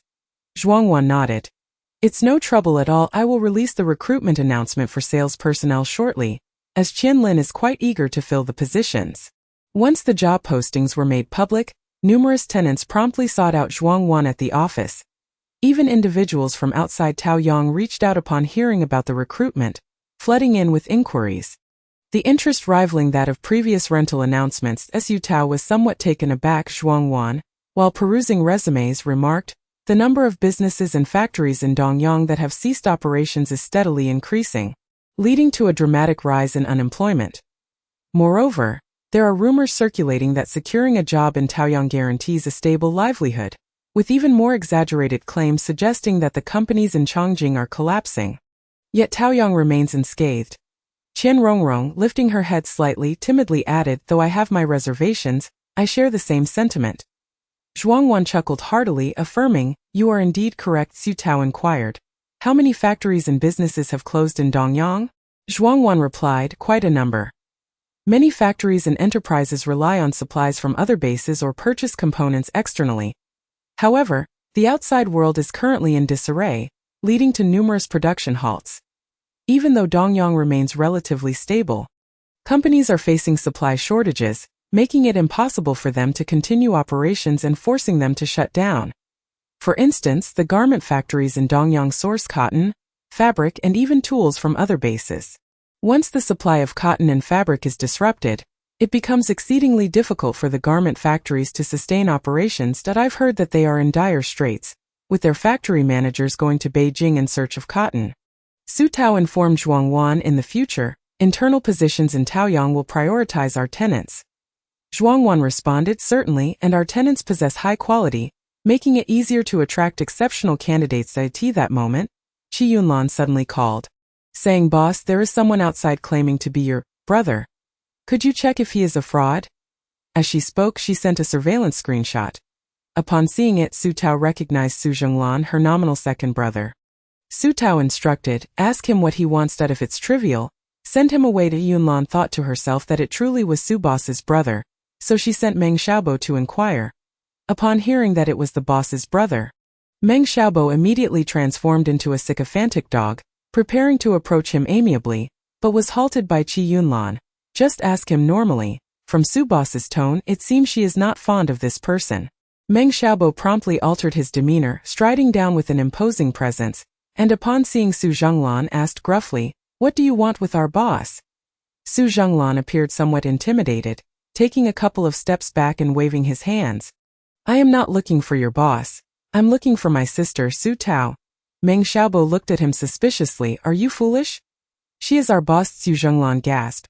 "Is it possible there is a namesake? My sister is only 18, she cannot possibly be your boss. She is a tenant here, likely living with her boyfriend. Could you please call her for me?" Chapter 144. A little cat. Meng Xiaobo was momentarily dazed by his words, questioning whether there truly was a tenant with the same name. Their boss was still a single young woman. Unable to comprehend, Meng Xiaobo raised an eyebrow and inquired, "Just tell me what you want." Su Zhenglan, feeling intimidated by his demeanor, stammered, I came to Taoyang to find a job and I was hoping she could help me with that." Meng Xiaobo, acting like a mere relay machine, called Qi Yunlan to report. "Boss, he is here looking for a job." Qi Yunlan understood, recognizing him as a relative seeking to take advantage, and advised find an excuse to send him away. Unable to think of an excuse, Meng Xiaobo hung up and directly told Su Zhenglan. "You should leave us." Su Zhenglan replied, "Huh? You haven't helped me call her." Meng Xiaobo raised his fist, large as a sandbag, glaring coldly, "Are you going to leave or not?" Su Zhenglan, frightened, took a glance at the imposing entrance of Taoyang and, feeling reluctant, walked away. Upon learning that Su Zhenglan had departed, Su Tao did not think much of it and continued her work. Just before the end of the workday, Qian Lin visited Taoli Building. Holding a bundle wrapped in waste paper, sitting down, she exclaimed with enthusiasm, "Boss, remember that guest surnamed Zhang from Panliashan who introduced us to a transportation team for seed purchases? Well, they arrived at Panliashan and, although we had initially agreed to discuss this afternoon, their team leader was feeling unwell after a long journey and rescheduled. They felt quite apologetic and sent us a package of lily bulbs." As she spoke, she opened the bundle to reveal 3 blooming white lilies, their petals adorned with tiny droplets of water, exuding a delightful fragrance. Su Tao immediately sat up straight. Qian Lin chuckled. "Wu Zhan was eager to nurture the bulbs and entrusted me to deliver them to you. He mentioned they could last 2 weeks in the office." Su Tao, delighted, accepted them, inhaling their fragrance, and remarked, "They are truly beautiful and wonderfully fragrant." Noticing Zhuang Wan's eager gaze, she offered her one, saying, "Just this single bloom." There are no more. Zhuang Wan, a delicate woman with no resistance to beautiful flowers, cherished it dearly, exclaiming, "Long live the boss," thrice before hastily finding a vase to place it in water. Attending to it with great care, Qian Lin reminded her, "Make sure to fill the vase. Be cautious that black sesame doesn't knock it over." Zhuang Wan immediately took this warning to heart, positioning the vase against the wall for stability. Suddenly she inquired, "It's peculiar not to have seen Black Bean all day. Usually it wreaks havoc in the office." Black Bean was the nickname Zhuang Wan had given it, likening it to a bean that scurried away upon landing. Su Tao paused, a chill running down her spine. Not only had it not appeared today, but it hadn't returned home last night either. While it had occasionally spent the night away, it always returned by day for meals with the afternoon already upon them. She feared something might have happened. Panicking, Su Tao rushed upstairs to check the surveillance footage with Qi Yunlan. 8 people searched together for over an hour, but neither Taoyang nor Panliashan yielded any results. Su Tao speculated that perhaps it had ventured outside after dark last night, making it difficult to locate. As Black Sesame was practically invisible in the darkness, she even attempted to share her vision with Black Sesame, but received no response. By 10 o'clock that evening, Su Tao was too anxious to eat. Her legs feeling weak, her mind consumed with thoughts of a potential threat capturing it, a mere little cat. Upon learning of this situation, Old May urgently wheeled himself out, calling out for Black Sesame.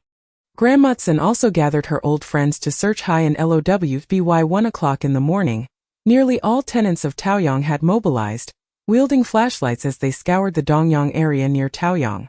Everyone adored this cat. They would pet and hold it, and it was bold enough to greet them daily while lounging by the fountain. If anything were to happen to it, no one would be at ease. Chapter 145.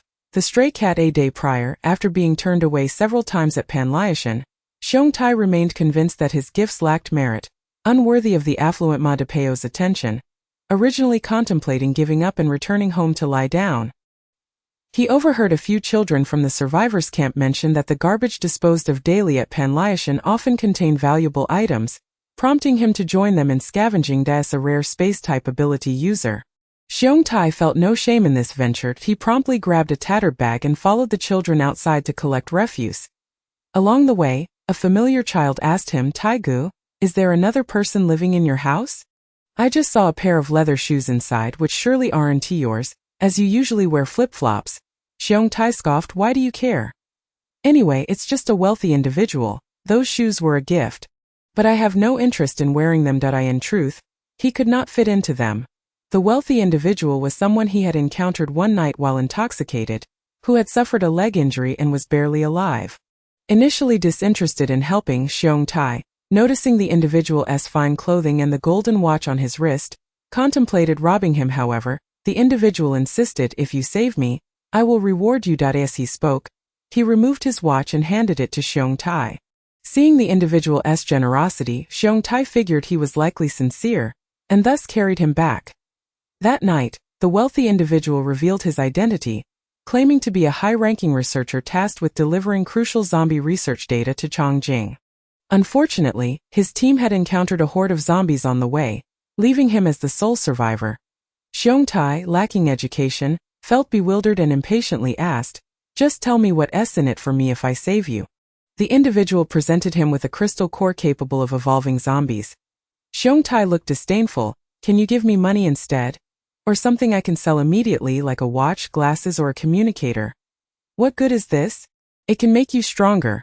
You're an ability user. Don't you want to become stronger?" Xiong Tai found this utterly ridiculous. "You think I'm easy to fool because I lack education? I don't want to grow stronger. I just want to drink." The researcher was taken aback by such a lackadaisical ability user, momentarily speechless before finally saying, "I have nothing else. I lost everything on the way. You can try to find someone knowledgeable to sell the crystal core. It will definitely fetch a good price. Even if it doesn't, once my companions find me, I will buy it back from you." After hearing this, Xiong Tai relented. The next day, he sold the gleaming mechanical watch for 3 bottles of liquor. He initially intended to gift the alcohol to the female boss at Panlyashan, but Ma Depeo still looked down on it, claiming their boss lacked nothing to ask. What high standards! Thus, he indulged in the 3 bottles of white liquor at home, reveling in a few days of blissful idleness.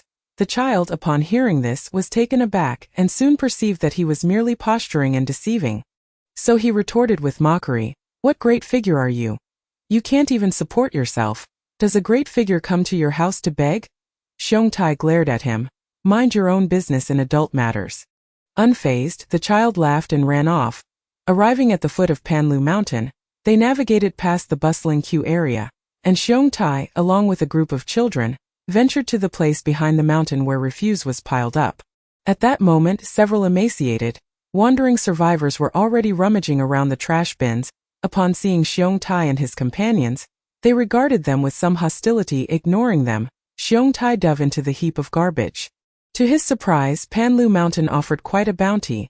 There were even fresh vegetables, albeit mostly remnants of meals or wilted leaves discarded by others. He paid no mind, shoving them into his mouth without washing.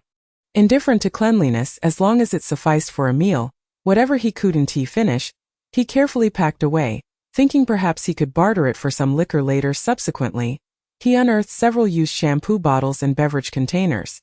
The children around him expressed envy, saying, "The people of Panlu Mountain live quite well.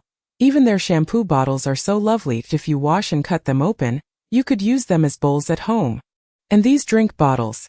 One child, licking his cracked lips while gazing at the advertisements printed on them, added, "I know a big brother who says these bottles contain sweet water, both delicious and thirst-quenching." Xiong Tai was indifferent. He cared little for sweet treats, as long as he had liquor to drink and wouldn't starve. That if he could work at Panlu Mountain, he could immediately realize his dreams: free housing, money to buy liquor. It was simply too wonderful. The only downside was the female boss, who was difficult to please, dismissing any gifts. Ma Depeo was also a snob, having prospered yet failing to lend him a hand. With a heart full of grievances, Xiong Tai continued to sift through the refuse exhausted. He lay down atop the garbage heap and fell into a deep sleep, only to awaken and resume his search. As the sun began to set, he prepared to leave when suddenly, he spotted a black cat on a nearby rock. However, it vanished in the blink of an eye. Rubbing his eyes and searching around, he indeed found it again, digging a hole to relieve itself. The sleek, shiny black cat had round, sparkling eyes that were irresistibly cute. Xiong Tai widened his eyes and asked, "Is that a cat? Who owns it?" The child shook his head, replying, "I don't know that I often see it sleeping on the trash bins, and when it wakes up it runs around and no one seems to take care of it. It probably isn't owned by anyone." An idea sparked in Xiong Tai's mind. Do women generally like such little creatures? He had heard that some affluent ladies in Chongqing kept cats and dogs. If he presented this as a gift, it would surely be impressive. The child, noticing Xiong Tai's eager approach towards the black cat, quickly cautioned, "It's very fierce. Someone once tried to catch it to take home and eat it, but it clawed their face, leaving them blind in one eye for a month. It's definitely a wild cat. Who would dare to keep it?" Xiong Tai paused, surprised. "This little thing is so fierce?" The child, eager to return home, insisted, "I'm not lying. Don't be deceived by its cuteness. It's very wary. It runs away as soon as anyone approaches. I have to go now. My grandmother hasn't eaten all day, and I found half a piece of dry bread that I need to bring back to her." Once the surrounding people had dispersed and darkness enveloped the area, Xiong Tai attempted to inch closer, but the cat consistently eluded him. Growing impatient, he utilized his spatial abilities to weave a cage in the void, placing half a sausage inside as bait. Damn it, he was reluctant to part with it.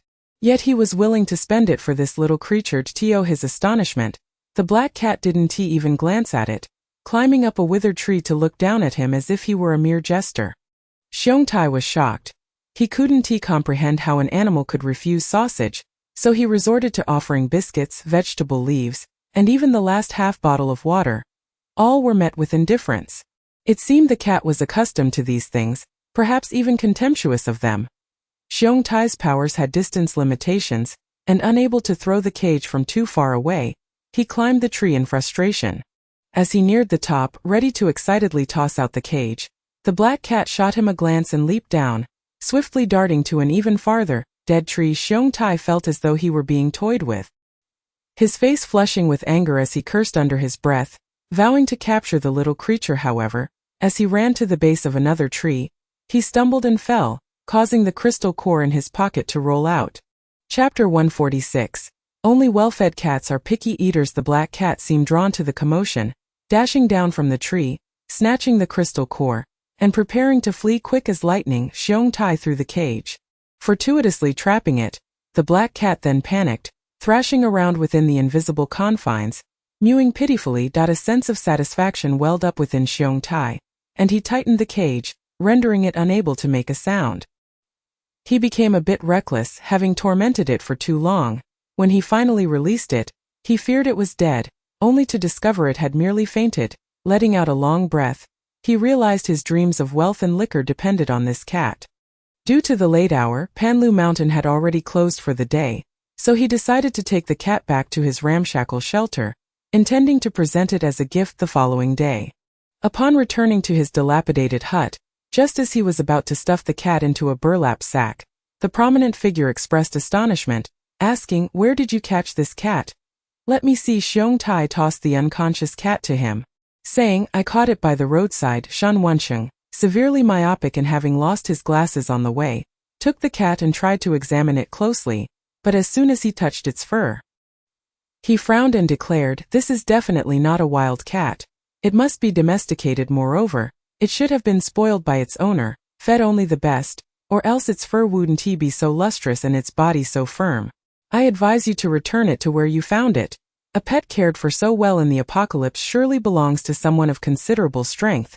Xiong Tai was skeptical. "When I caught it," the nearby child said, he saw it running around outside all the time, completely uncared for. "It's a wild cat." Over the days they had spent together, Shan Wensheng had come to realize that Xiong Tai was a lazy and foolish individual. Reasoning with him was futile. Yet he couldn't help but ask, "If this cat runs around outside, Have you ever seen it eating garbage? Only well-fed cats are picky eaters. Xiong Tai, recalling his experience of capturing the cat, felt a twinge of guilt, but the vision of his dreams at Panlu Mountain overshadowed it. He snatched the cat from Shen Wenqing's grasp, stuffing it into the sack and tightening the opening. Glaring as he said, "Shen, you better mind your own business. You still rely on me to survive. If you don't want your companions to never see you again, keep your mouth shut." Shen Wenqing pursed his lips. Thinking about how he had ended up with such a heartless fool as his savior, he truly couldn't bear to stay another day. Fortunately, his companions had contacted Major General Shi from Dongyang Base. They had just completed their mission and were passing by the old station to pick him up, expected to arrive in a day or two. On Su Tao's end, she searched high and low throughout the night. Her eyes bloodshot. By dawn, she had yet to find her beloved cat son, her anxiety nearly bringing her to tears. Qi Yunlan, Tao Yang, and those at Panlu Mountain were running back and forth, sifting through surveillance footage from the past couple of days to identify unfamiliar faces. Methodically eliminating suspects, Pei Dong called to comfort Su Tao while scanning from an elevated vantage point. Given Black Sesame's unusual abilities, not only the pioneering army found him valuable, but the city defense forces also held him in high regard. However, seeing how precious he was to Su Tao, Pei Dong refrained from mentioning it. The several aides around him, upon hearing that Black Sesame was missing, were equally anxious, fearing he might fall into the hands of ill-intentioned individuals or be exploited for his abilities. Meanwhile, the carefree Xiong Tai remained blissfully unaware of the events that transpired the previous night, sleeping soundly until daybreak, just as he was about to take the burlap sack to Panlu Mountain. He was intercepted by Chu Jingwen, the second in command of the old station. Chu Jingwen didn't even want to enter his filthy dwelling. Without needing to look, she knew it was a pigsty. Thus, she called out to him at the door. Xiong Tai was taken aback. "Miss Chu personally came to find me." "How illuminating." Chu Jingwen replied flatly, "Your humble abode shines brightly." Yes, what brings you here?" "I've already shared everything I know about Panlu Mountain. If you drag me in again for questioning, you won't uncover anything new." Chu Jingwen said. "A Tai, with your remarkable abilities, do you truly wish to live a life of mediocrity?" Xiong Tai exclaimed. "Miss Chu, please don't flatter me. I'm just like this, wanting to take each day as it comes, avoiding risky ventures. Having liquor to drink and not starving is already a good life for me. If you're looking to recruit me for some perilous task, I beg you, spare me. I'm just a worthless drunkard." And this ability was a cruel joke played by fate. Chu Jingwen was likely left speechless. Much like Shen Wenqing had been initially. It was rare to encounter someone so thoroughly resigned to their fate. Chu Jingwen took a deep breath and said, "You ought to think this through carefully. There is indeed some risk involved, but it is a one-time opportunity. If you succeed, not only will you receive money, fine wine, and the company of women, but you will also reside in a luxurious apartment and enjoy fresh vegetables at every meal." Xiong Tai, momentarily taken aback, inquired, "Miss Chu, are you advertising for the recruitment at Panliashan?" Ma Depeo said something similar back then, except for the part about women. Chu Jingwen, infuriated, turned on her high heels and left. Upon returning, she complained to Tan Yong, "Xiong Tai's brain is less functional than that of a zombie. I am truly exasperated. Please send someone else to persuade him to join us. Just the sight of him irritates me." Tan Yong, embracing a graceful woman clad in a flowing white gown, replied, "My Sasha, this matter requires your intervention. Forget about Xiong Tai. Anyone who hears your song will be enchanted and compelled to follow your words. Let Jingwen take you to meet Xiong Tai. Although we currently have sufficient manpower, an additional member would provide extra assurance. Is that agreeable?" With that, he placed a kiss on her cheek. Chu Jingwen turned her face away. Filled with a mix of resentment and desolation, Tan Yong, now increasingly disregardful of her feelings, no longer hesitated to flaunt his affection for his new partner. Once considerate of her emotions, he now treated her as nothing more than a subordinate. Hardly even a former lover. Chu Jingwen clenched her fists tightly.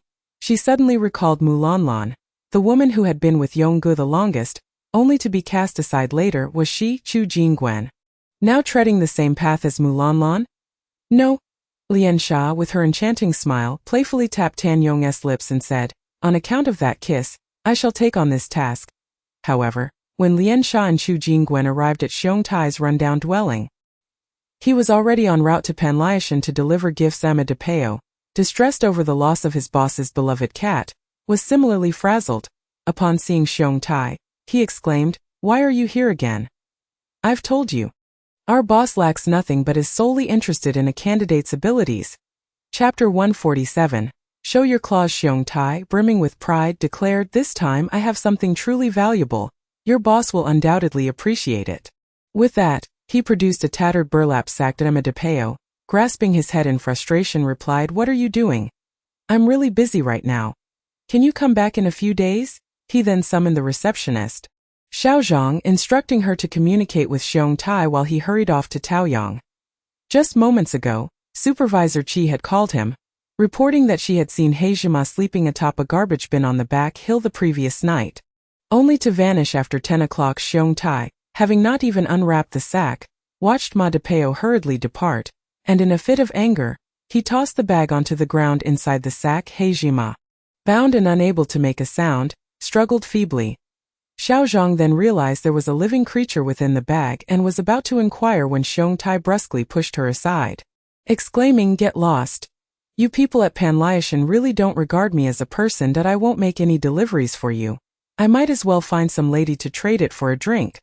Fuming, Xiong Tai slung the sack over his shoulder and hopped onto a truck back to the old station, where he coincidentally encountered Chu Jingwen and Lian Sha, who were leaving after searching for him in vain. In a foul mood, Xiong Tai ignored them and grimly shoved the burlap sack into Chu Jingwen's hands, stating, "Miss Chu, I'm giving you this cat if you like it. Just give me a bottle of white liquor." Chu Jingwen was momentarily taken aback. Upon opening the sack, she discovered a motionless black cat, its large eyes wide and glistening with moisture, appearing frail and pitiable. Its paw pads were still pink and its nose was tender, suggesting it was only about 4 or 5 months old. Exuding no aggression whatsoever, Chu Jingwen was instantly captivated. Even Lian Sha, who usually seemed aloof, turned her gaze toward it. Chu Jingwen quickly tightened the sack to hide it from her view and looked up at Xiong Tai, asking, "Where did you get it?" Xiong Tai replied, "It's a wild cat, Miss Chu. If you want it, just take it and give me a bottle of liquor. Don't ask me anything else." Chu Jingwen immediately responded, "You can collect the liquor from my place tomorrow. First, let the cat go. It looks very uncomfortable." With that, she opened the sack. Xiong Tai's mood brightened significantly. "All right, I'll release it now. Be careful. It's quite fierce." Just as he loosened the sack, Heijima bolted out, unsheathing its claws and swiftly slashing a deep gash across Xiong Tai's face. Blood gushing forth immediately, Xiong Tai let out a scream, clutching his bleeding eye and nose. However, before he could fully comprehend the situation, in a flash, Heijima seized the glowing green crystal from his pocket and darted away, vanishing into the crowd in less than 3 seconds. Chu Jingwen stood there holding the empty sack. Dumbfounded, Lian Sha cast a surprised glance in the direction where the black cat had escaped. That cat was remarkably fast, showing reflexes unlike any ordinary feline. Xiong Tai continued to wail, cursing the cat and calling it a beast. Lian Sha regarded him with an impassive expression, her lips parting slightly as a melodious tune drifted through the air. Chu Jingwen could not hear it but watched as Xiong Tai gradually calmed down. Releasing his grip on his injured face, his eyelids had been clawed open, grotesquely revealing a bloody mess. Chu Jingwen felt a pang of fear. How could such an adorable little cat be so ferocious? It was indeed a wild cat, and it seemed unlikely that anyone could tame such fierce nature. A careless moment could lead to injury or even blindness. Yet, she felt a sense of loss. If only she could have kept it. Xiong Tai's remaining good eye began to glaze over, fixating on Lian Sha as he muttered, "Goddess." Chu Jingwen scoffed at the notion, thinking to herself, what kind of goddess would warm a man's bed? Before long, Xiong Tai appeared to lose his spirit entirely, trailing after Lian Sha to meet Tanyong boss, Supervisor Qi. These 4 children saw the black cat the afternoon it went missing at the garbage dump on the back hill. Shouldn't you and Supervisor Qi ask them about it? Su Tao rubbed her tired eyes, observing the ragged children before her, the eldest barely 12 and the youngest only 8 or 9. They huddled together, gazing at the room's decor with a mixture of envy and apprehension. Feeling a surge of compassion, Su Tao turned to Lin Fangji and said, "Fangji, please give the children some candy and water." She then warmly invited them to sit on the soft sofa, patiently reassuring them. Lin Fangji complied, distributing a pack of milk candies and a bottle of mineral water to each child. The children's eyes widened in astonishment at the sight of these treats. Their mouths watering with desire yet hesitant to reach out, Su Tao encouraged. It's all right, take them, that I have a few questions for you. And once we're done, Uncle Ma will take you home. The children, reassured by her youth and kindness, felt their fears dissipate significantly. They glanced at the eldest boy, who nodded and cautiously accepted the offerings, hugging the sweets tightly without consuming them immediately. Su Tao keenly observed that the 12-year-old boy likely held a leadership role among the group, prompting her to ask with a smile, "What's your name?" "My name is Zhang Xing, sister. Is that black cat yours?" Su Tao's eyes reddened slightly as she replied, "Yes, it is mine, and it is part of my family." "Can you tell me about the last time you saw it?" Zhang Xing, astonished that such a beautiful and gentle sister could own such a fierce cat, spoke with newfound respect, recounting the circumstances of that day and mentioning others who had tried to harm the black cat but were injured in return. Su Tao listened spellbound. Her beloved cat, raised since childhood, had nearly blinded someone and had become a local menace. Her memories of He Jima were of a mischievous yet free-spirited creature. Was it truly so vicious? Noticing her reaction, Zhang Xing cautiously asked, "Sister, didn't you know?" Su Tao sighed. "It was my oversight." "What happened next?" Zhang Xing spoke clearly and logically, recalling, "Besides the people I just mentioned, I believe Xiong Tai is the most suspicious." "Do you know him?" "He is an ability user. While an ordinary person might struggle to catch your cat because of its speed, Xiong Tai's abilities make it relatively easy for him to capture both people and animals. Additionally, I saw him trying to approach the kitten that day, but he backed off after I warned him that I owe you an apology. I thought a cat so fierce and wild would be unclaimed. So when Xiong Tai asked, I said it was probably a wild cat. I'm sorry, sister. Perhaps that led him to capture it without hesitation." Chapter 148. "I wish to meet you." Ma de Peo, upon hearing this, erupted in anger. "Damn it! That son of a gun, Xiong Tai, came to me today with gifts." The receptionist, Xiao Zhang, timidly added, "I think there was something alive in that burlap sack. I wanted to see it. But he pushed me away." A collective silence fell over the group, the tension palpable. Yunlan was dumbfounded, piecing together the implications. So Xiong Tai believed He Jima was merely a wild cat, abducting it as a gift for Su Tao to secure a lucrative deal? Ma de Peo was left in a daze for a full half-minute, regretfully pounding the table and apologizing. "Boss, I was too hasty. I thought a tattered sack could hold nothing of value. You lack for nothing. And all I could think of was getting rid of him. I'm sorry, truly sorry. I will head to the old station right away." He then unleashed a torrent of curses before attempting to rush out. Su Tao stopped him, saying, "If you go, you'll only find a tied-up sack. Sit down." She turned to Xiao Zhang and inquired, "Are you certain there are living creatures inside that sack?" Xiao Zhang nodded vigorously, cautiously explaining, "It must be alive." Xiong Tai threw it down hard, and inside it was, struggling from its size and shape it resembles. But there was no sound. Su Tao felt a pang of heartbreak, her nose suddenly stinging as she covered her mouth. Taking a moment to compose herself, black sesame had been raised by her, fed with goat's milk, and she had endured sleepless nights to care for it. In the beginning, it couldn't even urinate on its own, and she had gently assisted it with tissues. Later, she indulged it with the finest treats, and seeing how much it enjoyed playing outside, she couldn't bear to confine it. She even began to blame herself, wondering if her excessive pampering and laxity had led to this predicament, being thrown, suffocated in a sack, treated like an object. Xue Dao, sensing her distress, jumped beside her, incessantly licking her face. Lin Fangji, noticing the redness in her eyes, felt an overwhelming sense of sorrow that made it hard for him to breathe. Su Tao gradually regained her composure, her expression returning to normal, yet the atmosphere around her grew tense. Those familiar with her knew she was on the brink of fury. Ma de Peo felt a shiver of fear. "Boss." Su Tao instructed him, "Find old Qi from the duty room to drive. Tonight we are going to the old station." Yunlan reminded her, "Boss, tonight, Tan Yong will send someone to scout around Panliashan." Su Tao replied, "It's fine. I'll have Captain Lei and the others keep watch, and if anything happens, have them call me. De Peo, you take the kids home. It's late, and ensure they arrive safely." She then turned to Zhang Xing and added, "From now on, don't bring them to Panliashan to scavenge." Zhang Xing looked despondent, feeling as if he had been cast aside, momentarily overwhelmed with despair. Not being able to scavenge from Panliashan meant he would miss out on spoiled vegetable leaves and moldy bread. He would have to seek his fortune elsewhere. However, Zhang Xing soon heard her say, I will have the kitchen set aside perishable but clean food for you. You'll receive a daily supply, just ask Aunt Yu for it when the time comes. But remember, Aunt Yu is deaf and mute, so you must be polite and patient when communicating, understood? Zhang Xing's eyes sparkled with hope, and he eagerly thanked Su Tao along with the other 3 boys. They would no longer have to scavenge and could instead enjoy clean food, relieving his elderly grandmother from the burden of going hungry. Zhang Xing was overwhelmed with gratitude, stuttering as he attempted to speak. Mimicking Ma Depeo's address, Su boss, does Panliashan still need hands? I don't want anything. My grandmother taught me to be grateful that I can endure hardships and help you with the garbage. I can handle any dirty or laborious tasks. His fervent and resolute words left Su Tao momentarily at a loss. Gazing at his emaciated frame, Ma Depeo quickly stepped in, saying, if we need help, we won't hesitate to call on you. Come, let me drive you home. 10 minutes later, Su Tao boarded the vehicle heading to the old station.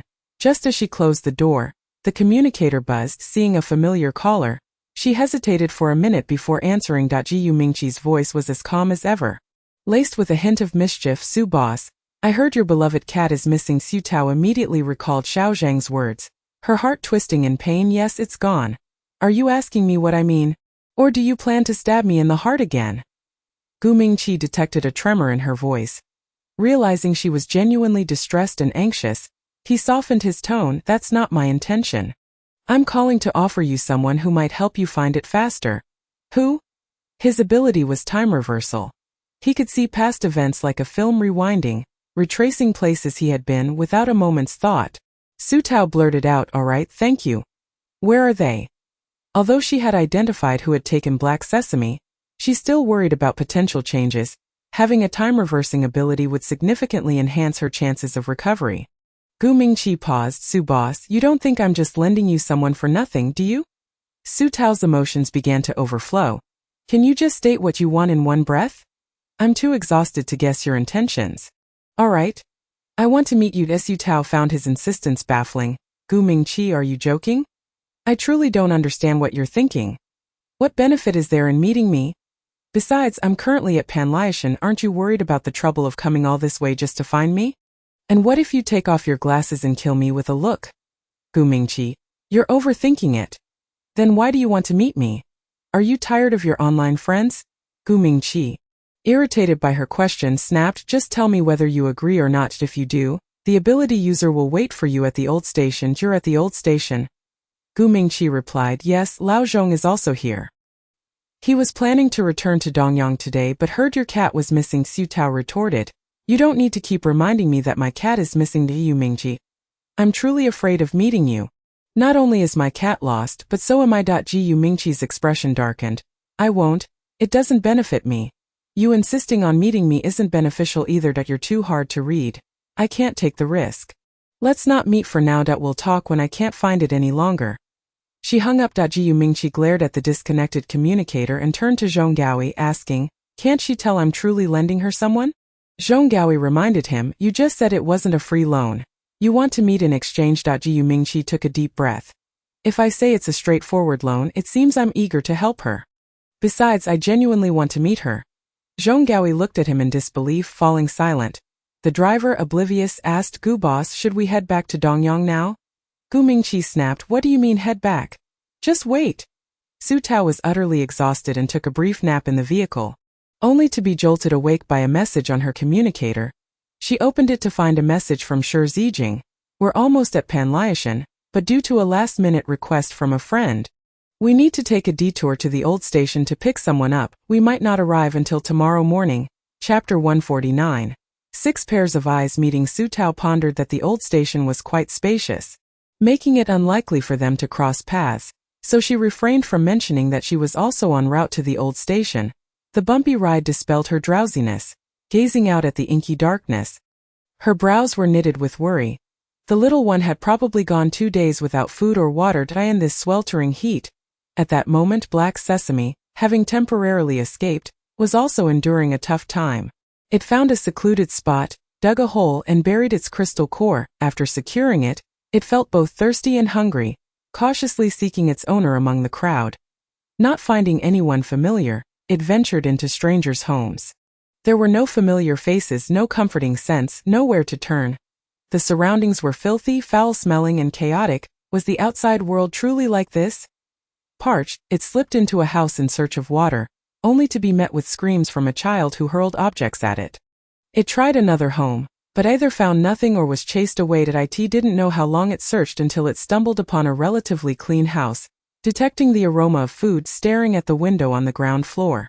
It kept its distance, gathering its strength to leap onto the windowsill, using its tiny paws to push aside the screen and slip inside. As soon as it entered, it heard footsteps and quickly hid beneath the bed. Yonggu, I took care of Xiong Tai for you during the day. Is there no reward? Liansha, with a charming demeanor, pulled on the leash, guiding him onto the bed. Tan Yong was utterly enamored by her appearance. The soft words made him feel weak, and he found himself saying, "Baby, what do you want? How about when we capture Panliashan, you become the boss lady there?" Liansha pouted. By then you will have moved all the good stuff. And what use will I have guarding an empty mountain? Yonggu, if you truly care for me, you'll give me those 2 crystal cores you've collected. Tan Yong regained some rationality, coaxing, "My dear, those can power crystal energy weapons. I plan to have someone procure one from Chongjing. I heard they consume a lot, and 2 cores might not even be sufficient. Come now, can we choose another gift?" Liansha whined, "But I only want that. Besides, I intend to spend my life with you, so giving it to me is like keeping it for yourself. That if you need it, I will certainly give it to you. I just cherish it and have never seen such a thing. Can you consider it as me keeping it safe for you?" With gentle persuasion and a touch of insistence, she ultimately found herself in bed with him. As the soft melody sung by Liansha lingered in the air, Tan Yong, in a daze, acquiesced. In the aftermath, Liansha successfully acquired the 2 crystalline cores. Upon opening her jewelry box, she discovered it already contained 3 cores, and with today's acquisition, the total was 5. All had been gifts from her 3 lovers over the past 6 months. Liansha greedily caressed each of these small treasures. A fortuitous moment revealed to her that the crystalline cores could enhance her extraordinary abilities. Initially, she could merely convince others of her lies at certain moments. And even then it did not always work, nor could she sustain it for long. However, one fateful day, as she confronted the crystalline core, an overwhelming, uncontrollable desire surged within her, causing her to inadvertently absorb all the energy from one core. Subsequently, she realized that her abilities could now last longer. Not only could she deceive others swiftly, but when she sang a particular tune, she could temporarily control them. If she prolonged their exposure to her melody, she could earn their complete trust, elevating herself to the status of a deity in their eyes, compelling them to lay bare their souls and risk everything for her. It was how her previous lovers had met their demise. They had succumbed to her control. Yet, Tan Yong was a different matter entirely. He was not so easily swayed. Being an extraordinary individual himself, he possessed the rare mental ability known as insulation, rendering him immune to all mental attacks and manipulations. Liansha only later realized why her powers had no effect on him. After absorbing the power of the crystalline core, she underwent an evolution. From that point on, Tan Yong began to be moved by her, even believing he had fallen in love with her. Yet he remained beyond her complete control. Liansha resolved to seize the 3 crystalline cores from his collection and make her escape to seek her next unwitting victim. Now that her goal was within reach, she planned to depart in the coming days. Just then, Tan Yong, still half asleep, mumbled, "Darling, are you still awake? Why are you sitting there?" Liansha hurriedly closed her jewelry box, stuffing it beneath the bed, and nestled into the covers, whispering sweet nothings. Tan Yong soon succumbed to slumber once more, lulled by her gentle voice. Meanwhile, the black sesame, peering at the suddenly introduced jewelry box, circled it curiously. Its eyes widened as it spotted the box. Ignoring its hunger and thirst, it seized the handle and dragged it out from under the bed. By the time Liansha heard the commotion, it was too late. She watched in dismay as her jewelry box was pushed out the window with a thud. Frantically, she leapt from the bed to investigate, only to be restrained by Tan Yong. "Be good, darling, don't move. I'm so tired." Liansha was frantic, brushing him aside as she leaned against the window. But all she could see was the pitch-black night. The black sesame carried the jewelry box to its previous hiding place, dug up the earth, and buried the box deep within. It simply believed it to be an enticing treasure and was wholly intent on concealing it. After burying it, it even marked the spot with its scent. Having completed this task, it continued its search for food and water. However, not long after dawn broke, and the streets became increasingly crowded following this incident. It grew wary of most bipeds, daring not to show itself, instead hiding in a broken barrel, its hunger sapping its strength and making it drowsy. Wow. Mommy! What is this? A 5 or 6-year-old girl discovered it in the plastic barrel at her doorstep. Exclaiming in surprise and curiosity as she called for her mother, the black sesame attempted to flee, but as it jumped out of the barrel, it faltered and collapsed, only dimly aware of being gently picked up by someone. Not her. My master, where are you? On the other hand, Su Tao had just located Xiong Tai's residence. However, Xiong Tai himself was absent. Instead, she noticed a familiar vehicle parked outside. The vehicle of the pioneering army? Just as she was taken aback, another business vehicle pulled up, and Gu Mingqi, clad in a hat and mask, stepped out. Upon seeing Su Tao, his amber eyes narrowed. This woman appeared even younger than in the photographs. Petite in stature, yet her heart was anything but small. Simultaneously, Shi Zijin, dressed in crisp military attire, emerged from the house. In an instant, their gazes locked. Chapter 150. You finally arrived. Shi Zijin paused momentarily and inquired, "What brings you here? Who is this?" He glanced at the stoic man in the hat and mask. The brim of the hat was so low that his eyes were obscured, lending an air of secrecy. Shi Zijin couldn't help but feel a hint of hostility. Su Tao looked over, perplexed. "I don't know him, but I'm not here to talk to you." Black sesame is missing. As she spoke, she hurried into the house, scanning her surroundings. After calling out several times without hearing a meow, Lin Fangji and the others joined in the frantic search, only to find a tattered sack, which, upon inspection, revealed a few cat hairs. Su Tao's eyes instantly welled with tears. She rushed out, grabbing Shi Zijin's arm. "Where is Xiong Tai?" "He took my cat. The cat you gave me. It hasn't eaten or drunk anything for 2 days. It must be on the brink of collapse. I've forgiven you for the Cold War. You must find it, please." Gu Mingqi, who was pretending to be a bystander, felt a twinge of discomfort upon learning that the cat was a gift from Shi Zijin. It would be better off lost. Seeing Su Tao so close to Shi Zijin only intensified his feelings of jealousy. He turned away. Shi Zijin had already gathered the details from his subordinates and leaned slightly to meet Su Tao's gaze. His steady voice infused with a calming authority. "Mr. Shun said that Xiong Tai was taken by 2 women. I have dispatched people to investigate. News will come soon." Slowly, Su Tao released her grip on him, feeling a measure of relief. "Thank you." Noticing her weary appearance, Shi Zijin contemplated reaching out to embrace her. Just then, Gu Mingqi interjected, "Ahem. I have a friend who knows a bit." He then pushed forth the retracing ability user. The ability user, feeling pressured, reluctantly recounted the scene he had just witnessed. I passed by here that day and saw Xiong Tai handing a sack to a woman named Miss Chu, saying he would give it to her for a bottle of white wine. When Miss Chu opened it, she discovered it was a cat and was particularly fond of it, agreeing on the spot. However, as soon as he untied the cat, it leaped out, scratched Xiong Tai, and ran off with a crystalline core. After finishing, he pointed in a direction. It ran that way, and then, he needed to go there to continue his recounting. Gu Mingqi began to fabricate. "My friend has a poor memory. He needs to go over there to recall what happened next." Su Tao's expression gradually shifted, yet she still said, "Thank you. Go take a look." Shi Zijin no longer concealed his hostility and questioned, "Who are you?" Gu Mingqi frowned. "What is it to you?" After speaking, he sensed Shi Zijin's eyes narrow dangerously, a menacing aura closing in on him. He immediately turned to Su Tao. "You know me, don't you?" Indeed, the threatening sensation vanished in an instant as Shi Zijin turned his gaze to Su Tao. That moment, Su Tao couldn't fathom his identity. If she could, she would be quite daft. Thus, she awkwardly nodded. Gu Mingqi was genuinely waiting for her, even coming directly to Xiong Tai's house upon meeting her. He hadn't tried to intimidate her. Instead, he was helping her look for her cat. Were they on good terms? Why else would he assist her without any apparent motive? This was not the Gu Mingqi she knew.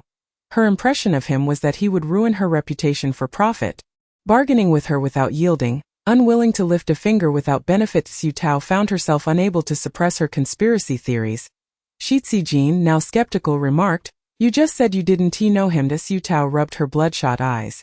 "I'll explain everything once I find Black Sesame. I am just too exhausted. Exhausted to the point of not wanting to converse or clarify anything with anyone." She only wished to locate her cat so she could finally rest peacefully. Shi Zijin felt a pang of compassion and guilt. He no longer cared about Gu Mingqi. Let whoever be. He would ensure her safety regardless. The retracing ability user continued to follow the trail. It buried something here. Ah, it buried twice and even urinated to mark it. Would you like to dig it up and take a look? Xue Dao rushed over, sniffing, and barked at Su Tao, confirming it was indeed black sesame's scent. Su Tao shook her head. Let us wait until we find it. Please continue to lead the way. All right, after it buried the first time, it ran off seemingly to find food, but didn't he succeed and got kicked a couple of times. Su Tao's heart ached. Gu Mingqi kicked him from behind, clumsy creature. The ability user begrudgingly swallowed its indignation, having stumbled and scraped itself, licking its wound, reflecting on the stones thrown at it, then ran over to the vicinity. Which was? It froze. Wasn't he that Yongguo's house? It hastily continued to retrace, discovering that this cat had actually stolen a jewelry box from Yongguo's home, revealing that what it had buried was, in fact, the jewelry box. This cat was extraordinary. Considering that Yongguo had already fallen out with his boss, it cleverly skipped over that part. That place. Not important. Afterwards, seeking food, it ran toward the slums. Upon arrival, it identified the household and noted that it hadn't emerged since. Surely still inside. Su Tao felt exhilarated and rushed to knock on the door, though it hardly qualified as a door. Merely a piece of rotting wood hanging precariously. After just a couple of knocks, someone opened it. A frail little girl of about 5 or 6 years old. The little girl, upon seeing such a multitude of people and a large black wolf dog, was instantly rendered speechless, bursting into tears as she cried out, "Mama! Mama!" Her mother hurried over, equally startled, and tightly embraced her daughter, attempting to muster courage as she stammered, "What do you want?" "If it's water, I'm afraid we have none left. It was all taken during the last raid." Su Tao quickly reassured her, "No, please don't misunderstand, we merely wish to inquire if you found a solid black cat, which should be in the bucket at your doorstep." The mother relaxed upon seeing Su Tao's youth and beauty, dressed elegantly, and guessed she might be the daughter of a wealthy family. She then brought out the black sesame seed from the inner room. "This must be yours. Right?" It fainted, likely from heatstroke. "I'm so sorry, but we have no water to offer it." Seeing the dirty black sesame, with patches of skin missing, Su Tao's heart finally settled. She hurriedly took the cat into her arms, feeling an immense joy akin to that of a long-lost treasure being reclaimed, continuously expressing her gratitude to the mother and daughter, even asking Feng Ji to fetch some food and water for them. The mother and daughter stood in astonishment at the large bag of unfamiliar food and over 20 bottles of clear mineral water they were presented with. Ignoring her surroundings, Su Tao knelt down, gently feeding the black sesame water bit by bit. Xue Dao excitedly circled around her, its tail nearly wagging to the heavens. Unable to contain itself, it licked the black sesame a couple of times with its broad tongue. The black sesame, after a few sips of water and a quick face wash, fully regained consciousness, meowing pitifully upon seeing Su Tao, as if to say, "You finally came in." Chapter 151. It was destined to be unrestrained. The black sesame gulped down nearly half a bottle of water and devoured a can with great appetite. Its spirits lifted considerably, though it still walked unsteadily. Zijin simply lifted it onto his shoulder, allowing it to rest. Su Tao, observing the injuries on the black sesame, asked with concern, "Why has it not shared my vision all this time? Did Xiongtai harm it?" Zijin found her worry amusing. "You're overthinking it. During the days it was lost, it was either unconscious or suffering from thirst and hunger." Having no energy to use its abilities, he gently patted the black sesame's head and rear, assuring her, "Just some superficial wounds. A few days of care will suffice. Don't worry." Upon hearing this, Su Tao felt a wave of relief wash over her, and she thanked the mother and daughter once more for taking care of the black sesame. The mother, overwhelmed by the food and water before her, felt hesitant, thinking it too precious to accept, yet they were in dire need. Su Tao noticed her hesitation and smiled. "It's all right, please take it after we leave. Find a hidden spot to store these items so no one sees them and brings trouble to you both. The area is chaotic and lacking resources. There are bound to be ill-intentioned individuals around." The mother expressed her gratitude profusely, pulling her daughter alongside her to thank Su Tao. The little girl, shyly thanking everyone in turn, hesitated as she looked at Gu Mingqi, whose face was obscured by a hat. Before finally mustering the courage to say, "Thank you, uncle," Gu Mingqi, displeased, insisted, "Why call him big brother and me uncle?" "He refers to Zijin." Zijin raised an eyebrow. The little girl trembled, her voice quivering as she stammered to thank you. "Big brother," before diving into her mother's embrace. Su Tao, exasperated, said, "How old are you to frighten someone like that? Let's go, out you two." Gu Mingqi was ushered out, and Zijin closed the door with a polite smile. Standing outside, Gu Mingqi clenched his fists in frustration. Su Tao then explained a few more details to the mother and daughter before bidding farewell as they stepped outside. They heard Gu Mingqi scoff at them before turning to his business vehicle. The ability user quickly helped him close the door. Su Tao, feeling speechless, called out, "I'll send you an extra 50 tons of water next month." To Gu Mingqi's ears, this was akin to a thank you. He rolled down the car window and replied, "You're welcome." Shuidao's enthusiastic barking filled the air. Understanding Shuidao's excitement, Zijin's expression darkened as he swiftly pulled Su Tao into the back seat of his vehicle. Su Tao steadied herself against the seat back, desperately trying to explain. "I truly had no idea Gu Mingqi would come. You saw it too. I was just as bewildered and didn't know it was him until later." Zijin maintained a calm demeanor. "How did you deduce it?" "Last night he called and offered to lend me an ability user, the one known as Rewind. I didn't agree at the time, but I unexpectedly ran into him at Xiong Tai's place today and began to suspect." Zijin regarded her earnest expression, realizing he needed to address this matter with Gu Mingqi. Their relationship was merely one of supply and demand. They had never met before, so why would Gu Mingqi lend someone to Su Tao for no reason? Especially after her refusal? What was his ulterior motive? Zijin, adept at concealing his emotions, reverted to his usual composed and courteous self, refraining from further inquiries, and merely stated, "My sources have found that Xiong Tai was taken by Tan Yong's men. I've dispatched my deputy to retrieve him, and he will be brought to Panlu Mountain for you to handle." Su Tao considered saying it was unnecessary since Black Sesame had already avenged her by blinding one of Xiong Tai's eyes. However, realizing Zijin was genuinely concerned for her, she nodded in agreement. After a pause, Zijin added, "I have a suggestion." Su Tao looked up. "What is it?" "Please entrust Black Sesame to me. Its abilities are destined to be unrestrained." Su Tao's heart trembled, and she instinctively clutched the small cat tighter. Suddenly, Shun Wensheng, who had been quietly sitting in the back, spoke up. "Miss Su, what Major Ji said is correct. Oh, forgive me, allow me to introduce myself first. My name is Shun Wensheng, a researcher at the Hekong base. We primarily study the evolution and patterns of human abilities. I recently gathered some information about the little black cat's abilities. It falls under the category of mental type abilities, which have a particular characteristic. They influence behavioral motivations and habits. In simpler terms, if it gets lost once, it will likely get lost again. It will forever be drawn to explore new regions, which you could interpret as a side effect of its abilities." Zijin provided an example. "Do you recall the instigating sisters that caused chaos in Taoyang before? They likely had a predisposition towards such behavior even before awakening. And after their awakening, they became even less capable of controlling their impulses to instigate others and create turmoil." Su Tao opened her mouth, struck dumb. Zijin, recognizing her reluctance, sighed and advised, "You're probably thinking about putting a locator on it for easy retrieval. But you must understand, once it has explored its surroundings, it will inevitably seek farther places. You might find it once, twice, but can you search for it a lifetime? If you hand it over to me, I frequently embark on missions taking different routes each time. This way it will always be in a fresh environment and won't wander off.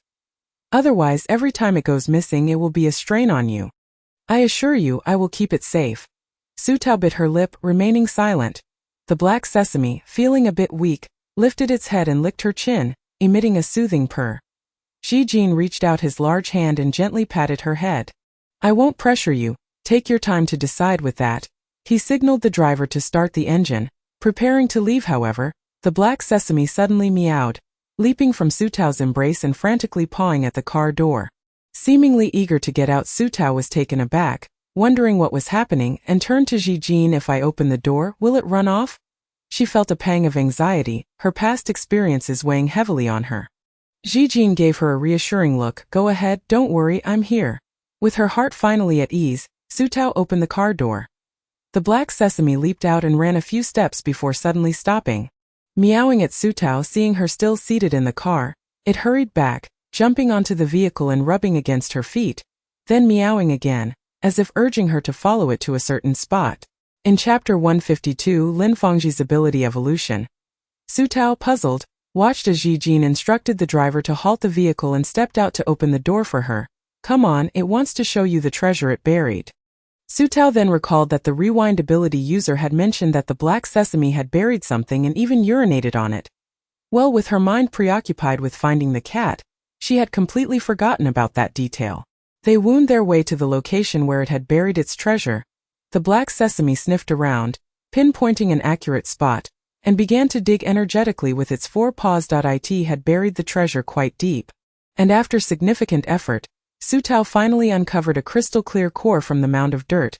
She was astonished, brushing off the soil, realizing it was indeed a crystalline core. Without his glasses, Shan Wencheng squinted for a moment before finally discerning the object. Exclaiming in surprise, "This little creature is quite clever, managing to hide it here." This crystalline core must have been intended for Xiong Tai later. It was uncertain how the little creature had taken it away and hidden it. After speaking, he turned to Su Tao and apologized.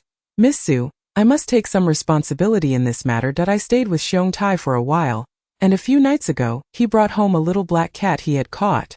I advised him that the cat had an owner, but he did not listen. At that time, I was in no position to insist further, and little did I know that the cat belonged to you. I am truly sorry." Su Tao waved her hand dismissively. "It's fine, really, no need to apologize. The moment she found He Jima, she held no grievances against anyone." Just then, He Jima dug up a delicate jewelry box. It was evidently a woman's item, likely belonging to a wealthy lady. The box was crafted from velvet and suede, adorned with gold-plated clasps. Su Tao placed her hand on her forehead. "Little ancestor. From whose home did you swipe this?" She pondered how to return it. Shizijin, with a calm demeanor, opened the clasp, revealing 5 glimmering crystal cores inside. His eyes narrowed, and he tossed one to Su Tao. "Keep it for yourself. It should belong to Tan Yong or one of his high-ranking associates. In such a small place, only a few of them could have acquired this many." Upon hearing it was Tan Yong's, Su Tao felt an immediate sense of relief, yet she still inquired of the little master He Jima. "Can I have it?" He Jima rolled at her feet, displaying an adorable demeanor reminiscent of a spoiled pet. Su Tao understood this as consent and a request for praise. Her eyes crinkled with joy, and despite He Jima being covered in dirt, she scooped it up and showered it with kisses. "Good child. My little fortune cat." He Jima kicked at her face in response. Elated, Su Tao instructed Lin Fengji to store the 5 crystal cores along with the jewelry box in her space. Lin Fengji trembled as he received them, closing his eyes to transfer them to the space. Yet, a deep yearning seemed to swell within him. It felt as if the crystal cores were rooted to his hand, making it impossible to release them. He stood frozen, trembling, unaware of his peculiar state. Su Tao was examining a single crystal core, remarking, "This one seems to be different. Where did it come from?" Shan Wencheng awkwardly stepped forward. "It was a gift I gave to Xiong Tai. Since I have given it away, it no longer belongs to me. Miss Su, you should keep it." As Su Tao felt a bit embarrassed and was about to decline when Shan Wencheng swiftly took the crystal core from her hand and placed it into Lin Fengji's. "Lin, my young brother, please keep this for Miss Su. Consider it my way of repaying the rescue from Major Shi. Otherwise, I would have to endure suffering in this cursed place for months." Before he could finish, Lin Fengji suddenly gasped. The crystal core he had just been handed emitted a dazzling light, which quickly coalesced into a beam and surged into his body. This spectacle left everyone astonished by the time they processed what had occurred. The crystal core had lost its luster, shattered midair, and vanished completely. Lin Fengji's legs buckled, and he collapsed to the ground, a look of terror etched across his face. "I'm sorry, Tao, I'm so sorry. I ate it." Su Tao was left speechless. Shizijin's eyes widened in shock. Even Shan Wencheng, despite his severe myopia, had witnessed the brilliant light and jumped to Lin Fengji's side to check. "Incredible, you've truly evolved.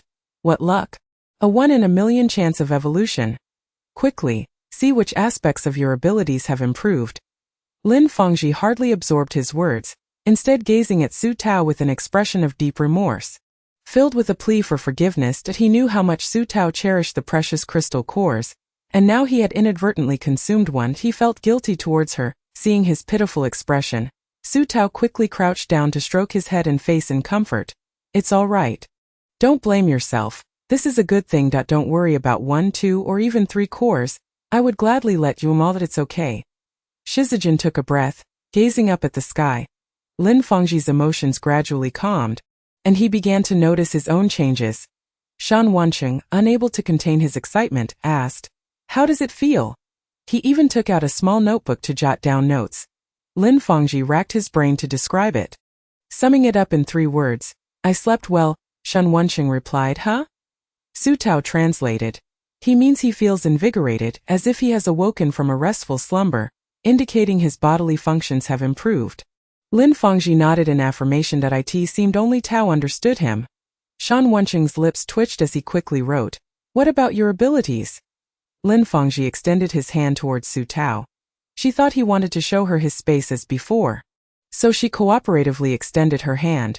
"Are we holding hands?" Shizijin, no longer looking at the sky, took 2 long strides and extended his hand, his gaze sharp and commanding. "Use mine." Su Tao playfully swatted him. "What difference does it make whose hand is used?" Shizijin remained resolute. "It must be mine." Lin Fengji, feeling intimidated, wore an expression of grievance and refusal. Shizijin gazed at him, hand outstretched, silent. Lin Fengji, feeling frightened, timidly said, "No need for your hand, just look at mine." "Oh, so it wasn't about holding hands." Shizijin calmly withdrew his hand at it once. Everyone turned their attention to Lin Fengji's hand. The next moment they beheld a virtual room floating above his palm, his space. The contents within were instantly clear. Su Tao understood and told Shan Wancheng. After the evolution, his space expanded to around 1,500 square feet, and now he can show others what's inside without physical contact. Lin Fengji nodded and added, "There's another function." Initially, he intended to draw on Su Tao's clothing, but upon receiving a glance from Shizijin, he swiftly retracted his hand and instead traced the outline of a pocket on the hem of his military uniform. A miraculous occurrence unfolded. Upon completing the outline, a lifelike pocket appeared on Shizijin's military attire. Everyone gaped in awe. Shan Wancheng was ecstatic. "What can this do?" Shizijin reached into the faux pocket and instantly, his pupils dilated as he retrieved a can of cat food from within. Su Tao was taken aback. "I see. This pocket can connect to his space." Chapter 153. Guidance from Old Mei. Lin Fengji nodded, contemplating as he produced Su Tao's frequently used backpack, a small handbag, and even a pocket on her hat, drawing pockets on each. With these items, she would no longer need to exert effort searching for him whenever she wanted something from his space. Su Tao smiled brightly. "My Fengji is becoming increasingly considerate." This indeed made things much more convenient. Fengji was quite busy every day, attending classes in the morning and shuttling between Taoyang and Panliashan in the afternoon, assisting in transporting vegetables and running errands for supplies and documents. Recently, he had even been learning statistics from Qian Rongrong, diligently documenting each item transported. Thus, he could not always be by her side. Su Tao felt content and gratified by this. He had indeed grown considerably, evolving from initial resistance to now being able to handle certain emergencies independently, no longer excessively reliant on her. Lin Fengji squinted his eyes with joy at her affection, adding, "I can also divide." He paused, seemingly searching for the right word. "Partition." Everyone expressed their confusion. Lin Fengji had to demonstrate. After a while, Su Tao understood. It turned out he could divide the 1,500 square feet of space into different sizes, completely independent from one another. For instance, the pocket on this backpack could possess a separate 100 square feet of space, entirely independent from the remaining space. Lin Fengji nodded vigorously. "Yes, I can also retract it." Just as he finished speaking, the pocket on the backpack vanished. Su Tao marveled at the astonishing nature of it all. Shizijin regarded Lin Fengji thoughtfully for a moment before suddenly stating, "No wonder your ability is called pocket.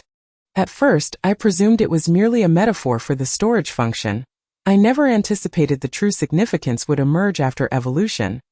A pocket not only serves as storage, but is also attached to clothing and items." Upon hearing this, Shan Wancheng immediately interjected, "Indeed, there exists an absolute necessity between the name of an ability and its function. This is one of the primary directions of our research. Let me share an example. I once knew a superhuman whose ability was called clown. He bore no physical distinctions from ordinary people. Nor did his habits change upon awakening his powers initially. I found it perplexing why he appeared unchanged post-awakening, until one day, his father passed away unexpectedly, and he laughed uncontrollably, his voice hoarse, performing comical antics, which led other relatives to scold him for being unfilial and to distance themselves from him. Only then did I realize, the clown, isn't it true that the more sorrow one feels, the more one must laugh to please others? Shan Wencheng sighed. Thus, the name of an ability determines its power, and awakening is not necessarily a good thing. Su Tao felt a profound sorrow within. Indeed, Shizijin seemed to perceive her thoughts, suddenly saying, "You need not worry about this matter." Upon hearing his certainty, Su Tao perked up, inquiring, "Why do you say that? Do you believe I will definitely not awaken? Or if I do, it will not have negative repercussions?" She was aware that he possessed a unique ability known as the Eye of Insight, which allowed him to discern others' powers in a remarkably brief span of time. Previously, it was through this very ability that he had detected the instigation of her sister. This was not the first occasion for Shi Zijing to experience her sensitivity. However, he was still taken aback by her inquiry. He merely uttered a reflexive response which she perceptively caught, and thus he could only chuckle helplessly, saying, "I can't be certain. It's merely a conjecture that if you wish to uncover the truth, perhaps you should examine your own peculiar traits." The knowledgeable Shan Wencheng quickly added, "Indeed, the awakening of abilities typically presents some forewarning, and for some, their powers may be closely related to their pre-existing talents.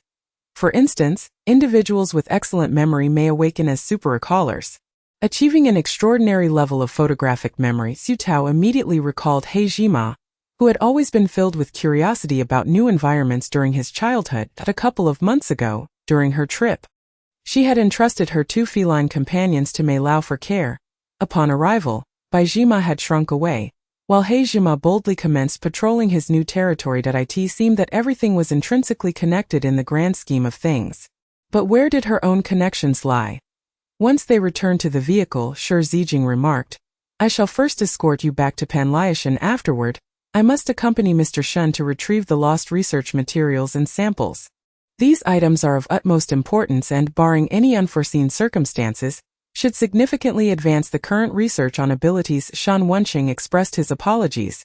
"I regret the inconvenience caused. I have already contacted our superiors, and once we locate the materials and samples, we will provide them to Dongyang as a token of gratitude for Major General Shi's assistance." Su Tao nodded in understanding. "Then please be swift in your return. Ziyue mentioned she has something significant to discuss with you." The significant matter was that Ziyue wished to share a rental with her classmates, transitioning to a 2-bedroom apartment. However, as a minor without funds, she sought her brother's sponsorship. Without a moment's hesitation, Shi Zijing replied, "The significant matter is her request for money. Do I not understand her? I shall call her later." Su Tao face-bombed, recognizing the unmistakable sibling bond. The driver ignited the engine, steering towards Panlushanda. In less than a quarter of an hour, Su Tao received a call from Lei Xing. "Boss Su, your beloved cat has been found, but I dared not call you until now." Recalling the pressing matter, Su Tao responded, "Has it been found? What transpired last night?" Lei Xing, with a hint of pride, replied, "With me around, what could possibly go awry? We apprehended the individual sent to scout us. His ability is called Mist, allowing him to transform into vapor and infiltrate anywhere. However, last night, as soon as he took form, he was burned by the fire serpent and revealed his true self, with singed hair, begging for mercy on the ground. Yet, he is quite resilient. We have already subjected him to some interrogation, but he has revealed nothing. He is currently bound in the restroom, awaiting your return for further handling." Su Tao sincerely praised. Leopard Path truly deserves its reputation as a reliable and efficient mercenary team. The public's perception is indeed astute. Hearing this, Lei Xing's eyes crinkled with laughter, inadvertently revealing a golden leopard tail behind him, swaying as if it were about to spill secrets. Subsequently, Su Tao received a series of calls from Mei Lao, Zhuangwan, Qianlin, Wu Zhan, Ma Depeo, and others. After exchanging pleasantries, they proceeded to discuss work matters. Su Tao felt overwhelmed, realizing that evading work was an impossibility. and thus she busied herself in the vehicle.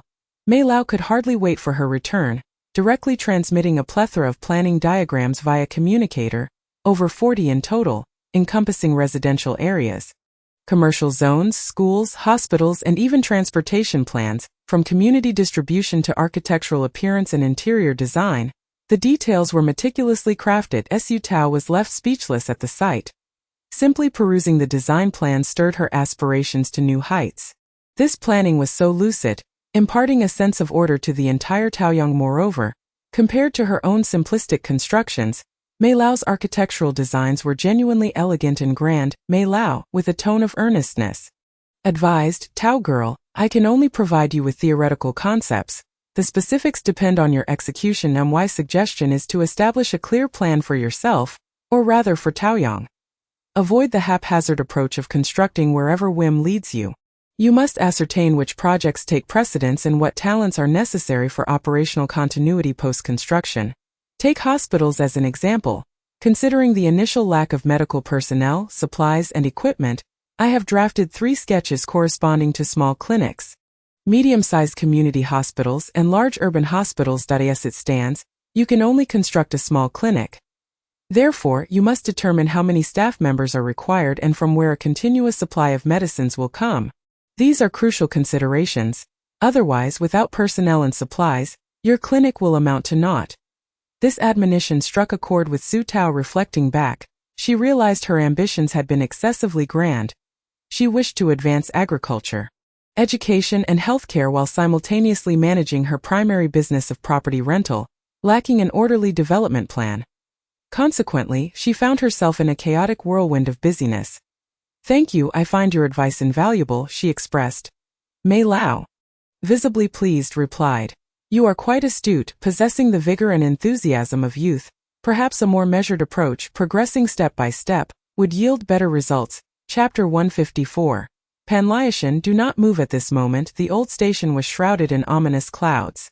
Tan Yong waited all night without seeing his scouts return, and a sense of foreboding settled within him. It was not until nearly noon that he became fully convinced. The mist had been captured. Tan Yong's fury erupted as he swept everything off the table.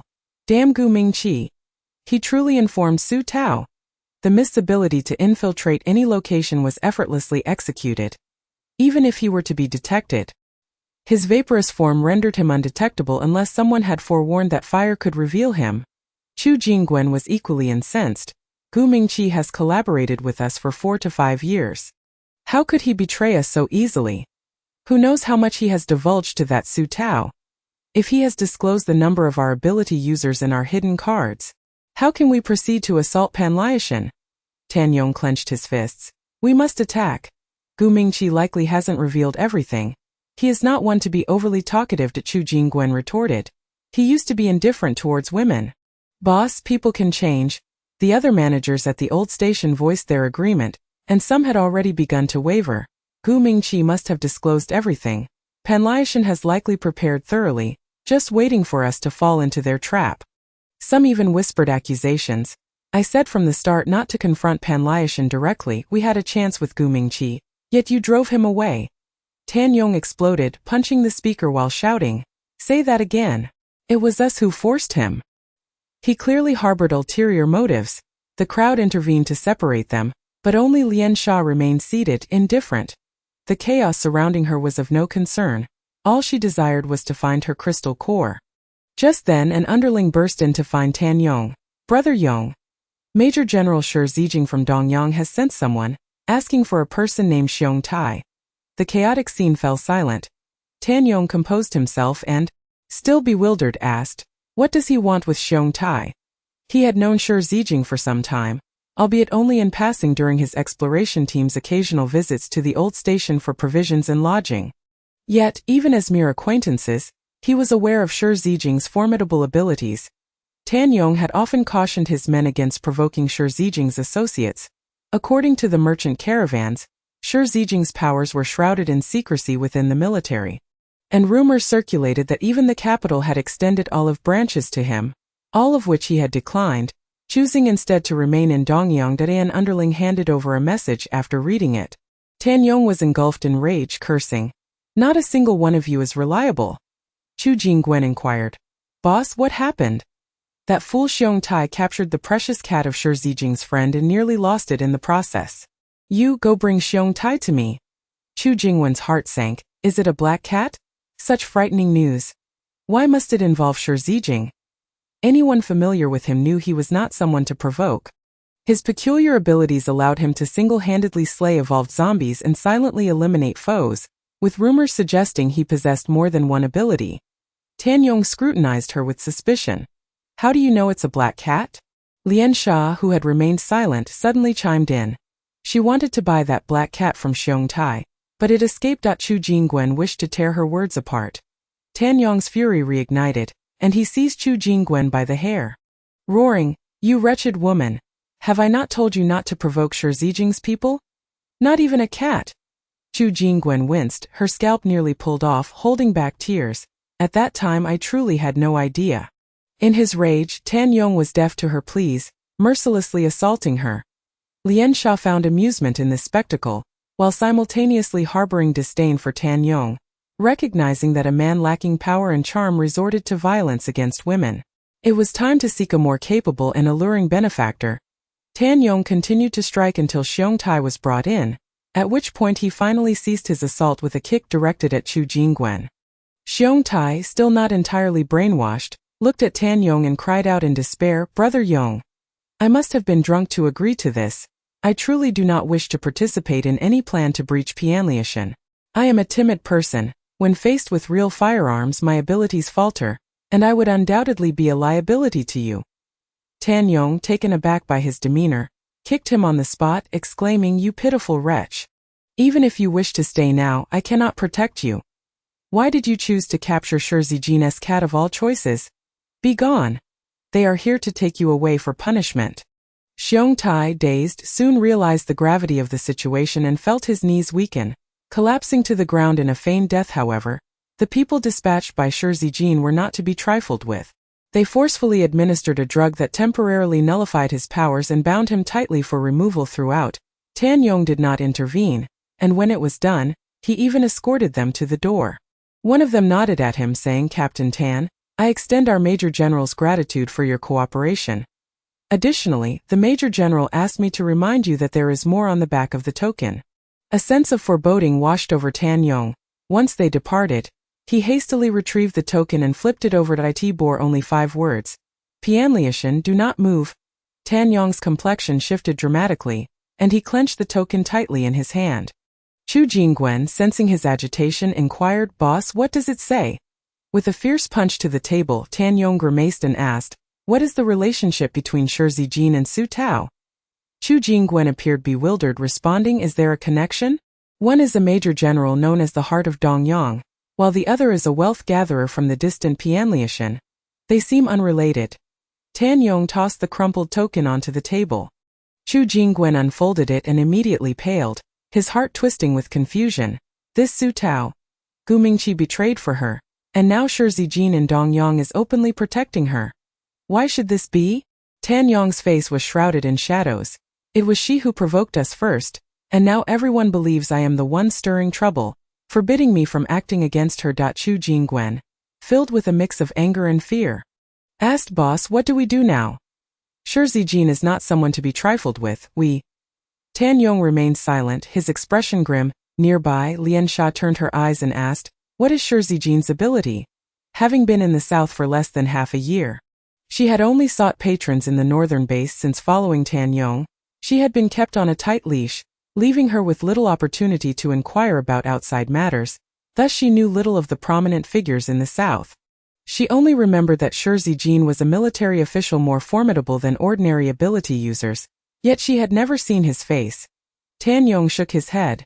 I am not certain. He has always been an enigma. However, there are rumors that he possesses more than one ability. If not for that, why would we fear him? Lian Sha's eyes widened in surprise. It was her first encounter with someone possessing multiple abilities. This made him far superior to any patron she had previously served, indeed the ideal candidate for her next patron. Thus she smiled brightly and said, Brother Yong, why not let me give it a try? He is so powerful. It would be a shame to have him as an enemy. If he were to become one of you, of course, This was a mere pretense that if she could control Shi Zijin, she would not return to the old station at all. Instead, she would frolic with her new patron, enjoying the high status and good treatment afforded by the Major General of Dongyang, and perhaps have Shi Zijin assist her in recovering the lost crystal cores. What a beautiful thought! Tan Yong immediately rejected her, saying, "No way, I am not so weak as to require your assistance, a mere woman." Although this method was indeed viable, if Shi Zijin were to become one of their own, Pianliushan would be easily taken. His masculinity would not allow him to rely on a woman for success. Lian Sha rolled her eyes internally but spoke sweetly, "I only wish to ease your burden. Seeing you distressed pains me. Brother Yong, please grant me this opportunity to share some of your load." As she spoke, she entwined herself around him. Tan Yong felt his rationality slipping away and, to his own surprise, nodded in agreement. Chu Jingwen frowned, raising his voice, "Boss, let us not forget that we have prepared personnel to assault Pianliushan. What shall we do about them now?" Tan Yong, lost in the softness of her embrace, replied, "Once Sha succeeds, we will send people to attack. Otherwise, if we assault Pianliushan now, Shi Zijin will surely come to settle the score with us. Sha, I will send someone to escort you to Dongyang tomorrow." Upon returning to Pianliushan, Su Tao was met with concern from her companions, who noted her weary visage and tactfully avoided discussing work, urging her to rest in Taoyang, exhausted from the past few days of little sleep. She hurriedly took her black sesame cat and snow knife straight to her cozy nook in Taoyang. After 2 or 3 days of sleeplessness, she fell into a deep slumber as soon as her eyes closed, only to awaken the next day at noon. Having slept for a staggering 16 or 17 hours, she did not wake naturally but was roused by the scratching at the door from Black Sesame. The scratching was vigorous, frightening White Sesame to burrow into Su Tao's blankets. Seemingly to report a grievance, Su Tao sat up, gazing at Black Sesame, who was attempting to grasp the doorknob, and sighed deeply. This time, she was not prepared to let it out. Seeing her unmoving, Black Sesame grew anxious, scratching the door fiercely before jumping onto the windowsill to claw at the window. Its frantic demeanor suggested it was about to cry. Su Tao attempted to soothe it with canned food and cat treats, but to no avail. This rebellious child ignored the offerings, intent on calling out to her and clawing at the door and window. In the end, the newly opened can and cat treats were left to White Sesame. Resigned, Su Tao warned Black Sesame, "I will let you out, but you must not jump over the wall, do you understand? Otherwise, you will be grounded for a month." Black Sesame seemed to comprehend, meowing twice in response, that as soon as the door opened, it dashed out like a cannonball. Su Tao peered out the window, filled with concern. This made her reflect on Shi Zijin's words. The small home could not contain it. Taoyang was not its true dwelling. What it yearned for was vastness and freedom. After a quick wash and a bite to eat, Shi Zijin called, "Have you rested well?" Su Tao replied, "This is the first stable sleep I've had in days." "That is good to hear. Xiong Tai has already been captured. My people have delivered him to Pianliushan." "Great, when will you return?" Shi Zijin responded, "In 3 to 5 days. Perhaps that I did not expect Shen Wenqing's sample to be a living, evolved ability user, who, believing Shen Wenqing and his team were all dead, sold the research data from Shen Wenqing's team. We are currently in the process of apprehending him." Su Tao gasped. "It truly has been a tumultuous journey for you. Do take care." After hanging up, Su Tao headed straight for Pianliushan. Upon seeing her, Ma Depeo rushed over, stating, "Boss, your complexion has finally returned to normal. Yesterday when you came back you looked utterly haggard. Follow me. Xiong Tai is currently locked in the restroom." As Su Tao approached the restroom door, she heard a wretched scream from within. "A Lord Cat! Please spare me." Don't scratch. I want to do it again." Ma Depeo, startled, beckoned Lao Zhu and Lao Qi to rush inside.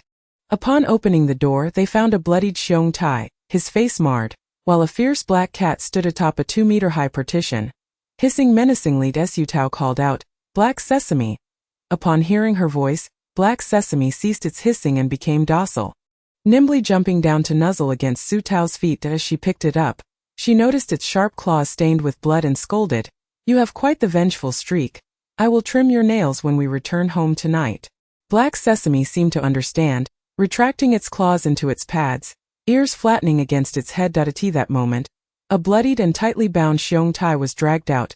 Black Sesame immediately resumed its hissing, appearing menacing even as it was held. Xiong Tai, upon seeing this, cried out in desperation, his voice trembling. Had he not been bound, he might have knelt in supplication. Amadeo asked, "Boss, how shall we handle this?" Su Tao replied, "Hand him over to Qi Yunlan. Let him perform any menial tasks that are both dirty and laborious, ensuring he remains occupied and away from alcohol. Does he not enjoy lounging about? Does he not prefer to drink? I will permit neither." Xiong Tai, upon hearing this, momentarily forgot the pain from his scratched face and protested loudly. Amadeo stuffed a piece of burlap into his mouth, saying, "Save your breath, just work diligently, or the Lord Cat will scratch you." Black Sesame bared its teeth and hissed.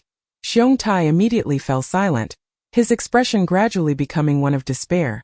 Soon after, Qi Yunlan arrived to collect him. Su Tao quietly instructed her, "This person is assigned to your department. Initially, let him handle some dirty, tedious, and inconsequential tasks to wear him down, that if he shows signs of repentance, realizing he must work diligently and abandon his drunken habits. Then gradually assign him more serious duties, offering a small reward each month, and so forth, that if he continues in this manner, then you may dismiss him. Some mud cannot be sculpted." Qi Yunlan understood at once and smiled. "The boss has a magnanimous spirit," Su Tao teased her. "Madapeo has led you astray. Now you can utter compliments with ease." Madapeo immediately vindicated himself. "My visits to Director Qi were purely for the purpose of learning. We are merely speaking the truth, and coincidentally, the truth aligns with what is good. What can we do about that?" Su Tao was truly impressed by his eloquence. "All right then, let's go find Lei Xing. We still need to deal with that captured old station ability user." Upon locating Lei Xing, he did not rush to discuss business, but instead took a moment to appraise Su Tao from head to toe. "You look much better. If your cat goes missing again, come find me." Su Tao instinctively inquired, "What would I come to you for?" "My cat is terrified of you, as if it has seen a ghost." Just then, she noticed two fluffy ears sprouting from Lei Xing's golden short hair, and his pupils gradually transformed into narrow slits. He revealed his sharp canines. "Boss Su, the cat and the leopard are kindred spirits. I am quite familiar with the scent of your little black one." Su Tao was taken aback and asked, "I never got around to asking you, what is your ability? You look like a monster." Lei Xing retracted his ears, reverting to the image of a handsome young man with golden wheat-colored skin. "It's called leopard transformation, a type of mutation ability. You may not have seen it before. If you think I am a monster, that is fine, as I can indeed turn into a leopard. I in this form. My senses and speed are greatly enhanced. I am a natural hunter." He smiled radiantly, exuding an aura of wild charm. Su Tao once again enriched her knowledge of abilities. "Thank you for the enlightening information. By the way, let's keep that fog ability user locked up." She then turned to Madapeo. "You should deliver a message to the old station, informing them that we have captured the fog user. They have two options. First, they cannot sell water and fuel. Second, they can sell, but half of the profits must be shared with you." Amadeo was flabbergasted. "Boss, it seems you excel at making enemies. If this message reaches the old station, Tan Yong will be furious." Lei Xing curiously asked, "Is there a backstory to this?" Madapeo recounted the unpleasant experience they had with the old station, when Chu Jingguan was sent to annoy them. "Back then, when Panliashan was just starting out, the old station sent that Chu woman to create trouble for us. She presented me with two options. We could not sell water and fuel. Or we could sell, but half the profits would go to them, or else we would face dire consequences. Naturally, we could not agree to such terms. It was clearly intended to make things difficult for us." Lei Xing found it amusing. "Boss Su, you and your cat share the same trait. Both are vengeful." Su Tao replied, "In business, one must adhere to the principle of reciprocity." Lei Xing's eyes crinkled with laughter. In the afternoon, Su Tao conducted her usual work and returned home at 8 after a simple wash and dinner. She eagerly began drafting a construction plan. Once completed, she posted an announcement in the tenant group. "Tonight, Taoyang will undergo major planning changes. Everyone should sleep normally. There is no need to worry if anything unusual occurs." As soon as the announcement was made, discussions erupted among the tenants, filled with anticipation. At midnight, Su Tao retrieved the residential planning map given by Old May and opened the system to begin construction. She first reconstructed the appearance of all the apartment buildings according to Old May's design. Each type of apartment would have its own building, with each building equipped with 2 or more elevators for convenience. As the floors would rise higher, elevators were essential. The first building contained single rooms. The second had double rooms, the third featured one-bedroom apartments, the fourth had two-bedroom apartments, and the fifth offered three-bedroom apartments. She specifically reserved 2,500 square meters of vacant land for the residential area. All buildings faced south, and there was a narrow green belt between each building, which could be used for ornamental plants once Wu Zhan had the time to plant them. In the center of the residential area, she placed a small fountain that had been built earlier. The cafeteria and clinic were temporarily located behind the fifth building. The office buildings, Taoli Building and Taohua Building, were situated behind the first building alongside the greenhouse. This arrangement created a wide stone path leading from the entrance of Taoyang, flanked by neatly organized apartment buildings. Walking along the path, one would encounter the cafeteria and clinic, and further in would be the office and planting areas. After completing the modifications, the area appeared much more organized and aesthetically pleasing. The next step was to expand the office buildings, clinics, and others. Most of the previous constructions required expansion and improvement due to the increasing number of tenants. Necessitating the expansion of appropriate public buildings, however, land area was becoming insufficient. Subsequently, Su Tao retrieved her handbag and reached into Fang Jihua's small pocket, extracting all her crystal cores, 9 in total. She had her sights set on the area next to the office building, which was precisely 900 square meters. According to Old May's plan, this area totaled 1,200 square meters, to be developed into an office and leisure area. She envisioned that this space would not only serve as an office but also provide a gym. A cinema adjacent to it would be the commercial district plan by Old May, featuring various shops and dining options, which would not only enhance the quality of life, but also stimulate consumption and create more job opportunities. Su Tao imagined the possibilities, first securing the 900 square meters and then building the office and leisure area. Detected 9 level 1 crystal cores, energy collection in progress. Congratulations, host, you have acquired management rights for this land. Please check. Su Tao immediately opened the map. The previously flashing red area of 900 square meters had now transformed into green, merging seamlessly with the area designated for the office building. She decided to rest for the night, planning to continue working on this land the following evening. The next morning, the tenants of Taoyang were collectively astonished as they stepped outside. A new apartment building had been added, dispersing some residents, and the additional elevators alleviated the pressure of moving up and down. Previously, during peak hours, waiting for the elevator had taken a considerable amount of time. Zhuang Wan was still marveling when Chan Xing raced down the stairs, exclaiming at the transformed apartment building, "Mom, come down quickly, our building looks so beautiful and organized." Chapter 157. Boss Su moves to a new residence. Zhuang Wan did not rush down but sent a text to Su Tao inquiring about her new room's location. With the significant renovations to the apartment building, the layout had changed considerably, and with the increase in rooms, she was momentarily uncertain of Su Tao's new location. Su Tao promptly replied, "Room 102 in Building 3. Next to Old May, Zhuang Wan dashed from her building to Building 3, surrounded by the astonished chatter of tenants. Upon entering, she found the room empty and was taken aback, asking, "Is this place completely bare?" Su Tao yawned. "Last night, after standardizing the apartment buildings, I realized that my 4-room, 2-living-room house was not compliant. Everyone else was neat and tidy, while mine seemed out of place, so I moved to Building 3. I connected rooms 102 and 202 to create a duplex. Not having had the time to decorate yet," she added, "I'll quickly tidy up the living room so you can sit for a while." Zhuang Wan was quite intrigued. "A duplex sounds great, like a small villa in the building. Are you decorating now? Can I take a look?" Su Tao nodded. "Sure, just stand back. The entrance here leads into the living room." She selected a set of fabric sofas from the home decor store, paired with a glass coffee table, and placed a large wall-mounted TV opposite, with a light blue TV cabinet beneath it that matched the light blue carpet perfectly. "Have a seat." Zhuang Wan sat down in awe. Although she had mentally prepared herself, witnessing such an exquisite living room materialize in such a short time still left her amazed. Su Tao continued with the decor. Beyond the living room was her bedroom, nearly identical to her previous one, simply replicated. Next to the bedroom was a bathroom with a wet-dry separation. Beside the staircase to the second floor, she installed a cat climbing frame for her pets to play on. Ascending the stairs, one would find the dining room and an open kitchen. Directly above the first-floor bedroom was her study, also renovated to resemble her former study. Adjacent to the study was a long balcony, which she had converted into a pet room, stocked with their favorite food and supplies, along with 2 large litter boxes. By the time she finished decorating, it was nearly noon, and Zhuang Wan lounged on the sofa, refusing to go to work, enviously remarking, "What you have here is called a loft. A small duplex apartment, and I must say it looks incredibly comfortable, living downstairs and enjoying life upstairs, plus you can always pop in to visit old May." Su Tao fetched some sparkling water from the fridge for her. "Once you raise your 2 kids to be independent, move in with me, or I can build you a separate unit."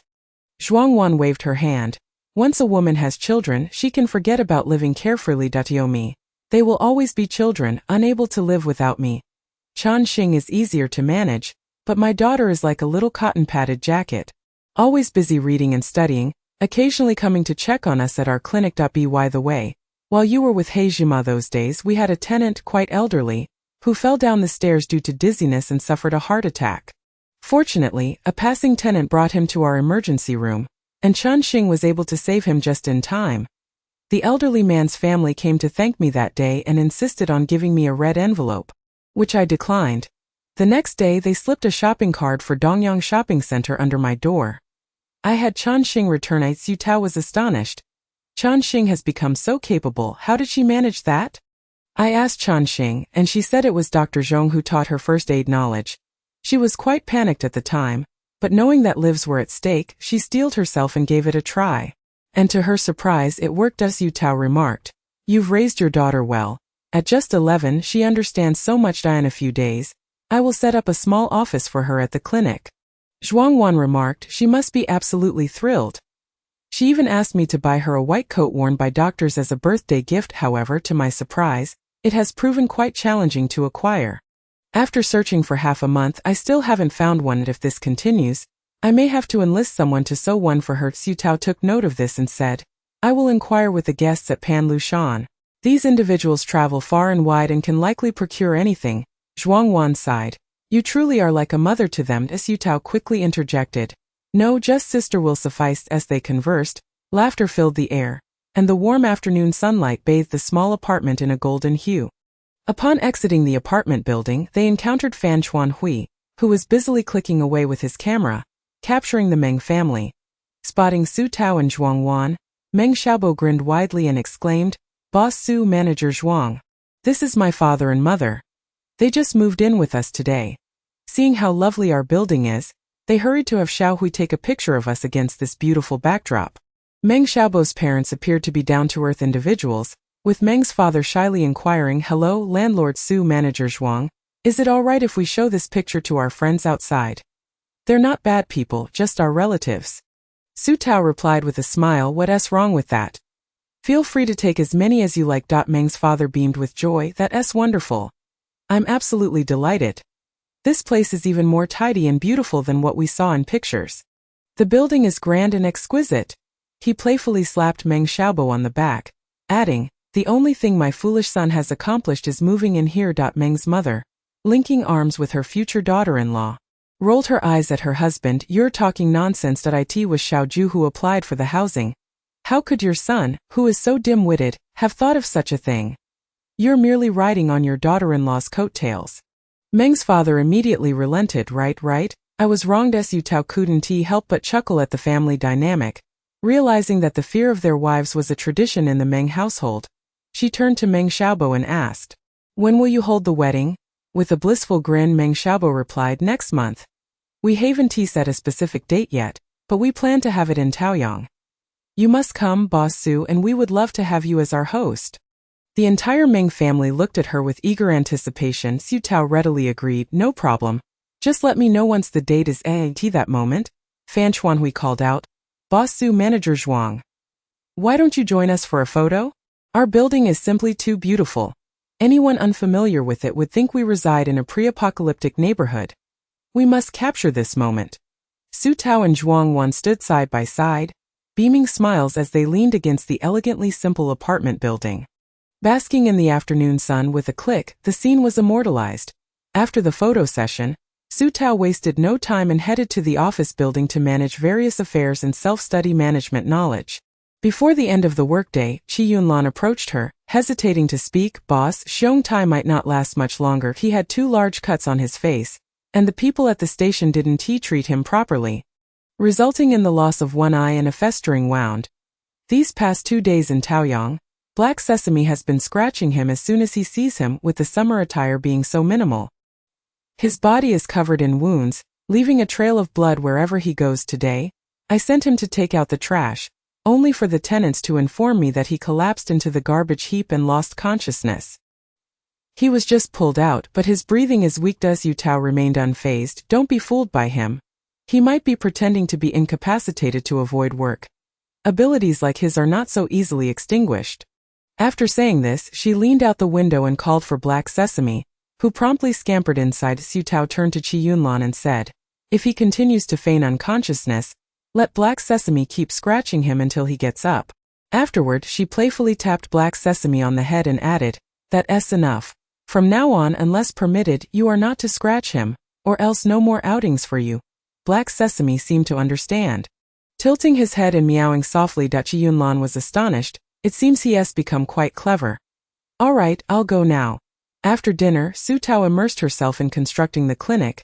She dismantled the previous setup and began rebuilding according to the design plan provided by Elder May.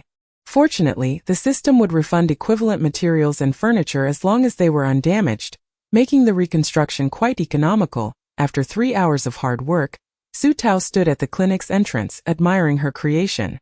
The main color scheme of the clinic harmonized with that of the apartment building, creating a sense of order, with only the outpatient sign hanging prominently. Currently, the clinic consisted of a single floor with 2 main entrances, one for emergencies and the other for outpatient services. Entering through the emergency door led to a fully equipped emergency room. The outpatient door opened to reveal a nurse's station, where she planned to hire a nurse once the patient volume increased. For now, she would have Chun-Shi serve in a part-time capacity.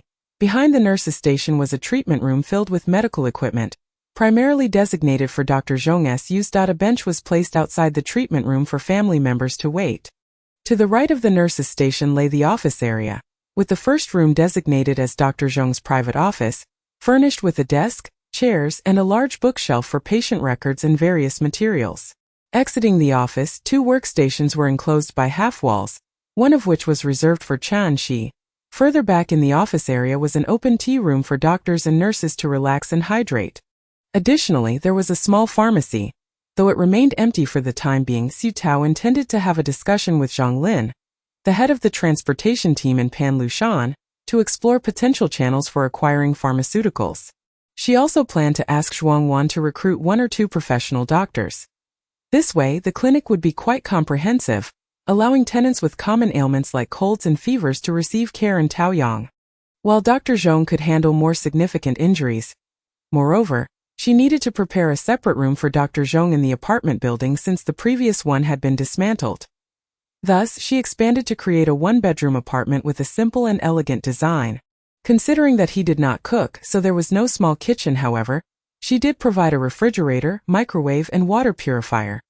Having heard from Zhuang Wan that he enjoyed cold drinks, she stocked the refrigerator with various beverages, filling the freezer with ice cream and microwave meals. After optimizing some details in the apartment, Su Tao felt satisfied and awaited Dr. Zhong's arrival in August. With some time to spare, she decided to expand the facility by constructing 20 single rooms. These were simply furnished with a bed, toilet, and shower, all at the lowest price point, reducing the monthly rent to 3,000. She intended to offer these simply furnished welfare rooms to tenants facing financial constraints. Due to the simplicity of the renovations, she completed all 20 rooms in under 15 minutes.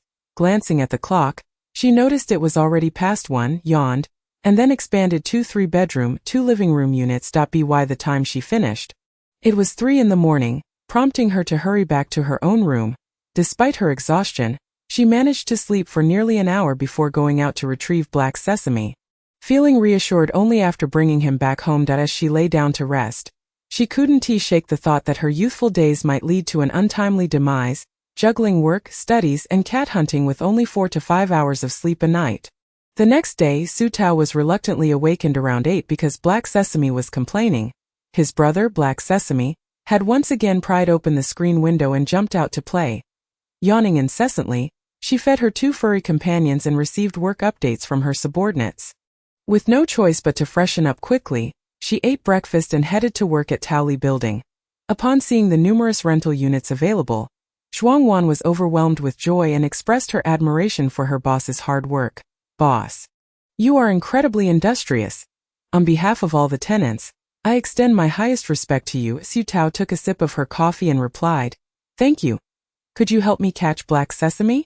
I plan to take him for a chip implantation this afternoon to save me from having to monitor the cameras every day to find him." Zhuangwan asked, "Is it a tracking chip?" Su Tao nodded. "Do you know anyone who can do this? If not, I'll have to seek out Pei Dong." Zhuangwan immediately said, "No need to look for Sister Pei, we have a tenant named Gan Hongyu. Remember? He even drove for us as a temporary driver. He can handle this, and today is the weekend, so I'll call him to help." Before long, Gan Hongyu arrived. Carrying a suitcase, he opened it and rummaged through a collection of incomprehensible instruments and crystals until he found a syringe. Filling it with a substance, he said, "Boss Su, please keep him still. The chip implantation will cause some discomfort." Su Tao suddenly felt a pang of sympathy but nonetheless held Black Sesame firmly. The thick needle pierced the little cat's skin, causing Black Sesame to yowl and struggle. Fortunately, Gan Hongyu was quick. Within 2 seconds, he withdrew the needle and gently rubbed Black Sesame's neck. All done, all done. It won't hurt anymore." Su Tao quickly cradled him, soothing him as he mewed pathetically, expressing his distress. Gan Hongyu took Su Tao's communicator, fiddled with it for a while and handed it back to her. "There is an application inside that allows you to view its real-time location. I have set a range, and should it exceed 500 meters from Taoyang, an alarm will automatically notify you. Of course, you can adjust this range as you see fit." Su Tao examined it and found it remarkably convenient. "Thank you. This is incredibly handy. How do you charge for this?" "Please don't mention it. I can't let you do all this without any compensation." Gan Hongyu felt a bit embarrassed, to be honest. "Su boss, I have a colleague who, like me, is involved in technology research and has been wanting to move to Taoyang, but has always been unable to find a spot. If it's too much trouble for you, I completely understand that. I truly feel awkward." Su Tao smiled and replied, "You asked at the right time. We currently have available rooms. Is your colleague living alone? Or does he have family?" "He has family, a wife and 2 children. They are looking to apply for a 3-bedroom apartment." Su Tao agreed. "All right, have him send the housing application directly to Manager Zhuang's email. We welcome his arrival." Gan Hongyu, who seemed to have a very good relationship with this colleague, was elated upon hearing this. "Thank you so much, Su boss. My colleague's surname is Feng. He mentioned during our conversation that if he could move in, he would be willing to help Taoyang solve some technical issues for free. And I could assist him." Chapter 159. Dr. Chensi. Su Tao was not only pleased by this news but also intrigued. "Do you think there are deficiencies in Taoyang's technology?" Gan Hongyu, feeling a bit nervous, waved his hand. "Su boss, I did not imply that there are shortcomings in Taoyang. I just believe that with current technology, we could enhance convenience for both tenants and staff." Su Tao clarified, "I have no other intentions. I simply wish to ask with an open mind. Could you share with me the areas where you believe technology could improve Taoyang's current situation?" Upon hearing this, Gan Hongyu realized he had underestimated Su Tao's openness and began to elaborate. "Previously, I discussed with Old Feng that Taoyang should have its own website system, where Manager Zhuang can post available housing and recruitment information. Manager Qian can share updates on recent dishes and the planting area, and Director Qi can promptly announce Taoyang's safety status and issue safety alerts. Our photographer can also publish some light news about Taoyang, serving a promotional purpose externally. Our tenants could access this internal information in real time, while external personnel could also view it, albeit with certain restrictions. We even considered that when Taoyang staff increases, we would need a management system akin to an OA system from the pre-apocalypse era, to facilitate your review of various departments' employee performance and ease financial payroll calculations. Among other things, we could also provide Taoyang with a completely confidential local area network." Su Tao and Zhuangwan listened in astonishment. This was an entirely new realm for both of them. Gan Hongyu spoke passionately for over 10 minutes, growing more enthusiastic with every word. "Su boss, give us a little time, and we can help Taoyang achieve comprehensive information management." Su Tao smiled, revealing a row of pearly white teeth. "How about this? I will arrange 2 offices for you at Townley Building. You can consider it a part-time job after work or on weekends, or even as external consultants. I assume you won't be asking for a salary, so how about a reduction in rent? She refrained from directly extending an olive branch to recruit them for Taoyong, as they surely held significant positions in Dongyang's Network Information Security Department. If she were to poach them, it would leave Dongyang in a bit of a predicament. If they were talent from the old station, she would have no qualms about bringing them over. After all, Dongyang was an ally and a partner in arms.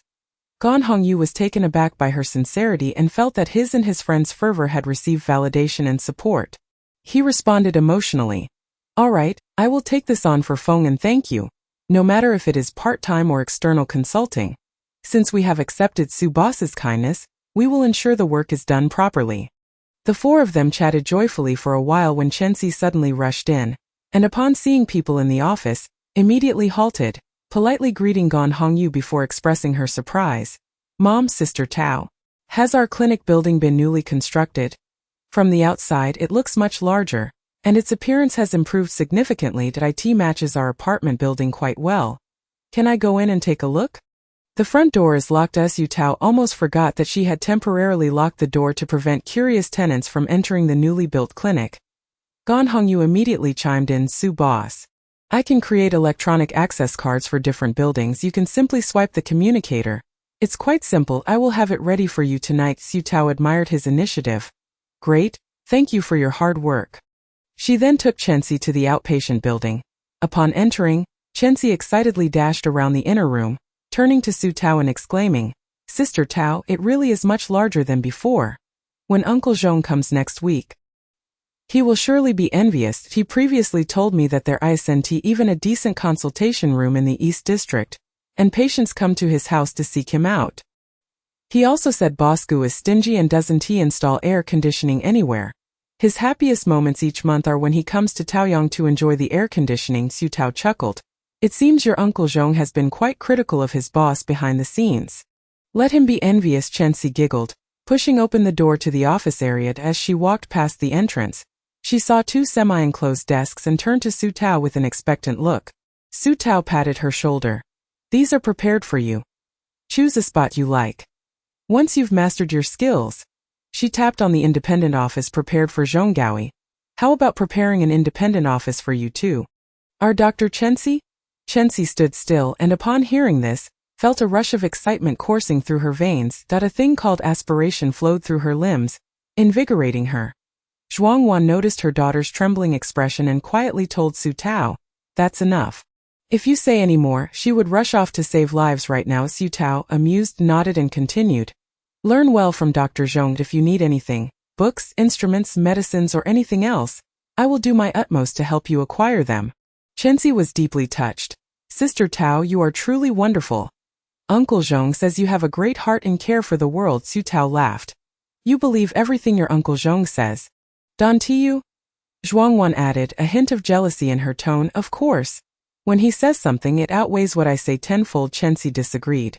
But whatever you say, Uncle Zhong listens to that. He likes to drink ice soda in the middle of the night. When you mentioned that he shouldn't drink it at night, he secretly told me that he often wakes up thirsty at night and goes to the fridge, but thinking of what you said, he hesitates to take it. Occasionally, he drinks some but has to hide the empty bottles. Zhuangwan was left speechless. I was just saying that casually. It's indeed not good for the stomach to drink iced drinks at night. But then I thought, as an ability user, he should be fine, so I stopped mentioning it. Chen Si defended her Uncle Zhong, puffing out her cheeks. Mom, Uncle Zhong cares about your words and you just say it casually. The slow-witted Su Tao sensed a hint of something unusual, observing the mother-daughter duo, and recalling what Shi Zijin had said. Her expression turned thoughtful. How wonderful it would be if it all came together. Dr. Zhong would surely settle down in Taoyong. Could Gu Mingqi truly disrupt their family reunion? She made a gesture of encouragement towards Zhuangwan. Zhuangwan looked bewildered, then understood that this was a nudge to encourage her to work diligently and strive to rent out the vacant rooms in the coming days. Very well, let us get to work. Chapter 160. The best counterattack. Zhuangwan, invigorated, set off to sell the vacant rooms. Just as Su Tao was about to accompany her back to Townley Building, Qianlin approached her with a somewhat worried tone.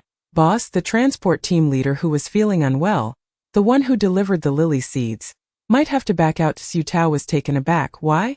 Wasn't he had agreed that he would help us find some crop seeds? Their team leader Song, didn't he seem like the type to flake out? Qian Lin sighed. It's a long story. They have no choice. The route south is extremely challenging. We've been in Taoyang and Panliashan, where the temperature is moderate and the sensations are not intense, but outside it's nearing the state of a furnace. Team leader Song has not recovered even after a week. He is still feeling weak and sometimes suddenly experiences severe pain in his limbs, making it difficult for him to move. Suddenly, Chenxi, who had been listening intently, interjected. I know about this. Uncle Zhong said it's caused by prolonged exposure to high temperatures, resulting in heat cramps and severe heatstroke. He needs to replenish water and electrolytes. No worries, I'll accompany you to Panliashan. Or we can bring him back to Taoyang and have Uncle Zhong treat him. This was the first time Su Tao witnessed Chenxi's growth firsthand, prompting her to offer praise. Indeed. Our Dr. Chenxi is remarkable. Qian Lin was equally astonished. Our Chenxi has truly grown up, understanding so much. Shall we head to Panliashan? Do we need to bring anything? Chenxi, feeling a bit embarrassed, replied, it's all thanks to Uncle Zhong, who anticipated the symptoms and gave me an intensive review. We just need to bring some electrolyte drinks. The sports kind that I remember the cafeteria vending machine sells them, so I'll go fetch some.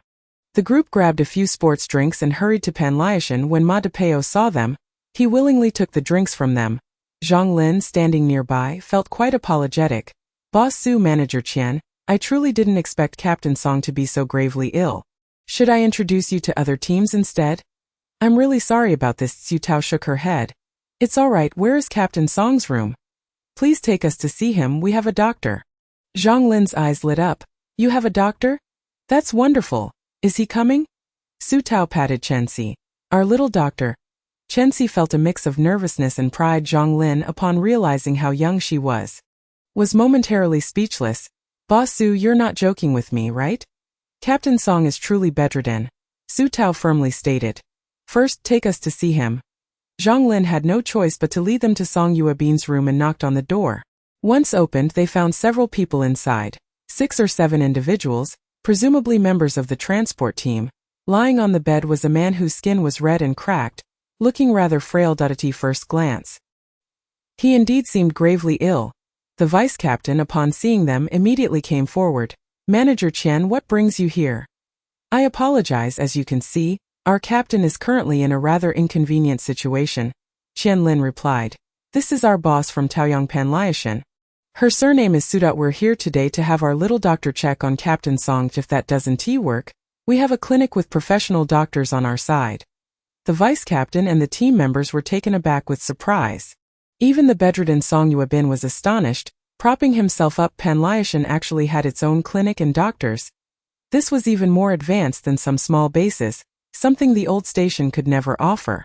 Recently, he had heard that the old station declared war on Panliashan. Considering the medical aspect alone, how could the old station compete with Panliashan? While lost in thought, the little doctor approached him, examining him closely and observing his legs. Frowning, she said to Su Tao, Sister Tao, the heat stroke issue isn't serious. It's just sunburn. The peeling on his face is normal, and coupled with the heat, his poor appetite naturally led to weight loss. To alleviate this, he should drink plenty of water and electrolyte drinks, rest, and avoid getting out of bed. However, more seriously, he has muscle strains in both legs, which certainly prevents him from getting out of bed. I can't treat the strains. We need Dr. Zhong for that, as it falls under external injuries, which is his specialty. One of the team members chimed in. Yes, we encountered a horde of small zombies on our way back. And the retreat was a bit chaotic. That might have caused the strains. The vice captain, with a worried expression, turned to Su Tao. Boss Su, I just heard you mention that you have a clinic. Can Captain Song's muscle strains be treated? Su Tao replied. Yes, it can be treated. The doctor specializes in external injuries, but he may take a few days to arrive. The fact that the doctor was a healer was truly rare. Everyone gained a deeper understanding of Panliashan's capabilities. The vice captain, feeling a sense of urgency, asked, If we set out now, will the doctor arrive shortly after we get there? Su Tao smiled and inquired, Where are you planning to go? There's no need to rush. There's a teleportation portal downstairs. When the doctor arrives, I will take you there. For now, just follow the little doctor's advice, drink plenty of water, and rest. A teleportation portal. Panlyashin even had one of those. Previously, he had only heard of ability users with such capabilities. It was the first time he had heard of an object that could directly teleport people. Panlyashin was truly impressive. Now, everyone felt the difficulties were easily resolvable. The illness didn't seem as severe as they had imagined, and treatment was readily available. Had they chosen to stay at the old station, they would still be struggling to find a doctor for their captain. The vice-captain took the drinks and intended to pay Su Tao. She waved her hand. Consider it a gesture of friendship. Later, I'll need your help to find more seeds for crops. Fruits and flowers, whatever you have, I want it all for Taoyang. Panlyashin. Song Yuebin's fondness for her increased exponentially, and with a tone filled with camaraderie he said, Boss Su is a straightforward person. This friendship with Rueling trading team is established. After saying that, he turned to Zhang Lin. Old Zhang, I owe you for strongly recommending I stay at Panlyashin. Otherwise, I might have lost my life here. Zhang Lin suddenly felt a sense of pride. I consider you a friend. If Panlyashin were truly unsatisfactory, I would never lead you here. Pushing you to the old station would have been a real disservice. Besides, I recently heard that the old station is extremely hot. To the point of costing lives. Staying at the old station now would mean courting death for ordinary people. Song Yuebin felt a wave of fear wash over him and couldn't help but curse. The old station is just a bunch of vampires, raking in profits while refusing to install air conditioning, and water is sold at sky-high prices. Boss Su, if the old station gives you trouble in business, just let us know that I have plenty of friends. If I raise my voice, we could set up tents at Panlyashin rather than go to the old station. Zhang Lin echoed. Yes, Boss Su, the trading team operates like a circle. Everyone knows each other. If the old station truly hinders you, just mention it to us. Even if we can't ruin their business, we can certainly cripple their morale. Su Tao thanked them graciously, smiling broadly. No need for that. As long as I provide excellent service at Panlyashin, offering a clean and tidy accommodation environment with fair and reasonable prices, that will be the best rebuttal to the old station. Chapter 161. Understanding pain through a child's perspective. Upon hearing this, Song Yuebin turned to Zhang Lin. Old Zhang, do you think Boss Su's words won't bring prosperity to her business? The days of the old station reigning supreme are surely numbered. Zhang Lin chuckled. Boss Su, when Panlyashin's business flourishes, we will be considered old customers and friends, so do take good care of you. Su Tao beamed brightly. Of course, Captain Song, rest well. Once the doctor arrives, I will take you along for treatment, and then we can discuss our plans for heading north to seek seeds. After exchanging polite farewells, as they descended the stairs, Ma DePeo remarked, Boss, you've truly won over a significant number of hearts. From what I've gathered these past few days, Song Yuebin is quite renowned in the trading circles, known for his righteousness and his penchant for making friends. His endorsement will certainly enhance Panlyashin's reputation in the trading community. Su Tao responded, It was unintentional. Has there been any movement from the old station? Ma DePeo shook his head. Since we last sent the mist to scout, they have remained silent. Even when we announced the capture of the mist, they showed no reaction. At least on the surface, everything seems quiet. All right, let us continue to keep an eye on them. Report any anomalies to Director Qi. By the way, I was thinking of preparing an independent office for you in a few days. Would you prefer to work at Panlyashin or at Taoyang? Ma DePeo scratched his head. I'm just a rough guy. I don't need an office. The duty room at the base is sufficient for me. Su Tao insisted. That won't do. After all, you manage a supply station. Manager Ma should at least have a respectable office. Furthermore, as Panlyashin grows and more employees join, are you going to make them all squeeze into the duty room with you? Ma DePeo felt a flush of embarrassment at being called Manager Ma and rubbed his hands together. Boss, please don't embarrass me. If it weren't for you, I wouldn't even be sitting in an office today. I might still be struggling for survival elsewhere. You can handle the office situation however you see fit. I'm okay with anything. Su Tao smiled. Then let us build a small office building at Panlyashin. Connected to the employee dormitories, however, it will have to be queued up, as I have a pile of houses waiting to be constructed. Ma DePeo, eager to please, added, Boss, take your time. Also, could you possibly prioritize the Panlyashin Inn? We really don't have enough rooms. There's always a long line at the base. Su Tao felt as though she was being drained. I'll do my best. Just before leaving, Master Qin called out to her and handed her 2 boxes of biscuits. Upon opening them, a fresh aroma of vegetables and scallions wafted out, mingled with a hint of sweetness. These were biscuits she had never seen before. Master Qin wiped the sweat from his forehead, smiling warmly. Vegetable scallion biscuits. That I dried some bok choy and scallions to make a vegetable mix, then baked them.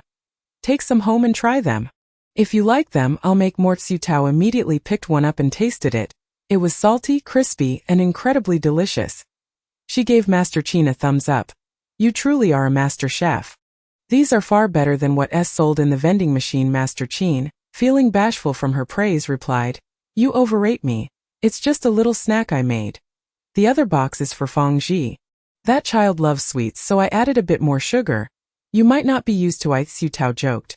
You're spoiling him too much. No wonder he loves chatting with you. Master Qin broke into a hearty laugh, though there was a hint of melancholy in his eyes. He was endearing and pure-hearted, resembling a child who had yet to grow up. Xiu Tao understood that Master Qin regarded Feng Ji as his own child.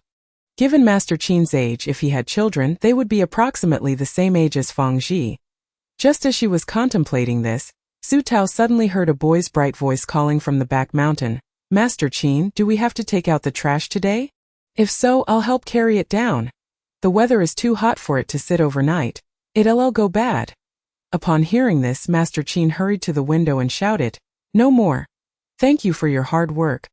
Zhang Xing. Be careful on your way down.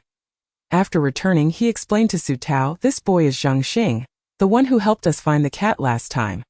Though he is young, he is incredibly capable. Ever since he started helping us, our trash cans in the back mountain have never overflowed, nor do they smell anymore. We wanted to give him some water and food, but he insisted on only accepting the leftovers prepared by my wife. Xiu Tao recalled that the boy had indeed expressed his desire to help at Panliashan in return for the kindness shown through those meals. She couldn't help but feel a sense of fondness for him. A child who knows gratitude and keeps his promises is truly commendable. Xiu Tao took 2 boxes and bid farewell, returning to Taoyang, where she specifically sought out Qi Yunlan. After learning that there were no abnormalities at Taoyang and Panliashan, she felt somewhat relieved. This behavior was rather unlike Tan Yong. To be so disgusted yet remain as quiet as a chicken. Was he perhaps concocting some form of revenge? Inside the old office building, though it was termed a building, it was merely a self-built 2-story structure of less than 60 square meters. The white exterior paint, having endured long-term exposure to the elements, had become somewhat dirty and chipped. Nevertheless, it was still considered a relatively decent building for the old station. Usually, the management team would chat and play cards inside, but recently, they had lost the inclination to play cards and were coming here daily for meetings. Chu Jingwen hurried upstairs and found Tan Yong, expressing her urgency. Brother Yong, they've captured Miwu. Are we just going to do nothing? Tan Yong replied curtly, Do what? Not sell water and fuel? Or split the profits with them? Have you lost your mind? Chu Jingwen felt a surge of frustration. Panliashan is just trying to irritate us. They don't necessarily expect us to act. The priority now is to rescue Miwu. He has been loyal to the old station for over 10 years. We can't just abandon him like this. Tan Yong remained unmoved. Gu Mingqi has also cooperated with us for many years. He turned on us without hesitation. Miwu probably confessed everything the day he was caught. It isn't worth the risk to attempt a rescue. Chu Jingwen raised her voice. Not worth it? His abilities are highly practical. Over the years, the old station has benefited greatly from him. Have you forgotten? Tan Yong's face darkened. Jingwen, considering you have followed me since you were 17, I won't hold your repeated defiance against you. But I hope next time there is a situation like this, you can control your tongue. For now, let us proceed according to the original plan. Don't concern yourself with anything else. Capture Shirzijin. Don't underestimate even a small place like Panliashan. We can stake our claim in Dongyang as well. Chu Jingwen could hardly contain her indignation. Brother Yong, ever since that woman Lian Sha arrived, you have become increasingly obstinate and cold-hearted. You were never like this. Tan Yong waved her off, glaring. Enough! Don't force me to strike you. With tears brimming in her eyes, Chu Jingwen took a deep breath and stormed out. On her way down, she ran into Miwu's daughter, Meng Qian. Chu Jingwen was stopped by her. Sister Jingwen, you will save my father. Right? He has worked for the old station for so many years. Yet he has no fixed residence. He even gave up the chance to settle at Haekong Base for the sake of the station. This time, if it weren't for helping you scout, he wouldn't have been captured. Her voice trembled, and traces of tears were evident on her face. Chu Jingwen released her hand. Qian Qian, it is the old station that has wronged your father. I am powerless. Brother Yong has been bewitched by that woman and doesn't he listen to me anymore. Meng Qian's eyes brimmed with tears. So there really is no hope left. Chu Jingwen closed her eyes and resolutely nodded. Given Brother Yong's attitude, anyone who suggested he save someone would be treated as an enemy. It was unlikely to change his mind. Meng Qian wiped her tears and ran off, leaving Chu Jingwen unable to call her back. Chapter 162. It's great to follow the boss that evening. Su Tao accompanied Lin Fengji to enjoy a complimentary dinner at Grandma Tsin's house. They left feeling quite satisfied after helping Grandma wash the dishes. Upon exiting, just as they reached the foot of Building 3, they were approached by Gan Hongyu, who was brimming with enthusiasm. Boss Su, the electronic access cards are ready. Let me show you how to use them. It's quite simple and will take just 10 minutes. Su Tao handed him the communicator while saying, You are remarkably dedicated, even at this late hour. Gan Hongyu beamed. It's no bother. I love this kind of work. Boss Su, just click on Access Management and you'll see the operation page once you enter. After listening, Su Tao found it indeed quite simple and very convenient. This way, the tenants of Building 1 could only access that building, while entry to others would require a tenant from their respective buildings to accompany them. Only Taoyang employees could freely enter and exit the office building. Others would need an employee to guide them, thus enhancing orderliness regarding personnel. The next day, Su Tao handed the access management software over to Zhuang Wan. In the coming days, have the tenants come to you one by one to collect their electronic access cards. When new tenants or employees arrive, you can distribute them on their first day. Zhuang Wan quickly grasped it, nodding, Great. Gan Hongyu is indeed talented. It's a shame he can only come to us as a freelancer. Su Tao replied with a smile. As long as he resides at Taoyang, it's not a loss. Zhuang Wan agreed, and then handed her the new tenant list. I prioritized assigning these single-room affordable housing units to our cleaning aunties. A total of 4. There are also 5 sales personnel who will join us at the beginning of next month. The rest are being rented out, but I made sure to accommodate our own people first. Su Tao nodded. That sounds good. Then she mentioned another matter related to the affordable housing. Shang Yulan asked me if there are any 1-bedroom or 2-bedroom units with affordable housing benefits. As she wants to apply for her family, Su Tao inquired. Not at the moment. Ask them how much their monthly rent budget is. I'll see if we can manage something.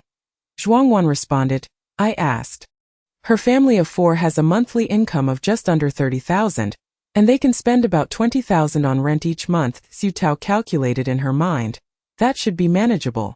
I'll give it a try. If we keep it minimally furnished according to the system's lowest configuration, we should be able to compress the seasonal rent for a 1-bedroom unit down to 45 to 50,000. With an average rent of 15 to 20,000 a month, Shang Yulan's family should be able to afford it. Zhuang Wan expressed her delight. That's wonderful. I heard from Ziyue that their current living situation is quite chaotic.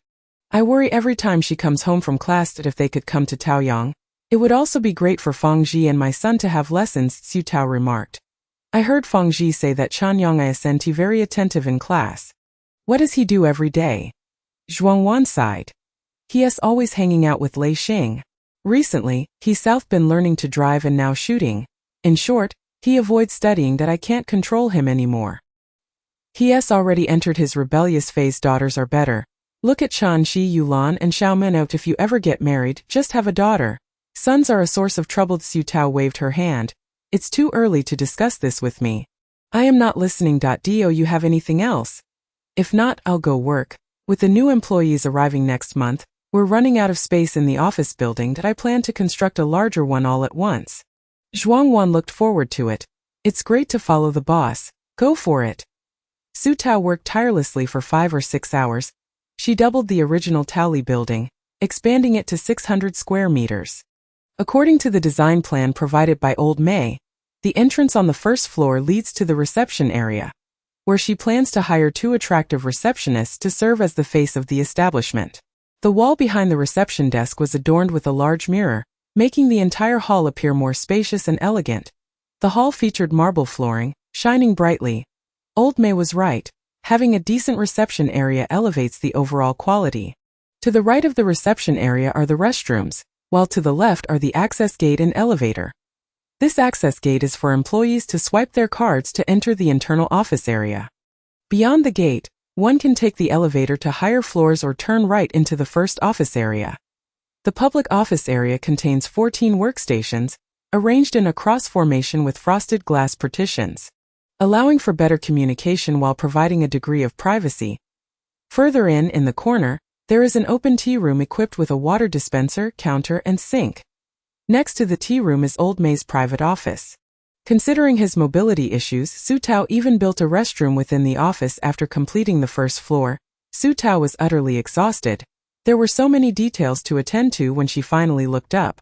The sky was nearly dark, prompting her to call it a day and head home for dinner. Upon entering, she saw Lin Fangji munching on cookies sent by Master Qin. Su Tao exclaimed in surprise.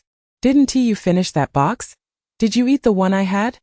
Lin Fangji's chewing came to an abrupt halt, leaving him somewhat flustered. I thought you weren't eating."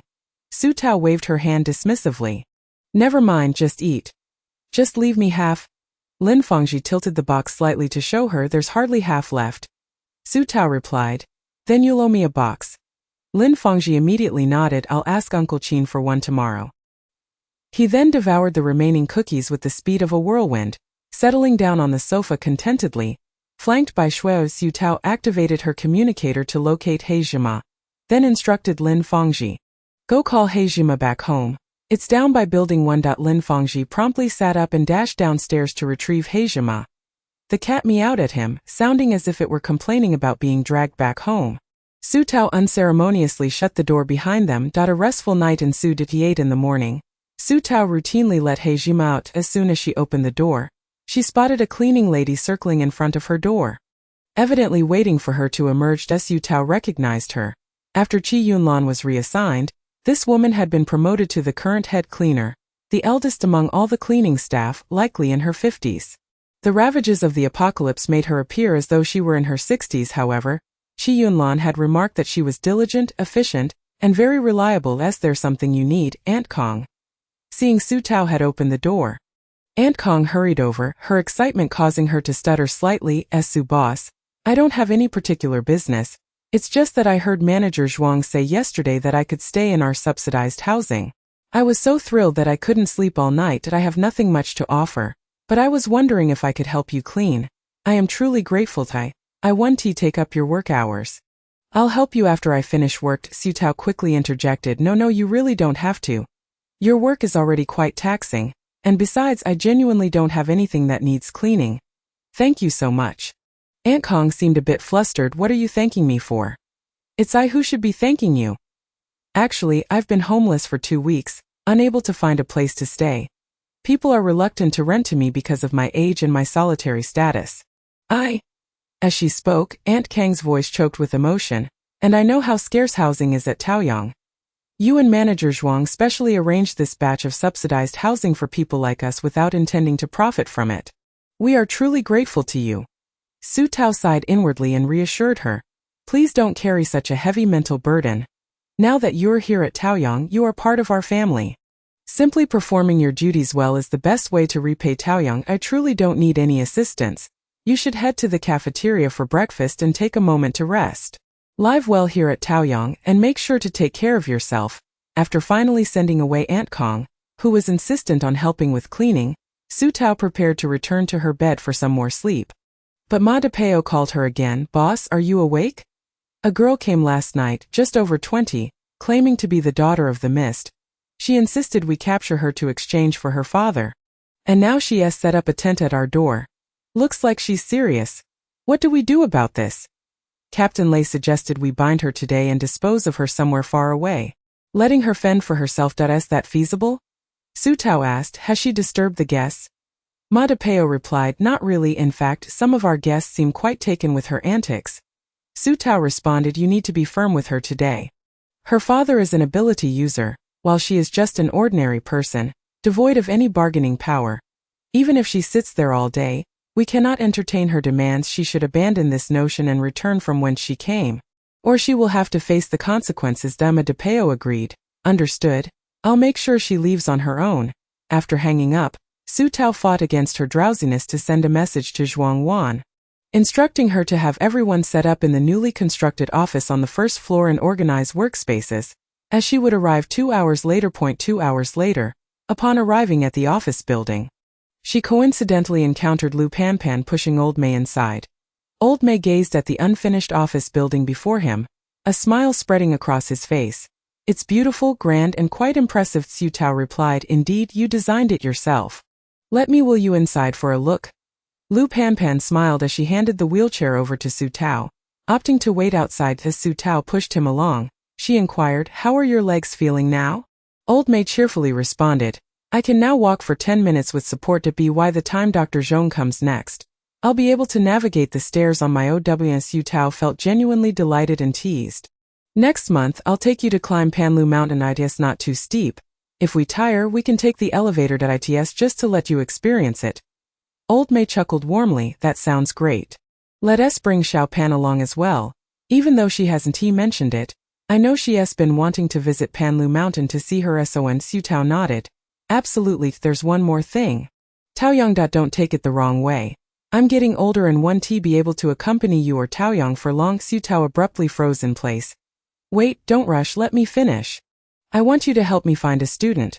Once I'm gone, someone must step in to assist you. Su Tao forced a smile. Isn't it a bit early for such talk? Please don't dwell on these thoughts. Just focus on recuperating and reduce your drawing, as it's not good for your eyes. Old Mei sighed. I must speak plainly, but you need to understand. Find me a student, aged 16 to 30, with no need for prior knowledge or literacy. As long as they are obedient, willing to work hard, and can endure patiently. Taoyang, while I still have the energy, I need to find a reliable person to take over for me. Su Tao did not respond but swiped her access card to enter the office area. Qi Yunlan and Zhuang Wan greeted them as they arrived, exchanging pleasantries and jokes with Old Mei. Complimenting his improved vitality, Su Tao gestured towards the independent office. Your office has been relocated here. Make sure to give Panjia access. If you wish to come here, she can assist you. Old Mei smiled, his face wrinkling with joy. Very well, please add a desk for my future student in there. Su Tao sighed in resignation. All right, let me also add a bookshelf and filing cabinet for your student. You haven't even found a disciple yet, and you're already planning for them. Old Mei laughed heartily. You mischievous girl. In the afternoon, Su Tao continued her construction efforts, pouring her heart and soul into the second floor of Taoli building. As soon as one ascended the elevator to the second floor, they were greeted by the public office area, which housed 18 workstations arranged in a cross pattern, just like the first floor, with frosted glass partitions. To the left of the elevator were 2 independent offices, designated for Su Tao and Zhuang Wan. Her own office was equipped not only with a desk and chair but also an L-shaped sofa, suitable for sitting or lying down. It was convenient for taking a brief respite after tiring work. In front of the sofa was a small coffee table, and against the wall stood a counter and storage cabinets, equipped with a coffee machine and a small refrigerator stocked with her favorite drinks and snacks. Su Tao was immensely satisfied with her office, which balanced work and relaxation splendidly. Additionally, the shared wall with Zhuang Wan's office featured blinds, allowing for easy communication. Next to the 2 offices was a small meeting room accommodating 4 people. And adjacent to that was a restroom for 4. Turning left from the restroom led to an open tea room, with configuration similar to the first floor. Further left stood a large conference room capable of hosting 10 to 15 individuals. No longer would they need to squeeze into the restaurant at Panlu Mountain for management meetings. By the time Su Tao completed the entire second floor, it was dark outside as she descended, finding only Qi Yunlan and 2 monitors working overtime. Director Qi, have you all had dinner yet? Or are you still working? Qi Yunlan rose upon seeing her. Boss, I was just looking for you. Emma DePeo mentioned the matter of Meng Qian this morning, the daughter of the mist. This afternoon we confronted her and delivered a stern warning, yet she still refuses to leave and insists on seeing you. I didn't agree. She turned her computer screen towards Su Tao, displaying the surveillance footage. She is still outside, setting up her tent. Su Tao frowned. It's late, and with such a mix of guests, she won't be able to tell who might harm her. Why is she so stubborn? Qi Yunlan sighed. That was my thought as well. But it seems she shares a deep bond with her father. I warned her of the risks of staying outside, and she acknowledged it, but we hold no ill will against her and do not want to see her walk into danger. Su Tao shook her head. Take Meng Xiaobo with you one last time and give her a final warning. If anything happens, she is an adult and must take responsibility for her choices and bear the consequences. We have no obligation to protect her, especially given the sense of hostility. Chapter 164. Let us commence. The Grand Architect, Qi Yunlan, accompanied a group of individuals but was still unable to effect any change. The tent, emanating a faint glimmer, remained under surveillance. In the shadows, desperate outlaws lurked. Their gazes predatory. Lei Xing, in silence, conveyed to Su Tao that the daughter of Mist was just as stubborn as he, indeed like father. Like daughter. Su Tao inquired about the current situation with Mist. Lei Xing shrugged, stating that she remained tight-lipped, firmly believing that Tan Yong would come to her rescue if only she knew that not only did Tan Yong have no intention of saving her, but that he had also coerced his only daughter into sacrificing herself for him. One could only wonder what she would feel. Furthermore, he had berated Lei Xing, accusing him of treachery, of being unscrupulous and devoid of principles, while simultaneously promising cooperation with Lao Zhan, only to seek refuge with Su Tao instead, which nearly drove him to exasperation. Su Tao asked again, "What is your opinion of Mist?" Lei Xing replied, "She's decent. Albeit excessively straightforward. She tends to believe in genuine emotions amidst the apocalypse. However, to be fair, such individuals are quite dependable. They are the kind of people one can consider as brothers. This time, Tan Yong has certainly disheartened all those under his command." Su Tao remarked, "Having been discarded, Mist has lost much of her value. Let us keep her confined for now. I cannot think of a way to deal with her at the moment." The following day, the last day of July, the manager, Qian Rongrong, approached Su Tao with the payroll, saying, "Sister Tao, please take a look at this month's employee salary expenditures." Su Tao glanced through the figures, totaling over 230,000, although it was not an insignificant amount. She approved it with a wave of her hand and instructed Qian Rongrong to distribute it before the end of the day to ensure everyone enjoyed a pleasant weekend. Subsequently, she checked the public account balance and was astonished to find that, after deducting the expenses for constructing the office building and paying salaries over the past 2 days, there remained an astonishing 1.13 million federal coins. Tracing the income sources, she discovered that the Panlu Mountain had generated 1.28 million in July alone, including hotel room fees, fuel, water charges, parking fees, and dining expenses. Panlu Mountain was indeed a treasure trove. The Taoyang plantation also performed admirably this month, garnering 300,000 in revenue shortly after its inception. As Su Tao observed the steadily increasing profits, her motivation surged. At this rate, reaching level 6 was just around the corner. With this thought, she energetically resumed construction on the 3rd floor of the office building. Once the entire Taoli building was completed, it would accommodate 80 to 100 people working concurrently, alleviating her concerns about the construction of the office area for a considerable time. At 8 o'clock in the evening, Su Tao concluded her day's labor and returned to her room, only to receive news that Shi Zijin would be returning to Dongyang the following morning. Not only was he coming back, but he had also apprehended an evolved ability user selling information and retrieved the stolen research, minimizing the scientific losses at the Hekong base. The base leader at Hekong expressed his gratitude by offering to personally escort Shi Zijin and his entourage back. Intending to stay for 2 to 3 days to establish friendly relations with Dongyang. To this end, Pei Dong even called Su Tao, wishing to purchase some home appliances and furniture from her to upgrade Dongyang's guest house. Su Tao readily agreed. "They will arrive tomorrow morning. You can drive over now to pick me up for the guest house, and I will personally oversee the arrangements to expedite the process, saving you the trouble of transporting furniture from Taoyang." Half an hour later, Su Tao found herself in Pei Dong's vehicle. "Sister Pei, the situation outside seems rather grim. You appear significantly more haggard than when I last saw you." Pei Dong grasped the steering wheel with one hand while rubbing her brow with the other. "It is indeed disheartening. The number of evolved zombies is on the rise. Dongyang is relatively fortunate, having only lost a few peripheral areas, while the crucial inner city remains unscathed. However, the Yunsong base next to us has seen its defenses crumble by half, leading to a mass exodus towards Dongyang. The pressure on our population is immense, and we cannot accommodate them. Many have perished just outside the city. The newly constructed city walls are stained with blood. And the ground is littered with debris. Su Tao's heart sank upon hearing this. Each time she learned about the external circumstances, it felt as though she were living in an entirely different dimension, so detached from the apocalypse that surrounded her. If only she possessed sufficient wealth and crystal cores to strengthen Taoyang. Su Tao pursed her lips and asked, Sister Pei, is there any method to quickly obtain crystal cores from evolved zombies? Pei Dong glanced back at her. There is no quick method. It all boils down to combat. Unless you hire someone specifically for the task, such a perilous endeavor may not attract volunteers, and even if it did, the return on investment would likely be LOW. Su Tao contemplated this and asked, is it possible to trade or exchange for them? Pei Dong replied, perhaps this method would have worked half a year ago. But do you know what the research at Hekong Base entails? The energy within the crystal cores can facilitate the evolution of ability users. Lin Fangji beside you is a prime example. You have witnessed the transformative effects firsthand.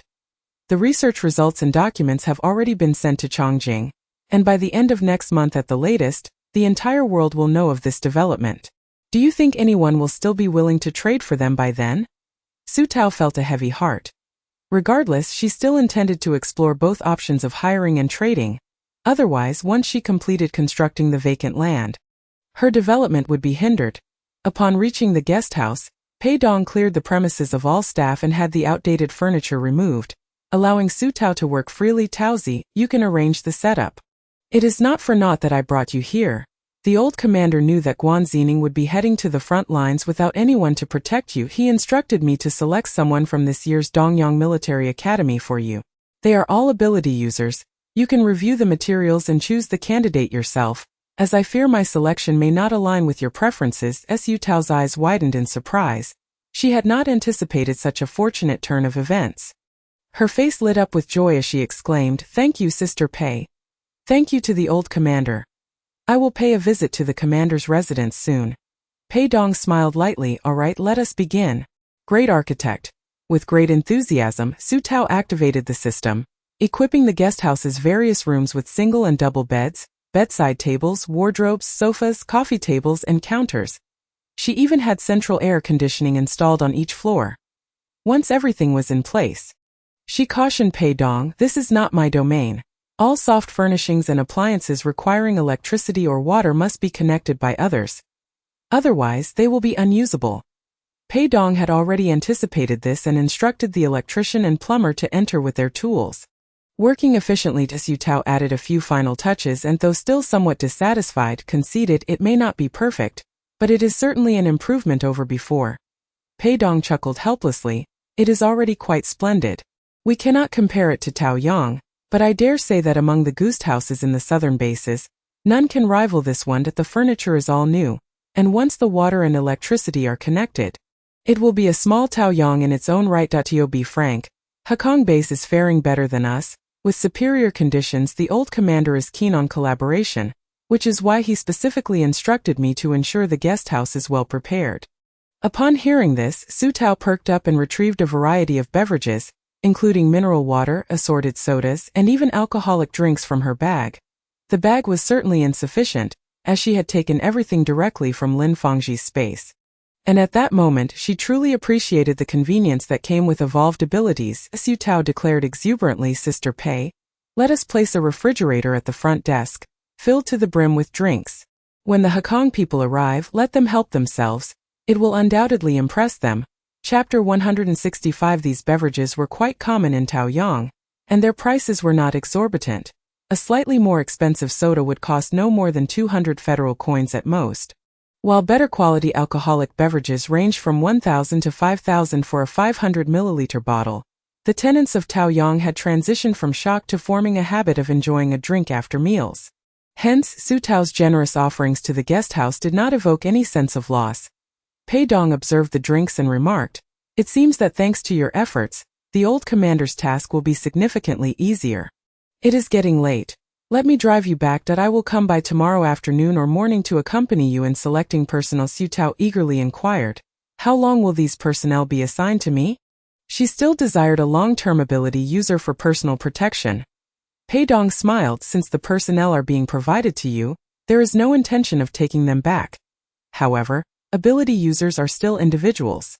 Just like Guan Zining, who wishes to go to the front lines, we have no authority to restrict her, as Yu Tao understood. It ultimately depended on her ability to retain the personnel and the stability of the ability user themselves. She would have to assess the candidates when the time came. Upon returning to Taoyang, Su Tao slept soundly until 11 in the morning. Upon waking, she found the window open again, indicating that He Jima had slipped out to frolic once more. A glance at the locator revealed that he was within Panlu Mountain, which put her at ease. Turning her head, she noticed that Lin Fangji had not attended teacher Sheng's morning class and inquired, "Did the teacher take a day off today?" Lin Fangji, pouring dog food into Shuadao's bowl, looked up and replied, "Yes, she moved." Zhuangkaju.it was then that Su Tao recalled that a few days prior, teacher Sheng had taken the time to expand a low-cost one-bedroom apartment, reducing the rent to 45,000 per quarter, which was now designated as affordable housing for Shang Yulan's family. Today marked the first day of August. Indeed, the day they were to move to Taoyang. Zhuang Wan unexpectedly called, saying, "You have finally risen. I have attempted to reach you 3 times, all of which were answered by Fang Ji, who informed me that you were still asleep. Sheng Yulan's father wishes to treat you to a meal as a gesture of gratitude that I initially intended to decline on your behalf. But it would be impolite to refuse such kindness since it is lunchtime. How about joining us for a meal?"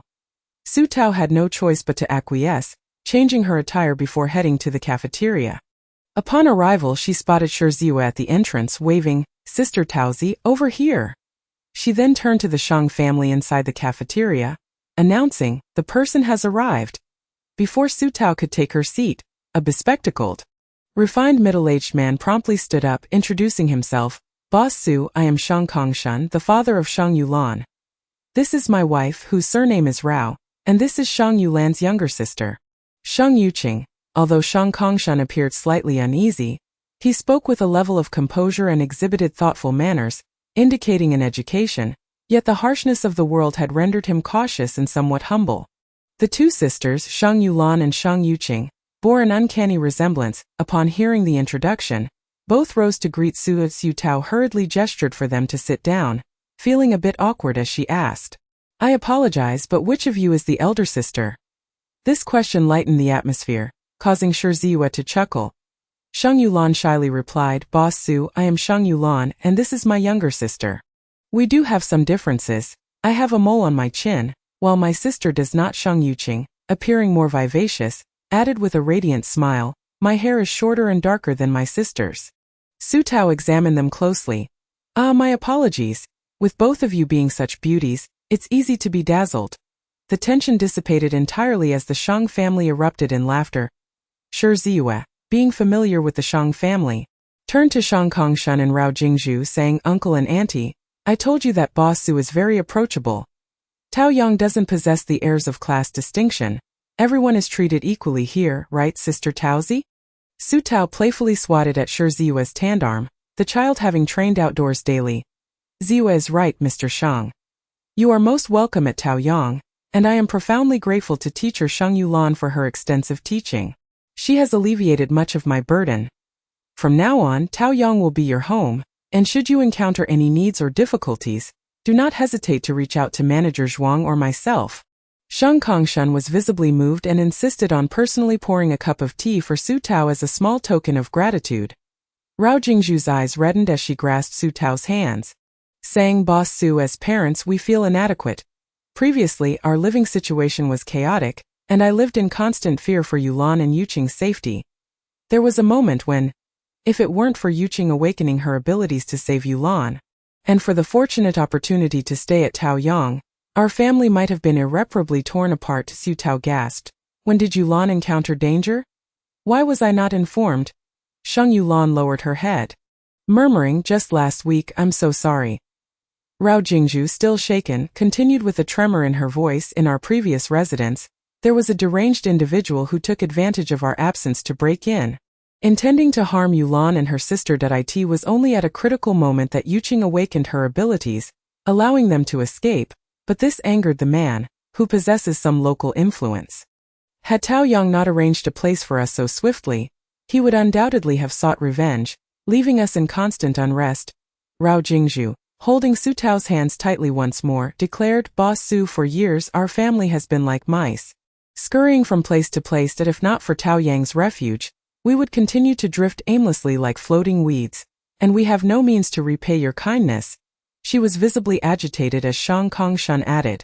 Indeed, Boss Su, we have heard that you require the protection of an ability user. What do you think of my daughter Yuqing? Vice Officer Pei has stated that her ability is quite practical, termed manipulation, allowing her to control others' actions and thoughts for a brief period. Su Tao widened her eyes, hastily declining, No, Mr. Shang, I do not perceive Yuqing as inadequate. Rather, she is too talented to be confined to my side. Ziyue has mentioned that Yuqing possesses a remarkable aptitude for leadership and should remain in the military district for a brighter future. Moreover, I cannot accept Yuqing. She is a talent that Vice Officer Pei has specifically chosen to nurture after graduation. Su Tao continued to persuade. Furthermore, Yulan has already established herself at Taoyang, for which I am genuinely grateful. Additional assistance is unnecessary. Let Yuqing pursue her own path in life, shall we? Right, Yuqing? Shang Yuqing hesitated before responding. I wish to follow you that I have already notified the school, and this afternoon, you will see my name on the selection list. Su Tao was momentarily speechless, astonished that Pei Dong had indeed approved her. Pei Dong truly treats her like a younger sister. Yuqing, do consider this carefully. Vice Officer Pei holds you in high regard. Chapter 166. Drawing the line, I will seek out my younger sister alone after a meal. Su Tao still did not acquiesce, leaving with a heavy heart at the sight of Shang Yuqing's eager expression. Zhuang Wan, upon hearing the news, was not at all surprised. Shang Yulan has consistently praised Taoyang to her parents and sister, extolling it as a paradise. In their eyes, being with you is the best path forward, overshadowing even a military career. Su Tao waved her hand dismissively. It is inappropriate. You are unaware of Yuqing's capabilities. Sure, Zijing has already endorsed her. Remaining in the military district is her best avenue. To be with me would merely mean a mundane existence, wasting her talents. It pains me to even think of it. Zhuang Wan retorted, then you have a duty to persuade her to be. By the way, I have just arranged for the new employees to complete their onboarding procedures. Could you spare some time to address everyone in a meeting? Su Tao replied, certainly.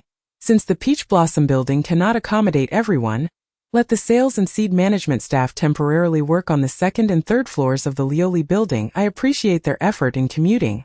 Zhuang Wan chuckled, what's the hardship? The new batch of employees was awestruck by our Lioli building. Their eyes were wide, especially since the second and third floors contain such large meeting rooms and well-equipped refreshment areas.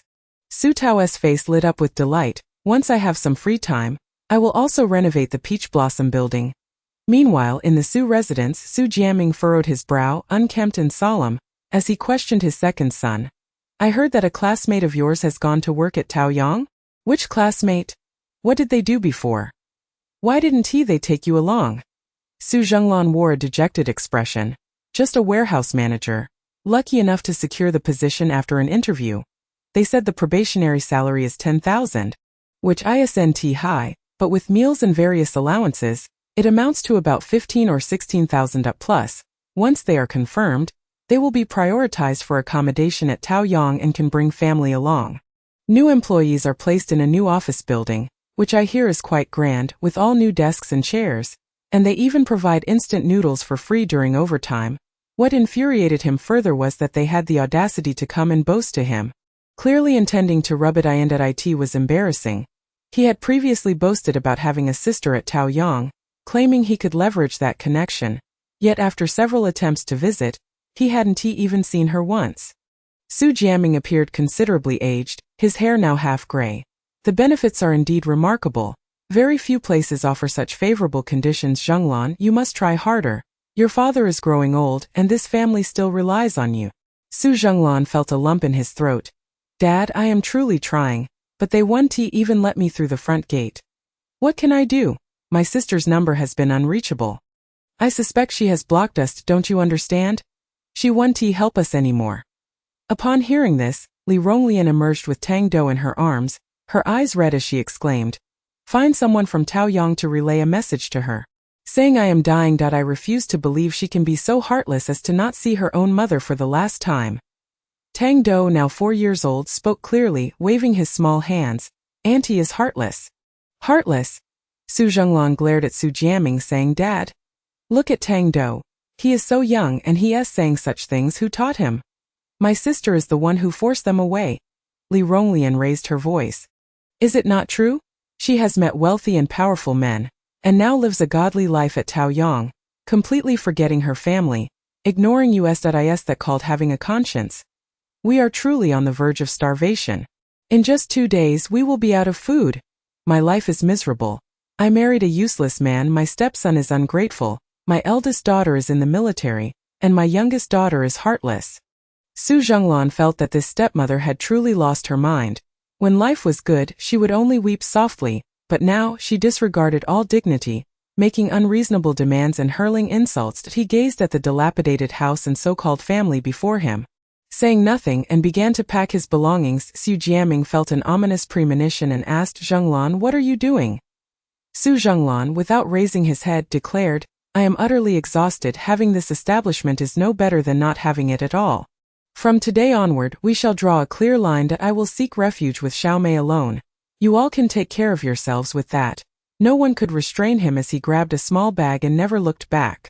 Behind him echoed Li Ronglian's anguished sobs and Su Jiaming's swaying figure. In the afternoon, as per their agreement, Pei Dong came to escort Su Tao for the selection of personnel. Once Su Tao entered the vehicle, she turned her head and discovered a familiar face seated behind her. Xing Shuyu. It had indeed been a long time since they last met. Although she often saw her parents, the elderly couple was living quite contentedly in Taoyang, occasionally seeking out Mei Lao and Gu Laoyes to engage in conversation and chess, enjoying a fulfilling life in their twilight years. Su Tao couldn't help but chuckle at the memory of being sent to Taoyang by the old commander for intelligence gathering. It felt almost surreal. Unbeknownst to her, Taoyang had already been established for half a year. Despite the long absence, Xing Shuyu felt no estrangement and began to vent her frustrations. There have been too many conflicts, and our manpower is insufficient. I was temporarily reassigned to the front lines as a clerk. I just switched shifts yesterday, and this morning I was immediately pulled back to entertain the He Kong group. My grandfather clearly does not regard me as family. He seems intent on exhausting me. However, Su Tao, you should have seen the expressions on the faces of the He Kong people. It was truly a pity. They treated our guest house as if it were a palace. They have such little experience. Su Tao was more concerned about how the old commander was faring in negotiations. So, was a partnership reached? Pei Dong appeared to be in good spirits, evidently having had a smooth process, nodding with a smile. Yes, He Kong possesses cotton and hemp cultivation as well as plastic factories. They will collaborate with us in light industry, which is a lifeline for the enterprises in Dongyang. Su Tao beamed. That is splendid news. It means that the refrigerator full of beverages was not in vain. Xing Shuyu yawned and remarked. The beverages played a significant role. Initially, their interest in collaboration was low. They believed Dongyang's industry was on the verge of collapse and did not want to take risks. However, upon seeing such an abundance of drinks and brand new furniture, we were candid about your sponsorship. He Kong realized that with such a formidable ally as Taoyang, there was nothing unreliable about us. Without further ado, they agreed. They even expressed a desire to visit Taoyang. Though we have yet to respond, I will consult you first. As Su Tao inquired, how many of them are there?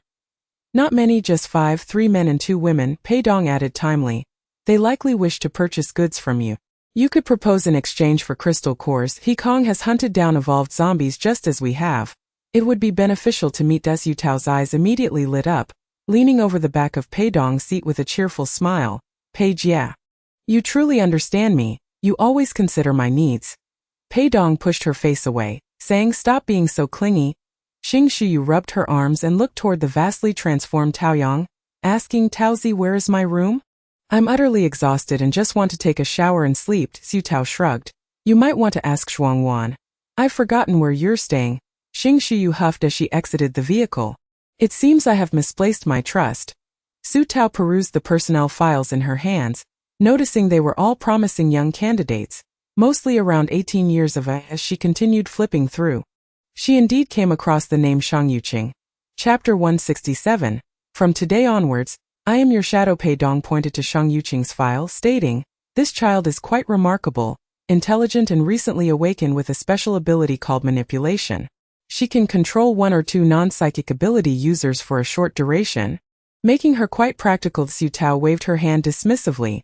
No, while I may not understand all the strategies on the battlefield, I do comprehend that with an ability like Shang Yuqing's, controlling the enemy's leader during a large-scale conflict would guarantee your absolute victory.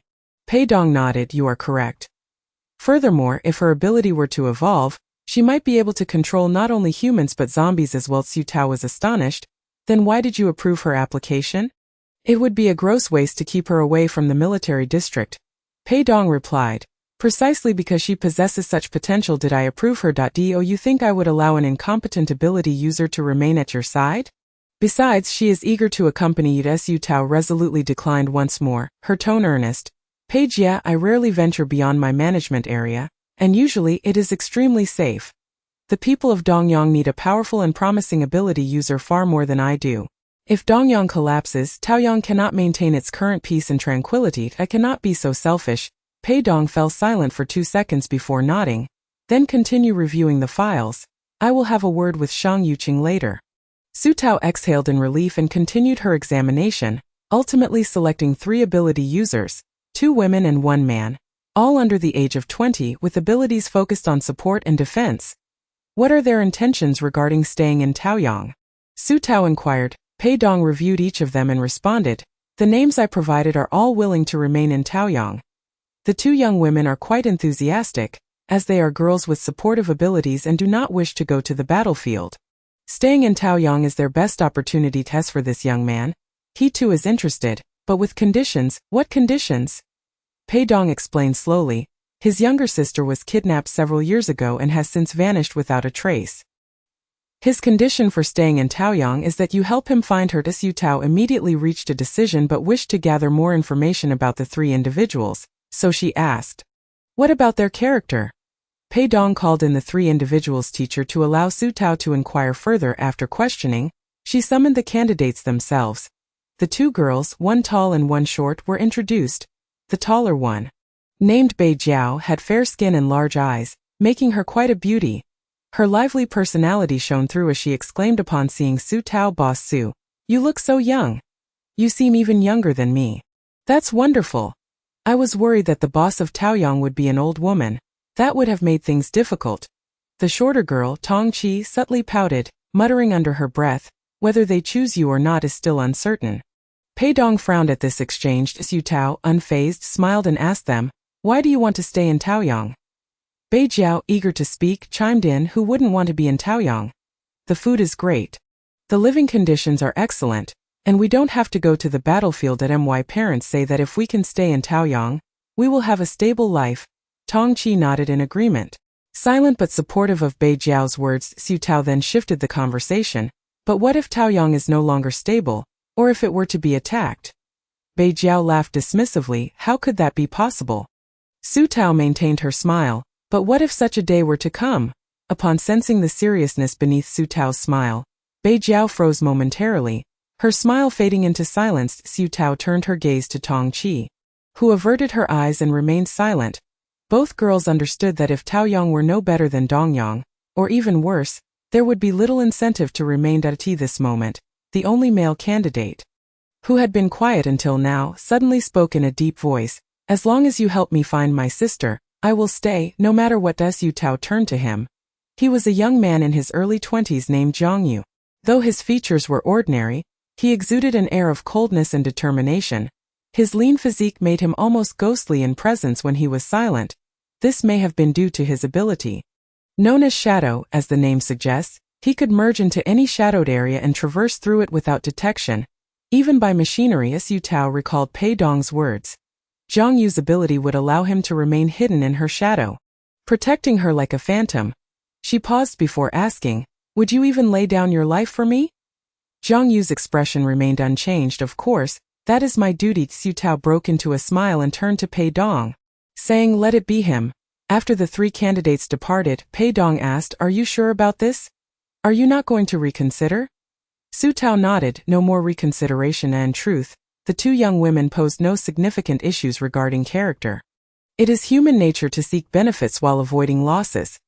Everyone desires a beautiful life without incurring any cost. Setting that aside, Xu Tao was more concerned about their stability and determination if a better opportunity than Taoyang arose. They would leave without hesitation. Conversely, Jiang Yu was resolute and clear. As long as she helped him find his sister, he would do whatever it took. He understood that every blessing comes with a price. She would provide him with a prosperous life and hope for finding his sister. Correspondingly, he would be expected to repay that with his life at critical moments. Pei Dong remarked, finding his sister may prove difficult. She has been missing for 6 long years. We attempted to assist him in the past, but the chaos of the apocalypse made it challenging. He provided too few clues, only recalling that the person who abducted his sister had a cross tattoo on the back of their hand. We could not uncover any valuable information, and eventually we abandoned the search. Su Tao asserted. I will find a way. That very afternoon, Jiang Yu picked up a tattered backpack and accompanied her. Bei Jiao, unwilling to relent, confronted them before their departure, challenging Su Tao directly. What do I lack compared to him? She is merely an orphan picked up by the general, with such an unclear background, and yet you dare to keep her? My parents are both natives of Dongyang, well-rooted and trustworthy. I possess extraordinary abilities that are no less than hers. What gives her the right to look down upon me? Pei Dong admonished sharply. Bei Jiao. What about the rules? Bei Jiao, still intimidated by her, felt her bravado wane in an instant, her eyes reddening as she retorted, Deputy Pei, I simply desire an explanation. Su Tao replied nonchalantly. He can die for me. Can you? What I require is a shield, not a friend. Bei Jiao's expression shifted dramatically. Are you truly serious? Who do you think you are to ask me to die in your stead? Pei Dong, rarely losing her temper, suppressed her anger as she escorted Su Tao to the car, instructing her subordinates to ensure her safe return to Taoyang. Once in the car, after a short distance, Su Tao glanced back to see Bei Jiao receiving a slap. She turned away and heard Jiang Yu say, I will do everything in my power to protect you. Will you do your utmost to help me find my sister? Su Tao answered, of course, that is my promise to you. Jiang Yu revealed a faint smile, though it vanished swiftly, and his figure gradually faded, ultimately merging into the surrounding shadows. Su Tao then heard his voice echoing around her. From this day forth, I shall be your shadow, we shall share life and death together. Chapter 168. May I embrace you? The temperature in August reached yet another peak. Su Tao sat in a car without air conditioning. Feeling her head grow heavy with heat, she rolled down the window to let in a breath of cool air, which offered some relief. Upon returning to her room in Taoyang, she called out to Jiang Yu. I currently have no extra rooms available, so you'll have to make do with the study for the next few days. Jiang Yu showed no signs of discontent. In fact, he found the study far superior to the crowded barracks. With large windows allowing ample sunlight and a pleasant coolness, the snow-white dog, sensing a stranger, sluggishly approached Jiang Yu, sniffed him, and perhaps feeling no threat or hostility, turned away to find a cozy spot to resume its slumber. The curious sesame cat hopped onto the dining table, its round, glistening eyes fixated on Jiang Yu. The indifferent Jiang Yu remained unfazed by the two furry creatures. Please tidy up your belongings. I'll be next door for a moment and will return shortly. She intended to inquire with Aunt Wu next door about the possibility of moving to a higher floor, wanting Jiang Yu to stay close in case anything arose. Living together had not crossed Su Tao's mind. As Jiang Yu was a grown man and such arrangements could be inconvenient. Of course, Fang Ji did not count. In her heart, he was still a child. Just as she entered Aunt Wu's room, Lin Fangji returned from his studies, and upon seeing the unfamiliar Jiang Yu, alarm bells went off. Who are you? Jiang Yu, maintaining his aloof demeanor, had resolved not to engage with anyone other than Su Tao. He ignored Lin Fangji, packed his things and melted into the shadows, disappearing from sight. Lin Fangji stood there, bewildered, having just witnessed a living person vanish before his eyes. He remained in a daze for some time before beginning to search upstairs and downstairs for him. In the shadows, Jiang Yu, disturbed from his sleep, and the snow-white dog, licking its paws, silently observed the flustered boy searching for someone. It wasn't until Su Tao returned from the neighbor's house that he spotted Lin Fangji peering out the window. Looking around in confusion, "What are you looking at?" she asked. No sooner had the words left her mouth than Jiang Yu appeared. Leaning against the study door with an expression of indifference, Su Tao didn't dwell on it and quickly introduced the two. Lin Fangji comprehended the situation. This person was here to protect Su Tao, to live with him and her, and he would spend more time with her than he would. He glanced into the study, where a single bed had been set up, and personal items belonging to Jiang Yu adorned the walls. An unsettling sensation crept into him, as if something that belonged to him was being taken away. His life with Su Tao was abruptly interrupted by a stranger. He found it hard to accept. He then observed Su Tao teaching Jiang Yu to operate various household appliances, reminiscent of how she had once instructed him upon his return. Which heightened his anxiety. Trembling, he retrieved his small blanket, clutching it tightly, feeling the warmth he had painstakingly found slipping away. He dared not look at Jiang Yu or listen to Su Tao's voice. Shrinking away like a thief caught in the act, even retreating into his own space, after finishing her introductions, Su Tao intended to take both of them out for a meal, but when she turned around, she realized Lin Fengji was missing. She called for him repeatedly, but to no avail, assuming he had stepped out for something. After all, even when he was in his space, he would promptly appear when she called. With a sigh, she left a message on his communicator and took Jiang Yu out to eat. Although Jiang Yu had long heard of Taoyang's affluence and stability, witnessing the elderly chatting and playing chess downstairs, as well as children splashing in the water, left him somewhat astonished. Along the way, everyone greeted Su Tao, and even Jiang Yu, who stood beside her, received a warm welcome. This atmosphere was something Jiang Yu had never encountered before. During dinner, he found himself in a daze. The white rice was unlimited, the vegetables were fresh and crisp, and there was an array of snacks and beverages. His sister had never tasted such delights. The night before she was taken away, she had playfully asked to sniff the aroma of grains, expressing that she didn't want to eat, just to smell. He had promised to sneak into a warlord's home the next day to bring her back some rice. He had successfully stolen that rice, yet his sister had been seized away. Jiang Yu closed his eyes, swallowing the lump in his throat. He concealed his emotions so well that Su Tao failed to notice any shift, instructing him to return safely the way he came. While she attended a weekly meeting with Zhuang Wan and others, last month's renewal rent had come in, and Qian Rongrong was grinning from ear to ear. Su Tao took the financial report from her, astonished to find that last month's renewal rent totaled a staggering 1.05 million. With the remaining balance, the total assets reached 2.16 million. Zhuang Wan reported. Taoyang currently has 210 tenants. And with those from Panlu Mountain, we are nearing the 300 mark. Boss, have you noticed that the dining hall is becoming insufficient? During peak meal times, many tenants are queuing to eat. Su Tao replied. Thank you for the reminder, I will work on it. Qian Lin laughed. Then I won't hold back. Boss, could we arrange for a sales hall? That way, the harvested crops can be delivered directly there, making it more convenient for tenants to purchase. Su Tao assured. I swear, it's already in the works. Please refrain from pushing me further. Emma de Peo promptly swallowed his impending suggestion to expedite the expansion of the Panlu Mountain, and Yunlan reported on the security issues in both locations, noting that aside from Meng Qian, who was harassed while setting up a tent, there were no other abnormalities. Su Tao acknowledged this and inquired about Zhuang Wan's recruitment efforts for administration and Mei Lao's students. Zhuang Wan sighed. Many have come to apply, but I haven't found suitable candidates yet. I will make further efforts to finalize a selection this month. The meeting concluded, and Su Tao dedicated another hour to moving bricks, hoping to cap off Taoli building within the next couple of days. At 11 at night, she descended from the upper floors, weary and ready to head home. However, upon exiting the building, she spotted a military uniform Shi Zijing, whom she hadn't seen in quite some time. Under the sparse moonlight, the night breeze lifted a corner of his uniform, despite his weary appearance and a bit of stubble on his chin. His posture remained erect. Su Tao suddenly felt that this person was both close and distant from her. She asked, "You're back? Why not go rest?" Shi Zijing smiled, though it seemed somewhat forced. A chill ran through Su Tao as a familiar premonition warned her that something significant had occurred. Shi Zijing was the type to remain unfazed even if the sky were to fall.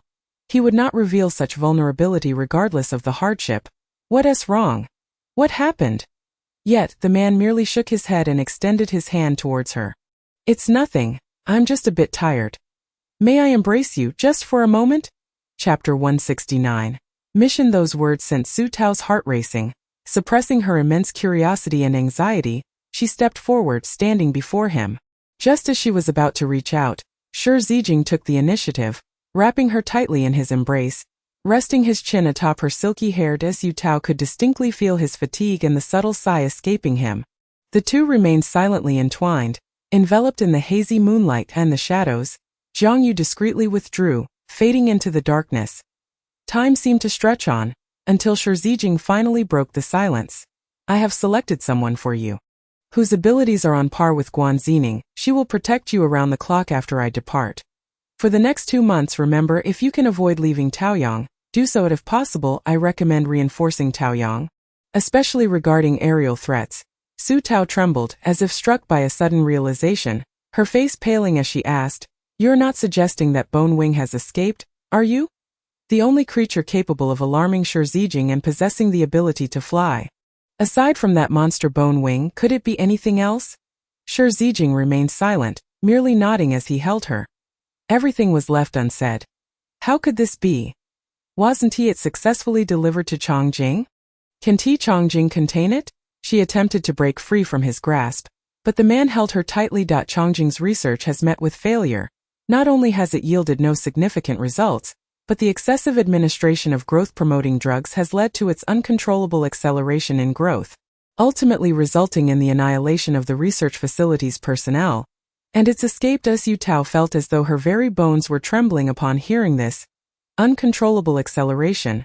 Prior to being sent to Chongjing, its power was already alarming, and now, after the initial wave of fear came an overwhelming surge of anger. How could you squander the resources of the pioneering army, sacrificing so many soldiers to deliver the Bone Wing to Chongjing? These lunatics, these sinners. Whoever set it free should be the one to recapture it. Shi Zijing remarked, they have already initiated their actions, but for reasons unknown, the locator implanted in the Bone Wing indicates it is heading directly south, which poses a significant disadvantage for Dongyang and Taoyang. Su Tao felt a fleeting, indistinct image flash through her mind, too swift and ethereal to fully grasp, but she managed to discern that it seemed to hover above the Dongyang Gate 3 city wall, shrouded by a pair of enormous blood-red wings, obscuring the sky like a hellish nightmare. Her legs gave way, and she collapsed to the ground, only to be caught by Shi Zijing. Tao. Su Tao's heart raced as if it might leap from her throat. What had she just witnessed? Those wings, were they the Bone Wings? They appeared vastly enlarged, as though they could envelop the entirety of Dongyang, instilling a sense of dread akin to a storm cloud looming over the city. Noticing her pallor, Shi Zijing called out to her again, and seeing her remain unresponsive, he prepared to carry her to find Jianqiu. Su Tao grasped his collar. "I am fine, just suddenly a bit lightheaded and dizzy. Perhaps I've been too busy lately, leading to this hallucination. Please, let me down." Shi Zijing furrowed his brow as Yu Tao extricated herself from his embrace. "I wish to return and rest. Let us discuss matters tomorrow." Shi Zijing paused momentarily before stating, "I must leave tomorrow." Yu Tao jolted, instinctively asking what for. Shi Zijing's expression was one of unyielding determination, though it remains uncertain which base the Bone Wing will target. "We must prepare in advance.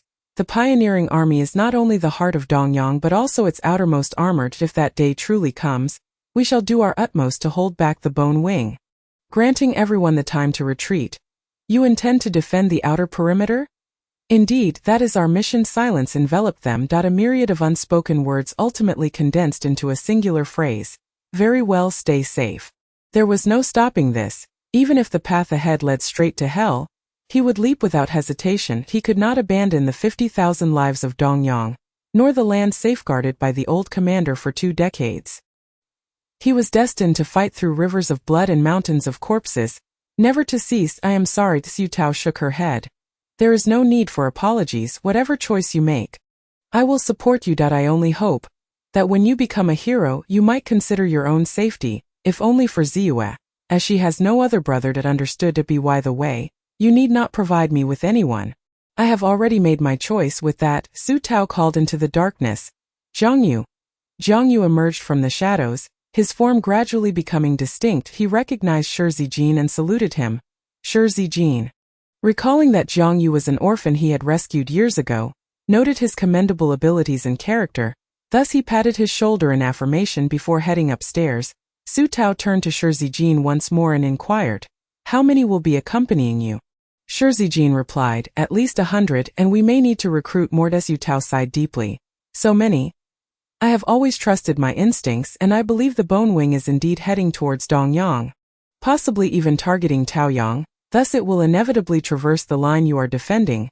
There is no need for me to elaborate. You will undoubtedly be the first soldiers to face it, which is exceedingly perilous.